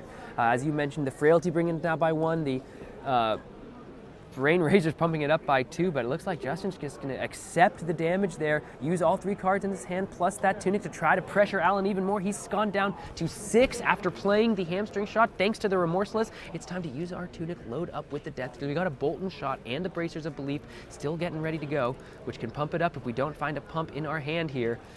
How are you feeling? How you feeling if you're the Azalea player here, Brody? This is exciting. Azalea definitely looks a bit ahead here, still has access to the full equipment suite. Tunic can't block, obviously, and there we go. We're using one of our equipment, popping the bracers. So there are a couple reasons he could be doing this. The simplest is just trying to fish for a dominate, which in this case we did see an arrow, and it looks like we're swapping into it. But another is if he doesn't have enough pumps in hand. Oh, and he does. But if he was missing pumps, perhaps you might want to... Is this just the game? Is this just game over? No way, right?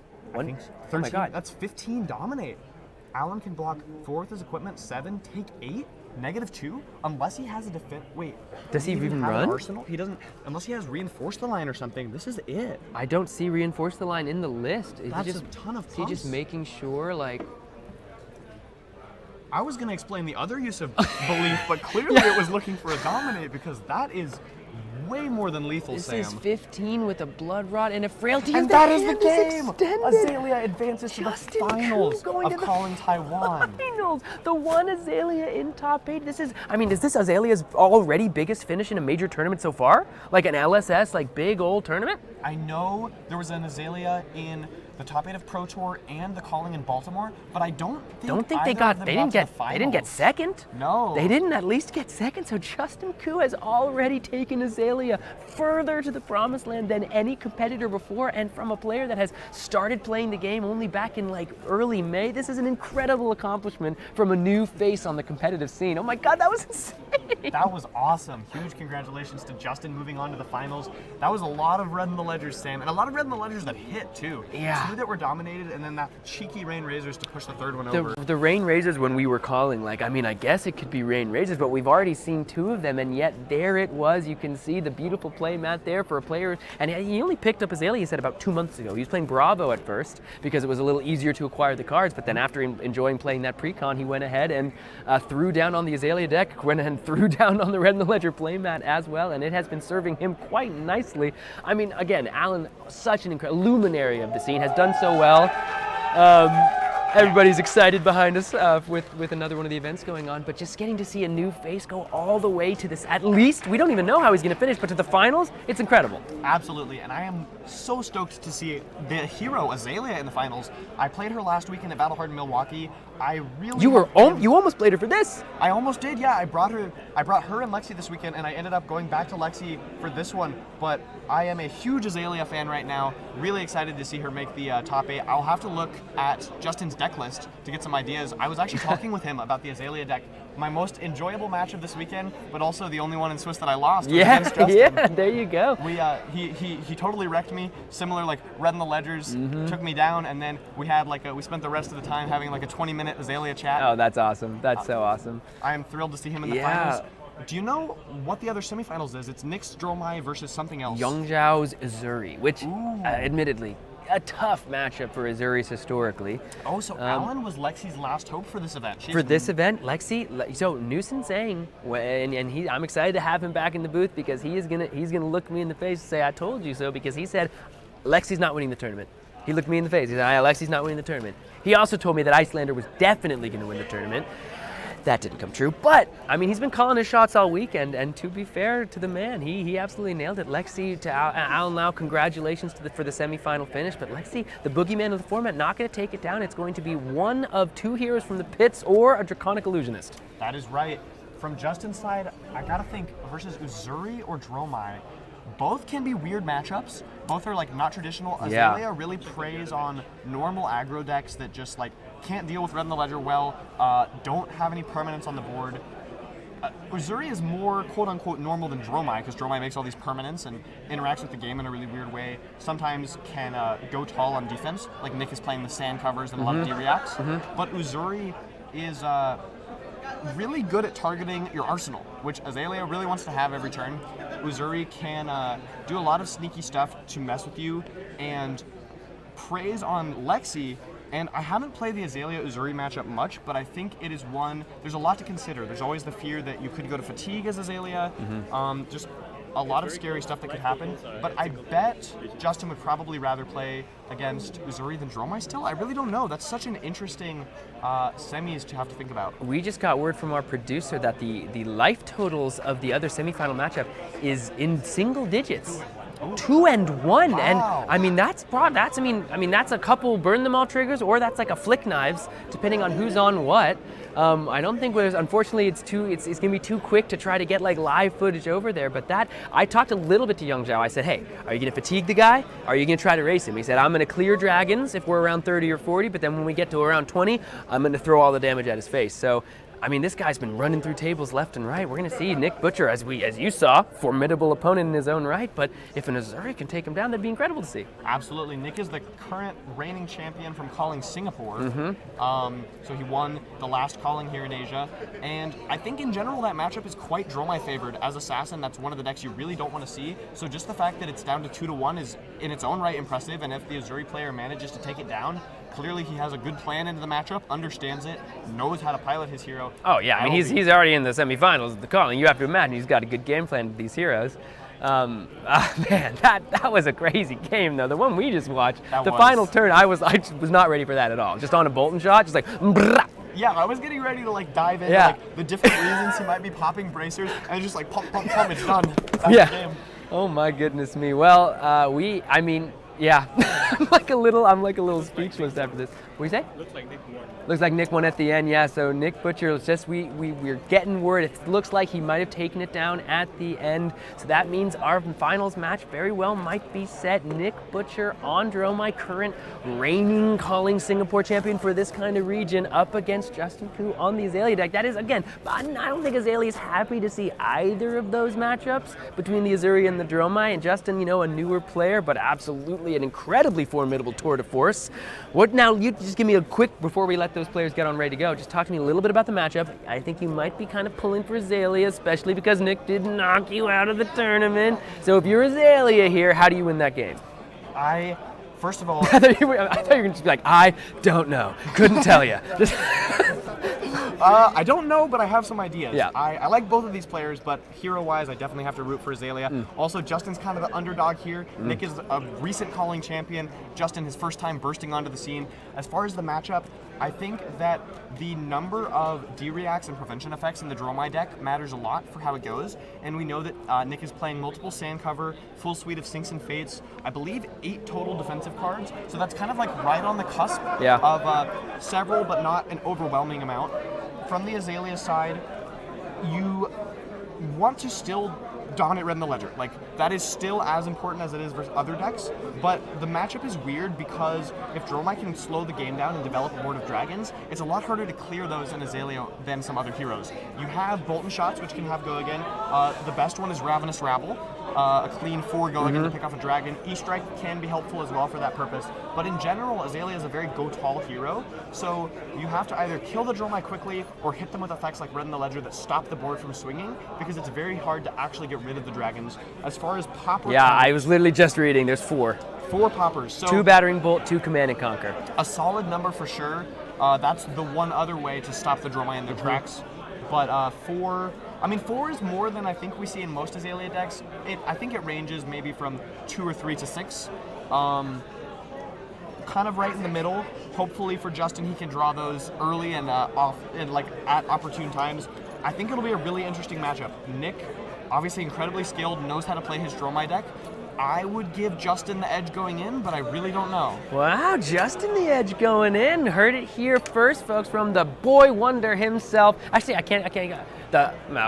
gonna say never mind. I was gonna say the Man Wonder, but that sounds, because you just turned 18, but that sounds terrible. I don't like that nickname at all. So we're gonna go ahead and look forward to the finals. We've got Justin Koo on Azalea versus Nick Butcher on Dromai. This has been such an incredible weekend, my friends. Thank you so much for hanging out with us so far, and don't go anywhere because you guys, it's time for the finals. We're gonna get Newson back in the booth. We'll be seeing you soon. Don't go anywhere. More Flesh and Blood coming up right after this.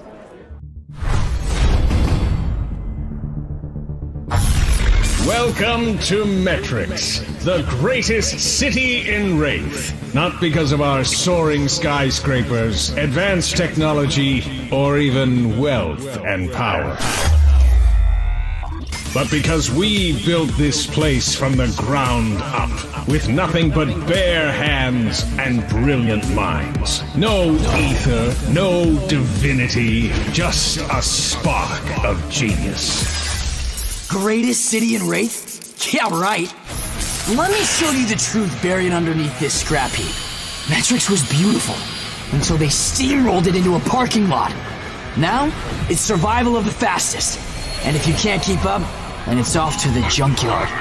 But I think it's time we rewrite the script, break the mold, and blow it all apart! There's better ways to blow off some steam, you know. This becoming more than human thing is a real hoot. It's actually kind of incredible, this symbiosis between muscle and machine. But while technology races ahead, simple problems remain unsolved. And this relentless pursuit is coming at the expense of our humanity. And without that, what do we become?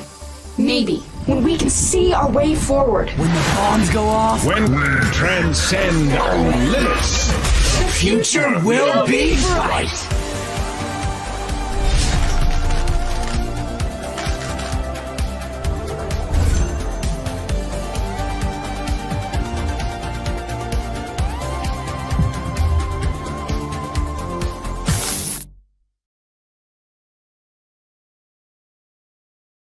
Hi, I'm Jayam Ballesta, and this is just my second time cosplaying. The first time was in Singapore, where I cosplayed Red Buck Shroud, and for this event, do you remember me now? I remember you. And then for this event, I went to Levaya because I find it so intricate. As you can see, it's very difficult to make, so I had to prepare it before you guys announced that we are having cosplay here, so it's like more than 3 months. Levaya is not really that common because she's a villain, but I think she just became a villain because of her past. Yeah, so I think everyone can actually relate to Levaya nowadays because some people are still, depending on their past. And I think maybe in the future, she will be good. She will be good again, but not sure. I like her. Yeah, like you said, it took me like more than 3 months to work on this costume. First of all, the biggest struggle is for me to bring it here in Taipei because I'm actually from the Philippines. I'm a Filipino, so I had to carry it as a check-in baggage. So I have to cut this one in half, but for this one, I just wrap it in lots of bubble wrap. And for the suit, yeah, I have to glue it every single row. And yeah, I have to mix a lot of acrylic paints just to get this kind of color because it's really hard to find a paint that is actually like a bone. And the headdress, it's actually hot. Yeah, because it's all Eva foam, but yeah, I still love it and I'm gonna do it again. Yeah, I do love Flesh and Blood because it gives all the players the happiness that the card bring. And what I love about this is the art. Yeah, I'm actually going for like an angel for this one, but then Steve Argyle, Levaya, and I think they're gonna go with angel, so I just had to do the villain.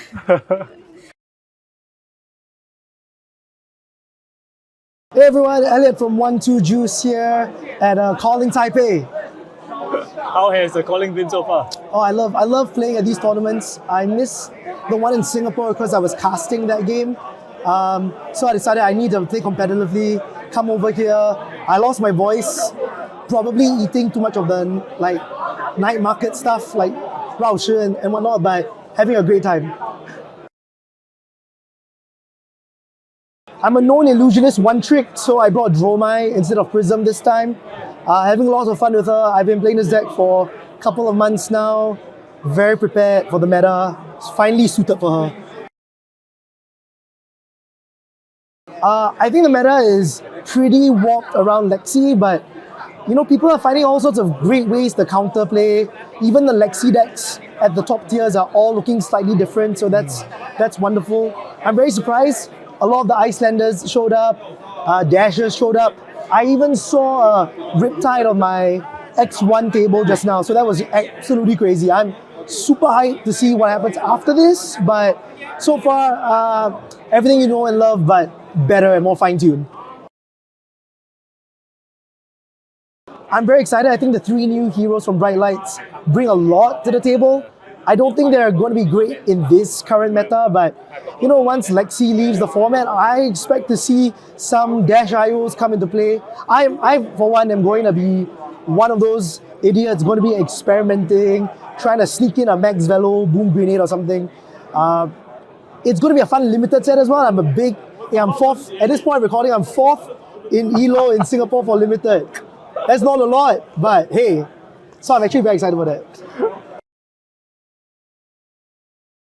Content is great and stuff. I come from a bit of a YouTube background myself, but I love playing this game. Out of all the TCGs I've ever played, this one has the most dynamic games. Everyone in the community is super friendly, and I'm surrounded by a team of very driven people who want to excel at it. So I think I found myself a home where it's great for me as a collector, as a player, and because the lore is so rich, I get to make content all the time. Flesh and Blood is a great game. I hope to see it thrive in the next 3 to 5 years. But my number one wish for this is actually make Prism better. James, I'm pleading on behalf of everyone on the Pheno Black, myself, even Singapore's top player, Eng Chu Heng. We all are hoping that you make Prism great again. So I ended my day 5-1-1 here at Calling Taipei. I'm really hoping to make it top 8, and I wouldn't be a competitive player if I didn't say I want to take it all down. So really hoping for day 2. Got a lot of great players out here, so it's going to be a fun but tough fight. All right, thanks everyone for being here. Elliot signing out. Enjoy the stream! Hello, Taiwan. My name is Wisnutan, and I'm an illustrator. So I'm responsible for designing both Rainer and Levia. This is my first time to go in Taiwan, and I'm really excited to go another country where I've never visited, like in Taiwan. And I think this is a very exciting experience. The best part is meeting with a lot of fans, FIB fans, and yeah, chat, do a small chat and do a commissions like sketching and do a signing. Favorite hero? Rainer. Okay. Thank you for supporting me. Keep playing Flesh and Blood, and see you next time. Hey everyone, Brody Spurlock here. I am a Flesh and Blood player from the United States here in Taiwan for the Calling. Just finished day 1. I went 5-1-1 today, playing Lexi. I played Azalea last week, back to Lexi this time, just flip-flopping between Rangers. So just saying hi to everyone on the stream. Hope everyone at home is enjoying the coverage. And also shout out to MinMax Games for sponsoring me and helping me make my way all the way here to Taiwan. I think obviously Lexi's been really good for a long time, so it's like a little bit stale in that sense. Lexi's still on top, but it's still interesting. Bright Lights and the round the table release have shaken up a couple things, given a couple heroes new tools to work with. So I do think like things are a little different than they were before. And even though a lot of it is the same, I still think there's more like deck building exploration to be done. And like even when the top decks and the card pools are mostly the same, there's kind of this like ever-changing meta just based on what was good last week. So I still think there's a lot to figure out. I have like things still left on my to-test list that just like ideas that I've never gotten to with Lexi. So honestly, I'm kind of glad there are a couple more weeks with her still around, just because there are so many cards you can play in that hero, and I feel like I've never figured out the best 80, so I'm hoping to get close to it before she LLs. I think the first thing I want to say is that I'm very, very excited about this set for draft. Oh. Thank you. Okay. I'm so excited about this set for draft. I have played a couple drafts now, obviously some sealed for pre-releases, and it is shaping up to be potentially, I think, my favorite draft set ever. And then for CC, I haven't done a ton of testing with the new heroes. I've played against some people who are trying them, and I'm curious to see how they continue to develop. I do think Original Dash has gotten a few cards that make her stronger from this set, and I really don't know where the new three are going to end up falling, but I will say I think they are very fun to play. I haven't really experimented with Max much, but just mostly from watching other people play or playing against Teklevasen and New Dash, they seem incredibly fun to pilot to me. So yeah, I really don't know where the new three heroes are going to fall in CC, but they're very cool. And for me, draft is definitely the thing I'm most excited about. I cannot wait to get more draft practice. It's really fun, especially traveling to other countries like this. And part of it is like the game itself, like there are different local metas, seeing like not only what heroes people play, but like how deck building and strategy has been kind of like warped locally because of like certain ideals and principles that like become widespread in like just like one local area, and then everybody like changes and adapts based on that. And besides the Flesh and Blood itself, it's really cool just to get to meet so many people from different countries. And like every time I go to an event like this, I try to like play at least one or two armories locally and just like see the local scene outside of the big tournament. It's a really fun time. Playing Flesh and Blood has allowed me to like given me a good reason to go to so many different places and like see the world. Play the game, see the world really is like just such a cool experience. My favorite hero is Viserai. He is the one that, at this point, I probably have not played the most, but just back when Bloodsheath Skeletal was legal, I really loved the like modular, like transformative game plans with that deck. Going between like really strong aggro deck to full OTK setup. He was a really cool sequencing deck. I felt like no matter how much I played him, I still ran into situations where I just like had no clue what to do, especially with Become the Arc Knight. I think that's my favorite Fab card just because it always makes me like think for a long time. So yeah, Viserai is just, I've played so many heroes at this point and I like a lot of them, but nothing has been quite as fun as him.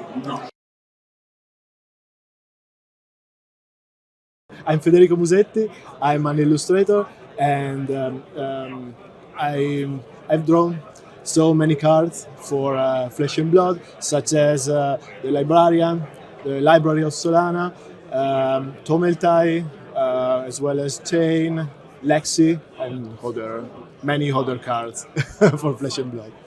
Your turn. Hi, my name is Lius Lasaido. I'm also an illustrator from Indonesia. I'm working for Dorinthea.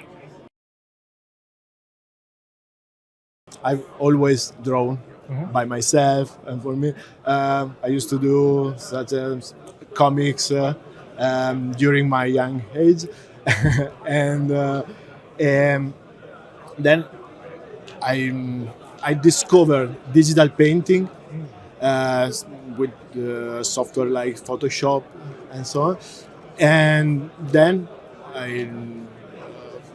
I thought to take it more seriously and let's start and try to do it professionally. Yeah. Okay.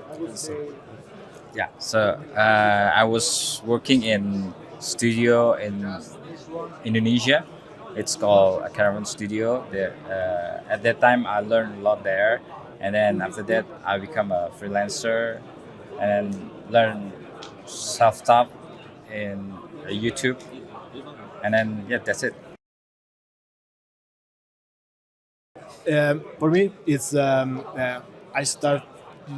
Folks, it's all come down to this. It's time for the finals. Players are getting ready. They're looking at deck lists, which means it's time for me and my friend Newson Zhang to break down the game for you. So, Newson, yep, you were absolutely right. You said What can I say? You said Lexi was not going to win this tournament, and you've been the king of the called shot all weekend long, and you're not disappointing as we move on to the all-important finals match. Yeah, Dromai versus Azalea. Who would have thought? No, maybe Dromai could have been there. Azalea, who would have thought? No, certainly not me. It's like the Paul Rudd meme, you know. Look at us. Yeah, Who'd have thought? Not me. Justin Koo, though, an incredibly impressive, kind of newer face to the competitive scene who has just absolutely torn through the Calling Taipei to reach the finals here against kind of a stone wall, known for his old hymn play, known for his somewhat unconventional demeanor at times. Nick Butcher here ready to try to stop the upstart from getting in his way. Now, talk to me a little bit about this matchup. Talk to me a little bit about, how you think Nick Butcher's going to handle himself. What do you think we're looking at here? So this matchup's actually quite interesting. It can go 50-50, Azalea is all about the pressure, but it can't really deal with the board. Dromai is all about defending, building the board, trying to just chip in damage against Azalea. So next list is quite defensive. He has the 3 Fateful Scenes, 3 Sick Belows, 2 Sand Covers, Sigil of Solace, a lot of cards that keep you alive kind of thing. And then Azalea, we're going to look for the pumps, the arrows, and most importantly, when he draws those poppers. Because if he draws the poppers at the right time, that can be bad news for Nick. But if he doesn't draw them, it's good news for Nick.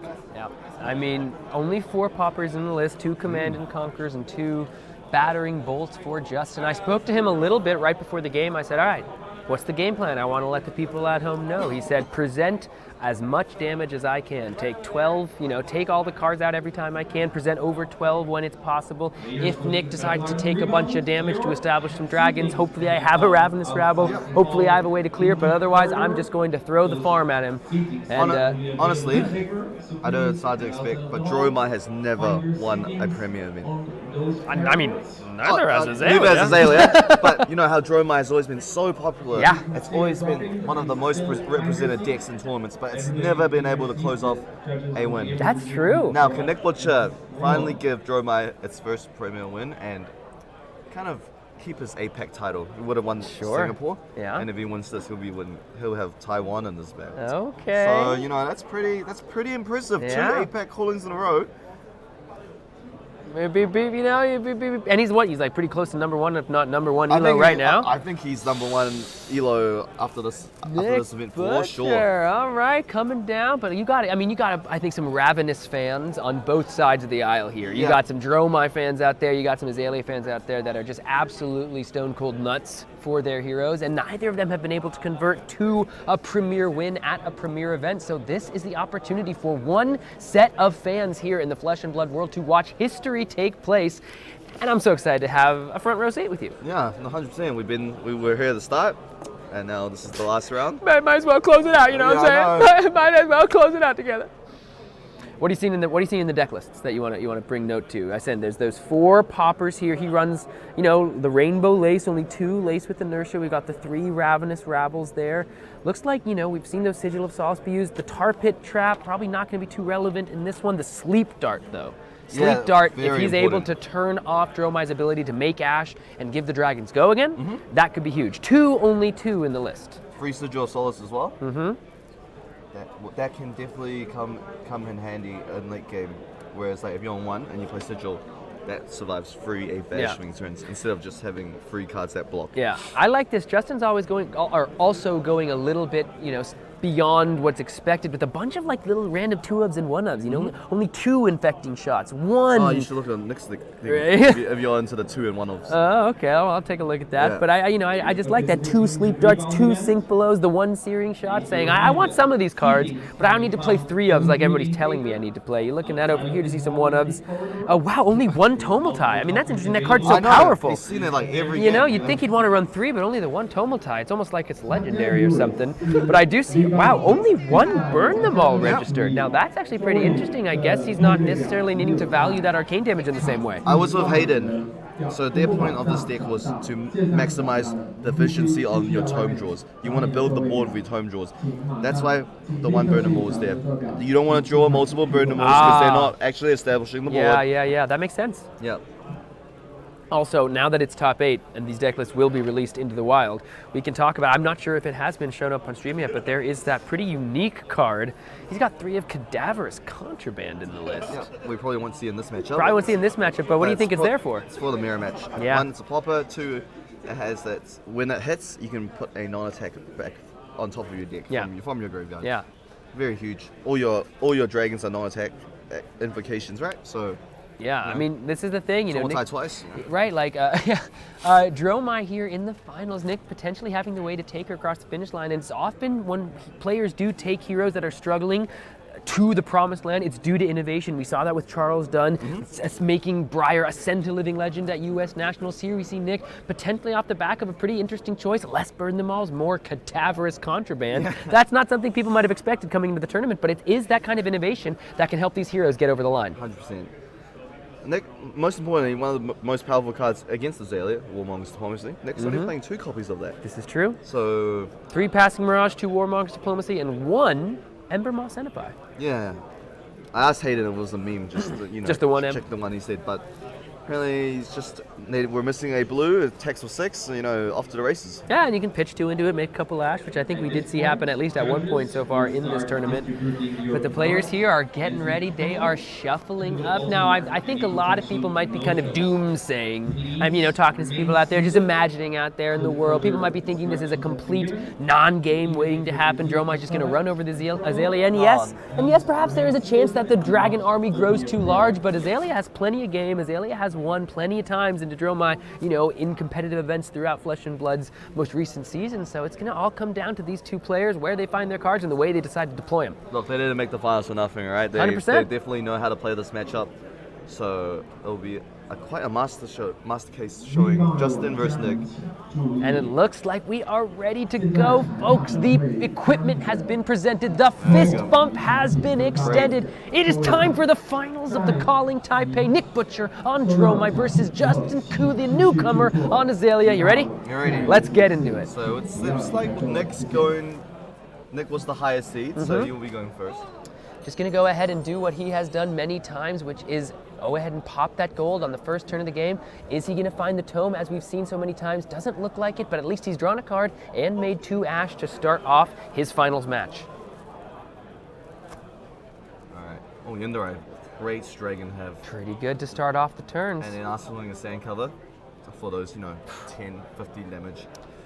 Nick Butcher here has already, we've seen, been able to find some really powerful cards pretty quickly in these games on stream, and not disappointing so far with the sand cover in the arsenal, establishing a dragon and 2 ash ready to go in the back. The Yundarai is actually very huge because Justin doesn't want to deal with that, obviously.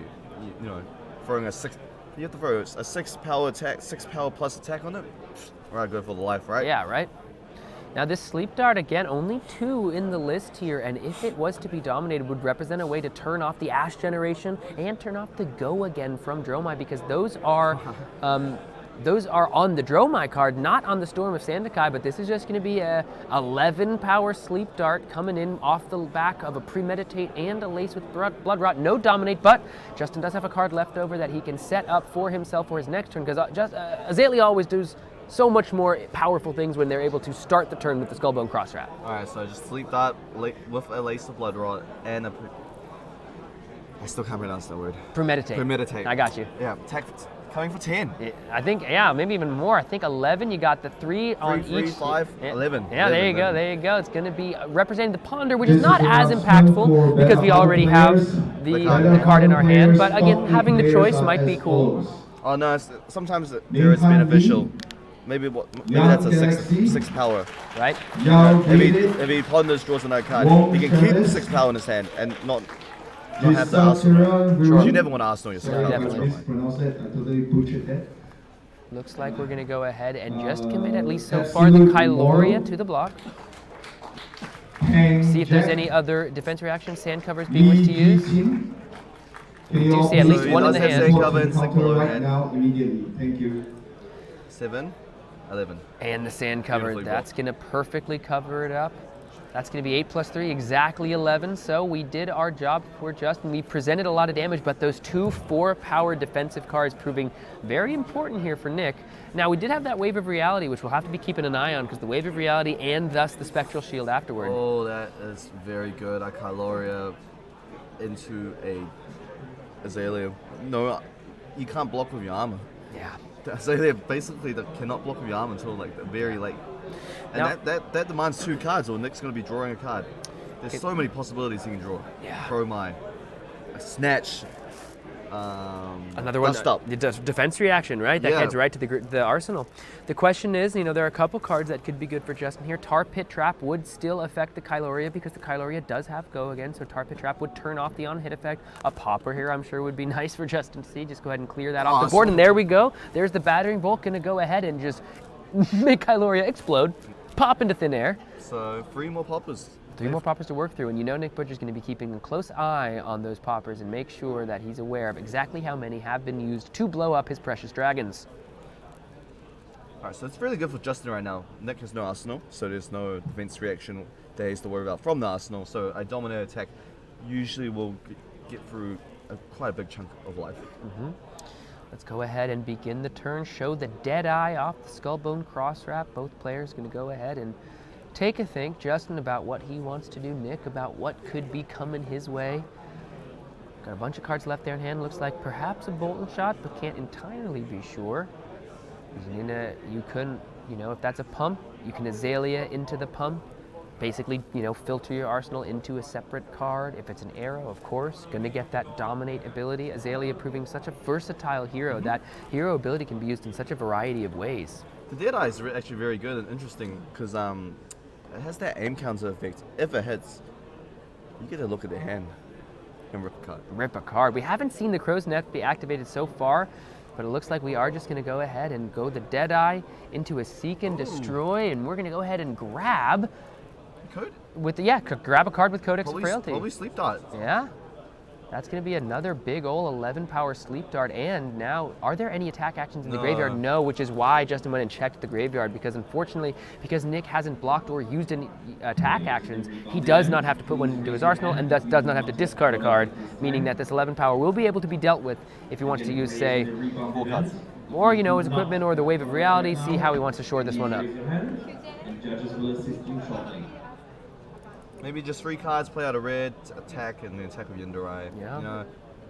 Because if he doesn't fully block this, there is a Seek and Destroy trigger. This is going to be 3, 6, 9, 10. So 1 damage looks like it's going to come across.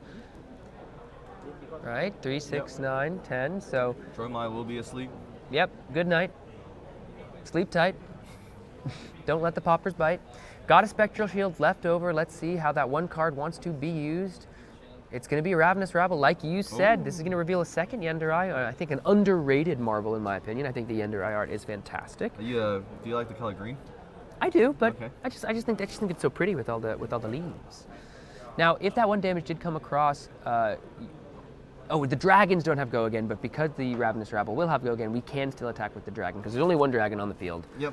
So can still go ahead and get 3 damage across with the Yindarai if we want to walk into any potential poppers that Justin has. Only 3 left in the deck, but I really think when he draws those cards, it can have a massive impact on this finals match.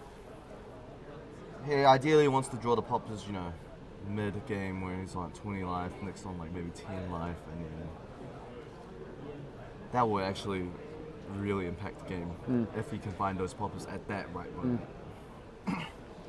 4 damage coming across for Justin. Can he use all the cards in his hand on offense, or does he want to get some value out of the defensive end? I think the Rebel you're fine taking it. Most right? likely, Yeah. most likely, yeah. This is the damage is pretty face up. It's going to be just 4 and then 3.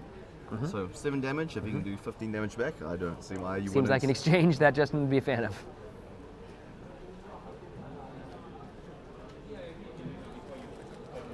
Tunic going to be on 2 for Justin at the moment, meaning that next turn going to tick up to 3. Tunic time, always so powerful in these Azalea decks, given the propensity to utilize the Tunic on either an arrow or the Death Dealer. I mean, if you can use your Tunic on the Death Dealer and just simply draw a card without spending any cards from your hand, such a powerful effect. Let's see how he wants to go ahead and deal with this. One of the luxuries of making it all the way to the top 8 of a calling. The rounds are untimed. Yes, but you still need to play at a reasonable pace. Absolutely play at a reasonable pace. And looks like 4 damage going to be taken, yep. And 3. Yenderai, if we took the 4, unless we have the popper, most likely taking the 3, so Justin going to be heading on down to 33 on the turn. Still got that Spectral Shield for Nick Butcher, but no Arsenal here, and now plenty of attack actions in the graveyard for any further. Tunic's up, 4 cards, 1 Arsenal. Let's see a big arrow. What can you do, Justin? Show me what you got. Premeditate being revealed, time to resolve the Skullbone Cross Trap. We were talking about it earlier in the last game that you can plan only so far as Azalea because the top of your deck can dictate so much of how you want to go ahead and continue your turn. Did Brody say he wants to? Did Brody say he always wants to see Red and Ledger on top? I mean, he didn't, but we can assume. Yeah. Red and Ledger, super impactful in this matchup. Everything in Dromai has the word go again. Even the hero and the weapon. Yeah, absolutely. Gonna see if Warmonger's Diplomacy gets great use from Nick Butcher on Dromai. Such a powerful card printed in Dusk Till Dawn. Justin gonna go ahead and continue to have a think, looking at the top of the deck, still sitting at a comfortable 33 to Nick Butcher's 39, and this right here is the finals. It's for all the marbles. Every single marble will be spent on this matchup. If you want any marbles after this game, well, too bad, because they're all gonna be gone. Looks like we're gonna go ahead and likes what he sees. Leave it on top, perhaps. Let's take another look. And in fact, I'm gonna say he's gonna leave it on top. Okay. I think he's gonna put it on the bottom.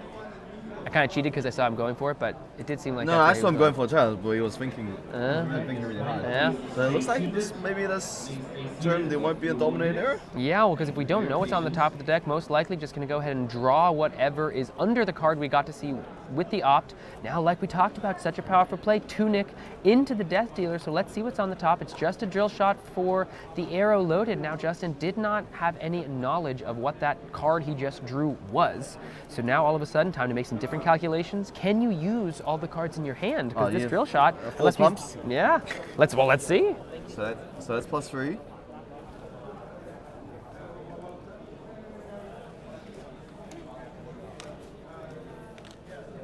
Two heroes without weapons. All damage going to be needing to be dealt by cards in deck. So it's not like any player here is content to just completely block out. Oh, Rebel. All right, a Ravenous Rabble. Now we can see the top of the deck a second time. It looks like it's going to be a Lace with Inertia, however, so probably not going to want to grab that with the Azalea ability.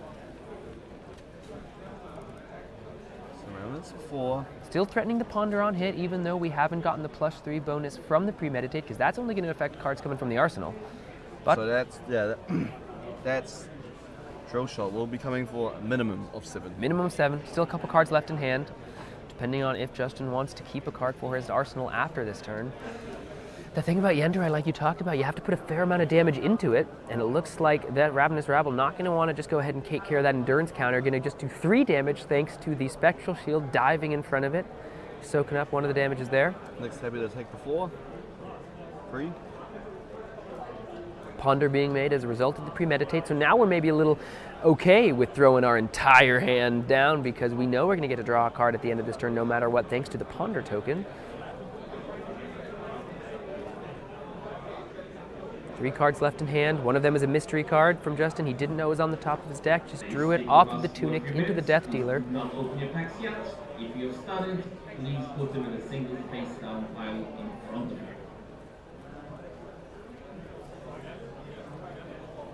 Looks like he's getting ready to shoot the drill shot now. He does still have the Snapdragon Scalers, but without something like a Codex of Frailty, going to be hard to get another card into the arsenal. Justin really thinking about how he wants to sequence his turn. You know, drill shot's ready. Maybe his hand's probably arrow heavy, not pumps. Yeah, very well might be. Oh, looks like he's in his lines and strike in hand as well. Oops, wants to pop braces. Wow, bracers now, meaning that any bullseye, any Bolton shots later in the game, you're not going to be able to just kind of use that get out of jail free card, maybe even to clear a dragon, utilizing the Bolton shot. This is a pretty big commitment if he wants to go for it. Maybe even just wanting to see what the top of the deck is. Bracers of He knows what's on the top Oh of yeah, the it's deck. just the Yeah, Ravenous it's Rabble, it's the Lace with Inertia, so. Looks like we might be committing it. Once again, you're going to give +2 to our next attack here, thanks to the bracers.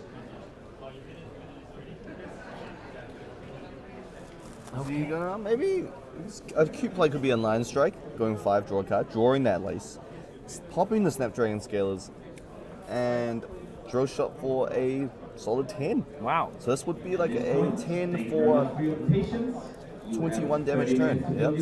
It looks like we have yet to commit. Oh, we did do. Oh, I see. The Bracers of Belief will go again. So because it gets the +2, you don't need to commit the Snapdragon Scalers. Oh, that is a good little play. So now we are going to. It looks like 7.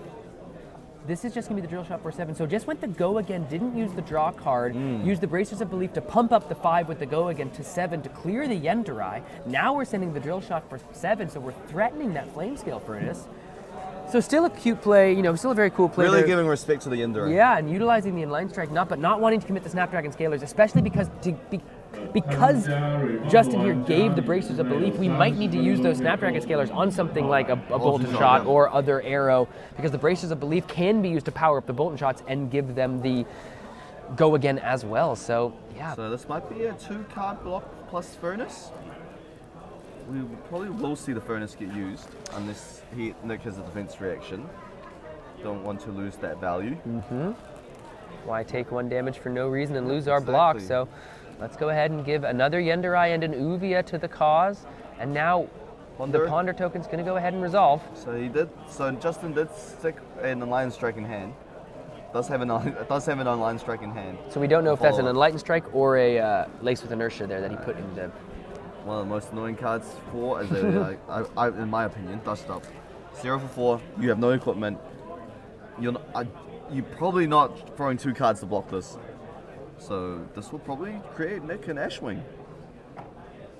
Even though we only have the 1 Burn Them All in the list for Nick Butcher here, 1 Ashwing, especially with a deck like Azalea, has a super hard time clearing even just a single Ashwing without a popper. So 1 Ashwing can get lots of value over the course of the game. Yep. As this little guy is coming along for the ride, let's see how long, you know, they hang out here on the arena.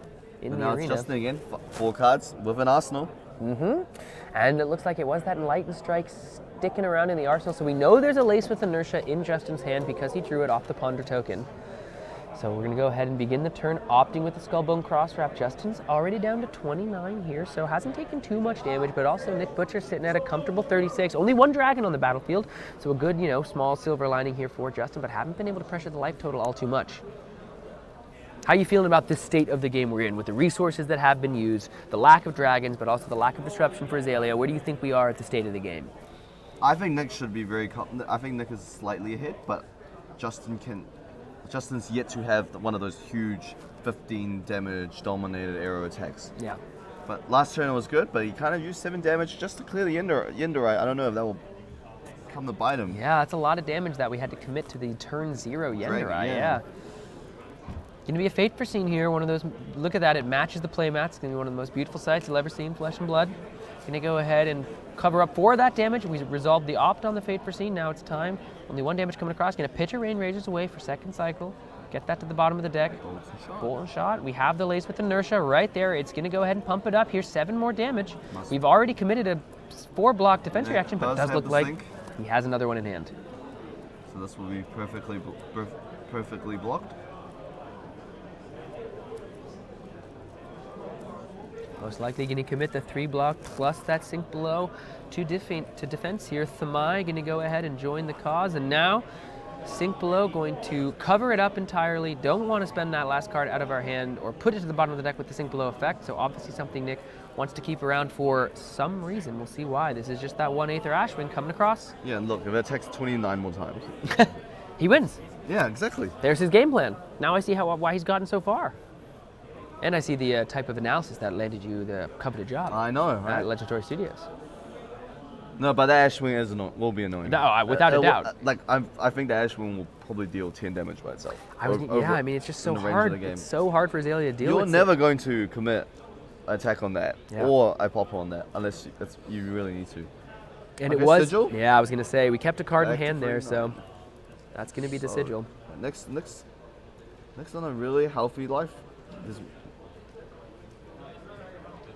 Time to activate the Skullbone Cross Wrap. We can see it looks like a Ravenous Rabble in the arsenal there. So let's put the card to the bottom for Justin here, not liking what he's seeing. Probably wasn't a red.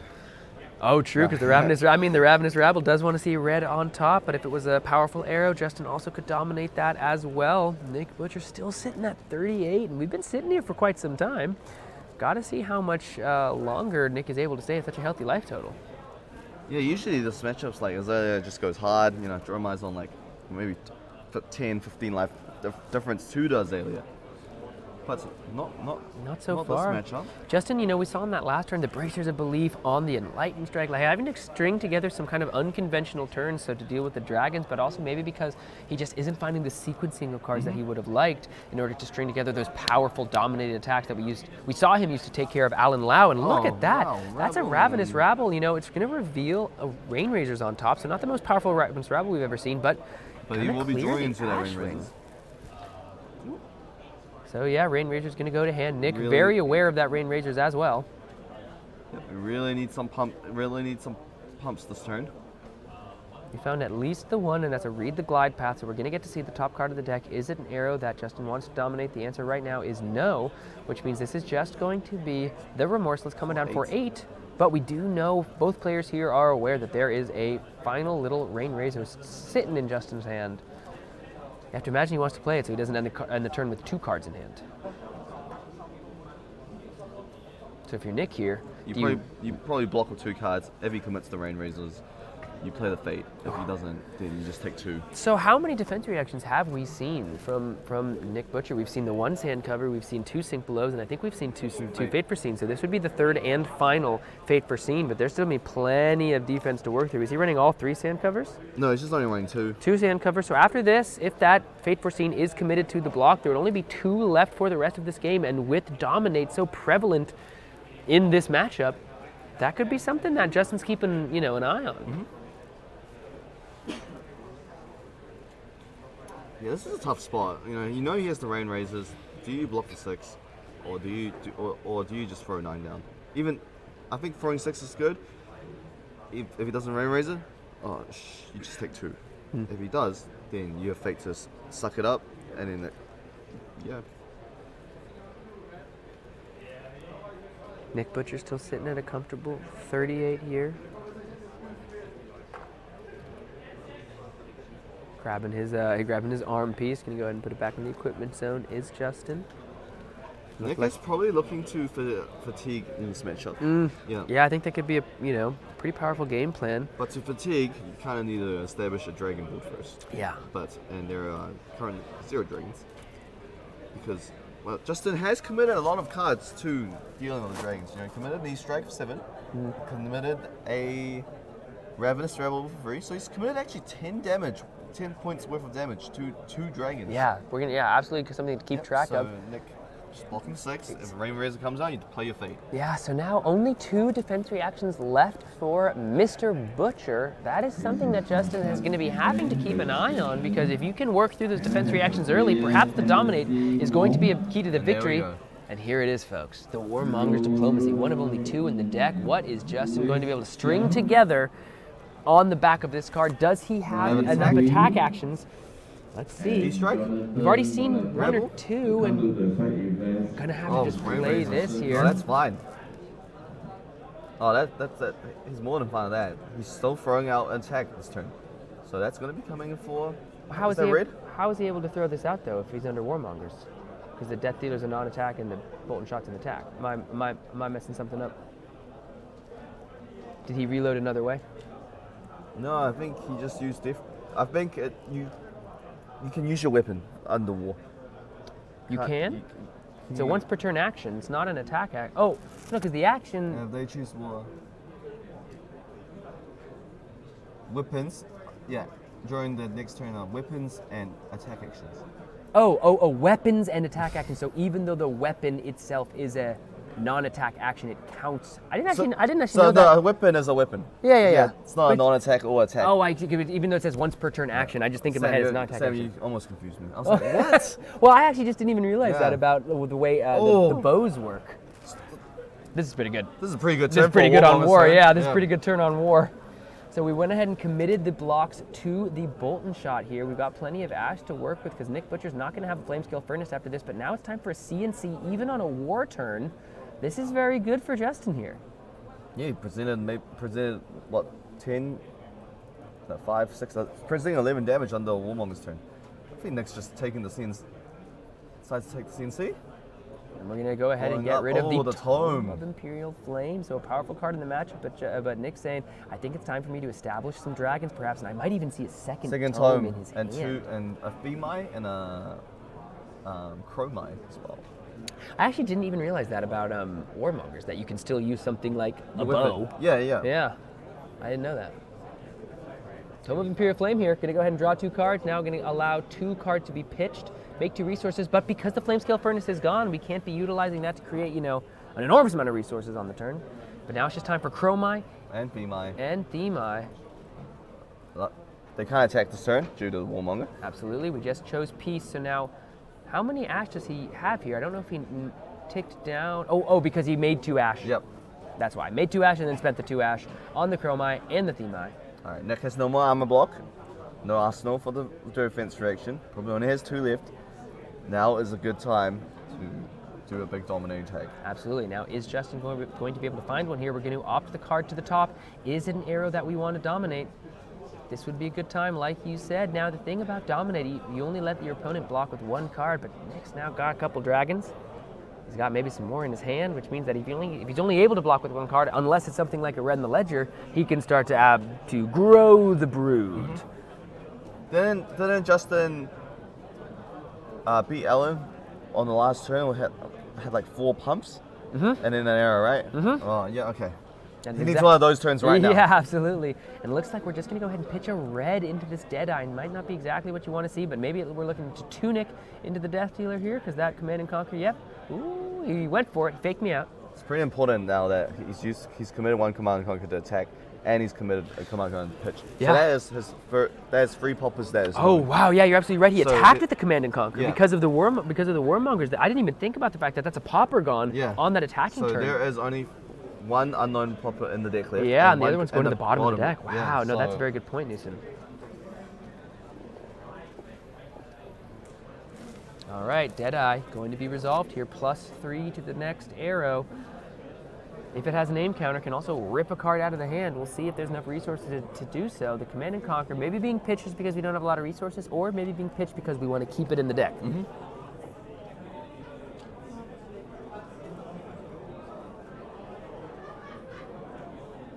Death Dealer's still active. Got the tunic up if we need. Looks like Justin's going ahead and working through his turn here.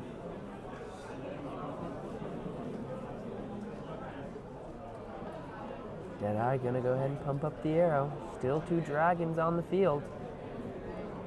He's probably thinking, do I need to clear the Chromai? Or because Chromai... Yeah. Femai, it's whatever. Sure. Chromai, however...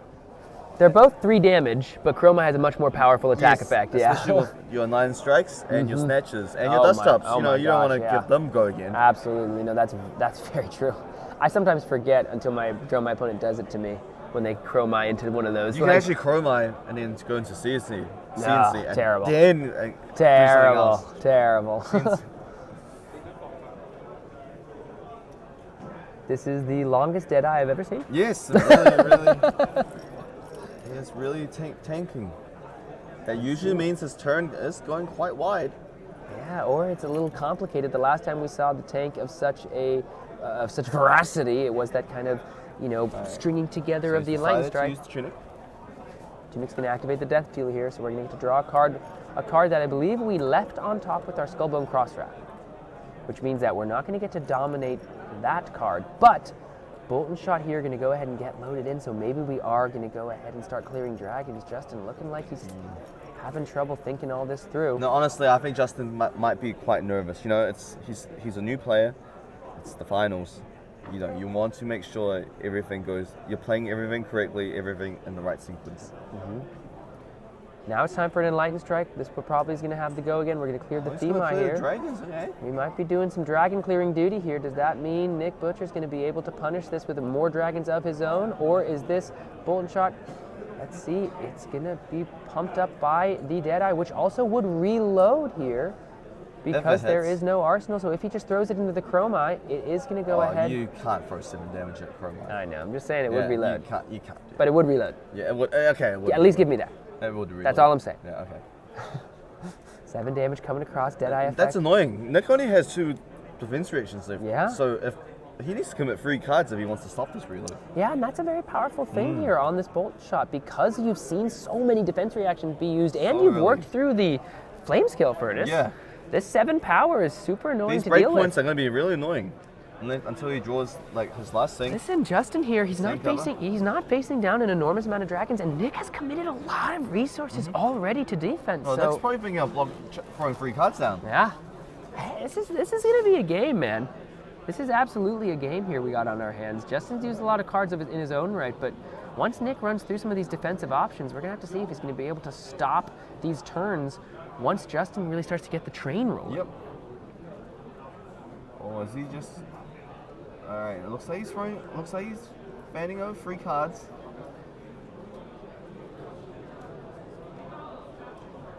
Yeah, give it a think. And that's his 1 burn them all as well. Yeah, 1 burn them all. What do you got in there? I mean, if you keep the 1 card, you get to attack with the Chrome Eye. Keep a card for your arsenal. Looks as though he is getting ready to put 3 whole cards down in front of this. So just like you don't like putting 7 damage into a 2 health dragon, you probably also don't like putting 9 or 8, it looks like 8 block with a Ravenous Rabble in front of that 7 power Bolt and Shot. So Justin, that reload was threatening enough. He's going to go ahead and arsenal up. Yeah, once, like you said, 3 damage coming across. Now we're going to be able to arsenal here for Nick Butcher, so that's his powerful effect. Did we draw that final battering bolt to take care of this Chrome Eye here? It's going to be hard to find it. There's still a lot of cards in the deck. Yeah, it's going to be hard to find. Chrome Eye here, 3 damage. Created the action point, but only 1 card here for Mr. Nick Butcher. A red in the ledger being committed to defense. Fascinating stuff. We're going to go ahead and flip the sleep dart. Red in the ledger, getting ready. You know, at this point, that was quick. The red in the ledger, too, at this point, you know, it's good for Codex. All right, we're going to use our... Is this the first Azalea set? It might be the first Azalea. I'm not sure. Yeah. I don't think he's dominated. I don't think he has. And we're just going to go ahead and... Yeah, I mean, we got to use our Azalea. This is what we were talking about, the modality of the card. So his hand is probably very arrow heavy. Because we do want that pump. Because he did block with red and ledger. And so usually you don't want to block that unless you have setting up Codex. That's what we were talking. Yeah, that's what we're just saying. Like Codex now is powered up by the red and the ledger, and whatever you play from here is going to be powered up by the Read the Glide Path. Was the Read the Glide Path, did it stay on top or bottom? I think he left it on top. Oh, so that Death Dealer activation will be drawing that card. I'm pretty sure. I hope I'm correct about that, but that's what I think I saw. Death Dealer here not going to be able to be used by the Tunic. Looks like it is the next action being taken by Justin.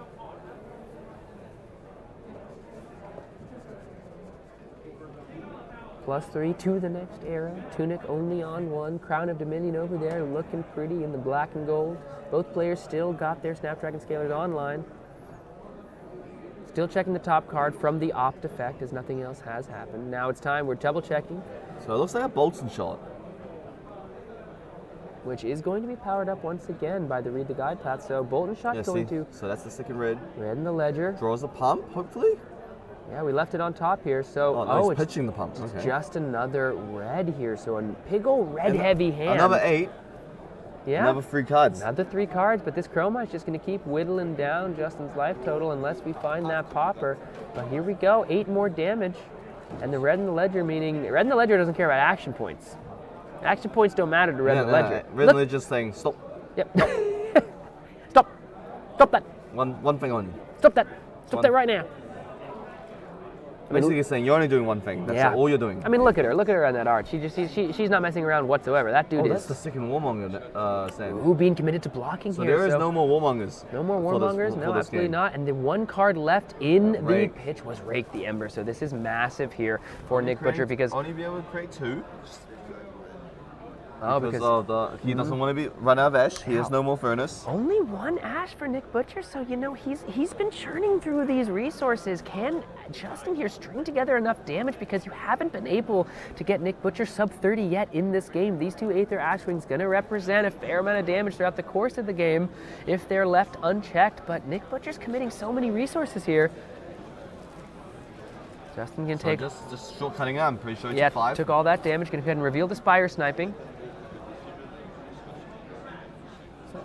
No, it's not. Can't be command conquer.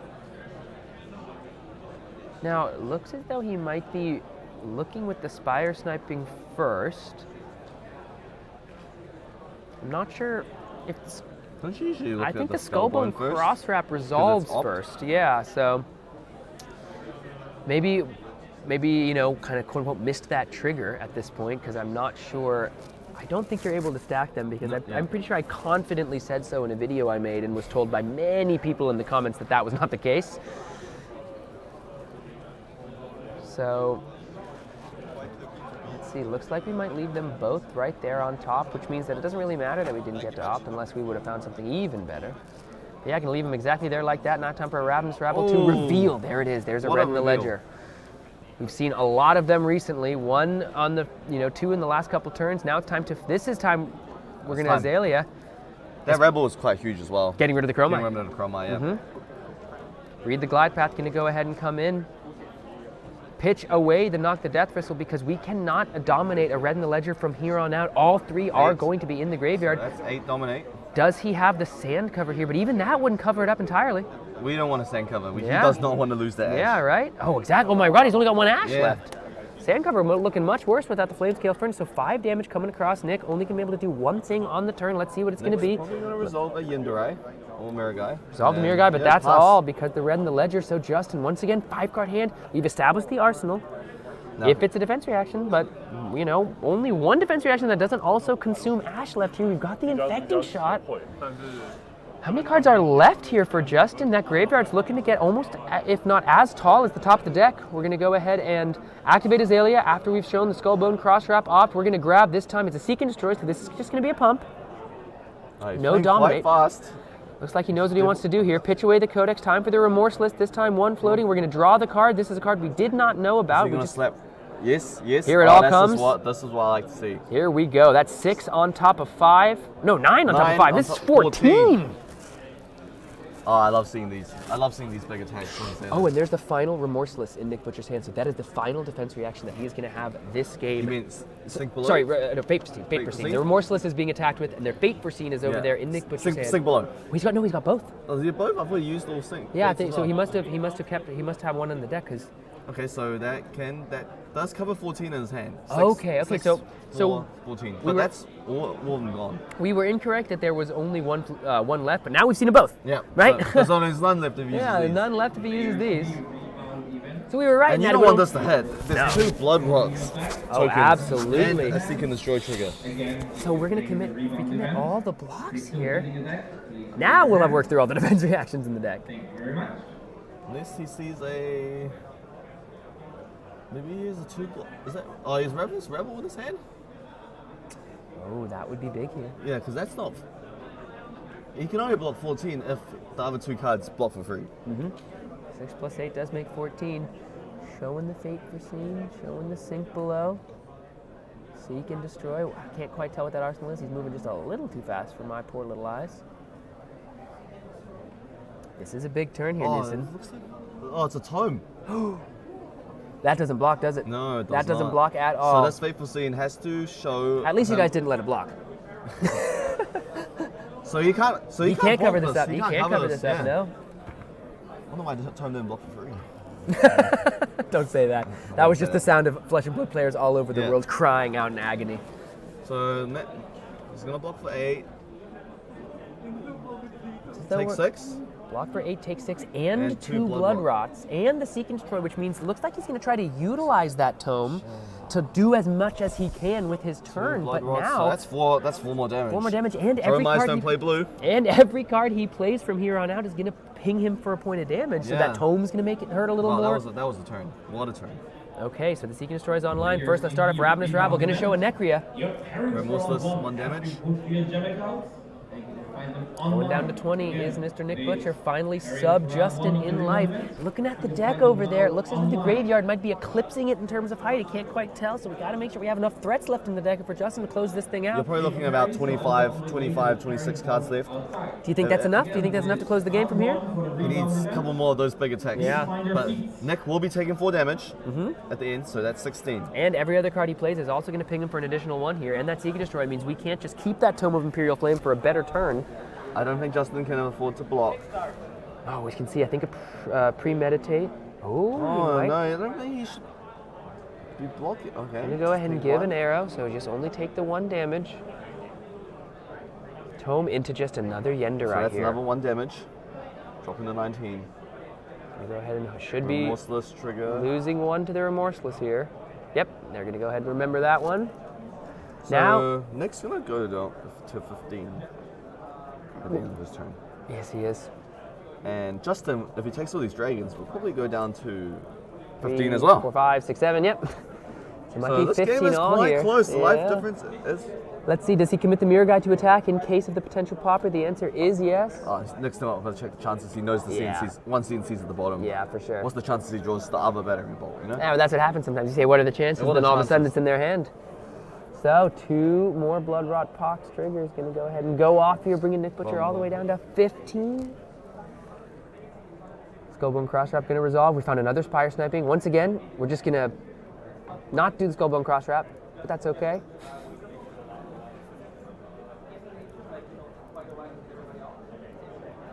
Justin, are all Red and Legends in the graveyard? Mm-hmm. All 3 are in the graveyard. So yeah. there's no way to put on top of them. No, and we just saw him pitch away a couple turns ago, one of those Knock the Death whistles. Nick Butcher's still on 19. I want to make sure that they got those Blood Rot Rots, Pox yeah. resolved.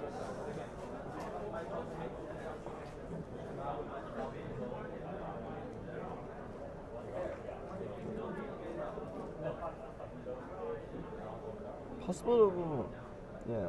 We'll see what happens. We'll probably be good to... Yes, please. We go get confirmation that the Blood Rot Pouch damage was in fact taken.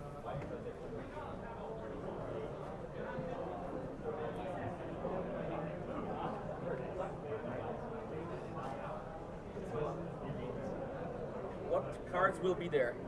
What cards will be in the deck box? All right, Spire Sniping, go ahead and finish resolving here.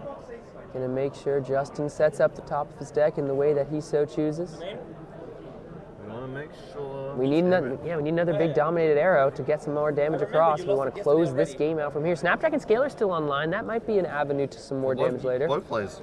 Mm-hmm, absolutely. It does feel like this might come down to, can Justin actually get Close this? Yeah, get this done before he runs out of cards so in the now deck. we're fixing the life, taking that 4 damage from the Blood Rot. Yeah, got to make sure that we see that. The players noted it. Yeah. So the Remorseless, the 20 was a 20 damage turn. 14? Yeah. And then 2 cards, and then 4. Yeah, that's impressive. Got confirmation that the players had it on their life total pads, but needed to just be represented on the stream there for us. So people playing nice and clean here. Gonna go ahead now. Playing out the Spire Sniping. Very interesting. The Spire Sniping, what does it cost? 1. Okay. So, might see a Snapdragon this turn? No, it looks like he's just sending it, just right at Nick Butcher's head. Oh, come on. Yeah, gotta use a Snapdragon. Gotta use it, man. You can't imagine. just attack for free? Yeah, so we're gonna go ahead now. We saw that card on top. Oh, so he didn't have any pumps. Oh, with a Knock the Death Whistle here, interestingly enough. Are you sure he doesn't have a Red and Legend? I really don't think so. Looks like, he's getting plumbing a Sleep Dart to the top. is going to be a sleep dart here. That's good as well. Pretty good as well, but yeah, I will say, when he was looking through that deck, I know we didn't get to see it very much, That's but pretty thin. it's looking pretty thin. Is he going to be able to close this out from here? Does he have a pump to go on top of the sleep dart? Yeah, look at that. There's not a lot of cards left in that deck here for Justin, so he is close to the finish line, but he's going to have to find a way to actually Justin get across. hasn't used much codexes. That is true. I don't think he's used a single one. Pump. Good. Oh, yep, that's there's nice. a premeditate, and here's into a sleep dart, so this is 8 damage, and it turns off Dromai as well, which means you can't be playing any one-cost dragons because it won't make the Ash. You'll just lose your, I mean, you can, but you'll just lose your Ash. So we're going to have to give the Command and Conquer take 5. That means a Ponder token on hit as well, which is very important. That's very, yeah. And we're going to go ahead and turn Dromai to sleep, or put Dromai to sleep. She's going to take a little nap at a critical time to be taking a nap. Yeah. Slacking on the job a bit is our Draconic Illusionist, but so no Ash can be created on the turn, and also no go again for these dragons. So just 3 damage here from the Ender Eye, and no Phantasm because of the Moraga. You have to wonder if there'll be much Phantasm left throughout this game. Justin going to probably head down to 12 here. Do we have a Sigil or no? That is just going to be, kind of like a little IP penalty there for Mr. Butcher. Time to start the game off with the Skullbone Crossbow. There's the Battering Bolt in the arsenal. That's okay. Azalea can spin it back. Reuse, recycle. There we go. Right to the bottom of the deck goes the Battering Bolt. We've seen 2 poppers head to the bottom. Now it's time for a Rain Razors in with the Azalea ability. We're going to go ahead and use that. Immediately pump up a Bolton shot. Can we use it to clear some dragons here? But if we clear dragons, are we pressuring the life total enough is the question. And now that we've utilized both Azalea and... No, this is no dominant. This is loaded up. For, I think that's yellow. So 2, 5, 3 is 8. Looks like we're just pressuring the life total here. Yeah, let's go ahead and check the threats left if we're Nick. There's 100% a codex. Because there's a card left in hand. 2 cards. 2 cards in hand? I think so. Or two? Yeah, it looks like maybe 2. Do you hold your hand like that with 1 card?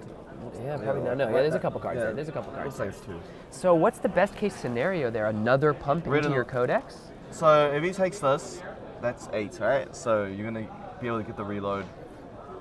There's not much going in arrows. Maybe another Bolton shot, worst case scenario. And then you go into Codex for a Red and Ledger. Because it's... and then that Red and Ledger will be taken for 7. Absolutely, yeah. So Rain Razors here. This is a critical turn for Nick. Yeah, this is actually a huge turn that Justin has swung together here, depending on if that especially if that's a Codex in hand. And like you said, I think we saw a lot of them get pitched early. So at this point in the game, it would not surprise me if we have reached that point and they are here and ready to go. Okay. Bolton shot. Looks like we might be having to commit 9 to this. What do we have? 2. It is just the 3rd popper. It's the CNC. Gonna go ahead and threaten that arsenal. Gonna be no way to take care of this if we're Nick Butcher. Is there a defense reaction in hand or a card that doesn't block? This is a massive play here from Justin. That is actually huge. That's 6 damage. You're 6 losing damage. Arsenal. There's no way you can block this. He's taking the 6. He's taking it going all the way down to 4. So that's dominating territory. Let's see what is going. It's going to be an Asvalai heading to the graveyard. Do we have Sigil of Solaces ready to go at all? So let's add the life. 4, 3, 2, 2. So that's 13. That's exactly 13 damage. He can throw away the Tunic, go down to 1. If he finds a dominating arrow with some pumps, Justin can take this. He could take this game right here. It might come down to the sand cover. If he's able to find it, we still have 1 Ash available to us. So 4, 3, 2, and then 9. And Dust Up will create another one. So 3, 6, 8, 12. 4, 7, 7, 9, 10, 11, 12. Okay. So you can take all of it. He can take off and go to 1 and keep his Tunic around. And he knows Nick has no defense reaction. And Nick also knows there's no popper because we just saw 1 get played and we saw 1 sent to the bottom of the deck just a turn ago. That was a massive turn from Justin. This game's come on with thriller. Yeah. Look, he's calculating how much. Yeah. He's doing what I would do. What we were doing. Calculating how much damage is this turn. Can I take it all, finish it off with a big dominant arrow? Now the question is, can we find a dominated arrow here? Depending on the top of the deck, will it, cooperate? Are there going to be Sigil of Solaces that mess up this math? Are there going to be sand covers that mess up this math? This is going to be just big here.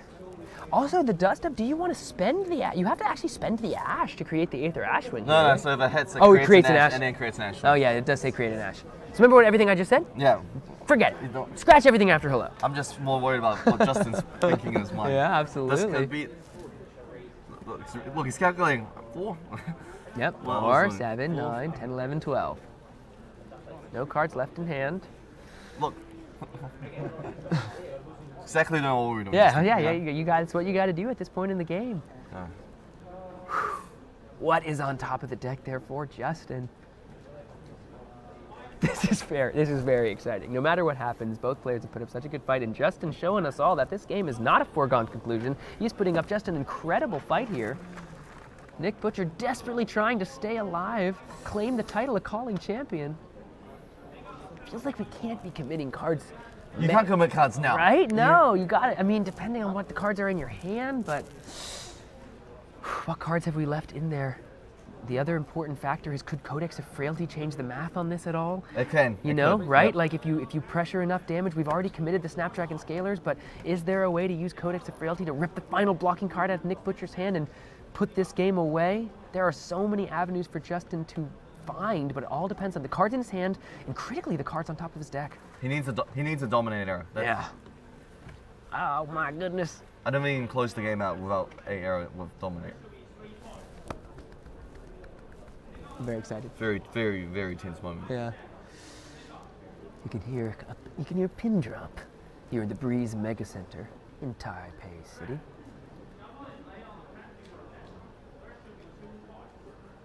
Calling Taipei finals are coming down to the wire, folks. Justin taking Azalea already farther, we think, than any other player has in his short time playing the game. Nick Butcher is an absolute stone wall of an opponent. I mean, his last name is honestly nice and fitting. The Butcher himself coming through and carving through competitions left and right. Looks as though Justin is trying to figure out, can he close the game out from here? And it very well might depend. Yep, okay. It very well might depend on what Nick Butcher finds on the top of his deck. Are we going down to 1? Looks like we are. Oh my goodness. We don't even have to. You don't have to for the trainer, right? I mean, did we do the math on it? No, we did it like 5 times. 3, 2, 3. All right, 6. This is. Forget about it. This, all right. This is the turn. So we have a Codex. We have a pump. Okay, let's see what Nick drew. Does he drew the other sand color? Be my Kyloria. Flippin' Theme my Kyloria. Sigil? I was gonna say Sigil can absolutely change this math. Chromai. So he's drew 3 Dragon. Oh, and there is a Codex that was revealed from the Skullbone cross wrap here.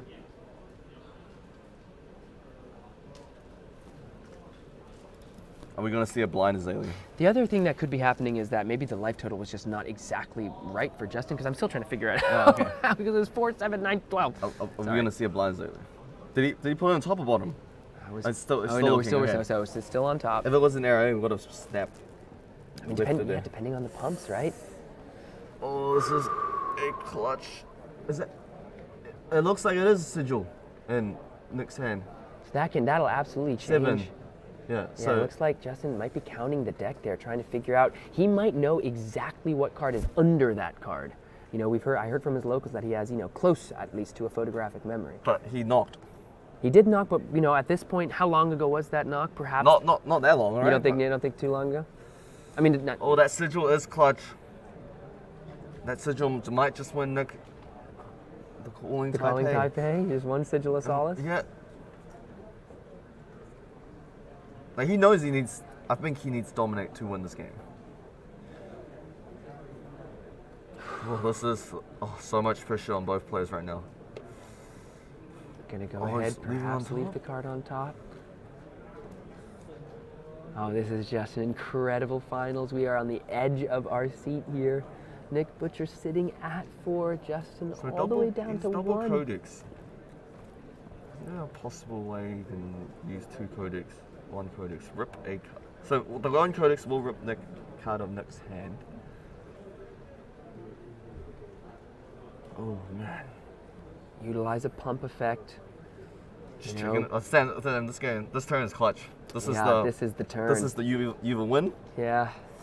Oh, This yeah. looks like the turn here for the Calling Taipei, folks. That sigil, I had a feeling, man. I was like, it's going to come down to that top of the deck a little bit, and it seems as though it might have cooperated once again for Nick Butcher, as it has all tournament long, just finding tomes and tumultize left and right, and perhaps a Sigil of Solace to clutch up the win here at the Calling Taipei, but Justin not going to go down without a fight. Got a couple of codexes to his name.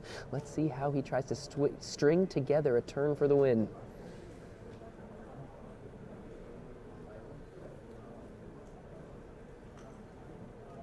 We're going to go ahead and check the graveyard here, maybe check and see how many Sigil of Solaces have I seen.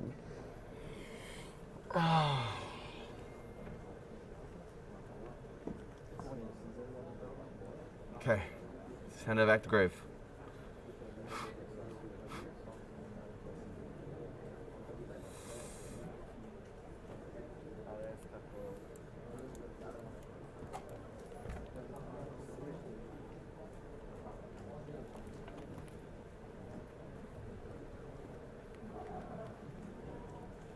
Like we might be putting the card to the bottom here, folks. Is it?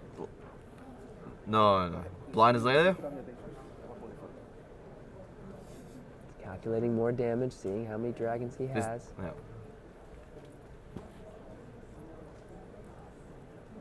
Oh. Might be starting the turn here with the Codex. Yeah, he's got to do a lot of calculations here to see if he can find a solution to the puzzle.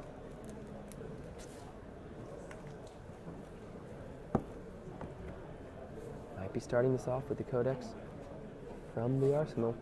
Codex looks like we're going to be played here. That would immediately rip a card. Let's go ahead and check the graveyard again. Check again. Oh my. The other thing is if you're able to somehow stay alive with the Sigil of Solace, you're able to pump up all those dragons with the go again. We're going to grab the Bolton Shot, which means we probably have a pump, but that also means we're going to have to discard a card. A second Bolton Shot going to go ahead and be discarded. What does Nick Butcher grab here now that the Frailty and the Ponder have been established?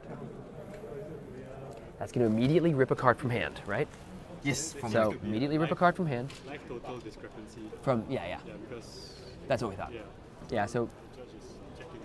Oh, they're checking the life totals. Apparently, both players wrote down 1 for Justin's life, but everyone thinks it should be 2. Okay. So they're hearing, people are thinking that Justin should be at 2 instead of at 1. They're checking everything right now. Maybe it was These guys are good at hiding hands. I can't see what's in the hand. So there is another Codex in Justin's hand.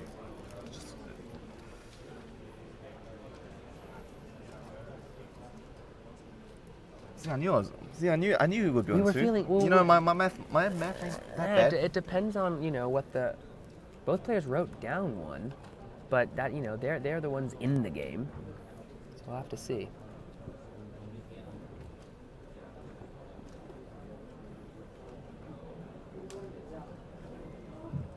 This is a judge announcement. Judges who have yet to collect your compensation, please collect your compensation by the lift lobby where we took the judge photo.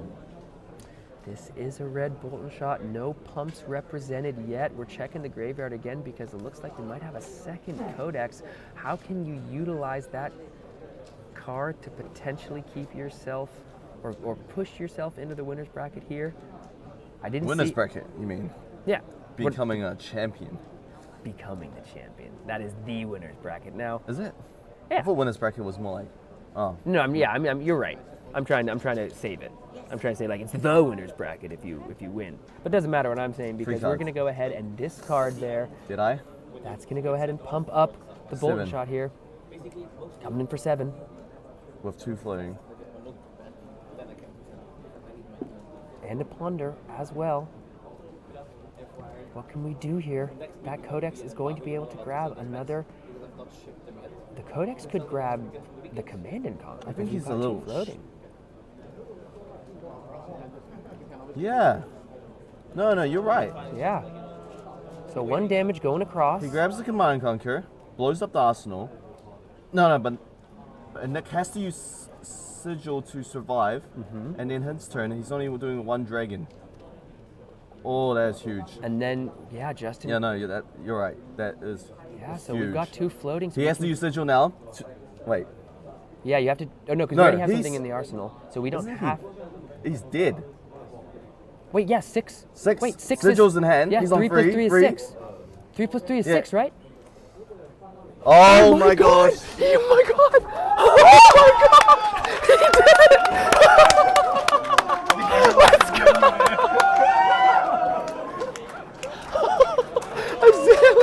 Azalea wins the Calling Taipei! Oh my gosh! Oh my gosh. Man, listen, what a game! What a game! Azalea coming in and taking down the Calling Taipei. Justin Ku's been playing this game since April, folks, and he just butchered the butcher to take the win! Yeah, we gotta get him here. We'll give him a sec, let him say what's up, but we gotta get the man himself. That was unbelievable! Wow, that's CNC. That was unbelievable! That was unbelievable. I couldn't even see that play until you mentioned CNC. I was like, oh wait, he's on 3. Yeah. Oh my god. Well, that was amazing. Everybody who thought this was a foregone conclusion, Justin Ku on Azalea. Azalea has won Calling Taipei. Woo! Come on! What a Wow, wow, wow, wow, Look at all the wow, cheers. You can hear all the cheers. Oh my god. I mean, and we have to give huge congratulations to Nick Butcher, the butcher himself. Look at that, all that Look at that sportsmanship. coming all the way to the finals. What an incredible run from him, showing that Dromai again almost getting there. Oh, Nick wants to give him the trophy. That's Nick wants to give him- adorable. Yeah, you got it. That's so sweet. I told you guys, he's a little teddy bear. He wants to give him the trophy. Nick wants to hand the trophy to Justin. That's absolutely Yeah. so sweet. Honestly, that was a great game. Both Oh my players, great God. sportsmanship. Oh my god, that's unbelievable, you guys. Looks like right now, Nick is handing Justin the trophy in front of everybody who has gathered. I think maybe Justin's family is even here to watch. This is a really, I'm sorry, my mic is right there, but this is a really amazing moment that we get to witness here at the Calling Taipei. What a game, Newson. Honestly, I've been telling you and okay. Yeah, I've been honestly telling you and Hayden about Commodore and Conqueror's hitting and just Yeah. being so deadly, and this is what just happened. Let's go! Congratulations, Justin. Maybe you Let's can share 2 chairs. No, I'll jump off. Okay. Justin's wanna come in? here. Sam will do some interviews. Let's do it. Justin, Oh my gosh. Can you get over? Here. Oh, you got it. Head on in, my friend. Head on in, champ. This is bad, I'm gonna cry. This is bad, I am going to cry. Congratulations, let's go. I'm totally crying. Oh my gosh. Alright, there we go. And you guys are live? Okay, how's it feel, my friend? Calling Taipei champion. I know, dude, you did it to me, this is not fair. All right, you got the trophy. You've taken the win. How you feeling, Justin? You've been playing this game since April. Nick Butcher is an incredible opponent. He's the consummate professional, such a good guy. And yet it is you taking down the win. How's it feeling? As you can see, I'm feeling a lot. Yeah, dude, take it in. Okay, I just want to take this. So I want to share something. I shared this with my local scene. But before Flesh and Blood, I was a really competitive person. I like to learn. I like games because you learn how to do better, you improve and stuff like that. I really like that. It's fun for me, and I did that for the longest time. But I never actually competed. I never joined anything because for stupid reasons. Like there's gonna be somebody who's practiced more than me, and I'm gonna bomb out. Like how can I beat somebody that's played longer, probably practiced longer, so, things like that. So I just never really joined anything until Flesh and Blood. I finally got like a push from my friends over there. They really pushed me to join events, and then it was like my first taste at like real competition. And how's it taste? Pretty good. Yeah, I really encourage everybody, if you feel the same way, you're scared to compete, to join anything because like, how can I beat people, right? Like, how can I beat other people? There's gonna be that one guy that's like way better than me, right? Yeah. Like, and then I won't win. Like, my message is just go, just play, just try it out. Just try it out. Yeah. Compete. Don't be like who I was before Flesh and Blood. Mm-hmm.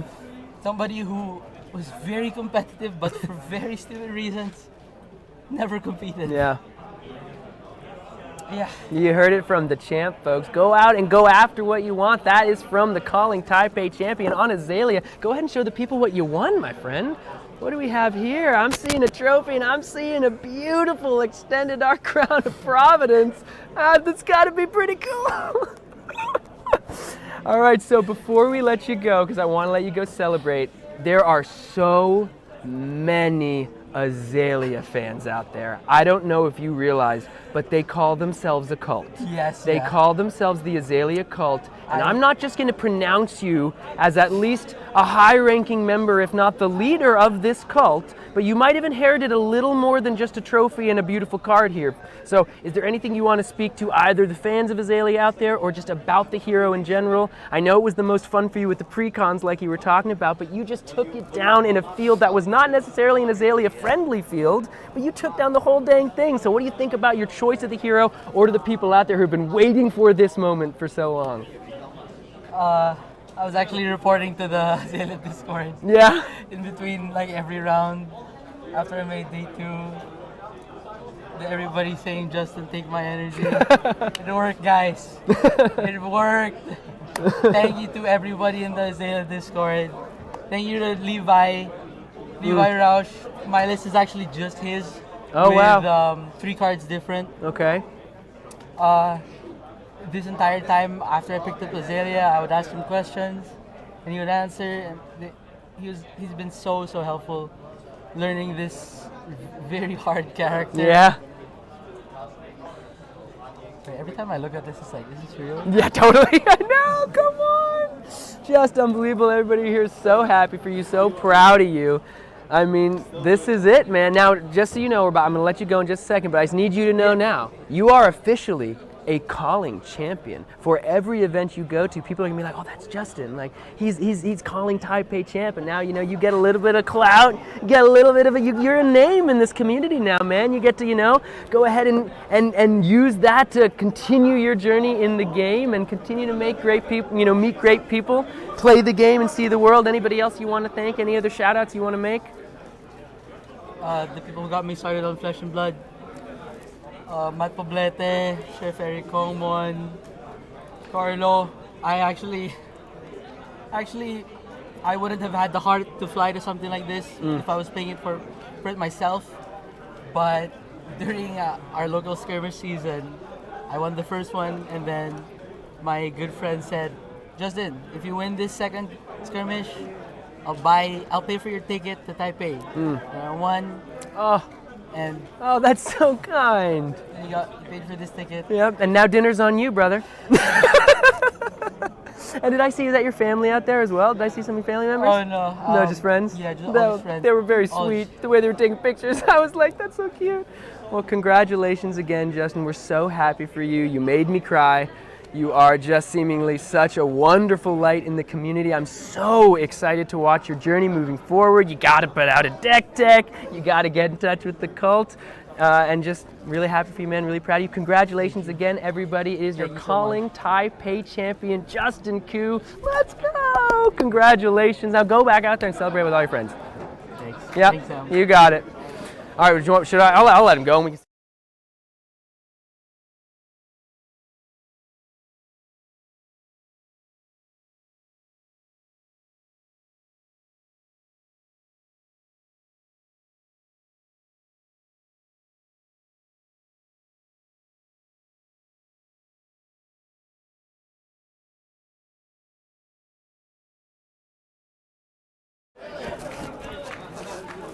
Wow.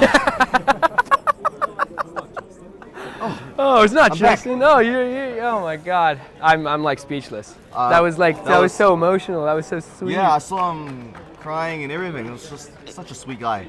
Yeah. Very. I could see that dedication and the hard effort he's worked in this game, right? Oh my gosh, and to come in to be the newcomer, to be the underdog. I know there are people out there saying, oh, Azalea versus Dromai. No way Azalea can win. Gotta be Dromai. Nick Butcher, no way. And this kid came in and took the whole thing down. Just an amazing tournament we got to watch. Amazing person winning, amazing finals. Just, you couldn't ask for anything better. Yeah. Well, that's going to probably just about do us from us over here at the Calling Taipei. Any final words, Newson? You're from the company itself. You think how you feeling with how the tournament ran with the meta? Lexi didn't win. Azalea came and took it down. How you feeling, man? The tournament was amazing. The staff and the team were amazing. Shout out to the judge team, legendary LGD, and everyone that attended it. Community was great. So much positivity, so much cheering, so much energy from the Asian community. Yeah, absolutely. That's why we love it. Absolutely. But how was your trip to Taiwan? This has been an absolute dream. I keep pinching myself to see if this is even real. Yeah. I've had just the time of my life getting to meet all of these incredible people, getting to work with you, see all these. I mean, the games today have just been bangers. Honestly, the games this weekend. They've been bangers. Yeah, every single one. Yeah. All power plays, all master we played. Just fun and entertaining. And getting to feature some new, fresh faces that are no longer going to be newcomers. Yeah, they're going to be known as champions. Calling champions, if I've ever heard one. So we are so thrilled to have spent so much of our weekend with you. Thank you all so much for spending it with us, for Fable Events, for Esmond, our producer, who has been over there tirelessly working, doing all the cards. Big shout out to Esmond. You can check